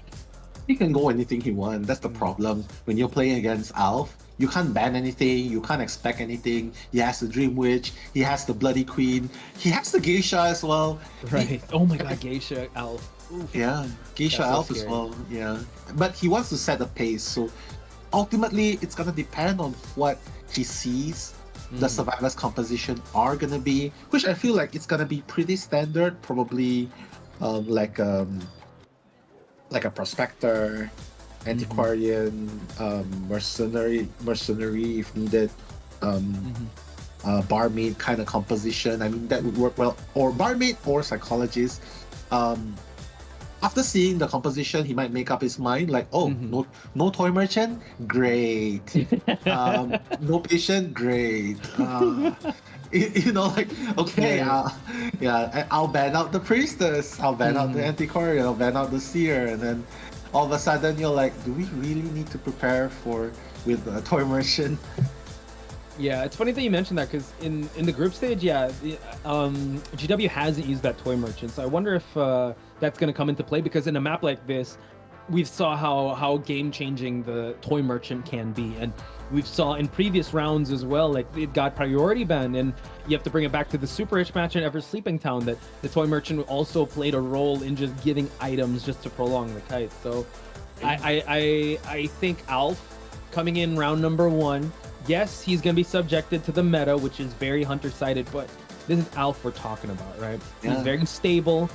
Getting a tie is actually the standard for him. He can go above that if that's what he's kind of known for. So again, it's the playoffs, right? The bright lights, just like as Super Rich said, the nerves got to him at the start. So we have been talking a lot of praises for Alf, but he is human, guys, and that's what GW's thinking. He's only human. Let's try to exploit it's like the mystique. Let's try to break the mystique of Alf. Yeah, trying to break it until he proves that he is the alpha, the alpha of alphas. You're haunting me with that. But yeah, I was just saying he's alpha. He's the alpha. Yeah. I'm the alpha. The alpha. You know, I can imagine him saying things like, "Yo, there are only two kinds of men in this world. Oh, okay. Me and the rest of you. Dropping them cold lines because he's the alpha, folks. Exactly. I mean, I don't know, man. Sounds like something that a Japanese main hunter. I would consider him like one of the top tier, if not the best hunter in Japan. For sure. If he wants to say that's totally fine. I mean, the confidence has to come in. When you're playing hunter, it's like you have this ego that you need that ego. Yeah. Look at that. Look, Toy Merchant ban. First ban. He's like, none of this nonsense. We're not putting catapults in this map. I'm not going to clean up after your toys. And now Priestess and Acrobat. So yeah, just a lot of mobility just being gimped right away from Alf. This allows the mechanic to come in. So GW trying to force some Cypher pressure here. Probably negating him to bring out the Bonbon in this map. Yeah. Maybe that's why like they're like, yo, if you're gonna go ahead and try to pick Bonbon in this map, we'll Cypher rush you. Yeah. And maybe that's the plan, but so I have this theory now, okay? So I think if hunters dye their hair like Super Rich and Alf, they're gonna get 4Ks. So because people in chat are asking, yo, is Alf like, is that his natural hair color? I just feel like they're going Super Saiyan at this point, folks. Exactly. Yeah. Ultra Instinct color. That's the Ultra Instinct in real life, by the way. Right? Yeah, exactly. So who knows? I know a bunch of athletes also that Brazilian athletes in MMA, they dye their hairs blonde. All their team does just as a team thing. Who knows? I don't know. Maybe we'll dye our hairs. You've tried dyeing your hair, right? I did. I actually had the same color as Alf. Yeah, I did. An ash gray type. Exactly. But wow, speaking of, being persistent, that's one persistent choice. Going with the Bonbon, even though that's a mechanic in the game. Right. I mean, obviously the game plan is to hunt down the mechanic first, and if you can't find the mechanic, which is very unlikely, you injure everyone else, and then Xingchen, you can decode with the robot, but after that, you're pretty much stuck. You can't really decode with the debuff. So that can be the plan, but here we have it. His favorite Craze March hair skin. Yeah, one of the most iconic Bonbon skins before the Monokuma came around. It was this one, the Mad Hatter. Which is, I would say it's a very persistent pick, because I thought the mechanic would kind of deter him from going for it, but hey, this is Alf we're talking about, right? He's very confident, and like you said, the hunters have this ego about them that, I got this. So I think the coach and the players just gonna have to just trust him and put their faith in him. I would say, you know what, this is actually we've seen Alf perform miracles with this Bonbon, and considering the pick, the scariest is that Cypher Rush coming from that mechanic, but we've seen how chases can go sideways with Alf's Bonbon. Yeah, we'll just have to see. I mean, the fans are already ready to give their praises, and in the words of Alf, there are only two types of fans. What are the two fans? Fans who love me, and fans who will love me. No! I'm so cringe. Alf dropping down the quotes there. But yeah, you know what? We forgot. We got to assign some emojis. So golden wings. Is there wing emojis in chat? I think there is. The angel wings. Maybe the angel emoji. That'll be nice. What's about Zeta? What do we get for the Zeta? sun? The rising sun. Oh, okay. Yeah. Sun Zeta. Okay, Sun Zeta. We got the wings for obviously golden wings. Now looking at the spawn locations here. Yeah, Alf knows. He just wants to go for Dis right away, and we're looking at the persona builds here now. Yeah, he's very confident going straight for the teleport, doesn't even bother with Blink. I totally agree, because he doesn't have trump card, especially in this big map. He wants to build up presence for the time bomb. So part of his strategy, 6-9 with teleport. Whereas for the survivor side, they have 3 characters with flywheel mechanic included, and only the mercenary has a tide. So let's see how the flywheel is gonna help them against the wrath of Bonbon by Alf. Yeah, once again, folks, Potch Spice and Mellow on the mic here with Alf's first chase being Dis. Dis is trying to hide it out. Is he going to check the corner? He actually knows. Oh my god. Oh my god, fastest bomb hit. Chip damage with the hit. I don't think Owl's even back yet, so this is actually huge if he's able to get him down. So Alf just making quick work here, and considering that the mechanic now, injured survivor, means that, okay, the Owl did come back here. I don't know if he's going to use it, but yeah, mechanics decoding is going to be slowed down. Time bomb, And that's a quick down, Nell. Less than 60 seconds. Exactly, and that's why Insolence is so good. Like, the moment, even though you haven't gotten that second experience lock, the Insolence is gonna unlock the time bomb for you, and he couldn't even react with the ult. And you know what? One of the worst things that I absolutely don't like playing as a seer in this map is like when you spawn in the middle of the map, you can see the owl lingering. Yeah, and the hunter will see it. Oh, there's an owl. Oh, there's someone here. Someone's crouching down. Here. Exactly. But Alf just knew Dis was actually hiding out. So now the question is, will GW go for this rescue? He does have the owl to kind of carry him for a rebound kite. But at this point, they have to be, I mean, they want to try to negate and try to go for the Cypher Rush as much as possible. So SXY is here just to provide that tinnitus, right? Not sure if he's going to go for this rescue. He's slowly making that approach. So, but he's back to crouching down now. Yeah. You know what's the one thing hunters are afraid of? What's up? They don't get action. Here we go. Oh my god, they're gonna get action this time. Oh, but the hit is gonna... Whoa, SXY. Yeah, just the last minute clutch rescue here. Dis he's gonna have to avoid, goes for the flywheel, still has the owl just to avoid the hit. The basic attack here. Alf, he's gonna try to go for a moonwalk here. Dis not gonna fall for it. Just practicing some patience here. So this is actually a great rebound kite. You know, Tide Turner is gonna be done already, but he still has an owl to work with, and SXY just needs to get out of this area and try to go for it. Antiquarian is here for the support.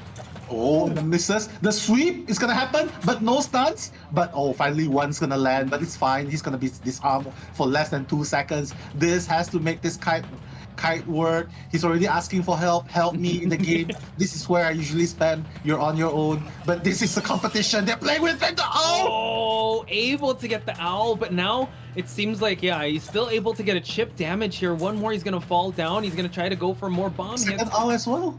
Oh, he's able to get another one, and now look at all this disarms, just the constant harassment, and now it just, I think they know that he doesn't have excitement, he doesn't have blink as well, so Dis has the time this well, able to get another block off the basic attack. Alf has to be, like, he couldn't have expected that at all, but oh my god, the hit over the window is gonna end the run of this. But he did enough, man. Like, look at the ciphers. Only 2 ciphers remaining, and even if Alf teleports to the next one, it's very likely that they can still get a draw. But they cannot mess up the rescue this time. Like the second chase. They need to heal up. The resources are dwindling. Antiquarian does not have that much bamboo flute to use anymore. Mechanic's bot is almost drained of batteries. Mercenary is injured, so he does have 2 elbow pads to use, so he's just holding on to this teleport. He goes for it right away. Antiquarian's gonna get healed up, and now at the 11 area, SXY is actually here. So if he's able to down the mercenary, that's actually good, but Alf just making his rotations to see if any ciphers are shaking left and right. Someone is feeding him tinnitus, and he's gonna soon find out it's gonna be the mercenary.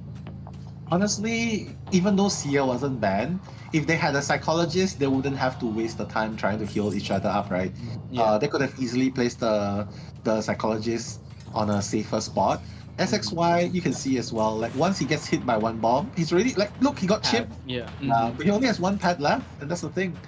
Wow, look at these bombs. He's just throwing it so far. And Mercenary, yes, he's going to want to save one for endgame kite, but now he's actually has nothing left. 1 chip damage and he's gonna fall down, and it seems like Alf gonna focus on the cipher that it's shaking, and Yinel is actually here, the Antiquarian, with barely enough flute to use. So Alf just trying to play defense to go for that tie. Yeah, GW is pulling their own weight at this time. Yinel still has a little bit of bamboo to work with, but honestly, he has to be running. He's kiting without anything. Xingchen, oh my god, they really want to force this cipher? I don't agree with the decision. Now everyone's injured. And that's the thing, Xingchen's the perfect target here because she does not have the best pallet dropping speed or vaulting speed, and Alf would gladly go for the mechanic. He's going to eat more bombs here just to focus on going for this mechanic, while Yinel is going to try to push for that cipher. Another bomb hit, unable to get the control bomb. Nice sidestep there. Probably learned how to juke from Steve Curry, but it's okay. Oh my goodness, Alf, he's really paying attention to the cipher. He doesn't want to be cipher rush, but that bomb's gonna hit again. A second bomb. Oh wow, Antiquarian had a flywheel, so now this buys enough time, but Antiquarian has no more stuns to work with. Alf just wants to down 1 more. He's gonna try to catch them while he excellent bomb placement. Antiquarian, one more chip damage from falling down. So Alf doing a great job while the last Cypher is being moved at past the 60% mark. Oh my god, yeah. Mercenary is decoding the last Cypher, but the question is, will they be able to even rescue? Because they're both gonna go down in one bomb. Yeah, Xingchen actually working on that Cypher too, so I think Xingchen has to go for the rescue, but it's a mechanic and with no items. Well, mechanic has a bot, but the bot's not even close by. And yeah, and not to mention, he's just gonna go down to one bomb. And when the Cypher pops, Alf is ready to drop the hammer. Right. This is so risky. I don't... Yeah, go for it. She just popped, Yeah, they go for it. So now it seems like, is Xingchen even going to try and go for the rescue? They could just go for exit gates here. It's still going to play to the 30-second cooldown, but everyone's still so far apart. But the mechanics bot is actually opening up the exit gate while Xingchen, no one's even going for the rescue, but Alp is over here now. Xingchen has to make this run. He cannot get hit by the bomb here. Oh, the bomb hits. It's going to hit. He needs to block off the exit. Is he gonna be able to block off the exit? Oh no, Xingchen! And now Xingchen, he's gonna try to go for the dungeon, but at this point it's a foot race, and it seems like Xingchen has to avoid all these bombs and also the detention. Gets the time bomb, one more chip damage, and he will be falling down, and Alf could actually play for a 3K. Alf. Where are you going? He has teleport, so he can go for it. So now it seems like he's gonna cut him off, and now Xingchen back to square one here.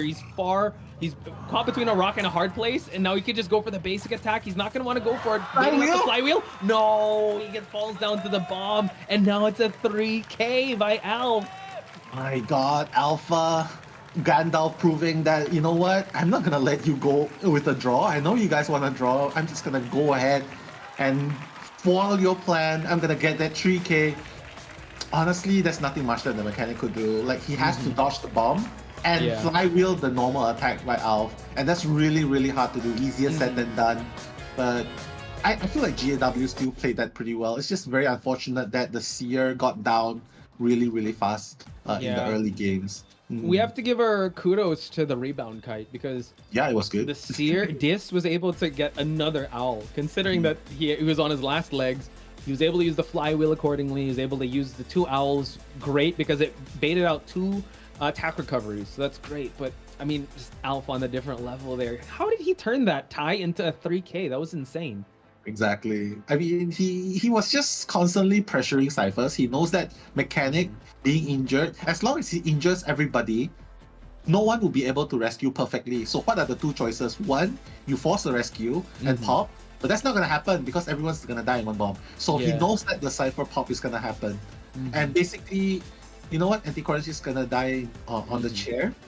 Was it the Mercenary actually? It was the Antiquarian. Mercenary was able to exit. Yeah, Antiquarian. Because like you mentioned, also anyone could just fall to one bomb, right? Mechanic was the closest to the rocket chair.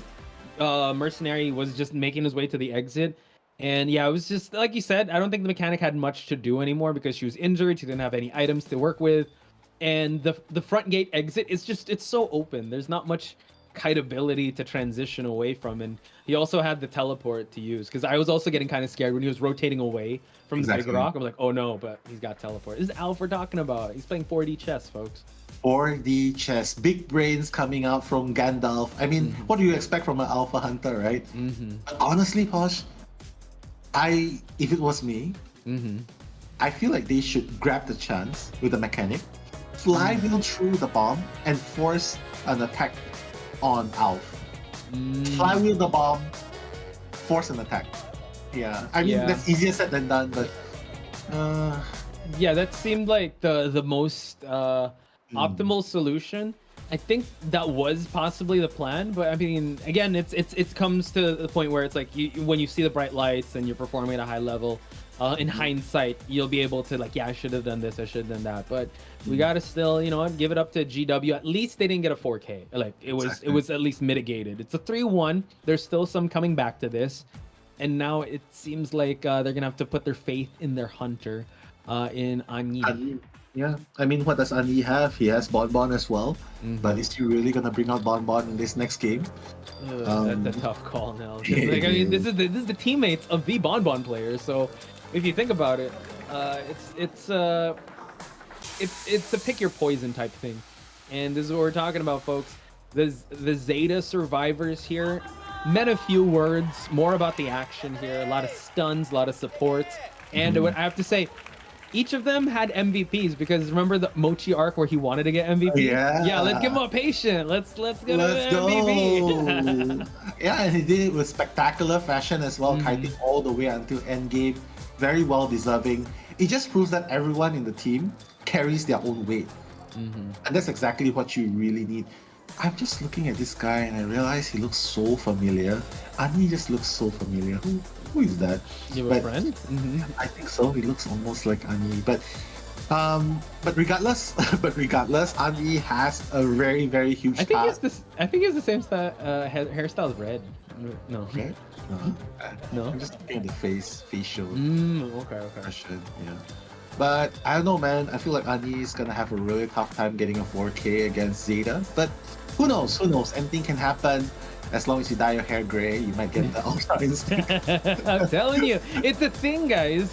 Tell your favorite hunter to dye their hair like Ultra Instinct, Super Rich, or Alpha, or Dongxuan. Oh my god, if he gets Super Saiyan, there's no stopping him. He's the ultimate hunter. He doesn't even need gray hair. He just needs to go bald, and he's basically the Buddha of IDV. He's like, whoa! Yeah, he's gonna transcend everything. And before we get to talk about Dongxuan, because he will be playing tomorrow, that was Dolisu, one of the best kiters in the game, one of Chocho's favorite survivors out of ZETA here. This is one of my favorite survivors. Kazuneko has made a name out of that forward, and also uses the Prospector, uses the Antiquarian, just clutch supports from his harassing characters. So I'm super excited to see what he's going to bring to the table, considering that Ani needs to get at least a 3-man just to tie. You know the kind of survivors that you always want to rank with. That's the kind of survivor you want. Like you want him to kite, he can do all the kiting. You want him to harass, he can do all the harassing. That's the kind of player, how valuable this type of player role is to the team. They just carry their own weight really good, and Sasori is also one of them. Like he kites with a mechanic, unbelievable. When he takes the first chase as well, he also kites really well. Make sure he doesn't sacrifice his bot, which I don't really. I mean, I don't know, man. Do you? I mean, we talked about this before, right? For me, I don't really like to sacrifice bots, but yeah, the battery is just a waste. You don't even want to sacrifice the bot, but we'll see. Yeah, now I would say one of the pillars of this team, Mochi, being one of the most stable rescuers, but he can also go for those kites if need be, right? We saw him able to do it with a patient, but I think he's already accomplished what he wanted to in COA with his own personal goal of getting MVP. Now his next goal, win the championship for his team. Exactly. And I mean, I was talking to Eli also a while ago, like ZETA is, they're almost there. They have the potential to actually win the entire thing, but first they gotta get past GW, and they gotta get past GW's Ani. Yeah, speaking of Ani as well, Zale Lamau said he looks familiar because he's soulmate. Oh my god. Oh, Ani is soulmate coded. Marupok, by the way. Okay. So Ani here having the bonbon as well as the wax artist. He's bringing out the wax artist a lot, but I would have to say, in this map, I'm not sure if he's gonna want to bring out the bonbon, like the question you posed a while ago. So we'll just have to see. Yeah, we'll just have to see. Ani, I mean, nothing much has to be said. 4K or nothing. Even if you can't 4K, get a draw, because after all, this is the map that ZETA chose. So if you can get a draw, it's still okay. Yeah, sure, you lose game 1, but you can still definitely come back in game number 2 with your map choice. It definitely plays into it. Honestly, for me, if Ani can get a draw here, he's already got this. He's already done his job. So yeah, I think based on his previous performances, yeah, just getting a tie is good. It's gonna haunt them in the end, right? But considering that when it comes to GW and how they've been performing, it's usually the survivors that get the wins, so they might kind of play with that way. But like you called out, Nell, I think it's more of like, if you aim for a tie, you want to aim for more than that, just so that if things don't go your way, you still end up in a tie. So exactly. Yeah, I mean, he does have a few characters he can play for sure. Like what I mentioned, guard 26, but does he really want to bring it? I mean, Alf is already kind of risking it when he's bringing it as well.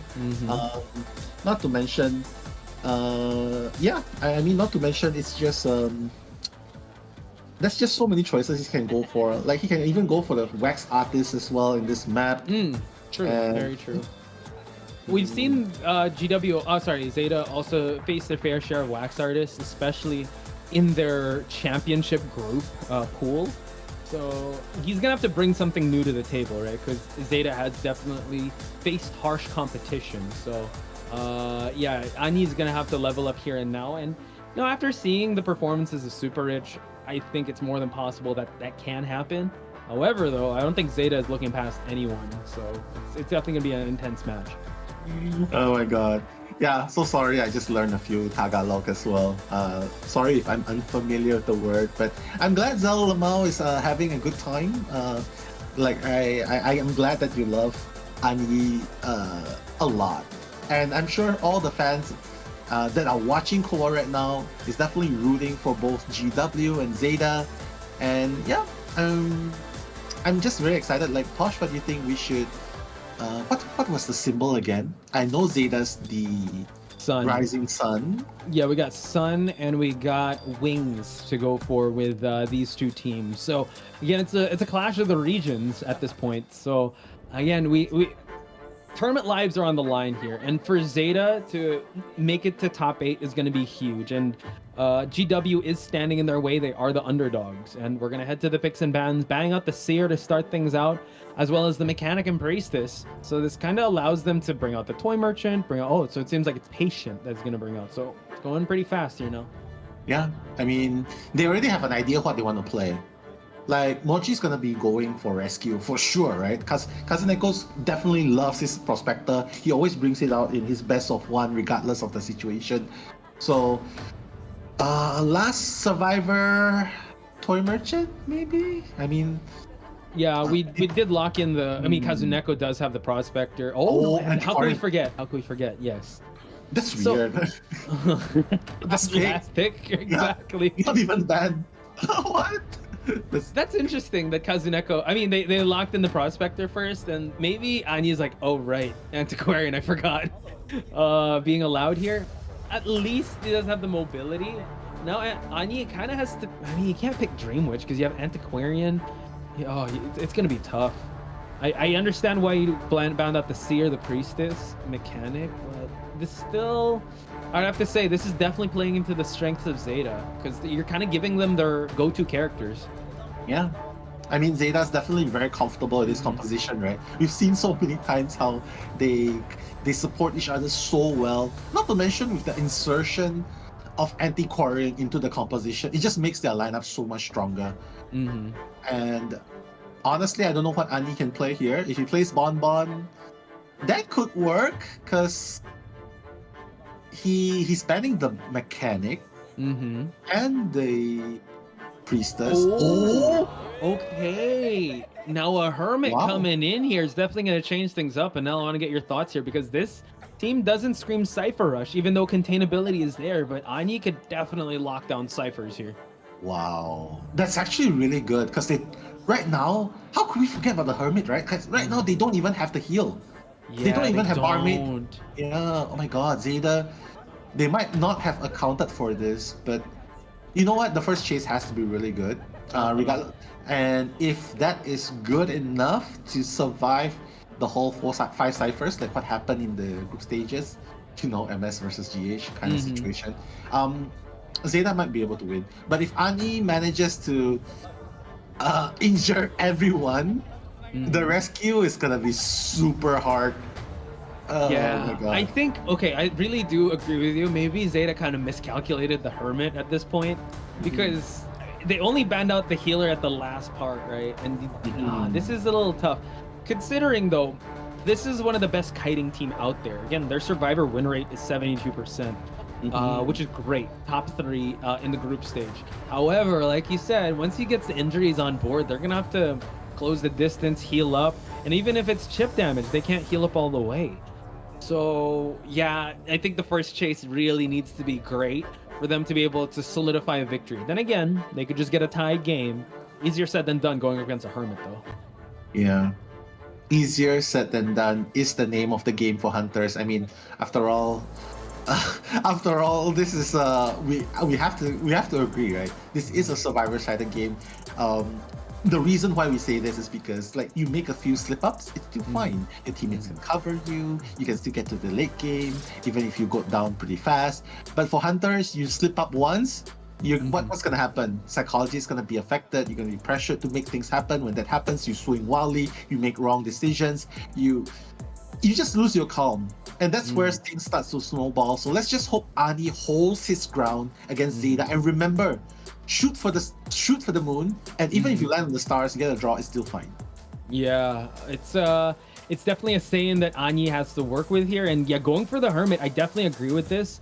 Confined space blink and detention, but we are seeing some flywheels on 2 people, as well as oh wow, okay, broken windows on Antiquarian. So I actually thought she'd bring the flywheel, but no. So yeah, or just all flywheels. So interesting. I thought, yeah, so we are gonna go with this very interesting build. Then again, this is ZETA we're talking about. So once again, Potch Spice and Nello Mello on the mic for this second half of round number 1. Let's go. Ani has already connected the ciphers. He knows where everyone's spawn is. He's just going to connect, forces the survivor to rotate away. Sasori is going to be in the line of sight, but let's not forget, Sasori has no charge. He has 3 hooks to work with. So Ani is just going to try and rotate again, try to catch someone off guard. Anyone will do. Anyone will do. Try to shoot one ball far into the sky, like, you know, sending a beacon out. Hey, guys, I'm here. You best start running. Yeah, I'm here, Hunter. Like, that's so considerate of a Hunter, right? Like, I'm coming this way. Okay. It's a warning shot. So now Dolisu is going to be taking this first chase, and Dolisu has the ability, just to go for the flip. He wasn't able to get it because of the blocked windows, and now the sheer damage is actually kind of okay still, but they can't afford to take too much of this now.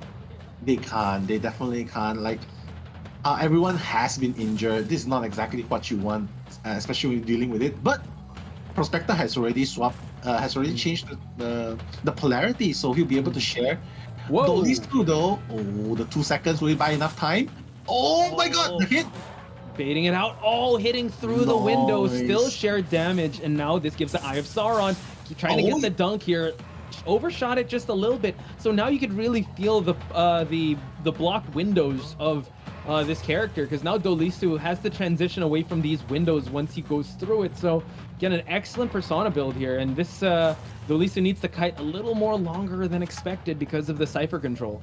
Yeah, I mean, Dolisu has no charge now, so if he blinks and hit, oh my god, just as I was saying, he blinks and hit, it's gonna be 60% damage, and that's gonna down Dolisu almost instantly. But I'm very surprised with this cipher progress. They're actually decoding all the connected ciphers. So there's no extra ciphers, so it's still working in their way, right? It is, yeah. So it's still, I mean, efficiently, but now they're opening up 2 more ciphers as 1% and 2%.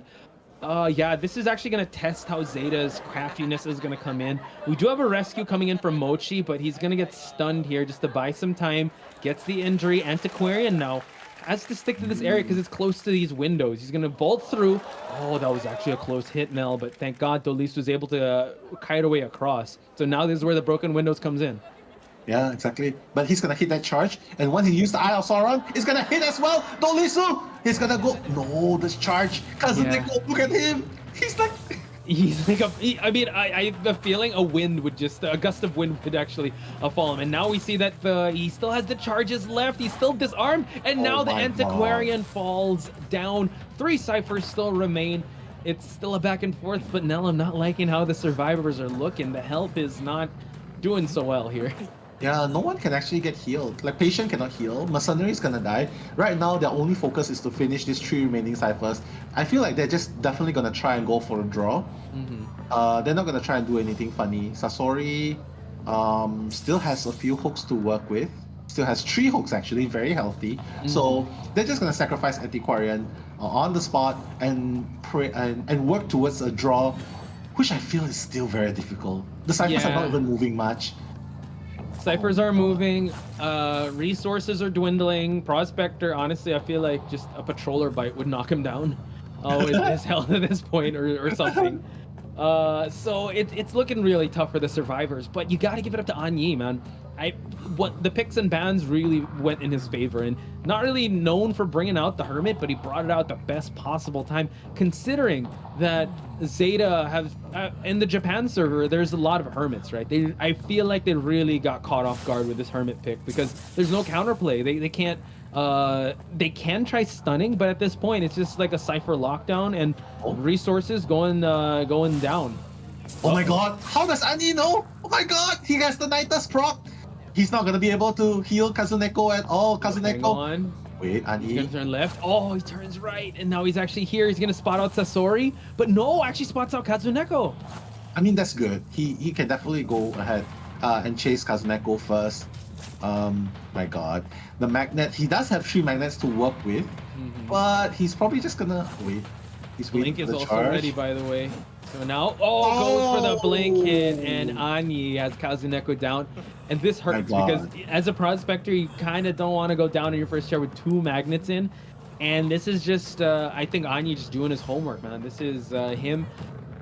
We have to give kudos because his counter pick here of this matchup is definitely working out. And it's looking like he might actually get more than just the tie now. Exactly. Like, that's the problem. Like, they don't have a healer at all. And everyone sort of shared their damage until the maximum. Do they really... I don't think they've been relegating the damages. Yeah, not as optimally, right? Like, they did at the start, but now it just seems like because you're not healing. And that's one of the problems here because they're so spread apart. You're really feeling the distance from Lakeside Village. And at this point, I feel like they should just try and negate the 4K. But Sasori... He's going to try and go for it, but now, he's going to share the damage with the Mercenary, so he's going to have to be very careful here. Yeah, but at least Kazuneko still has 2 magnets to work with, but... Whoa! Doesn't really matter though, oh my god. He's just gonna stun. Wait, Kazuneko, he has to make this kite work. Yeah, and going for the Eye of Sauron just to counter the magnet. And now Mercenary has fallen down, Kazuneko ate a hit. And this is actually, Anyi is just doing such an amazing job, folks. Again, it seems like our half now is the half of the Hunters here because a lot of Hunter plays left and right here. Going for more than just the tie, but Kazuneko getting the push and the stun here. But the Eye of Sauron just for him to be able to chase him left and right. God. Yeah, but he has already got hit by the blue charge, so Anyi just has to hit the second. Oh my god. Eye of Sauron, 12 seconds cooldown. He's making this work. Kazuneko is kiting out of his mind. The 2 ciphers are moving, Posh. Yeah, he's gonna get an elevator stun. Not quite. We have the Eye of Sauron ready in just a bit. Kazuneko drops down. Gets stunned in the process. Drop down hit. Prospector has fallen down, but now they can try to rush this 1 cipher. Yeah, it would be really... It's looking really good for Anyi at this point. Like, the last cipher can be done, but by the time cipher primes, he can just connect both ciphers. Look at that! The distance being covered from the 2-story here. And Anyi, interestingly enough, I don't know if we're just waiting for the feed there. Yep, we are. So it seems like, just the feed just getting a little choppy for us folks. But he's going to stop that cipher from popping at 97%. Mochi, unfortunate, is going to have to take this hit. Patient falls down since they shared the hit now. And Mochi has to rush the cipher. But the Eye of Sauron, unable to get it just yet. Can he push it? Oh, the blink? No, he gets it down. Anyi with a 4K. 4K, Anyi, even better than Owl's 3K. My goodness, their last plan didn't work because they were betting on Mochi. Mochi's already at the front gate. He was betting on Sasori to tank 1 more hit. And then pop the cipher, Mercenary will be opening up the gate. And all Sasori needs to do is kite until the dungeon opens. But now... I'm actually surprised that he didn't share. I thought he knew where the patient fell, but it seems like he's still kind of looking out. So you got to be careful, Anyi. Like, Mochi's here? Yeah. He dropped down Mochi here, so he knows that he's going to have to look around. Because I think he doesn't want to chair here just because it's so close to the cipher. But I think at this point, Anyi just has to be able... He's just playing it very conservatively, folks. He knows that... Wait, Mercenary already finished his self-heal? It's Patient that needs a self-heal, right? So he could just leave the Mercenary. Yeah. Yeah, but he doesn't want to... He doesn't want the Cypher to pop, but Mochi's only on his first chair. Sasori needs to hide out. He needs to hide it out, rescue Mochi, and pop the Cypher. Can he do that? He actually has 3 hooks, so he can possibly do that, but once he pops up, Anyi's gonna be on the lookout. So maybe, where's the dungeon at now? Because Patient could actually heal up and then just try to go for the dungeon escape, if that's possible. It's actually at 11 o'clock, but Patient, I think he's just gonna crawl until Mochi's dead. Because it's right there. Yeah, he can actually hook his way there. So from a 4K potential, if Anyi is unable to spot out Sasori, but wait, he might know. Oh no, he's just actually gonna wait for the dungeon. He sees that the dungeon's there. But it doesn't matter, right? Because he has a charge. He knows that Sasori might... Honestly, I feel like it's gonna be a very hard draw. I mean, it's gonna be a very hard dungeon escape because he's just 1 hit away. But Sasori has Flywheel, but doesn't really matter because Hermit's stun counters that. He does. Sasori, oh, he spots him out. Yeah, he sees him. And now I think Sasori has the self-heal. He has 3 hooks, so he has to make this one work. He has to avoid getting shocked here. Nice dodges left and right, waiting for the Eye of Sauron to come on in. Sasori, though, falls to a blink, and just like that, folks, Anyi getting a 4K out of ZETA. Look at Anyi celebrating as well. What was that, Posh? He's popping off, man. I feel like a lot of people are celebrating too. There we go, popping off stage, folks. Honestly, my God. I mean, the picks and bans paid off now. Yeah, go for it. Exactly. I mean, can you blame him? He's up against ZETA, the runner-up champion of COA last year, and he got a 4K against one of the strongest, if not the strongest survivor team in Japan right now. GW, my God. If I was Anyi, I would start throwing the chair. I don't know. I'd throw the chair. I'd run to the audience. I'd be like, I'd high five everyone. Exactly. I mean, okay, so is it just me, or it just seems like the season of the Hunters is back, and that's so crazy? Super Rich, Alf, and now Anyi. 4K against ZETA in round number 1, where you give them all the right tools to pick whoever they want. I think you hit the nail on the head there, Nell. They looked past the Hermit. I think if they knew that he had a Hermit, they'd like, all right, let's bring out Barmaid. Let's bring out Psychologist in 2nd round pick, because it was all harassment, and none of them could even rush any ciphers. Yes, they were able to pop some ciphers left and right, but they weren't able to negate the damage, and that was the tail of the tape here, folks. Exactly. I mean, what they need to do now, right? Like, this is such an amazing start for GW because they caught ZETA off guard with the ban picks, which shows us that ban pick is like 50% of the success of a game depends on the ban picks. And he made that work, and you can see ZETA's not weak. They're really strong, but why did they succumb to the 4K? Ban pick problem. And for GW, all they need to do now, because it's like, how do you put this? They cannot catch ZETA off guard anymore. Yes. All they need to do now is just draw round number 2, draw round number 3, tie all the way, more achievable, and they're gonna win this. And ZETA, my God, I'm just looking at the screen now. He's just popping off in the screen here. I know, right? Just let's go. I don't know, guys. Apples kind of might be at stake here. And I mean, looking even at the assisted predictions, right? They had ZETA actually going until top 8 or even grand finals, but I mean, the true underdog, the true Cinderella story here is if GW is able to get the victory here, that's gonna be crazy. They already got 1 down, and like you said, I feel like that's the strategy. Just tie everything out, then you'll be fine. Exactly. But you know what? More of the exciting game after this short break, so don't go anywhere, guys.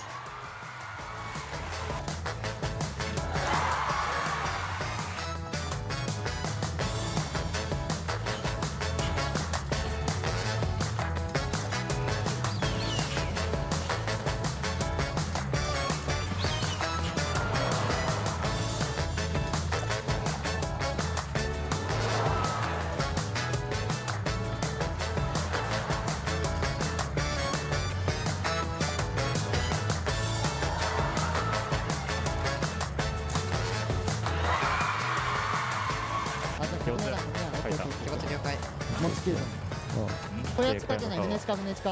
あ、船近、あ、船近だ、船近。オッケーオッケー、ナイスナイス。そうや、俺あれないや。うまっ。これ耐えれないよね。耐えれない。あー、ごめん、無理だ。どうする？俺、あ、1枚でもらえそう。でかすぎる。変えた方がいい？いや、変えなくていい、変えなくていい。あ、オッケー。風猫一発は受けれる。一発は受けれる。うちは忘れはった。はい。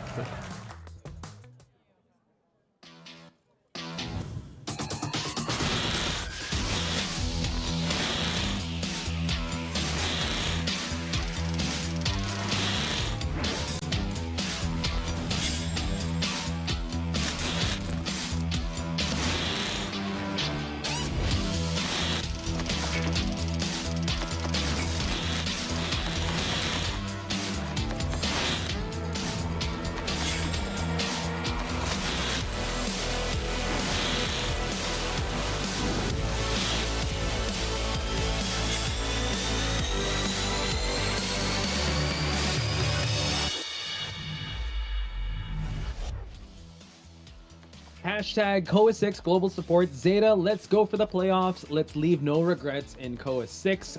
Zeta win. XOXO, obviously. So XOXO.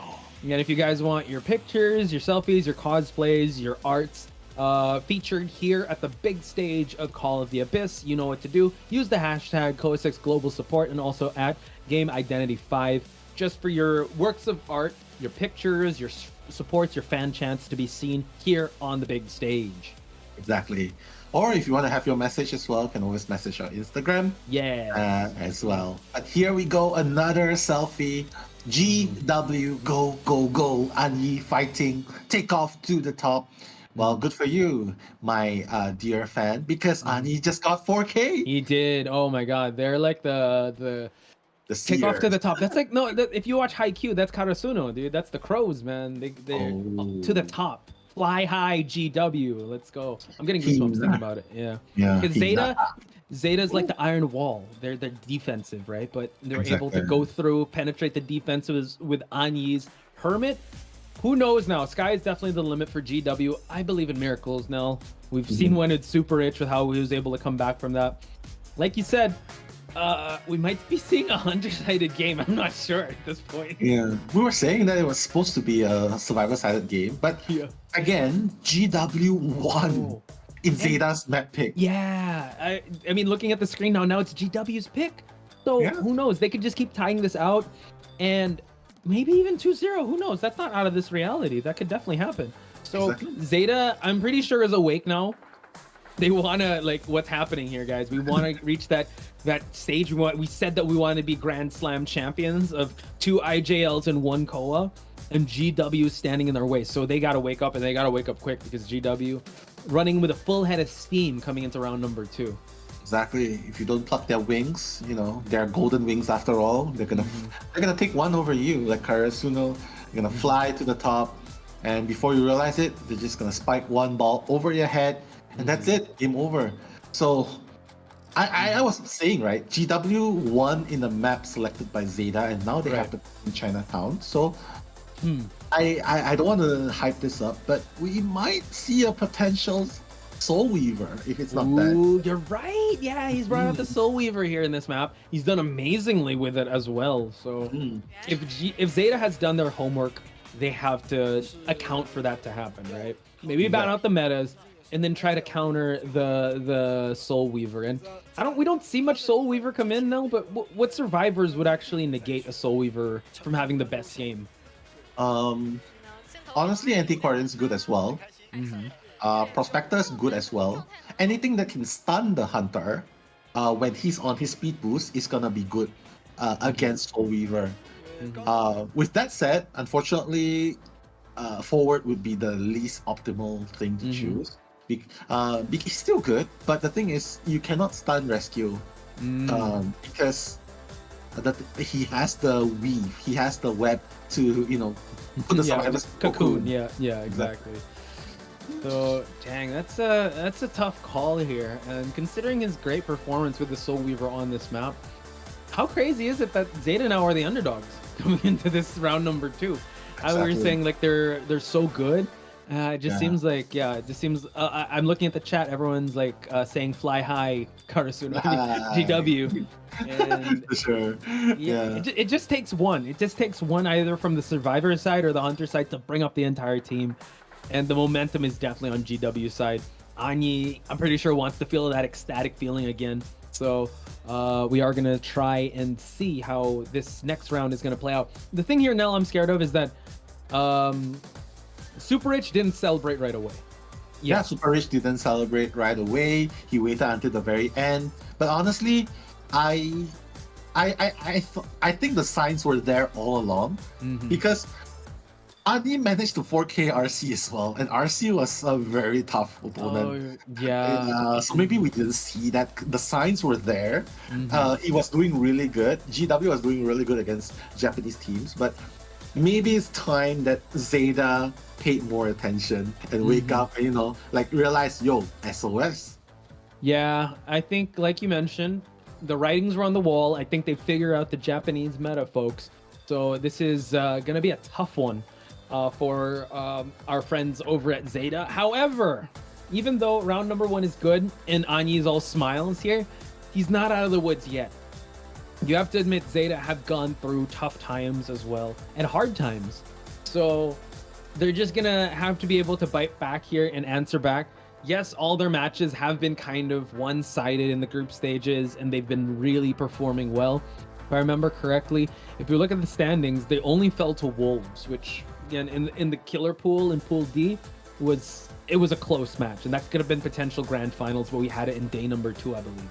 So come to this one, if GW is gonna get a win over Zeta, though, the ones that were claimed to win, that's gonna be insane, because Zeta, yes, they were the one, they did make it. FL unfortunately got eliminated already, I believe.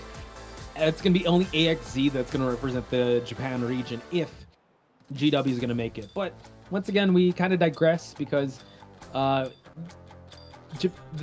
Japan fans are definitely going to rally behind their team here in Zeta. They're put in a tough spot, but this is what they're made of. So just looking at the chat once again, folks, big shout outs. I see you, Jam. I see you, Nico. I see you, Fukiame. See Lexi as well. Welcome. Hope you guys have had your dinner. Hope you guys have had your drinks ready, because we're in for another treat and a potential full 3 games, right? The only time that we're not going to see the full 3 games if it's Zeta's able to secure victory here, which can be possible, but I would say mostly on the hunter side since it was viable. But this is, you have to admit also, this is Vampy's wheelhouse. Vampy is known as the 2nd round, 3rd round hunter, but he's already used up his steam in the 1st round with that Bonbon. But now let's head into the picks and bans, because this is GW's pick. We're going to Chinatown. And now Zeta is going to be in a disadvantage here. And they respect ban immediately the Hermit. They don't want to deal with that again, just so that they can play to their strength. So now let's see if Nell's prediction is going to be correct, if we're going to try and see a Soul Weaver come out, and if Zeta is going to try and lock in the Antiquarian to start things out, because that Soul Weaver could be a possibility since the Hermit was banned. So picks and bans, Nell. Again, it's a tough call, because GW has map advantage and they have something planned here in Chinatown. I mean, the respect ban for Hermit already says a lot, right? And I feel like they're just very confident to deal with Adi's Soul Weaver. Because like what I said, there's already a Prospector. And the Prospector is able to stun Ani, the Soul Weaver. If he decides to go with Soul Weaver, it stuns him out of the speed boost, and that's already good enough.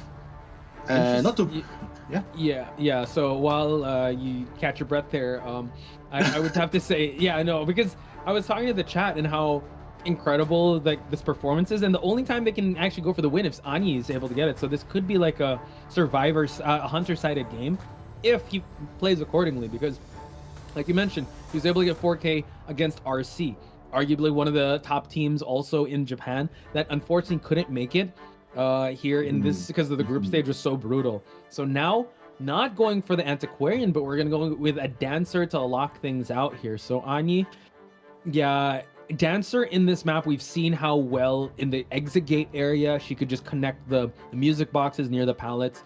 So it's still gonna be a tough night out for Anyi. This is I hope he brings out the Soul Weaver, because that had 4K. That has 4K potential here. Yeah, I mean that's why they want the Dancer instead of the Soul Weaver, right? Because it slows the spider. That's already one thing. And not to mention, it helps, like if you chase after the female dancer, I'm just gonna rotate away with the pirouette, and then I believe in my kiting skills. But Anyi's like, he probably doesn't favor Soul Weaver with this composition. Yeah, so he decides to go with the Bonbon. But honestly, I don't feel like Bonbon's like it's a good character against a dancer. No, Dancer, Bonbon, that's not a good mix for Bonbon. And then you still have Prospector. I mean, Prospector guaranteed you gotta close out the distance, and that's what Bonbon wants. They want activity. However, and it just comes down to synergy as well. You have Psychologist just to give the heal out to the Mercenary, go for a second rescue. You can also use, if she gets first chase, she can just run towards the music boxes or even get support from the Prospector. So again, we just gotta trust Anyi. We let him cook in the first round. Let's see if he can cook well with the Bonbon. And maybe he's going to switch things up. Maybe he just wants to go for the tie now and allow his survivors to be able to run home with a victory here in game number 2. Yeah, but honestly, I don't think you can safely say you just need a tie and then you expect your survivors to tie against Alf, because I don't think Alf still has his Dream Witch to work with. He still has his Bonbon to work with in this game as well. And you can only ban one. So here I feel like Anyi still needs to go on the offensive. He still needs to go get a 2K, 3K. Just if it works out as fast as the Hermit in the last game, he's gonna have a favorable time. But truth be told, ZETA has their fair share kiting Bonbon, so I'm not sure how effective Anyi's Bonbon is gonna be against ZETA, but I feel like the impact's not gonna be as great as Hermit. Yeah, especially like you mentioned, right? Cypher progress is gonna be ongoing. Bonbon doesn't have the best presence around the map, but we're just gonna find out and see. We got 3 flywheels and a tide turner, so they're gonna try to flywheel some of these bombs instead of using broken windows. But once again, folks, I just want to reintroduce us again, Nello Mel and Potch Spice for this first half of the second round between GW and ZETA. Let's go. As you can see, Kazuneko's already going up the stairs. He doesn't want any action from Anyi. But Anyi, my god, the mind game's going on.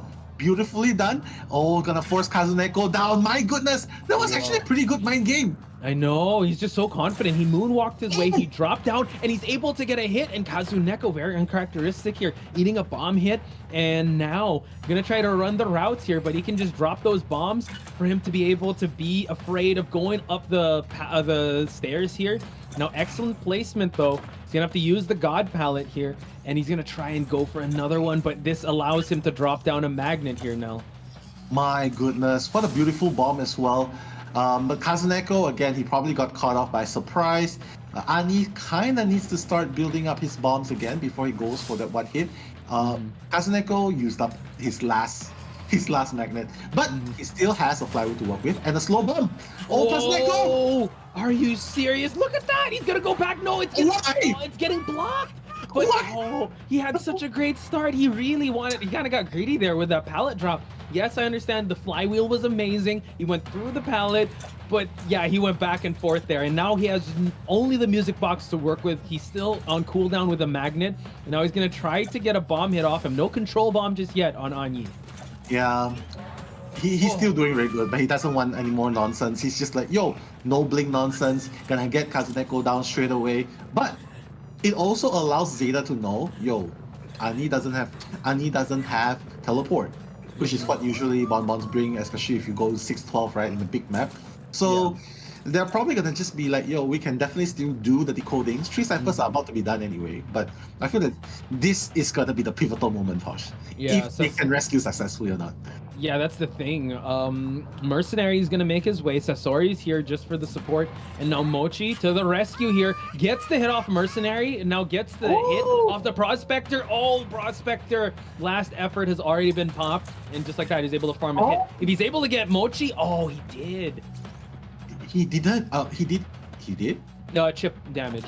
So it's not a double down, but still, that's huge. Psychologist has to go for that whistle, but at least he's able to farm off a hit of the Prospector. Nice. Yeah, Ani's so aware of the situation now. I'm not sure though. Like, usually during this kind of period of time, right, you would see that the ciphers are almost done, right? But in this game, not really. Like, it's almost 3 minutes and I think we're just so used to cipher rushing that it's like, wow, this is a little weird that we don't see like survivors scrambling for the exit gates, because again, I think Anya was able to, I mean, the way he was kiting here, I think it was just more the bomb placement interrupting the cipher of the dancer. Now it just seems like Psychologist did heal up Mercenary, and now very characteristic, ZETA actually playing for a tie, because now Kazuneko is going to be headed out. The dancer is actually crouching down just to feed that tinnitus, but he's nowhere near. So now Anyi could actually play for a solid tie game now. Yeah, exactly. Anyi can get a tie, but maybe the game plan for ZETA is like, you know what, we recognize your ability, Anyi, from GW. What we want to do now is get a tie, and then we'll put our hopes on Alf the Great. Yeah, maybe that's the game plan. Yeah, that's I think at this point that's the lesser of the evils that ZETA has to go with, because that was actually a relatively fast down and sell of Kazuneko, and now they're on their last cipher, but not much progress is done just yet.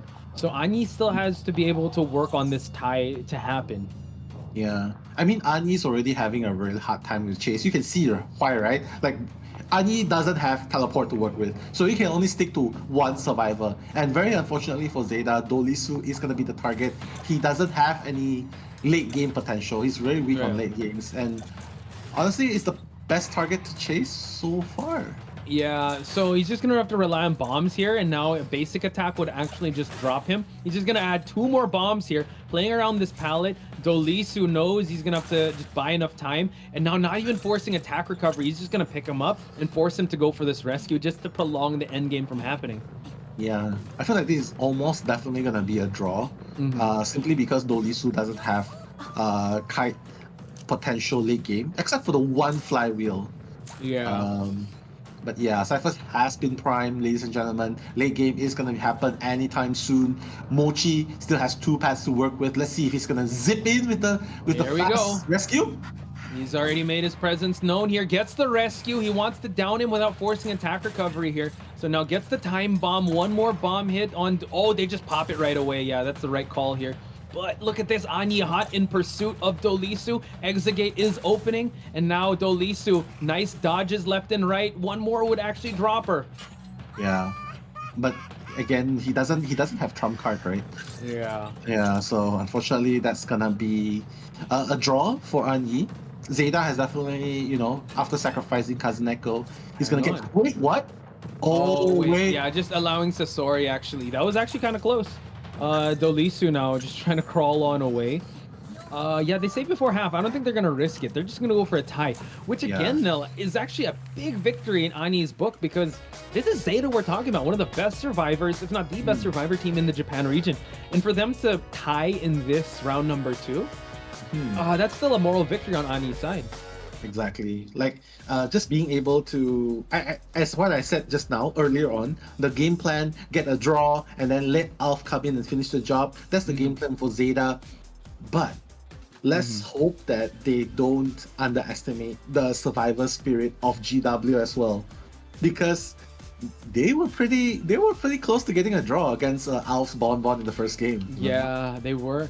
And that's the thing, I feel like the win condition that you mentioned before, that could be in GW's head. What if they just keep going for ties? because now it forces in round number 3, if you get another tie here, it forces ZETA to play a little more risky, and that's the capitalization that you want to go for. And I think that's one of the winning recipes that GW went for in round number 1. And mind you, GW has map selection in round number 3. So again, that's just a flip side to the coin.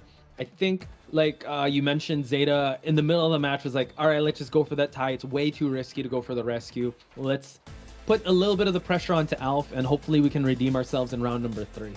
Yeah, Alf can definitely work in Chinatown as well. But I think it was GW's choice of map this game. Yes, it was. Yeah, so ZETA's gonna have the map choice next game. Now you can see for yourself the graph itself. Kazuneko, yes, sacrificed after 1 chair, but still he did a very respectable kite, 80 seconds. It's really, really respectable. Enough for them to earn a draw at the very least. And honestly, without an antiquarian, if there were an antiquarian, things might have been different. They might not even be able to pop it late game. Yeah, because with the Dancer, the slow box was actually more valuable. The Dancer actually used up quite some time to set it up around the vicinity, right? Yeah, he kind of was. And I think Anyi was just trying to avoid those setups, because at least he was able to down the Prospector before the Prospector bought, wasted enough time using those boxes. So yeah, an excellent back and forth. I think, considering how this played out, Nell, how would you have felt if Anyi brought out the Soul Weaver? Would you think it would still been a tie? Soul Weaver, no. ZETA's probably gonna have the advantage, because each time the Soul Weaver gets close, with the speed boost, Kazuneko can just easily drop pallet, stun. So he can stun the spider out of the speed boost, and that's gonna render the Soul Weaver kinda wasting his speed boost. So that's the one thing you have to pay attention to. But anything can happen. I mean, Anyi has to be really confident if he wants to play Soul Weaver, right? Right. But in this game, he's more comfortable playing Bon, and he was aiming for a draw, and he got it. So it's still pretty good. So yeah, I like how you broke that down there, Nell, because now that I think about it, the harassing, the respect, and Soul Weaver doesn't bring that type of respect that Bon does. And him getting that tie, he was able to play to his condition. The minimal condition he played for was just getting a tie. He was able to secure that. So beautiful performance by Anyi. Now we're going to switch sides. You see Alf on the stage. You saw the GW survivors there. Yeah, getting a tie over Alf, easier said than done. Exactly. Easier said than done.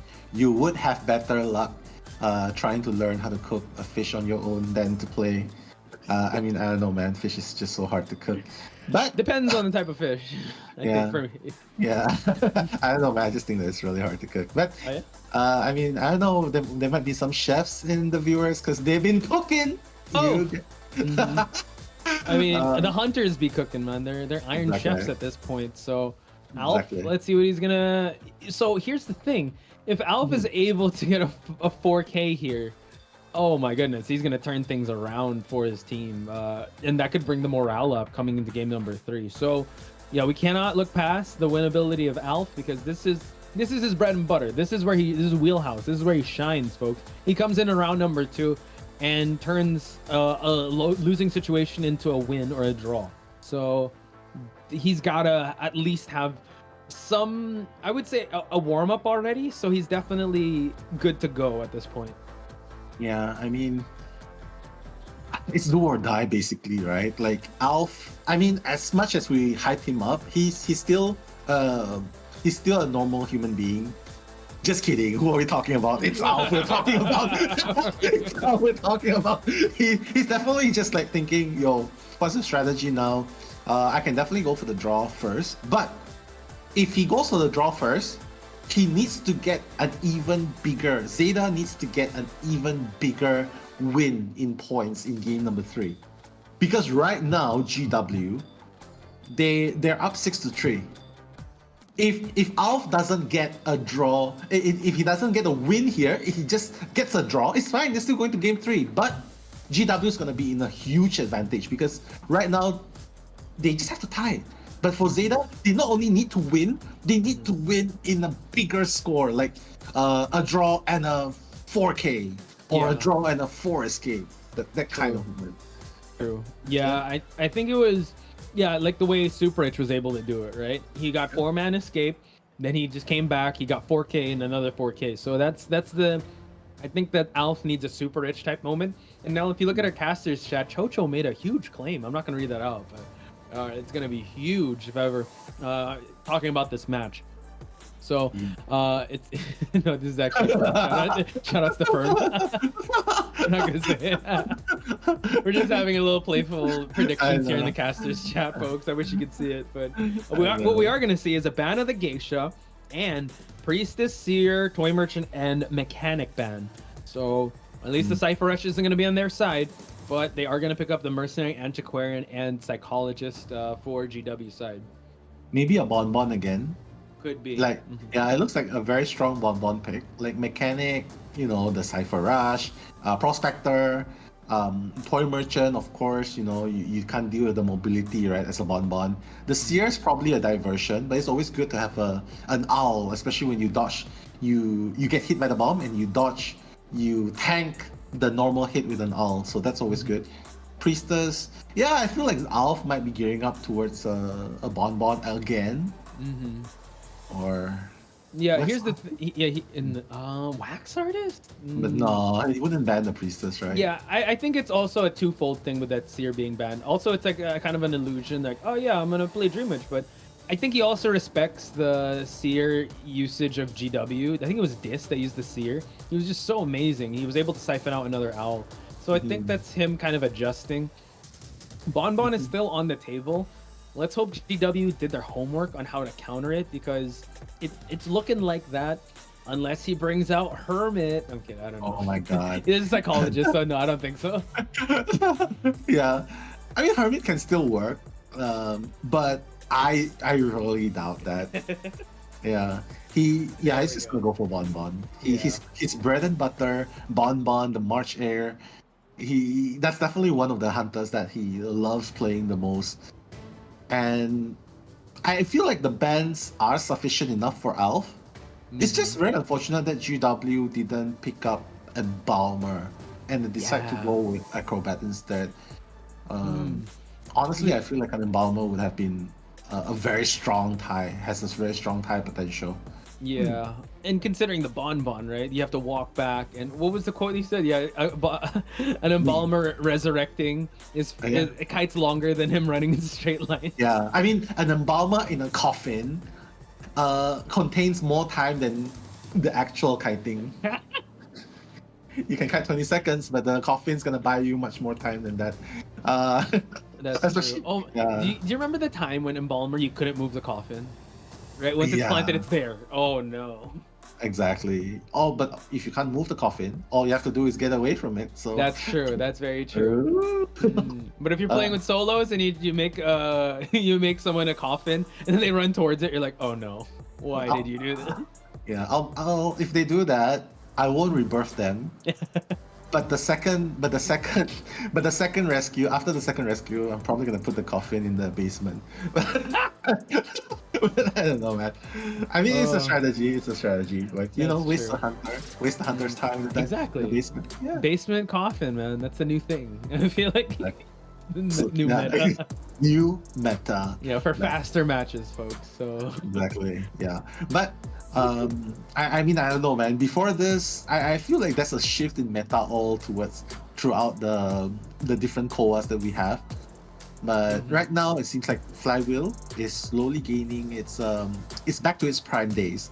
3 Flywheels, in fact. Like they're definitely ready for Alf's Bonbon. They definitely know that he's gearing up towards Bonbon. And quite frankly, though, like what I mentioned earlier, they had a better success. They almost got a 2-man escape against Bonbon in Lakeside, so why should it be any different in this game? Like, right. Yeah. So once again, folks, Nelomel and Pot Spice on the mic for the second half of round number 2. Is it going to be the same outcome where it's a 3K, or have GW actually learn from their mistakes and try and get a better outcome in this performance, since this is the second time we are going to see Alf's Bonbon? Again, we're going to feel how huge this map is now, just based on how Alf is struggling to find the first survivor in the first 30 seconds of this match. Exactly. You can see that he's already carrying his teapot. You know, he's like, "Yo, I just wanna have some tea with you guys, but why are you running away?" But I think Xingchen is the best target to chase first. Doesn't have a rebound potential, but she does have stress, so it's gonna take a little bit more time. And even if Alf downs him here, they can easily opt for a no rescue. So Xingchen, his win condition is just to force out the trade of whatever Alf's bringing. Yeah, and now Flywheel is ready. Xingchen has to be very careful not to play to the red light thing here, but yeah, he's able to go towards the fire escape here. Drops the pallet to allow him to drop down, so he is doing an amazing kite here, not running into anyone just yet. And no, he's still holding on to that flywheel and still all of his stress. So Alf has to down him and down equip. And no, he doesn't have insolence, so now he's gonna have to work to get his time bomb. Wow, that's actually pretty good. Like, the kiting's actually pretty good. Now Xingchen's just gonna run the same route, go up the stairs. Alf, of course, has a bling to work with, but Posh, 1 minute and 30 seconds, and one Sapphire's been done. Yeah, and 2 on the way now. So Xingchen just trying to play some mind games here, trying to force out the blink. He's gonna try and go. Oh wow, he's actually he got the hit. I thought he was able to dodge that.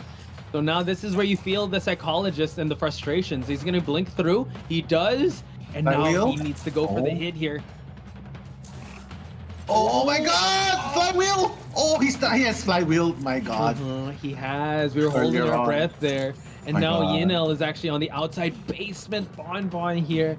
So he's done a 3 Cypher kite. That's a lot you can ask for. So now you're going to need the Tide Turner, that mercenary, but easier said than done because he's got wanted order.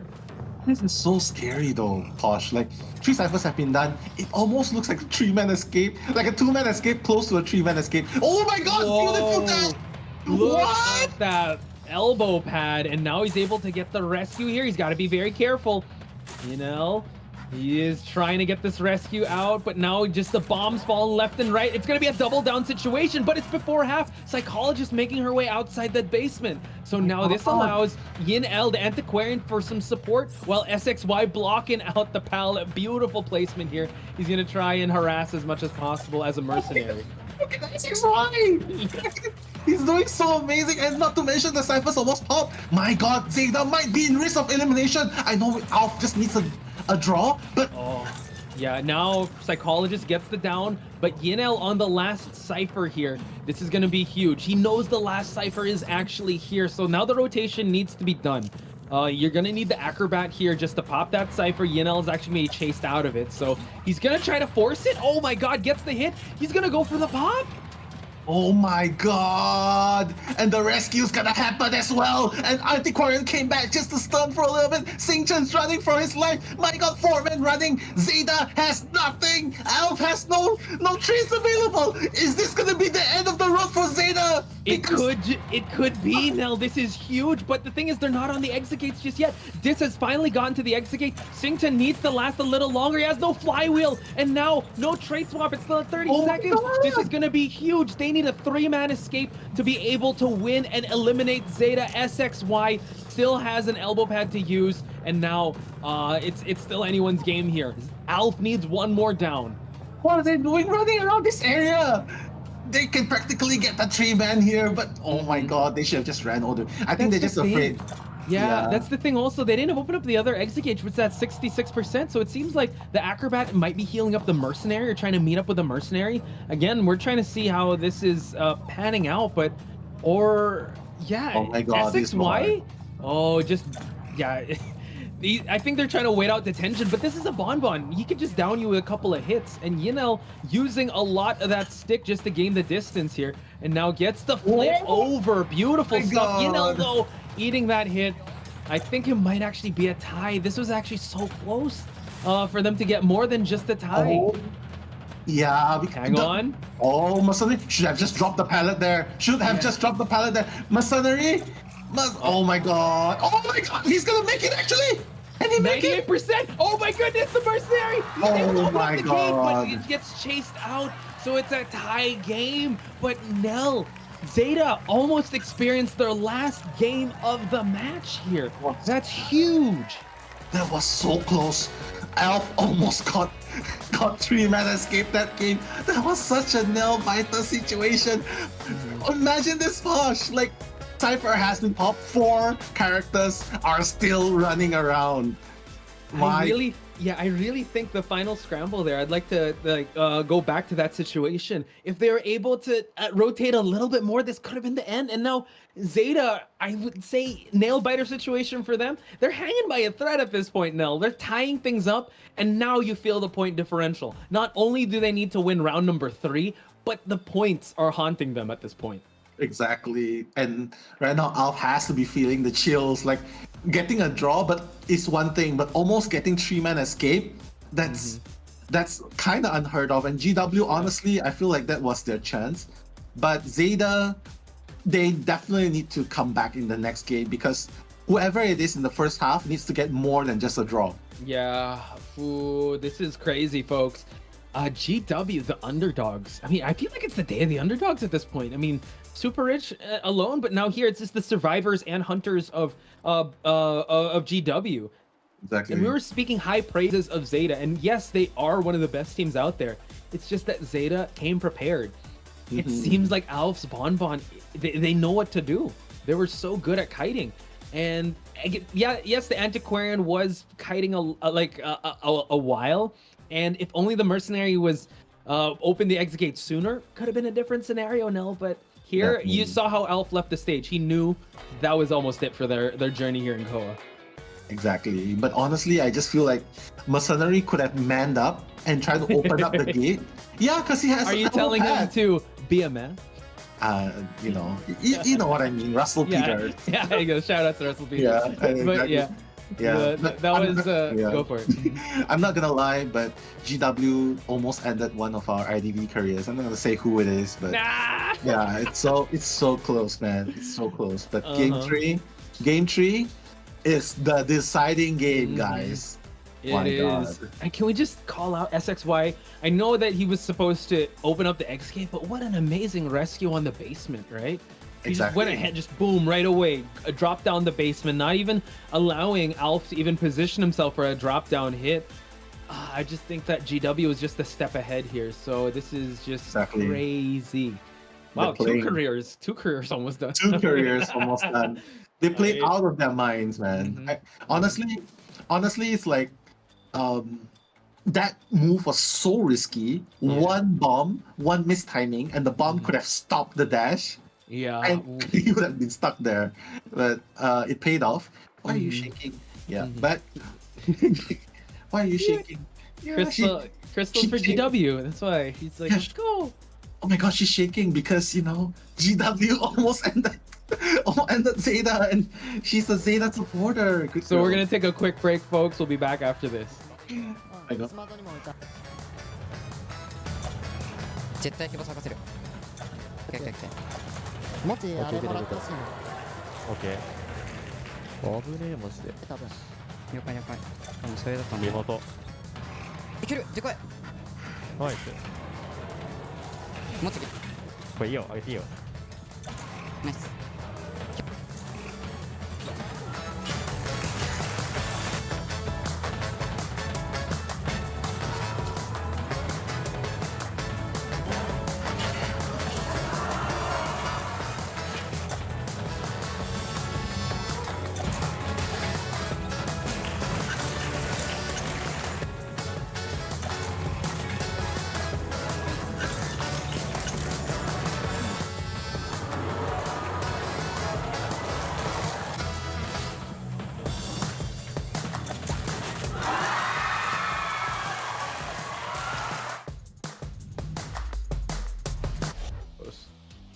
So, hashtag, once again, you guys, use the hashtag. I was going to read it out here. Koa6 Global Support. Congratulations for winning the playoff Zeta win. Hashtag Zeta Art. Hashtag Zeta Win. Hashtag Koa6 Global Support. Hashtag Alf Painting. Hashtag Vampy's Painting. Hashtag Dolisu's Painting. Hashtag This Has to Be Sasori. Hashtag Kazuneko's Chit Chat. Hashtag, it's a lot of hashtags now. Yeah, hashtag This Has to Be Machine Gun Posh. A lot of hashtags, folks. A lot of, for sure. Posh is rapping because of you guys. So, yeah, I mean, send in your supports for the teams, regardless of how many hashtags you have. we're gonna read it for sure. It's just unfortunate we don't see any XOXO, but yeah. I'm sure there was. It just didn't fit the teleprompter here. I'm pretty sure. Hashtag XOXO. Let's make that trending, guys. Hashtag XOXO after the end of your message for the fans. And you know what? This fan art can actually power up ZETA because, holy smokes, we've exchanged a couple words with our casters here. We're at a point here where ZETA is actually almost out of the tournament. And then we're not even up top 8. This is not even playoffs. I mean, this is playoffs, but it's the first round of playoffs. I would say this would be a huge upset because ZETA has seen the bright lights of the grand finals, but now they're going to get eliminated. If they get eliminated by GW, that's such a huge win on GW's side. But I mean, I have a feeling a lot of golden apples are going to be gone if ZETA doesn't get the victory tonight. And it might look that way now. Yeah, it might look that way indeed. Like, who would have thought, like ZETA, one of the most anticipated teams to make it further and might make it all the way to the grand finals, will be facing an adversity in the form of GW, and almost like Alf avoided a certain doom. You can look at his face right now. Yeah. Alf is like, bro, the Alpha is taking this much heat from GW survivors. What's going on? This is crazy, right? His alpha status is being questioned, folks. This is really GW, the Karasuna buff, for them to be able to fly high, Tobe fly, and they want to settle things. ZETA wants to settle things in Moonlit River Park, so this is going to be huge. This is their pick.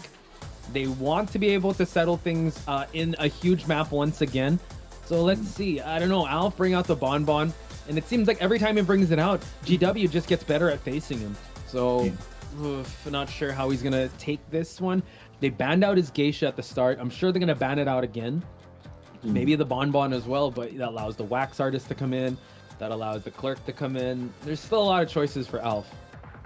Yeah, exactly. But I feel like GW should continue banning Alf's Geisha because it's just so powerful in big maps. Like you can see in Chinatown, they have to ban it almost instantly.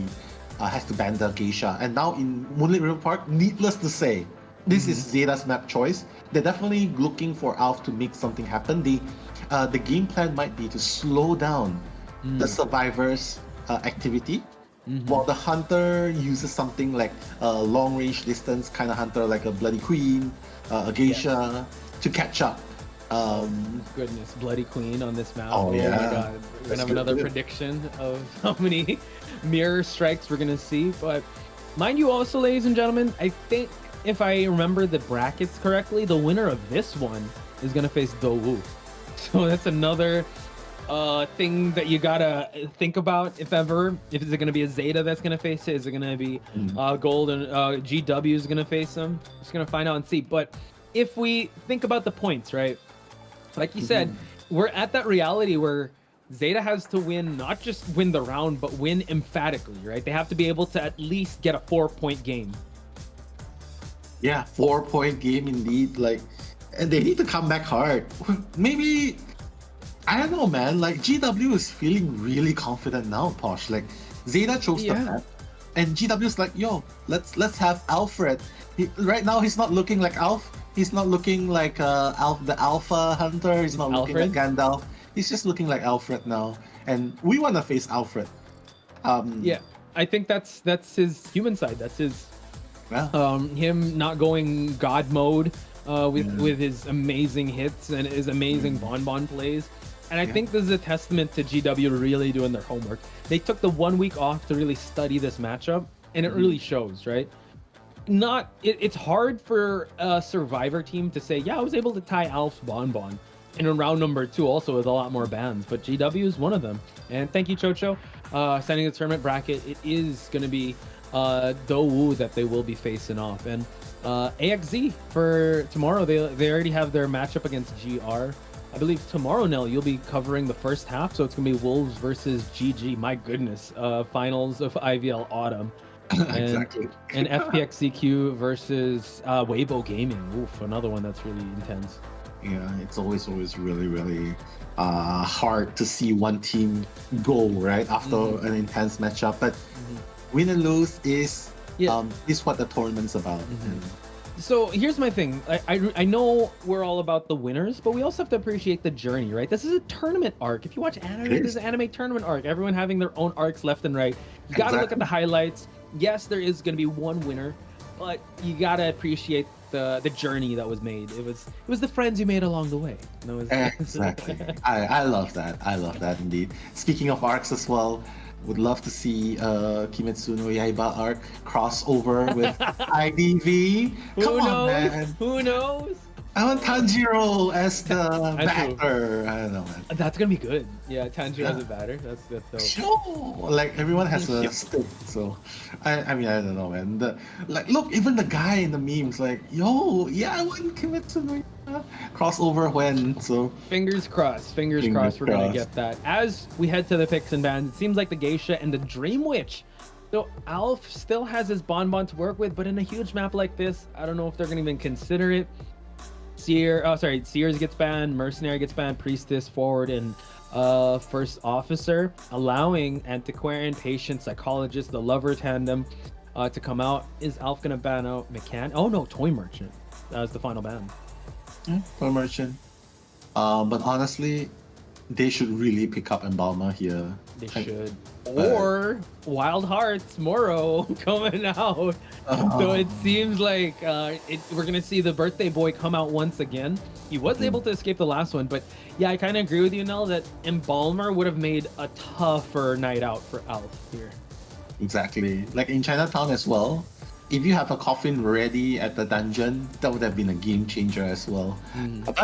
But it's okay. Let bygones be bygones. Right now, round 3, first half. I don't know, man. If GW gets, what do they need to get in order to? Yeah, if they get a 4-man escape, I think that's it. That's it. Yeah. But Alf's not gonna let that happen, will he? Going up against Alf, I know he just got tied, but yeah, I don't know if he's gonna get a 4-man escape. That's gonna be too much. If they get a 3-man though, is that gonna be it? 3-man. I don't think that's gonna be it because they can. Zeta can come back with a 4-0, with a 4 escape. That's gonna be 6-3, and that's gonna bring them to game 4. Oh, okay, so that's gonna be the tie scenario. But Alf now picking up the Naiad, which is crazy because it's round number 3. We just see Naiad round number 1 and 2. Let's go. Naiad, yeah, on Alf in this map. Oh, it's gonna be tough. You got mobility, you got stunners on their side too. So GW, who do you think was able to get the best pick and ban here? Was it GW or is it Alf here? No, I don't like having a psychologist I mean, I do like a psychologist in the big map because of the Wi-Fi heal, but if you kind of can't rebound, right? It's kind of hard for you to rebound Kite. I mean, I can see what the plan's going here. They're all kind of centered on Psychologist. Psychologist is like the beacon of hope. Like whoever gets hit, the heal's gonna happen. Like after one rescue, the heal's gonna happen. But for Alf, he's a single hit hunter. And the thing is, if he doesn't foil the rescue of the survivors, it's pretty much gonna be a draw again. And that's where things are gonna be really hard for Zeta, because they need a 4-man escape. Right. If it comes to that. One way or the other, you got to pay your debt, right? You got to pay that pound of flesh that you did hunt in round number 1 to win this. It seems like, yeah, Psychologist is going to be all the way at the other side, probably going to just avoid getting kited at the start. Yanel is going to spawn over at the first stop, which is actually good. He can play around with a coaster just in case. And now we're going to look at the persona builds here. Insolence, as well as Detention and Blink on Alf's side. So he's counting on trying to make the kill. He's trying to go for the kill in the early to mid games. Thus the Blink. Yeah. But yeah, I feel like I mean, I don't know, man. What if they just decide to sacrifice? They could just go for those ties, right? So Alf really playing to, I would say, yeah, just playing to the first to mid game aggression, just to build that insolence. Yinel knows that he's gonna take this first kite, so he's gonna be very wary of giving Alf some distance here. So now it seems like he gets watered down relatively early on, about to hit the 50% mark. But luckily for him, he's got a stick to work with, and the harpoon has been retracted. Yeah, harpoon has been retracted, but he's gonna make that rotation again. The name of the game is just to get that bubble on. He is actually. But now he's gonna go for the pallet slam. So again, I guess it's a good trade-off here. At least he's able to force a recovery from the pallet slam, and now he's gonna use the bamboo flute for him to be able to transition towards these pallets. But that's the thing, yeah, you're gonna feel the swim of this Naiad. Now able to flip over and able to get a disarm as well. Wow, that was actually kind of nice. But the blink's gonna be up really soon. Oh my god, he misses as well, and he's gonna get swept to the right. Oh my god, he has to be very careful. But oh my god, he saved it with that. With that double pop. That was crazy. Now imagine if Yinel was able to kite for a little longer. But you have to think about it now. It seems like it was kind of a 2-cipher kite at this point. We do see that there is a rescuer at the top of the 2-story. I believe that's the patient. Yes, it is. And just feeding that tinnitus. But like you said, they could just go for a full blood rescue or just go for a sacrifice. I'd say maybe going for just one rescue at least, because Yinel performed pretty well, very admirably, I'd have to say, on that kite. Yeah. I think they will go for the full blood rescue because they want to save the Wildling cipher. They want to save Wildling's tide for last. Right. And honestly, it's just keeping Alf here. So they can't really do anything. My god, Enel's like, yo, I'll just go for the tie. And maybe that's what they're really trying to go for. Yeah, SXY making his rotation towards first stop, and we do see that the patient is still here just feeding that tinnitus. So Alf is kind of trapped. Is he gonna go for it? We see that he's actually, oh my goodness, he's gonna try and go for the rescue now. Oh my god, I don't think he can make it at all. That was so close. But now this is caught in a very bad place, honestly. Yeah, and this, he does not have, he brought Tide. So they were hinging on that one rescue. So now Dis has to use the coaster here just to create that distance. But I think that was a big miscalculation on their side. Let's see how Alf is going to capitalize on this overextension. He's going to try and hit him outside. Oh, he didn't hit the stop mark. So now he's going to have to rely on another hook, buying a lot of distance. But now Harpoon's going to be ready. Yeah. I don't think the Cypher was fast enough because this... Honestly, if they had the Wildling... If the Wildling was the one giving tinnitus, things would have been different. Yeah, because Wildling is not the best decoder, let's face it. And right now, the second survivor is already down. Right. And they still need one full Cypher. They need one new Cypher. Yeah, and Xingchen here, the lovers are actually going to be in the same area. Luckily for him, didn't see the scratch marks on the floor. Seems like Wildling is actually going to go for the last cipher here at 30%. So Xingchen just trying to buy some time here. Note that she does not have Tide, so you might have to save before half here. He's going to try to force a hit to come out. So let's see here. But you know what? Alf could play this game all day here. He gets the pop, but that's still fine. He's still got the stress ongoing. He's going to wait for the harpoon and able to get the rescue before half, so that's huge. Oh my god. And not to mention using the blink there as well. Xingchen still has two blocks. So now what happens is he can go and fix he can try and go and fix... Yeah, pop the second cipher and then go for the 66. Yeah. So that's true. And now Alf realizing that, he's going to bring him a lot further. But the Wildling's on the board. So now it just seems like, yeah, he's just going to try buy enough time here. The question is now, are they going to time the pop well? Because we're still sitting at 66. Last chance for the patient to get rescued. Xingchen still rotating his way to go for that cipher. He has a Tide, so it's totally fine. Not to mention, he is on his board. Just needs to make sure that it works well. Oh my god, it's gonna... wow, getting hit almost instantly. Yeah, so now, they're gonna have to pop this one well once he's about to fall down, or they can just go straight for that pop and just go for that two-man escape. If Alf gets the three-person escape here, that's a three-person kill, that's gonna be huge. Yeah, he needs to drop the pallet and then pop. Is he gonna pop? Oh, goes for the pop immediately. Oh, Alf swinging too early. Dis is able to use the speed boost to go towards this ruin area. My god, and he's just gonna try and pop him out of it. But this, my god, he has to come back. He has to go back. Yeah, he's just trying to waste time. Yeah. Exactly. And the thing is, he didn't bring trump cards, so now he's forced to chair and go for that tie. So Nell, you predicting the future here, they're just going for ties at this point because they know they have the point lead. My God.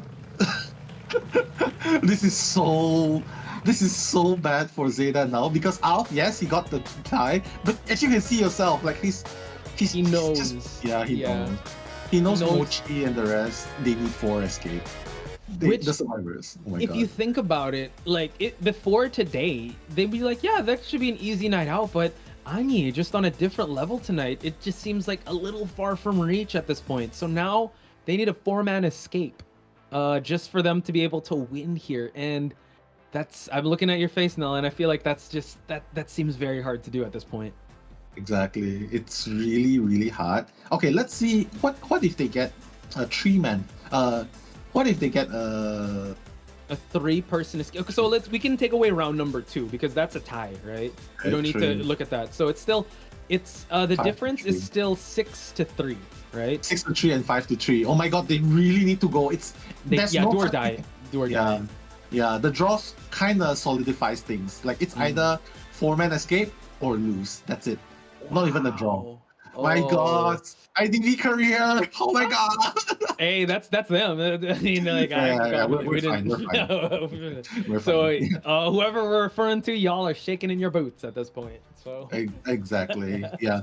So that's like 4 escape. I feel like Zeta, if GW takes out Zeta, like in this so early in this stage.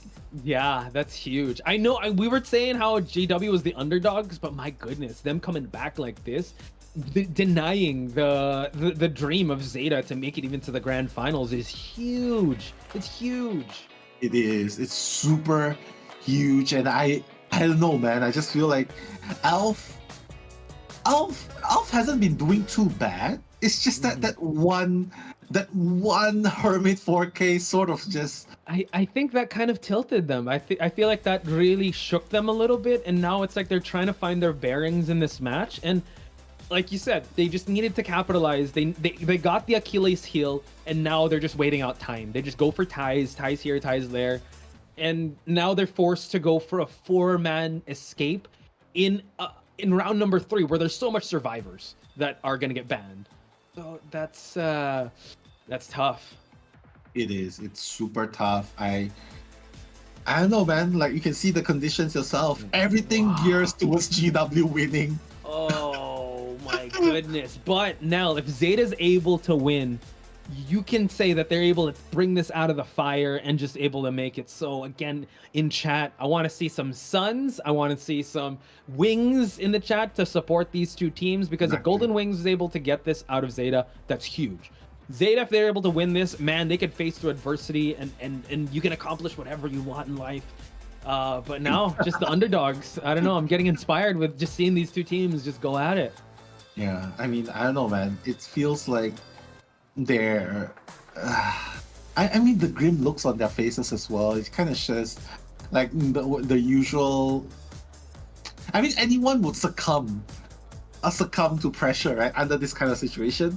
I mean, it's so discouraging to see, like, yo, the only way you can win and take this away is there's only one way: for escape or goodbye to Japan. But technically they live in Japan, so I would say that's we said goodbye to FL. So are we gonna say goodbye to Zeta tonight? That leaves Axis Wave the only Japan team to even be in Call of the Abyss. We also said goodbye to ZT. So exactly. I mean, Zeta is just one of the... Zeta and AXZ are the ones to represent the teams outside of mainland China. So this is their last stand, folks. Do or die time for them. 4-man or no man is the key here. And this is where we can see how they're going to answer adversity. This is where we're going to... The resolve is going to be tested coming into this. And Anya as well. Like, his hard work has definitely paid off in that first round. But now he's gotta be able to take this one home. Like, the victory is right there. He's just gotta cross that finish line. Exactly. Like I see Lydian X as well in the chat saying, "Yo, they will win the round but lose with points. Do points mean more than rounds now?" No, because they will be winning one each. But the points, they will be winning one each. They're tied, but then it goes to point calculation, and GW has more points. than ZETA. Yeah, so it's 4, as you can see later on, it's either 4 escape or nothing. I don't know, man. Compositions in mind. Dang, what I mean, we have to account for the survivor bans, right? So you're kind of playing with, I don't know, off-meta survivors to get a 4K, to get a 4-man escape. And you can't play like Embalmer, you can't play Mechanic because that kind of screams a tie, and they need more than just that. So, wow, this is gonna be tough. Exactly, super tough because what happens is Ani just needs to zone in, tunnel one survivor. He's like, yo, I'm gonna grab you until the very end. And yeah, just hold on, that's it. Yeah, just tie it out, that's fine. Yeah, I mean, I'm just thinking of what Hunter can tunnel the best. Like, maybe a Disciple would be good here. In a map like, okay, so first we got Bloody Queen. I was gonna say Bloody Queen, but we got BQ and we have the Wax Artist that's banned. Ani can honestly, yeah, you could go for Naiad if you wanted to, because that's a tunneling hunter too. You just keep farming off hits of one survivor, easy. Don't overextend, just focus on one chase. And now look at this. ZETA wants to play defense here. They secure 2 rescuers. We got Mercenary and First Officer. Yeah, they're very focused on rescuing, getting out. Usually when you see people, when you see people going very aggressive. They want to get 4 escape. You see a lot of flywheels, and we saw that it's now like four flywheels. But yeah, I mean, having 2 rescuers is good and all with the tides, but if you do that, too much defense, right? Yeah, how much decoding are you will you be able to kite long enough to get to the end game? That's the question as well. I'm just still also taken aback here. We say that the meta is survivor sided here, but Ani's holding all the cards at this point. He has all the advantages, most of the advantage, I would have to say. Banning out Antiquarian, no Prospector. Acrobat, really just known to be a kiter. I mean, you can stun, not necessarily stun, you just slow them down. Silence them as well. Hermit. Oh god. That's Hermit, right? Yeah, there's Hermit. He could use, oh my god. Zeta's gonna have Hermit nightmares if Hermit comes out now. Yeah, I mean Hermit 4K, and they don't even have a healer going on. Let's see if he's gonna ban out Psychologist or Barmaid, because if that's gonna happen, they have to pick up on that and be like, we gotta get a whole patient. Okay. My god, if he goes for Hermit here, decoding's gonna be super slow. And he's gonna be able to tunnel down one survivor. You're right. Oh goodness. Oh my god. Oh, and the thief! Yeah, you're the Hermit's gonna crush. Yeah, that's true. So Thief coming out, who knows? I mean, this is very off meta. They're definitely gonna play this. This is technically their only stunner of the team. And now Ani, yeah, oh my god, Hermit, Naiad. Why not ban Hermit? Why not ban Hermit then? You ban Hermit in game 2, but now you oh my god, this is so hard to watch. I mean, Ani just needs one hit, that's it. And they don't even have a Priestess to connect. They don't even have an Embalmer for Coffin. It's just pure running on lanes and the Coaster if they can. But if you have the Hermit, Eye of Sauron's gonna catch up to you really, really fast. Can you imagine like second stop or third stop, Eye of Sauron all the way across the map? That could definitely happen. We saw it in the big boat. Him just charging all the way to the small boat with that Eye of Sauron. So now... Yeah. I think you painted a grim picture there, but we have to trust ZETA survivors. They gotta cook, and they gotta cook now for them to get the victory here. And Ani, he just needs one, and then he could reap the rewards here. And GW pulling off, I would say, a big upset. I was able to, looking at the assisted predictions, it was ZETA to get the victory here, or at least the predictions. And he's just gonna go with a Naiad. No Eye of Sauron here, but he's just gonna play to that 1K. He just needs to get one and done for Ani. I'm not really sure how effective this lineup is gonna be against Ani, because Kazuneko, I don't know, man. I feel like he's been tamed in this game. He's no longer playing Harester. He has. And you have to admit, like, him getting chased in the first 2 games, right? He was the first chase, and he was able to down him relatively early. So I think Ani was able to kind of take out the confidence of Kazuneko, because usually we see him as a lion of a character, or a lion of a survivor, like he's going for stuns here, but now picking first officer. It's very interesting that Anyi was able to disrupt I would say the signature characters of Zeta. Yeah, not to mention the thief pick here as well.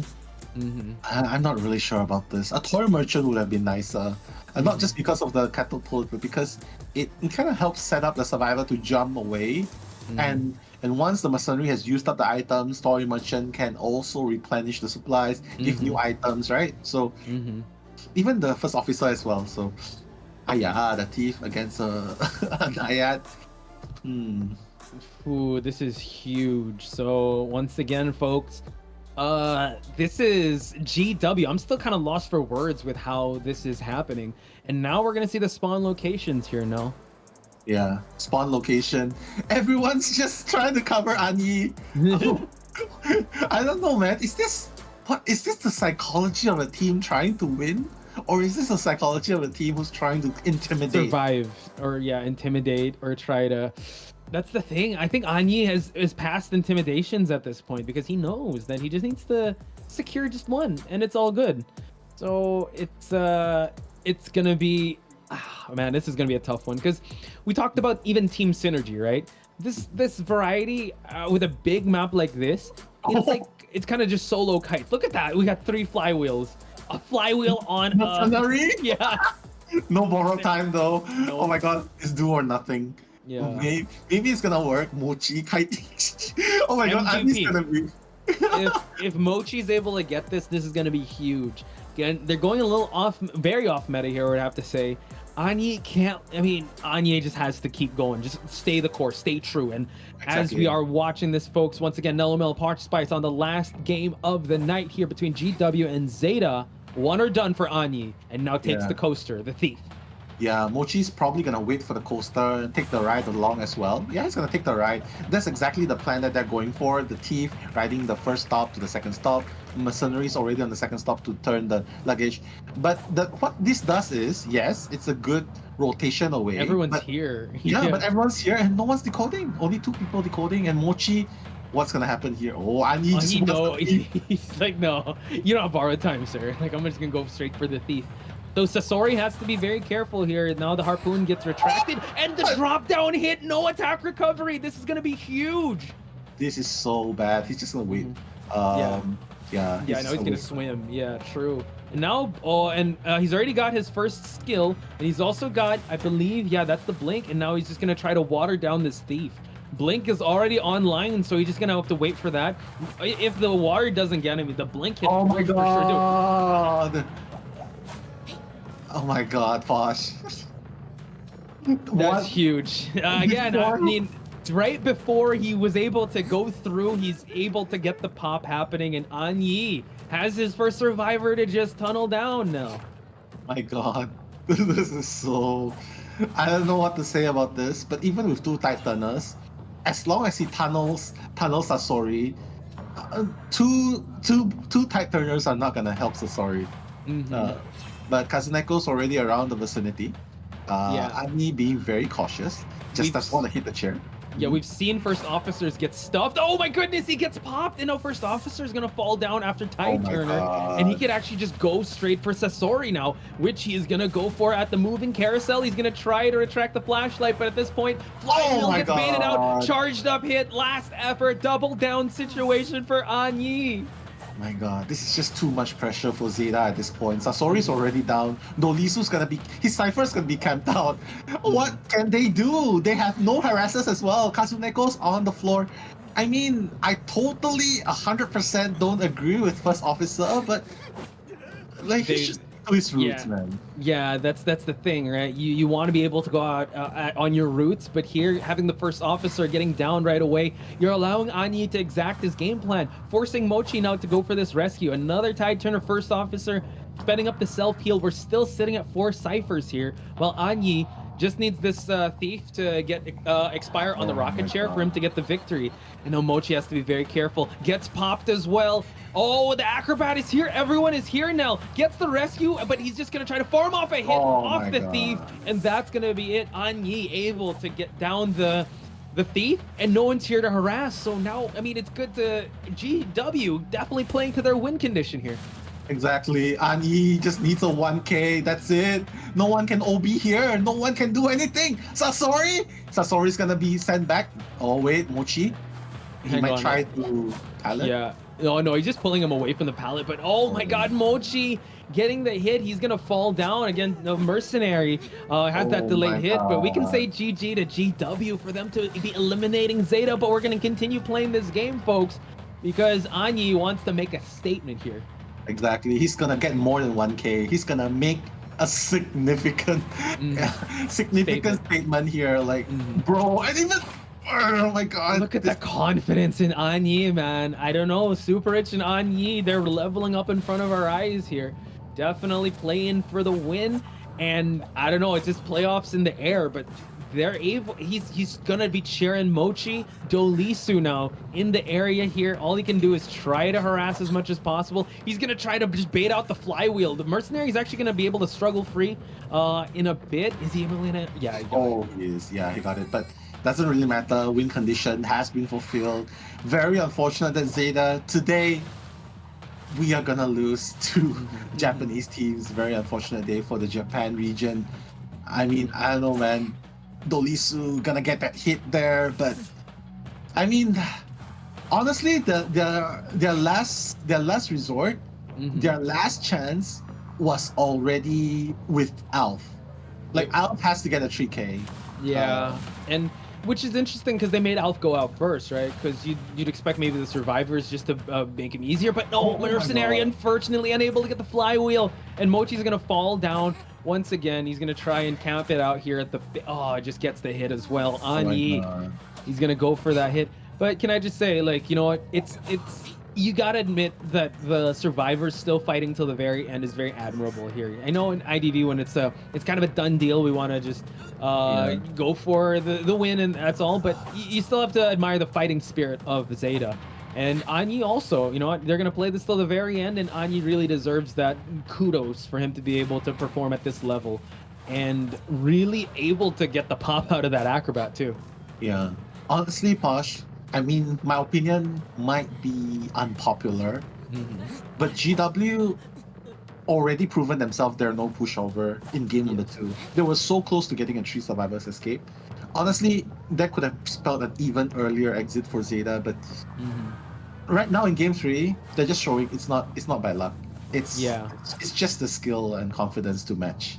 Exactly. I think it's GW saying that they're underdogs, but for now it's just sure. Keep saying we're the underdogs and we're here to knock down the favorite ones, which is ZETA. So again, just proving that statement.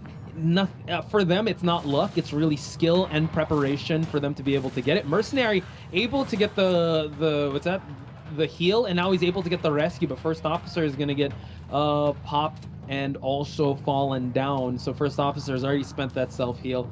So Anyi now, I think he's just gonna go for the slug-in strategy because he's definitely played to his win condition, and that last Cypher is still sitting at 86%. So let's see if he's gonna get more survivors out of the game here. Yeah, no one's touching the last Cypher. Mochi's there, but doesn't really matter. Mochi does not have borrow time. So even if he pops the Cypher, he's still at half health. Anyi can easily down him. Not to mention he has a blink going on. He's oh my god, he's gonna get popped. Oh, he didn't? Yeah, Mercenary is able to use the elbow pad, so he's still at 54. So now I think he's just gonna go for the chair for Kazuneko, and that's the thing. We're still sitting at 86, right? I think maybe if they want as much survivors out of the game as possible, they need to heal up. Probably give Mercenary another item to drop off to the First Officer since he's already used that pocket watch.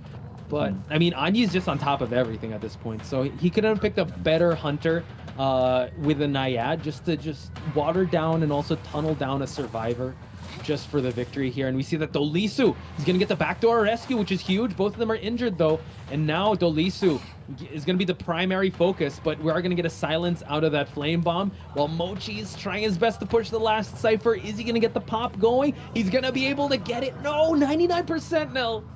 Oh my god. And Mochi, even if he touches the Cypher, he's still going to go down. This is so unfortunate. Even if they pull the Cypher, Merc is still going to be on the ground. Everyone's at at half health. Yeah, first officers use the self-heal. Dolisu is also... Oh, actually, he has not used the self-heal, so he can just chair him. Oh, wow, nice juke there by Dolisu.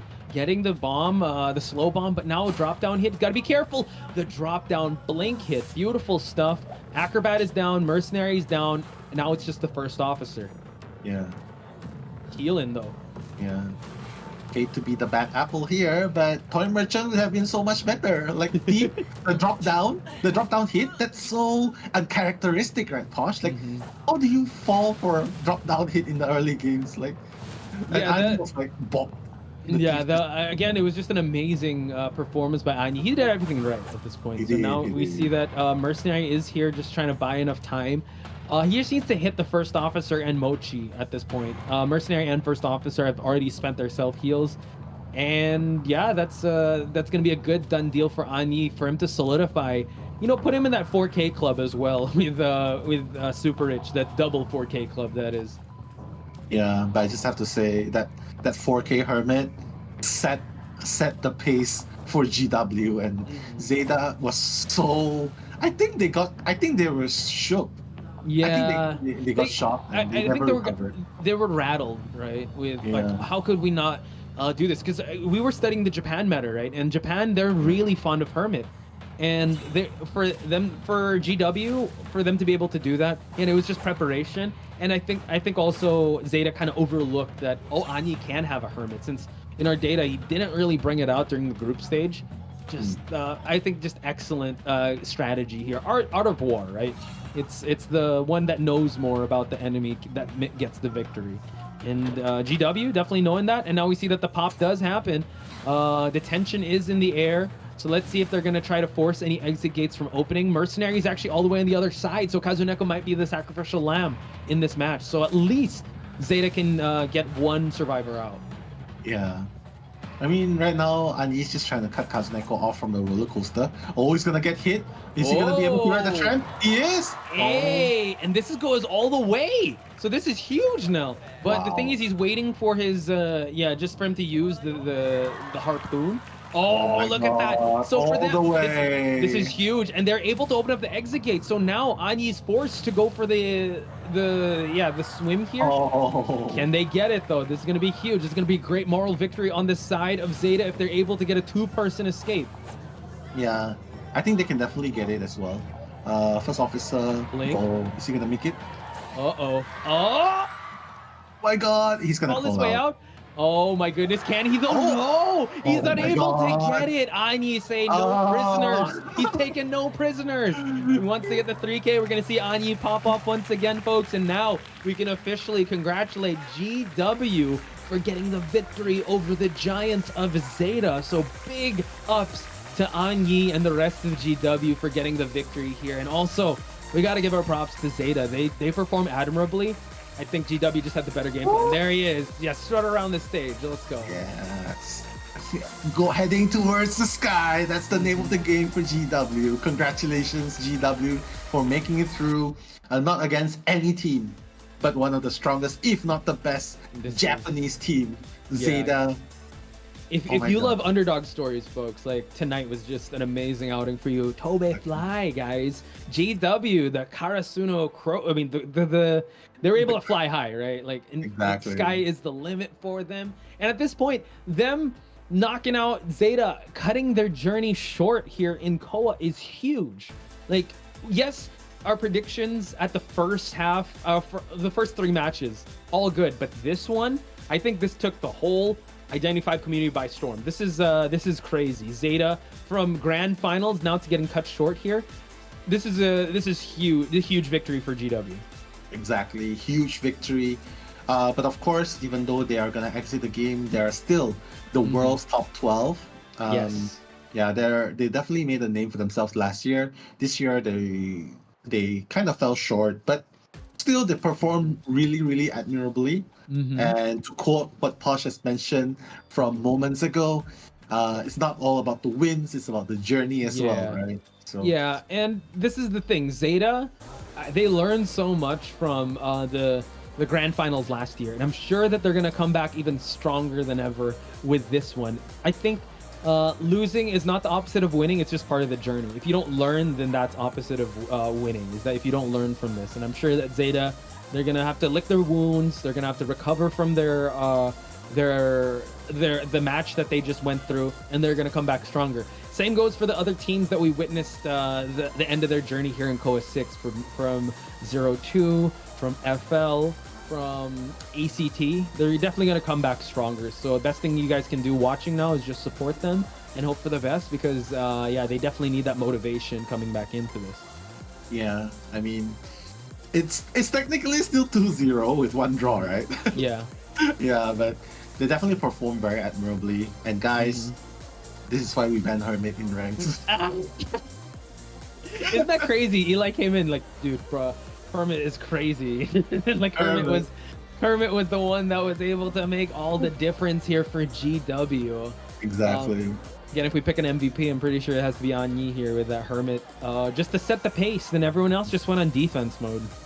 But honestly, 6-3 isn't that hard to come back from, because even though they got a 4, Anyi got a 4K, Alf still got a 3K, which wasn't really far behind. But how they played the game number 2 was really, really shocking. I think, like what you mentioned, being rattled, they weren't playing, like, this doesn't look like the ZETA we know. I feel like they never faced this kind of situation in COA, and when they faced it, well, I guess that's the result. They were rattled. Yeah, and again, we don't define like champions or great players by their losses. You define them how they're gonna bounce back from this. So again, this is ZETA. They need to come back from this. They wanted to be the Grand Slam champions, but not the father time or the universe says maybe not today. It's GW's night. Maybe on the next COA, maybe on the next one, you got to get stronger. GW though, I mean, yeah, Anyi's expression says it all, right? For him to get a 5-point game out of ZETA in round number 1, that was huge. So we got to give our flowers and our congratulations to GW, and also do support ZETA in their future journeys. And also, I'm pretty sure we're gonna see them in COA once again. Yeah, for reals. Like, but just one thing though, like they are facing Chinese mainland teams who are professional teams. They get paid to play every day, the whole day, every day. So maybe that's one thing also that we have to take note of. You can also say that for ZETA. They're also a franchise team, and IJL. I just think it's more of GW really prepared. I mean, we've watched them grow. We've watched them perform in the group stage. This isn't the same GW we saw in the group stage. This is Anyi with fangs. Like, he really wants to go for more victories. The team has this new synergy and confidence, and I think that really took ZETA by surprise. Yeah. No longer golden wings, they're angel wings. they flew through the sky, and they tackled the sun, like, you know, the story of Icarus, but this is golden wings, and they overcame Icarus. They got close to the sun, they took it down, and well, I just have to say, ZETA, as the name suggests, right, they're still they're still the sun of Japan, and the sun never dies. We can say that at the very least. So true. It just sets, right? We're gonna come out again tomorrow. So this is the sunset on ZETA for now, but we're gonna see the sunrise once again. So don't you worry, guys. And I know a lot of people in chat are also like, yeah, you know, like, congrats to GW. Oh, feel for ZETA. Yeah, do support them. Do follow them on their socials. Follow them on. I think ZETA's more prominent on Twitter. GW, if you have the Bilibili or the Weibo app, I think they have more there. But so this shake things up. GW is actually gonna go up against Day1 now on the tomorrow, which is gonna be huge. So now that's gonna they passed a huge test, and now they're gonna go up against one of the best in Day1. Yeah, exactly. If they think ZETA is the final hurdle, unfortunately, Day1 is also a very strong. Oh, yeah. But let's hope that the newfound confidence in defeating ZETA would help them against Dongxuan, against Dongxuan the Butcher, and of course the team of Day1. I mean, no easy feat, but this is COA. We're talking about the highest level of competition of IDV, and we're enjoying every moment of it. Yeah, I was gonna say, if they really did their homework, I feel like if they have to win in round number 1 and 2. Because Dou is the kings of overtime. They want to go BO3 all the time. And Dongxuan, like a diesel engine, has a diesel engine start in round number 1, but take him to round 2 and 3, he gets 4K. So I think that's probably it. And An Yi, folks, congratulations. Again, big ups to him. Him and Super Rich really just surprising everyone with their 4K hunters. Him with a Hermit and Super Rich with a BQ and the Axe Boy. You'll love to see it happen if you're a hunter main. Exactly. Definitely love seeing all the actions going on so far. Congratulations to Ani as well. And of course, thank you so much to the people in the chat for wishing us well. And yeah, it's our delight as always to cast for you, even if it's almost midnight now.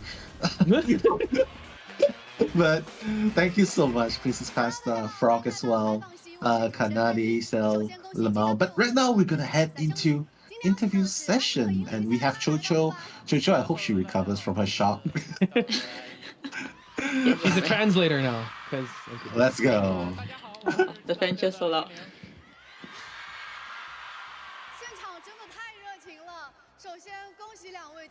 Congratulations to the both of them with this victory. How are you guys feeling right now? I've calmed down.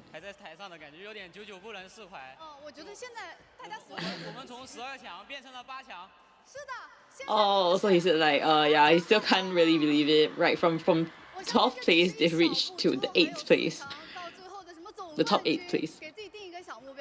其实我觉得这次在相见在赛后采访跟上一次好像就有点不太一样了。上一次在小组赛的赛后采访跟银铃见到的时候，那个时候命运还拿捏在别人手上，这一次自己掌握命运。分享一下心情吧，银铃。对，非常激动，非常激动，非常激动。重要的事情。Yeah, he say his. Yeah. Yeah, it's still very he's still like unable to kind of like come down from that high that he was in. What was the preparations like for this? Oh, they have been training a lot. How confident was he in this match? How was the confidence like?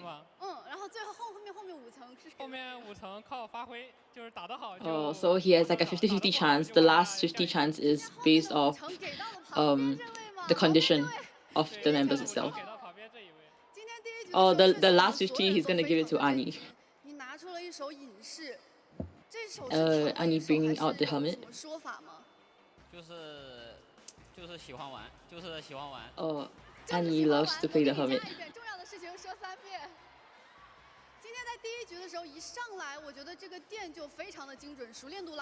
Oh, she's saying how the hermit's polarity shots are very accurate.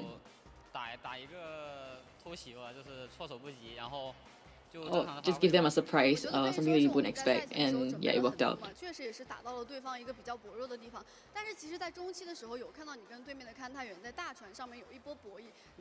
So there was a bit of fight between the KZ and K's prospector at the big boat area against Summit.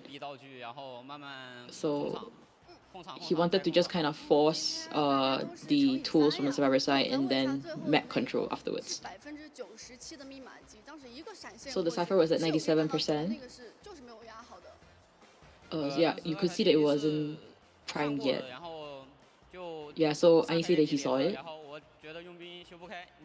And he kind of bet that Mercenary might not be able to pop that Cypher, and because of the Cyphers being linked, it will be decoded much slower.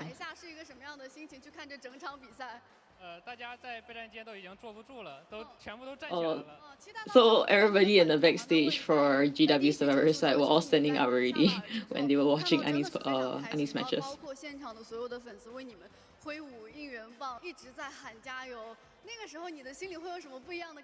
Hearing the fans cheering for you, how do you feel at the point in time? And he felt that there was, indeed a lot of pressure. Yeah, so he's kind of like speechless at this point in time. 心之所向必能达到嘛，真的在赛前的时候，其实有看到 GW 战队的成员是有给到自己一定的压力，但是你们扛住了，也回馈给粉丝，真的是最好的状态。包括我们今天的求生者，可能第1局的时候有一点小小的劣势，但是在我们的第2局、第3局。And she's mentioning how in BO1 the survivors might have made a mistake, but they were able to recover. 这一次有摇醒吗？对，这次还是摇一摇，把大家都摇醒了，后面也是扛住了压力。Yeah, and able to kind of hold, even though there was a lot of pressure, they managed to kind of pull through it. 觉得说后面第2局和第3局，我感觉第3把比较惊险吧，毕竟他追的是我，不是我在遛鬼。但包括你后来飞天了之后，你看妖将的那一波救人，你心里有。Also, when In-L saw he was the first person that was down, and when he saw that the patient kind of flew towards him. Yeah, his heart kind of dropped a little bit because the rescue definitely could have happened. And now talking about the opponent's side, they picked this Thief selection to go against Annie. Annie felt that there was a lot of pressure in that last match, even though he just needed to aim for a 1 kill. Yeah, he decided to just trust himself. 故事的获胜者永远是我们 GW 战队。今天在最后1局的时候，真的是有看到你们的韧性，稳住了这样一个局势嘛。所以说，对于下面一场比赛，每一场 Yeah, and she's saying how she could really see the resilience in this kind of, even though the first match by the servers wasn't really good, the pressure that Annie had on his back kind of was able to withstand it and got that full elimination right back.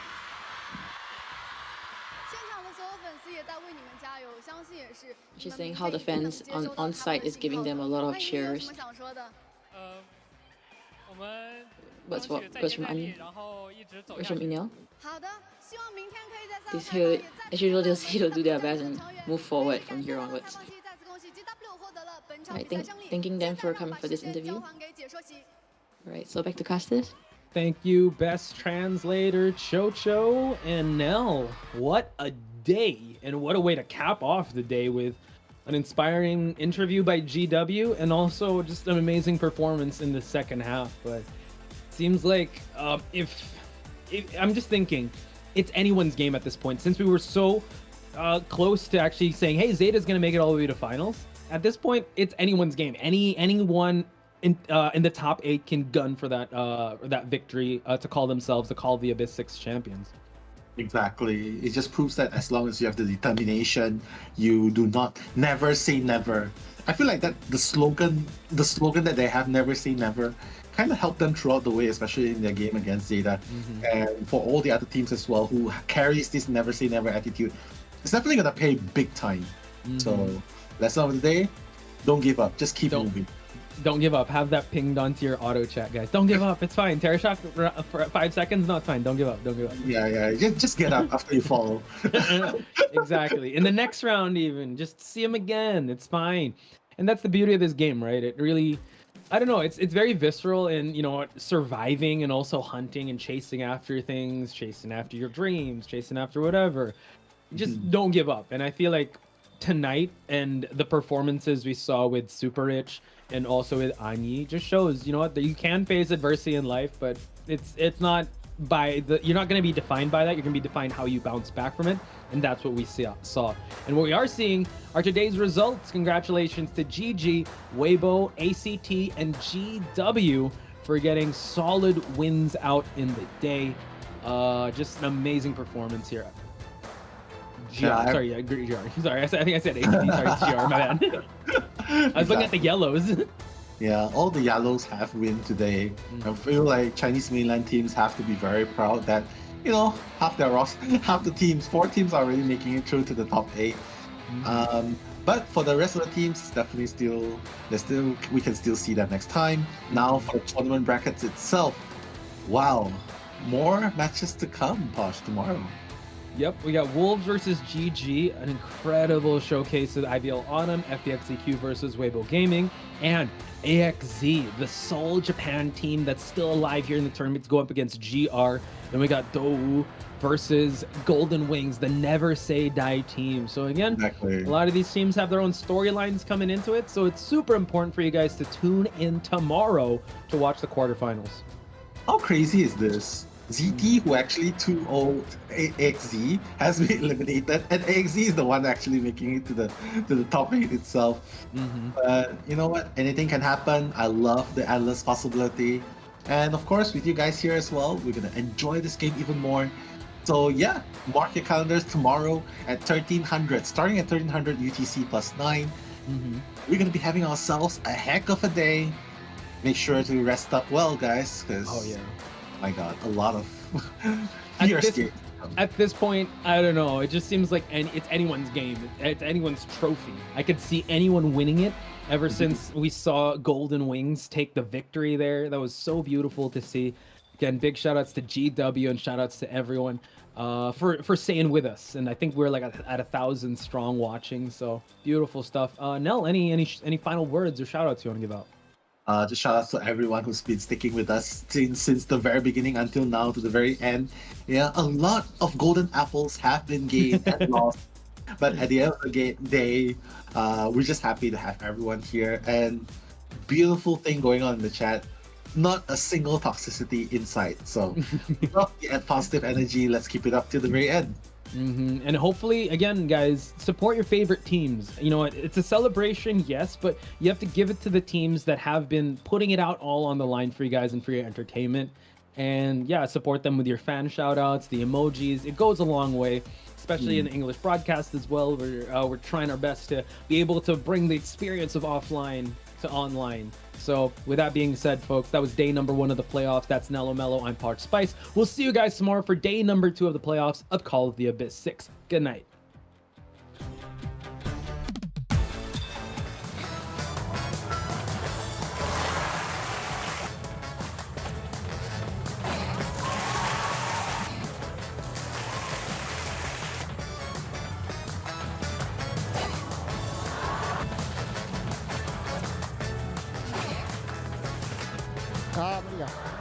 系いくよ。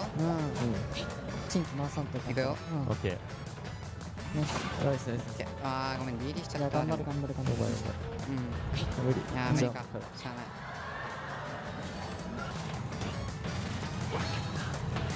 ない。お。いいか。ここあと2割ここは。誰か椅子を引き継いでくれ。かかってこい。引き継。ほい来い来い来い来い来い来い来い来い来い来い来い来い来い来い来い来いジェットコースター来た。いけるわ。気持ちいいな。引き分けや。やめてー。お前の感染の方がでかい。I was born above the stars with iron in my heart and still inside my blood. I was made to be the match that strikes and starts to catch, to spark the rising up. Fear is afraid of the dark side of me. I'm not gonna stop, I'm not gonna break, no.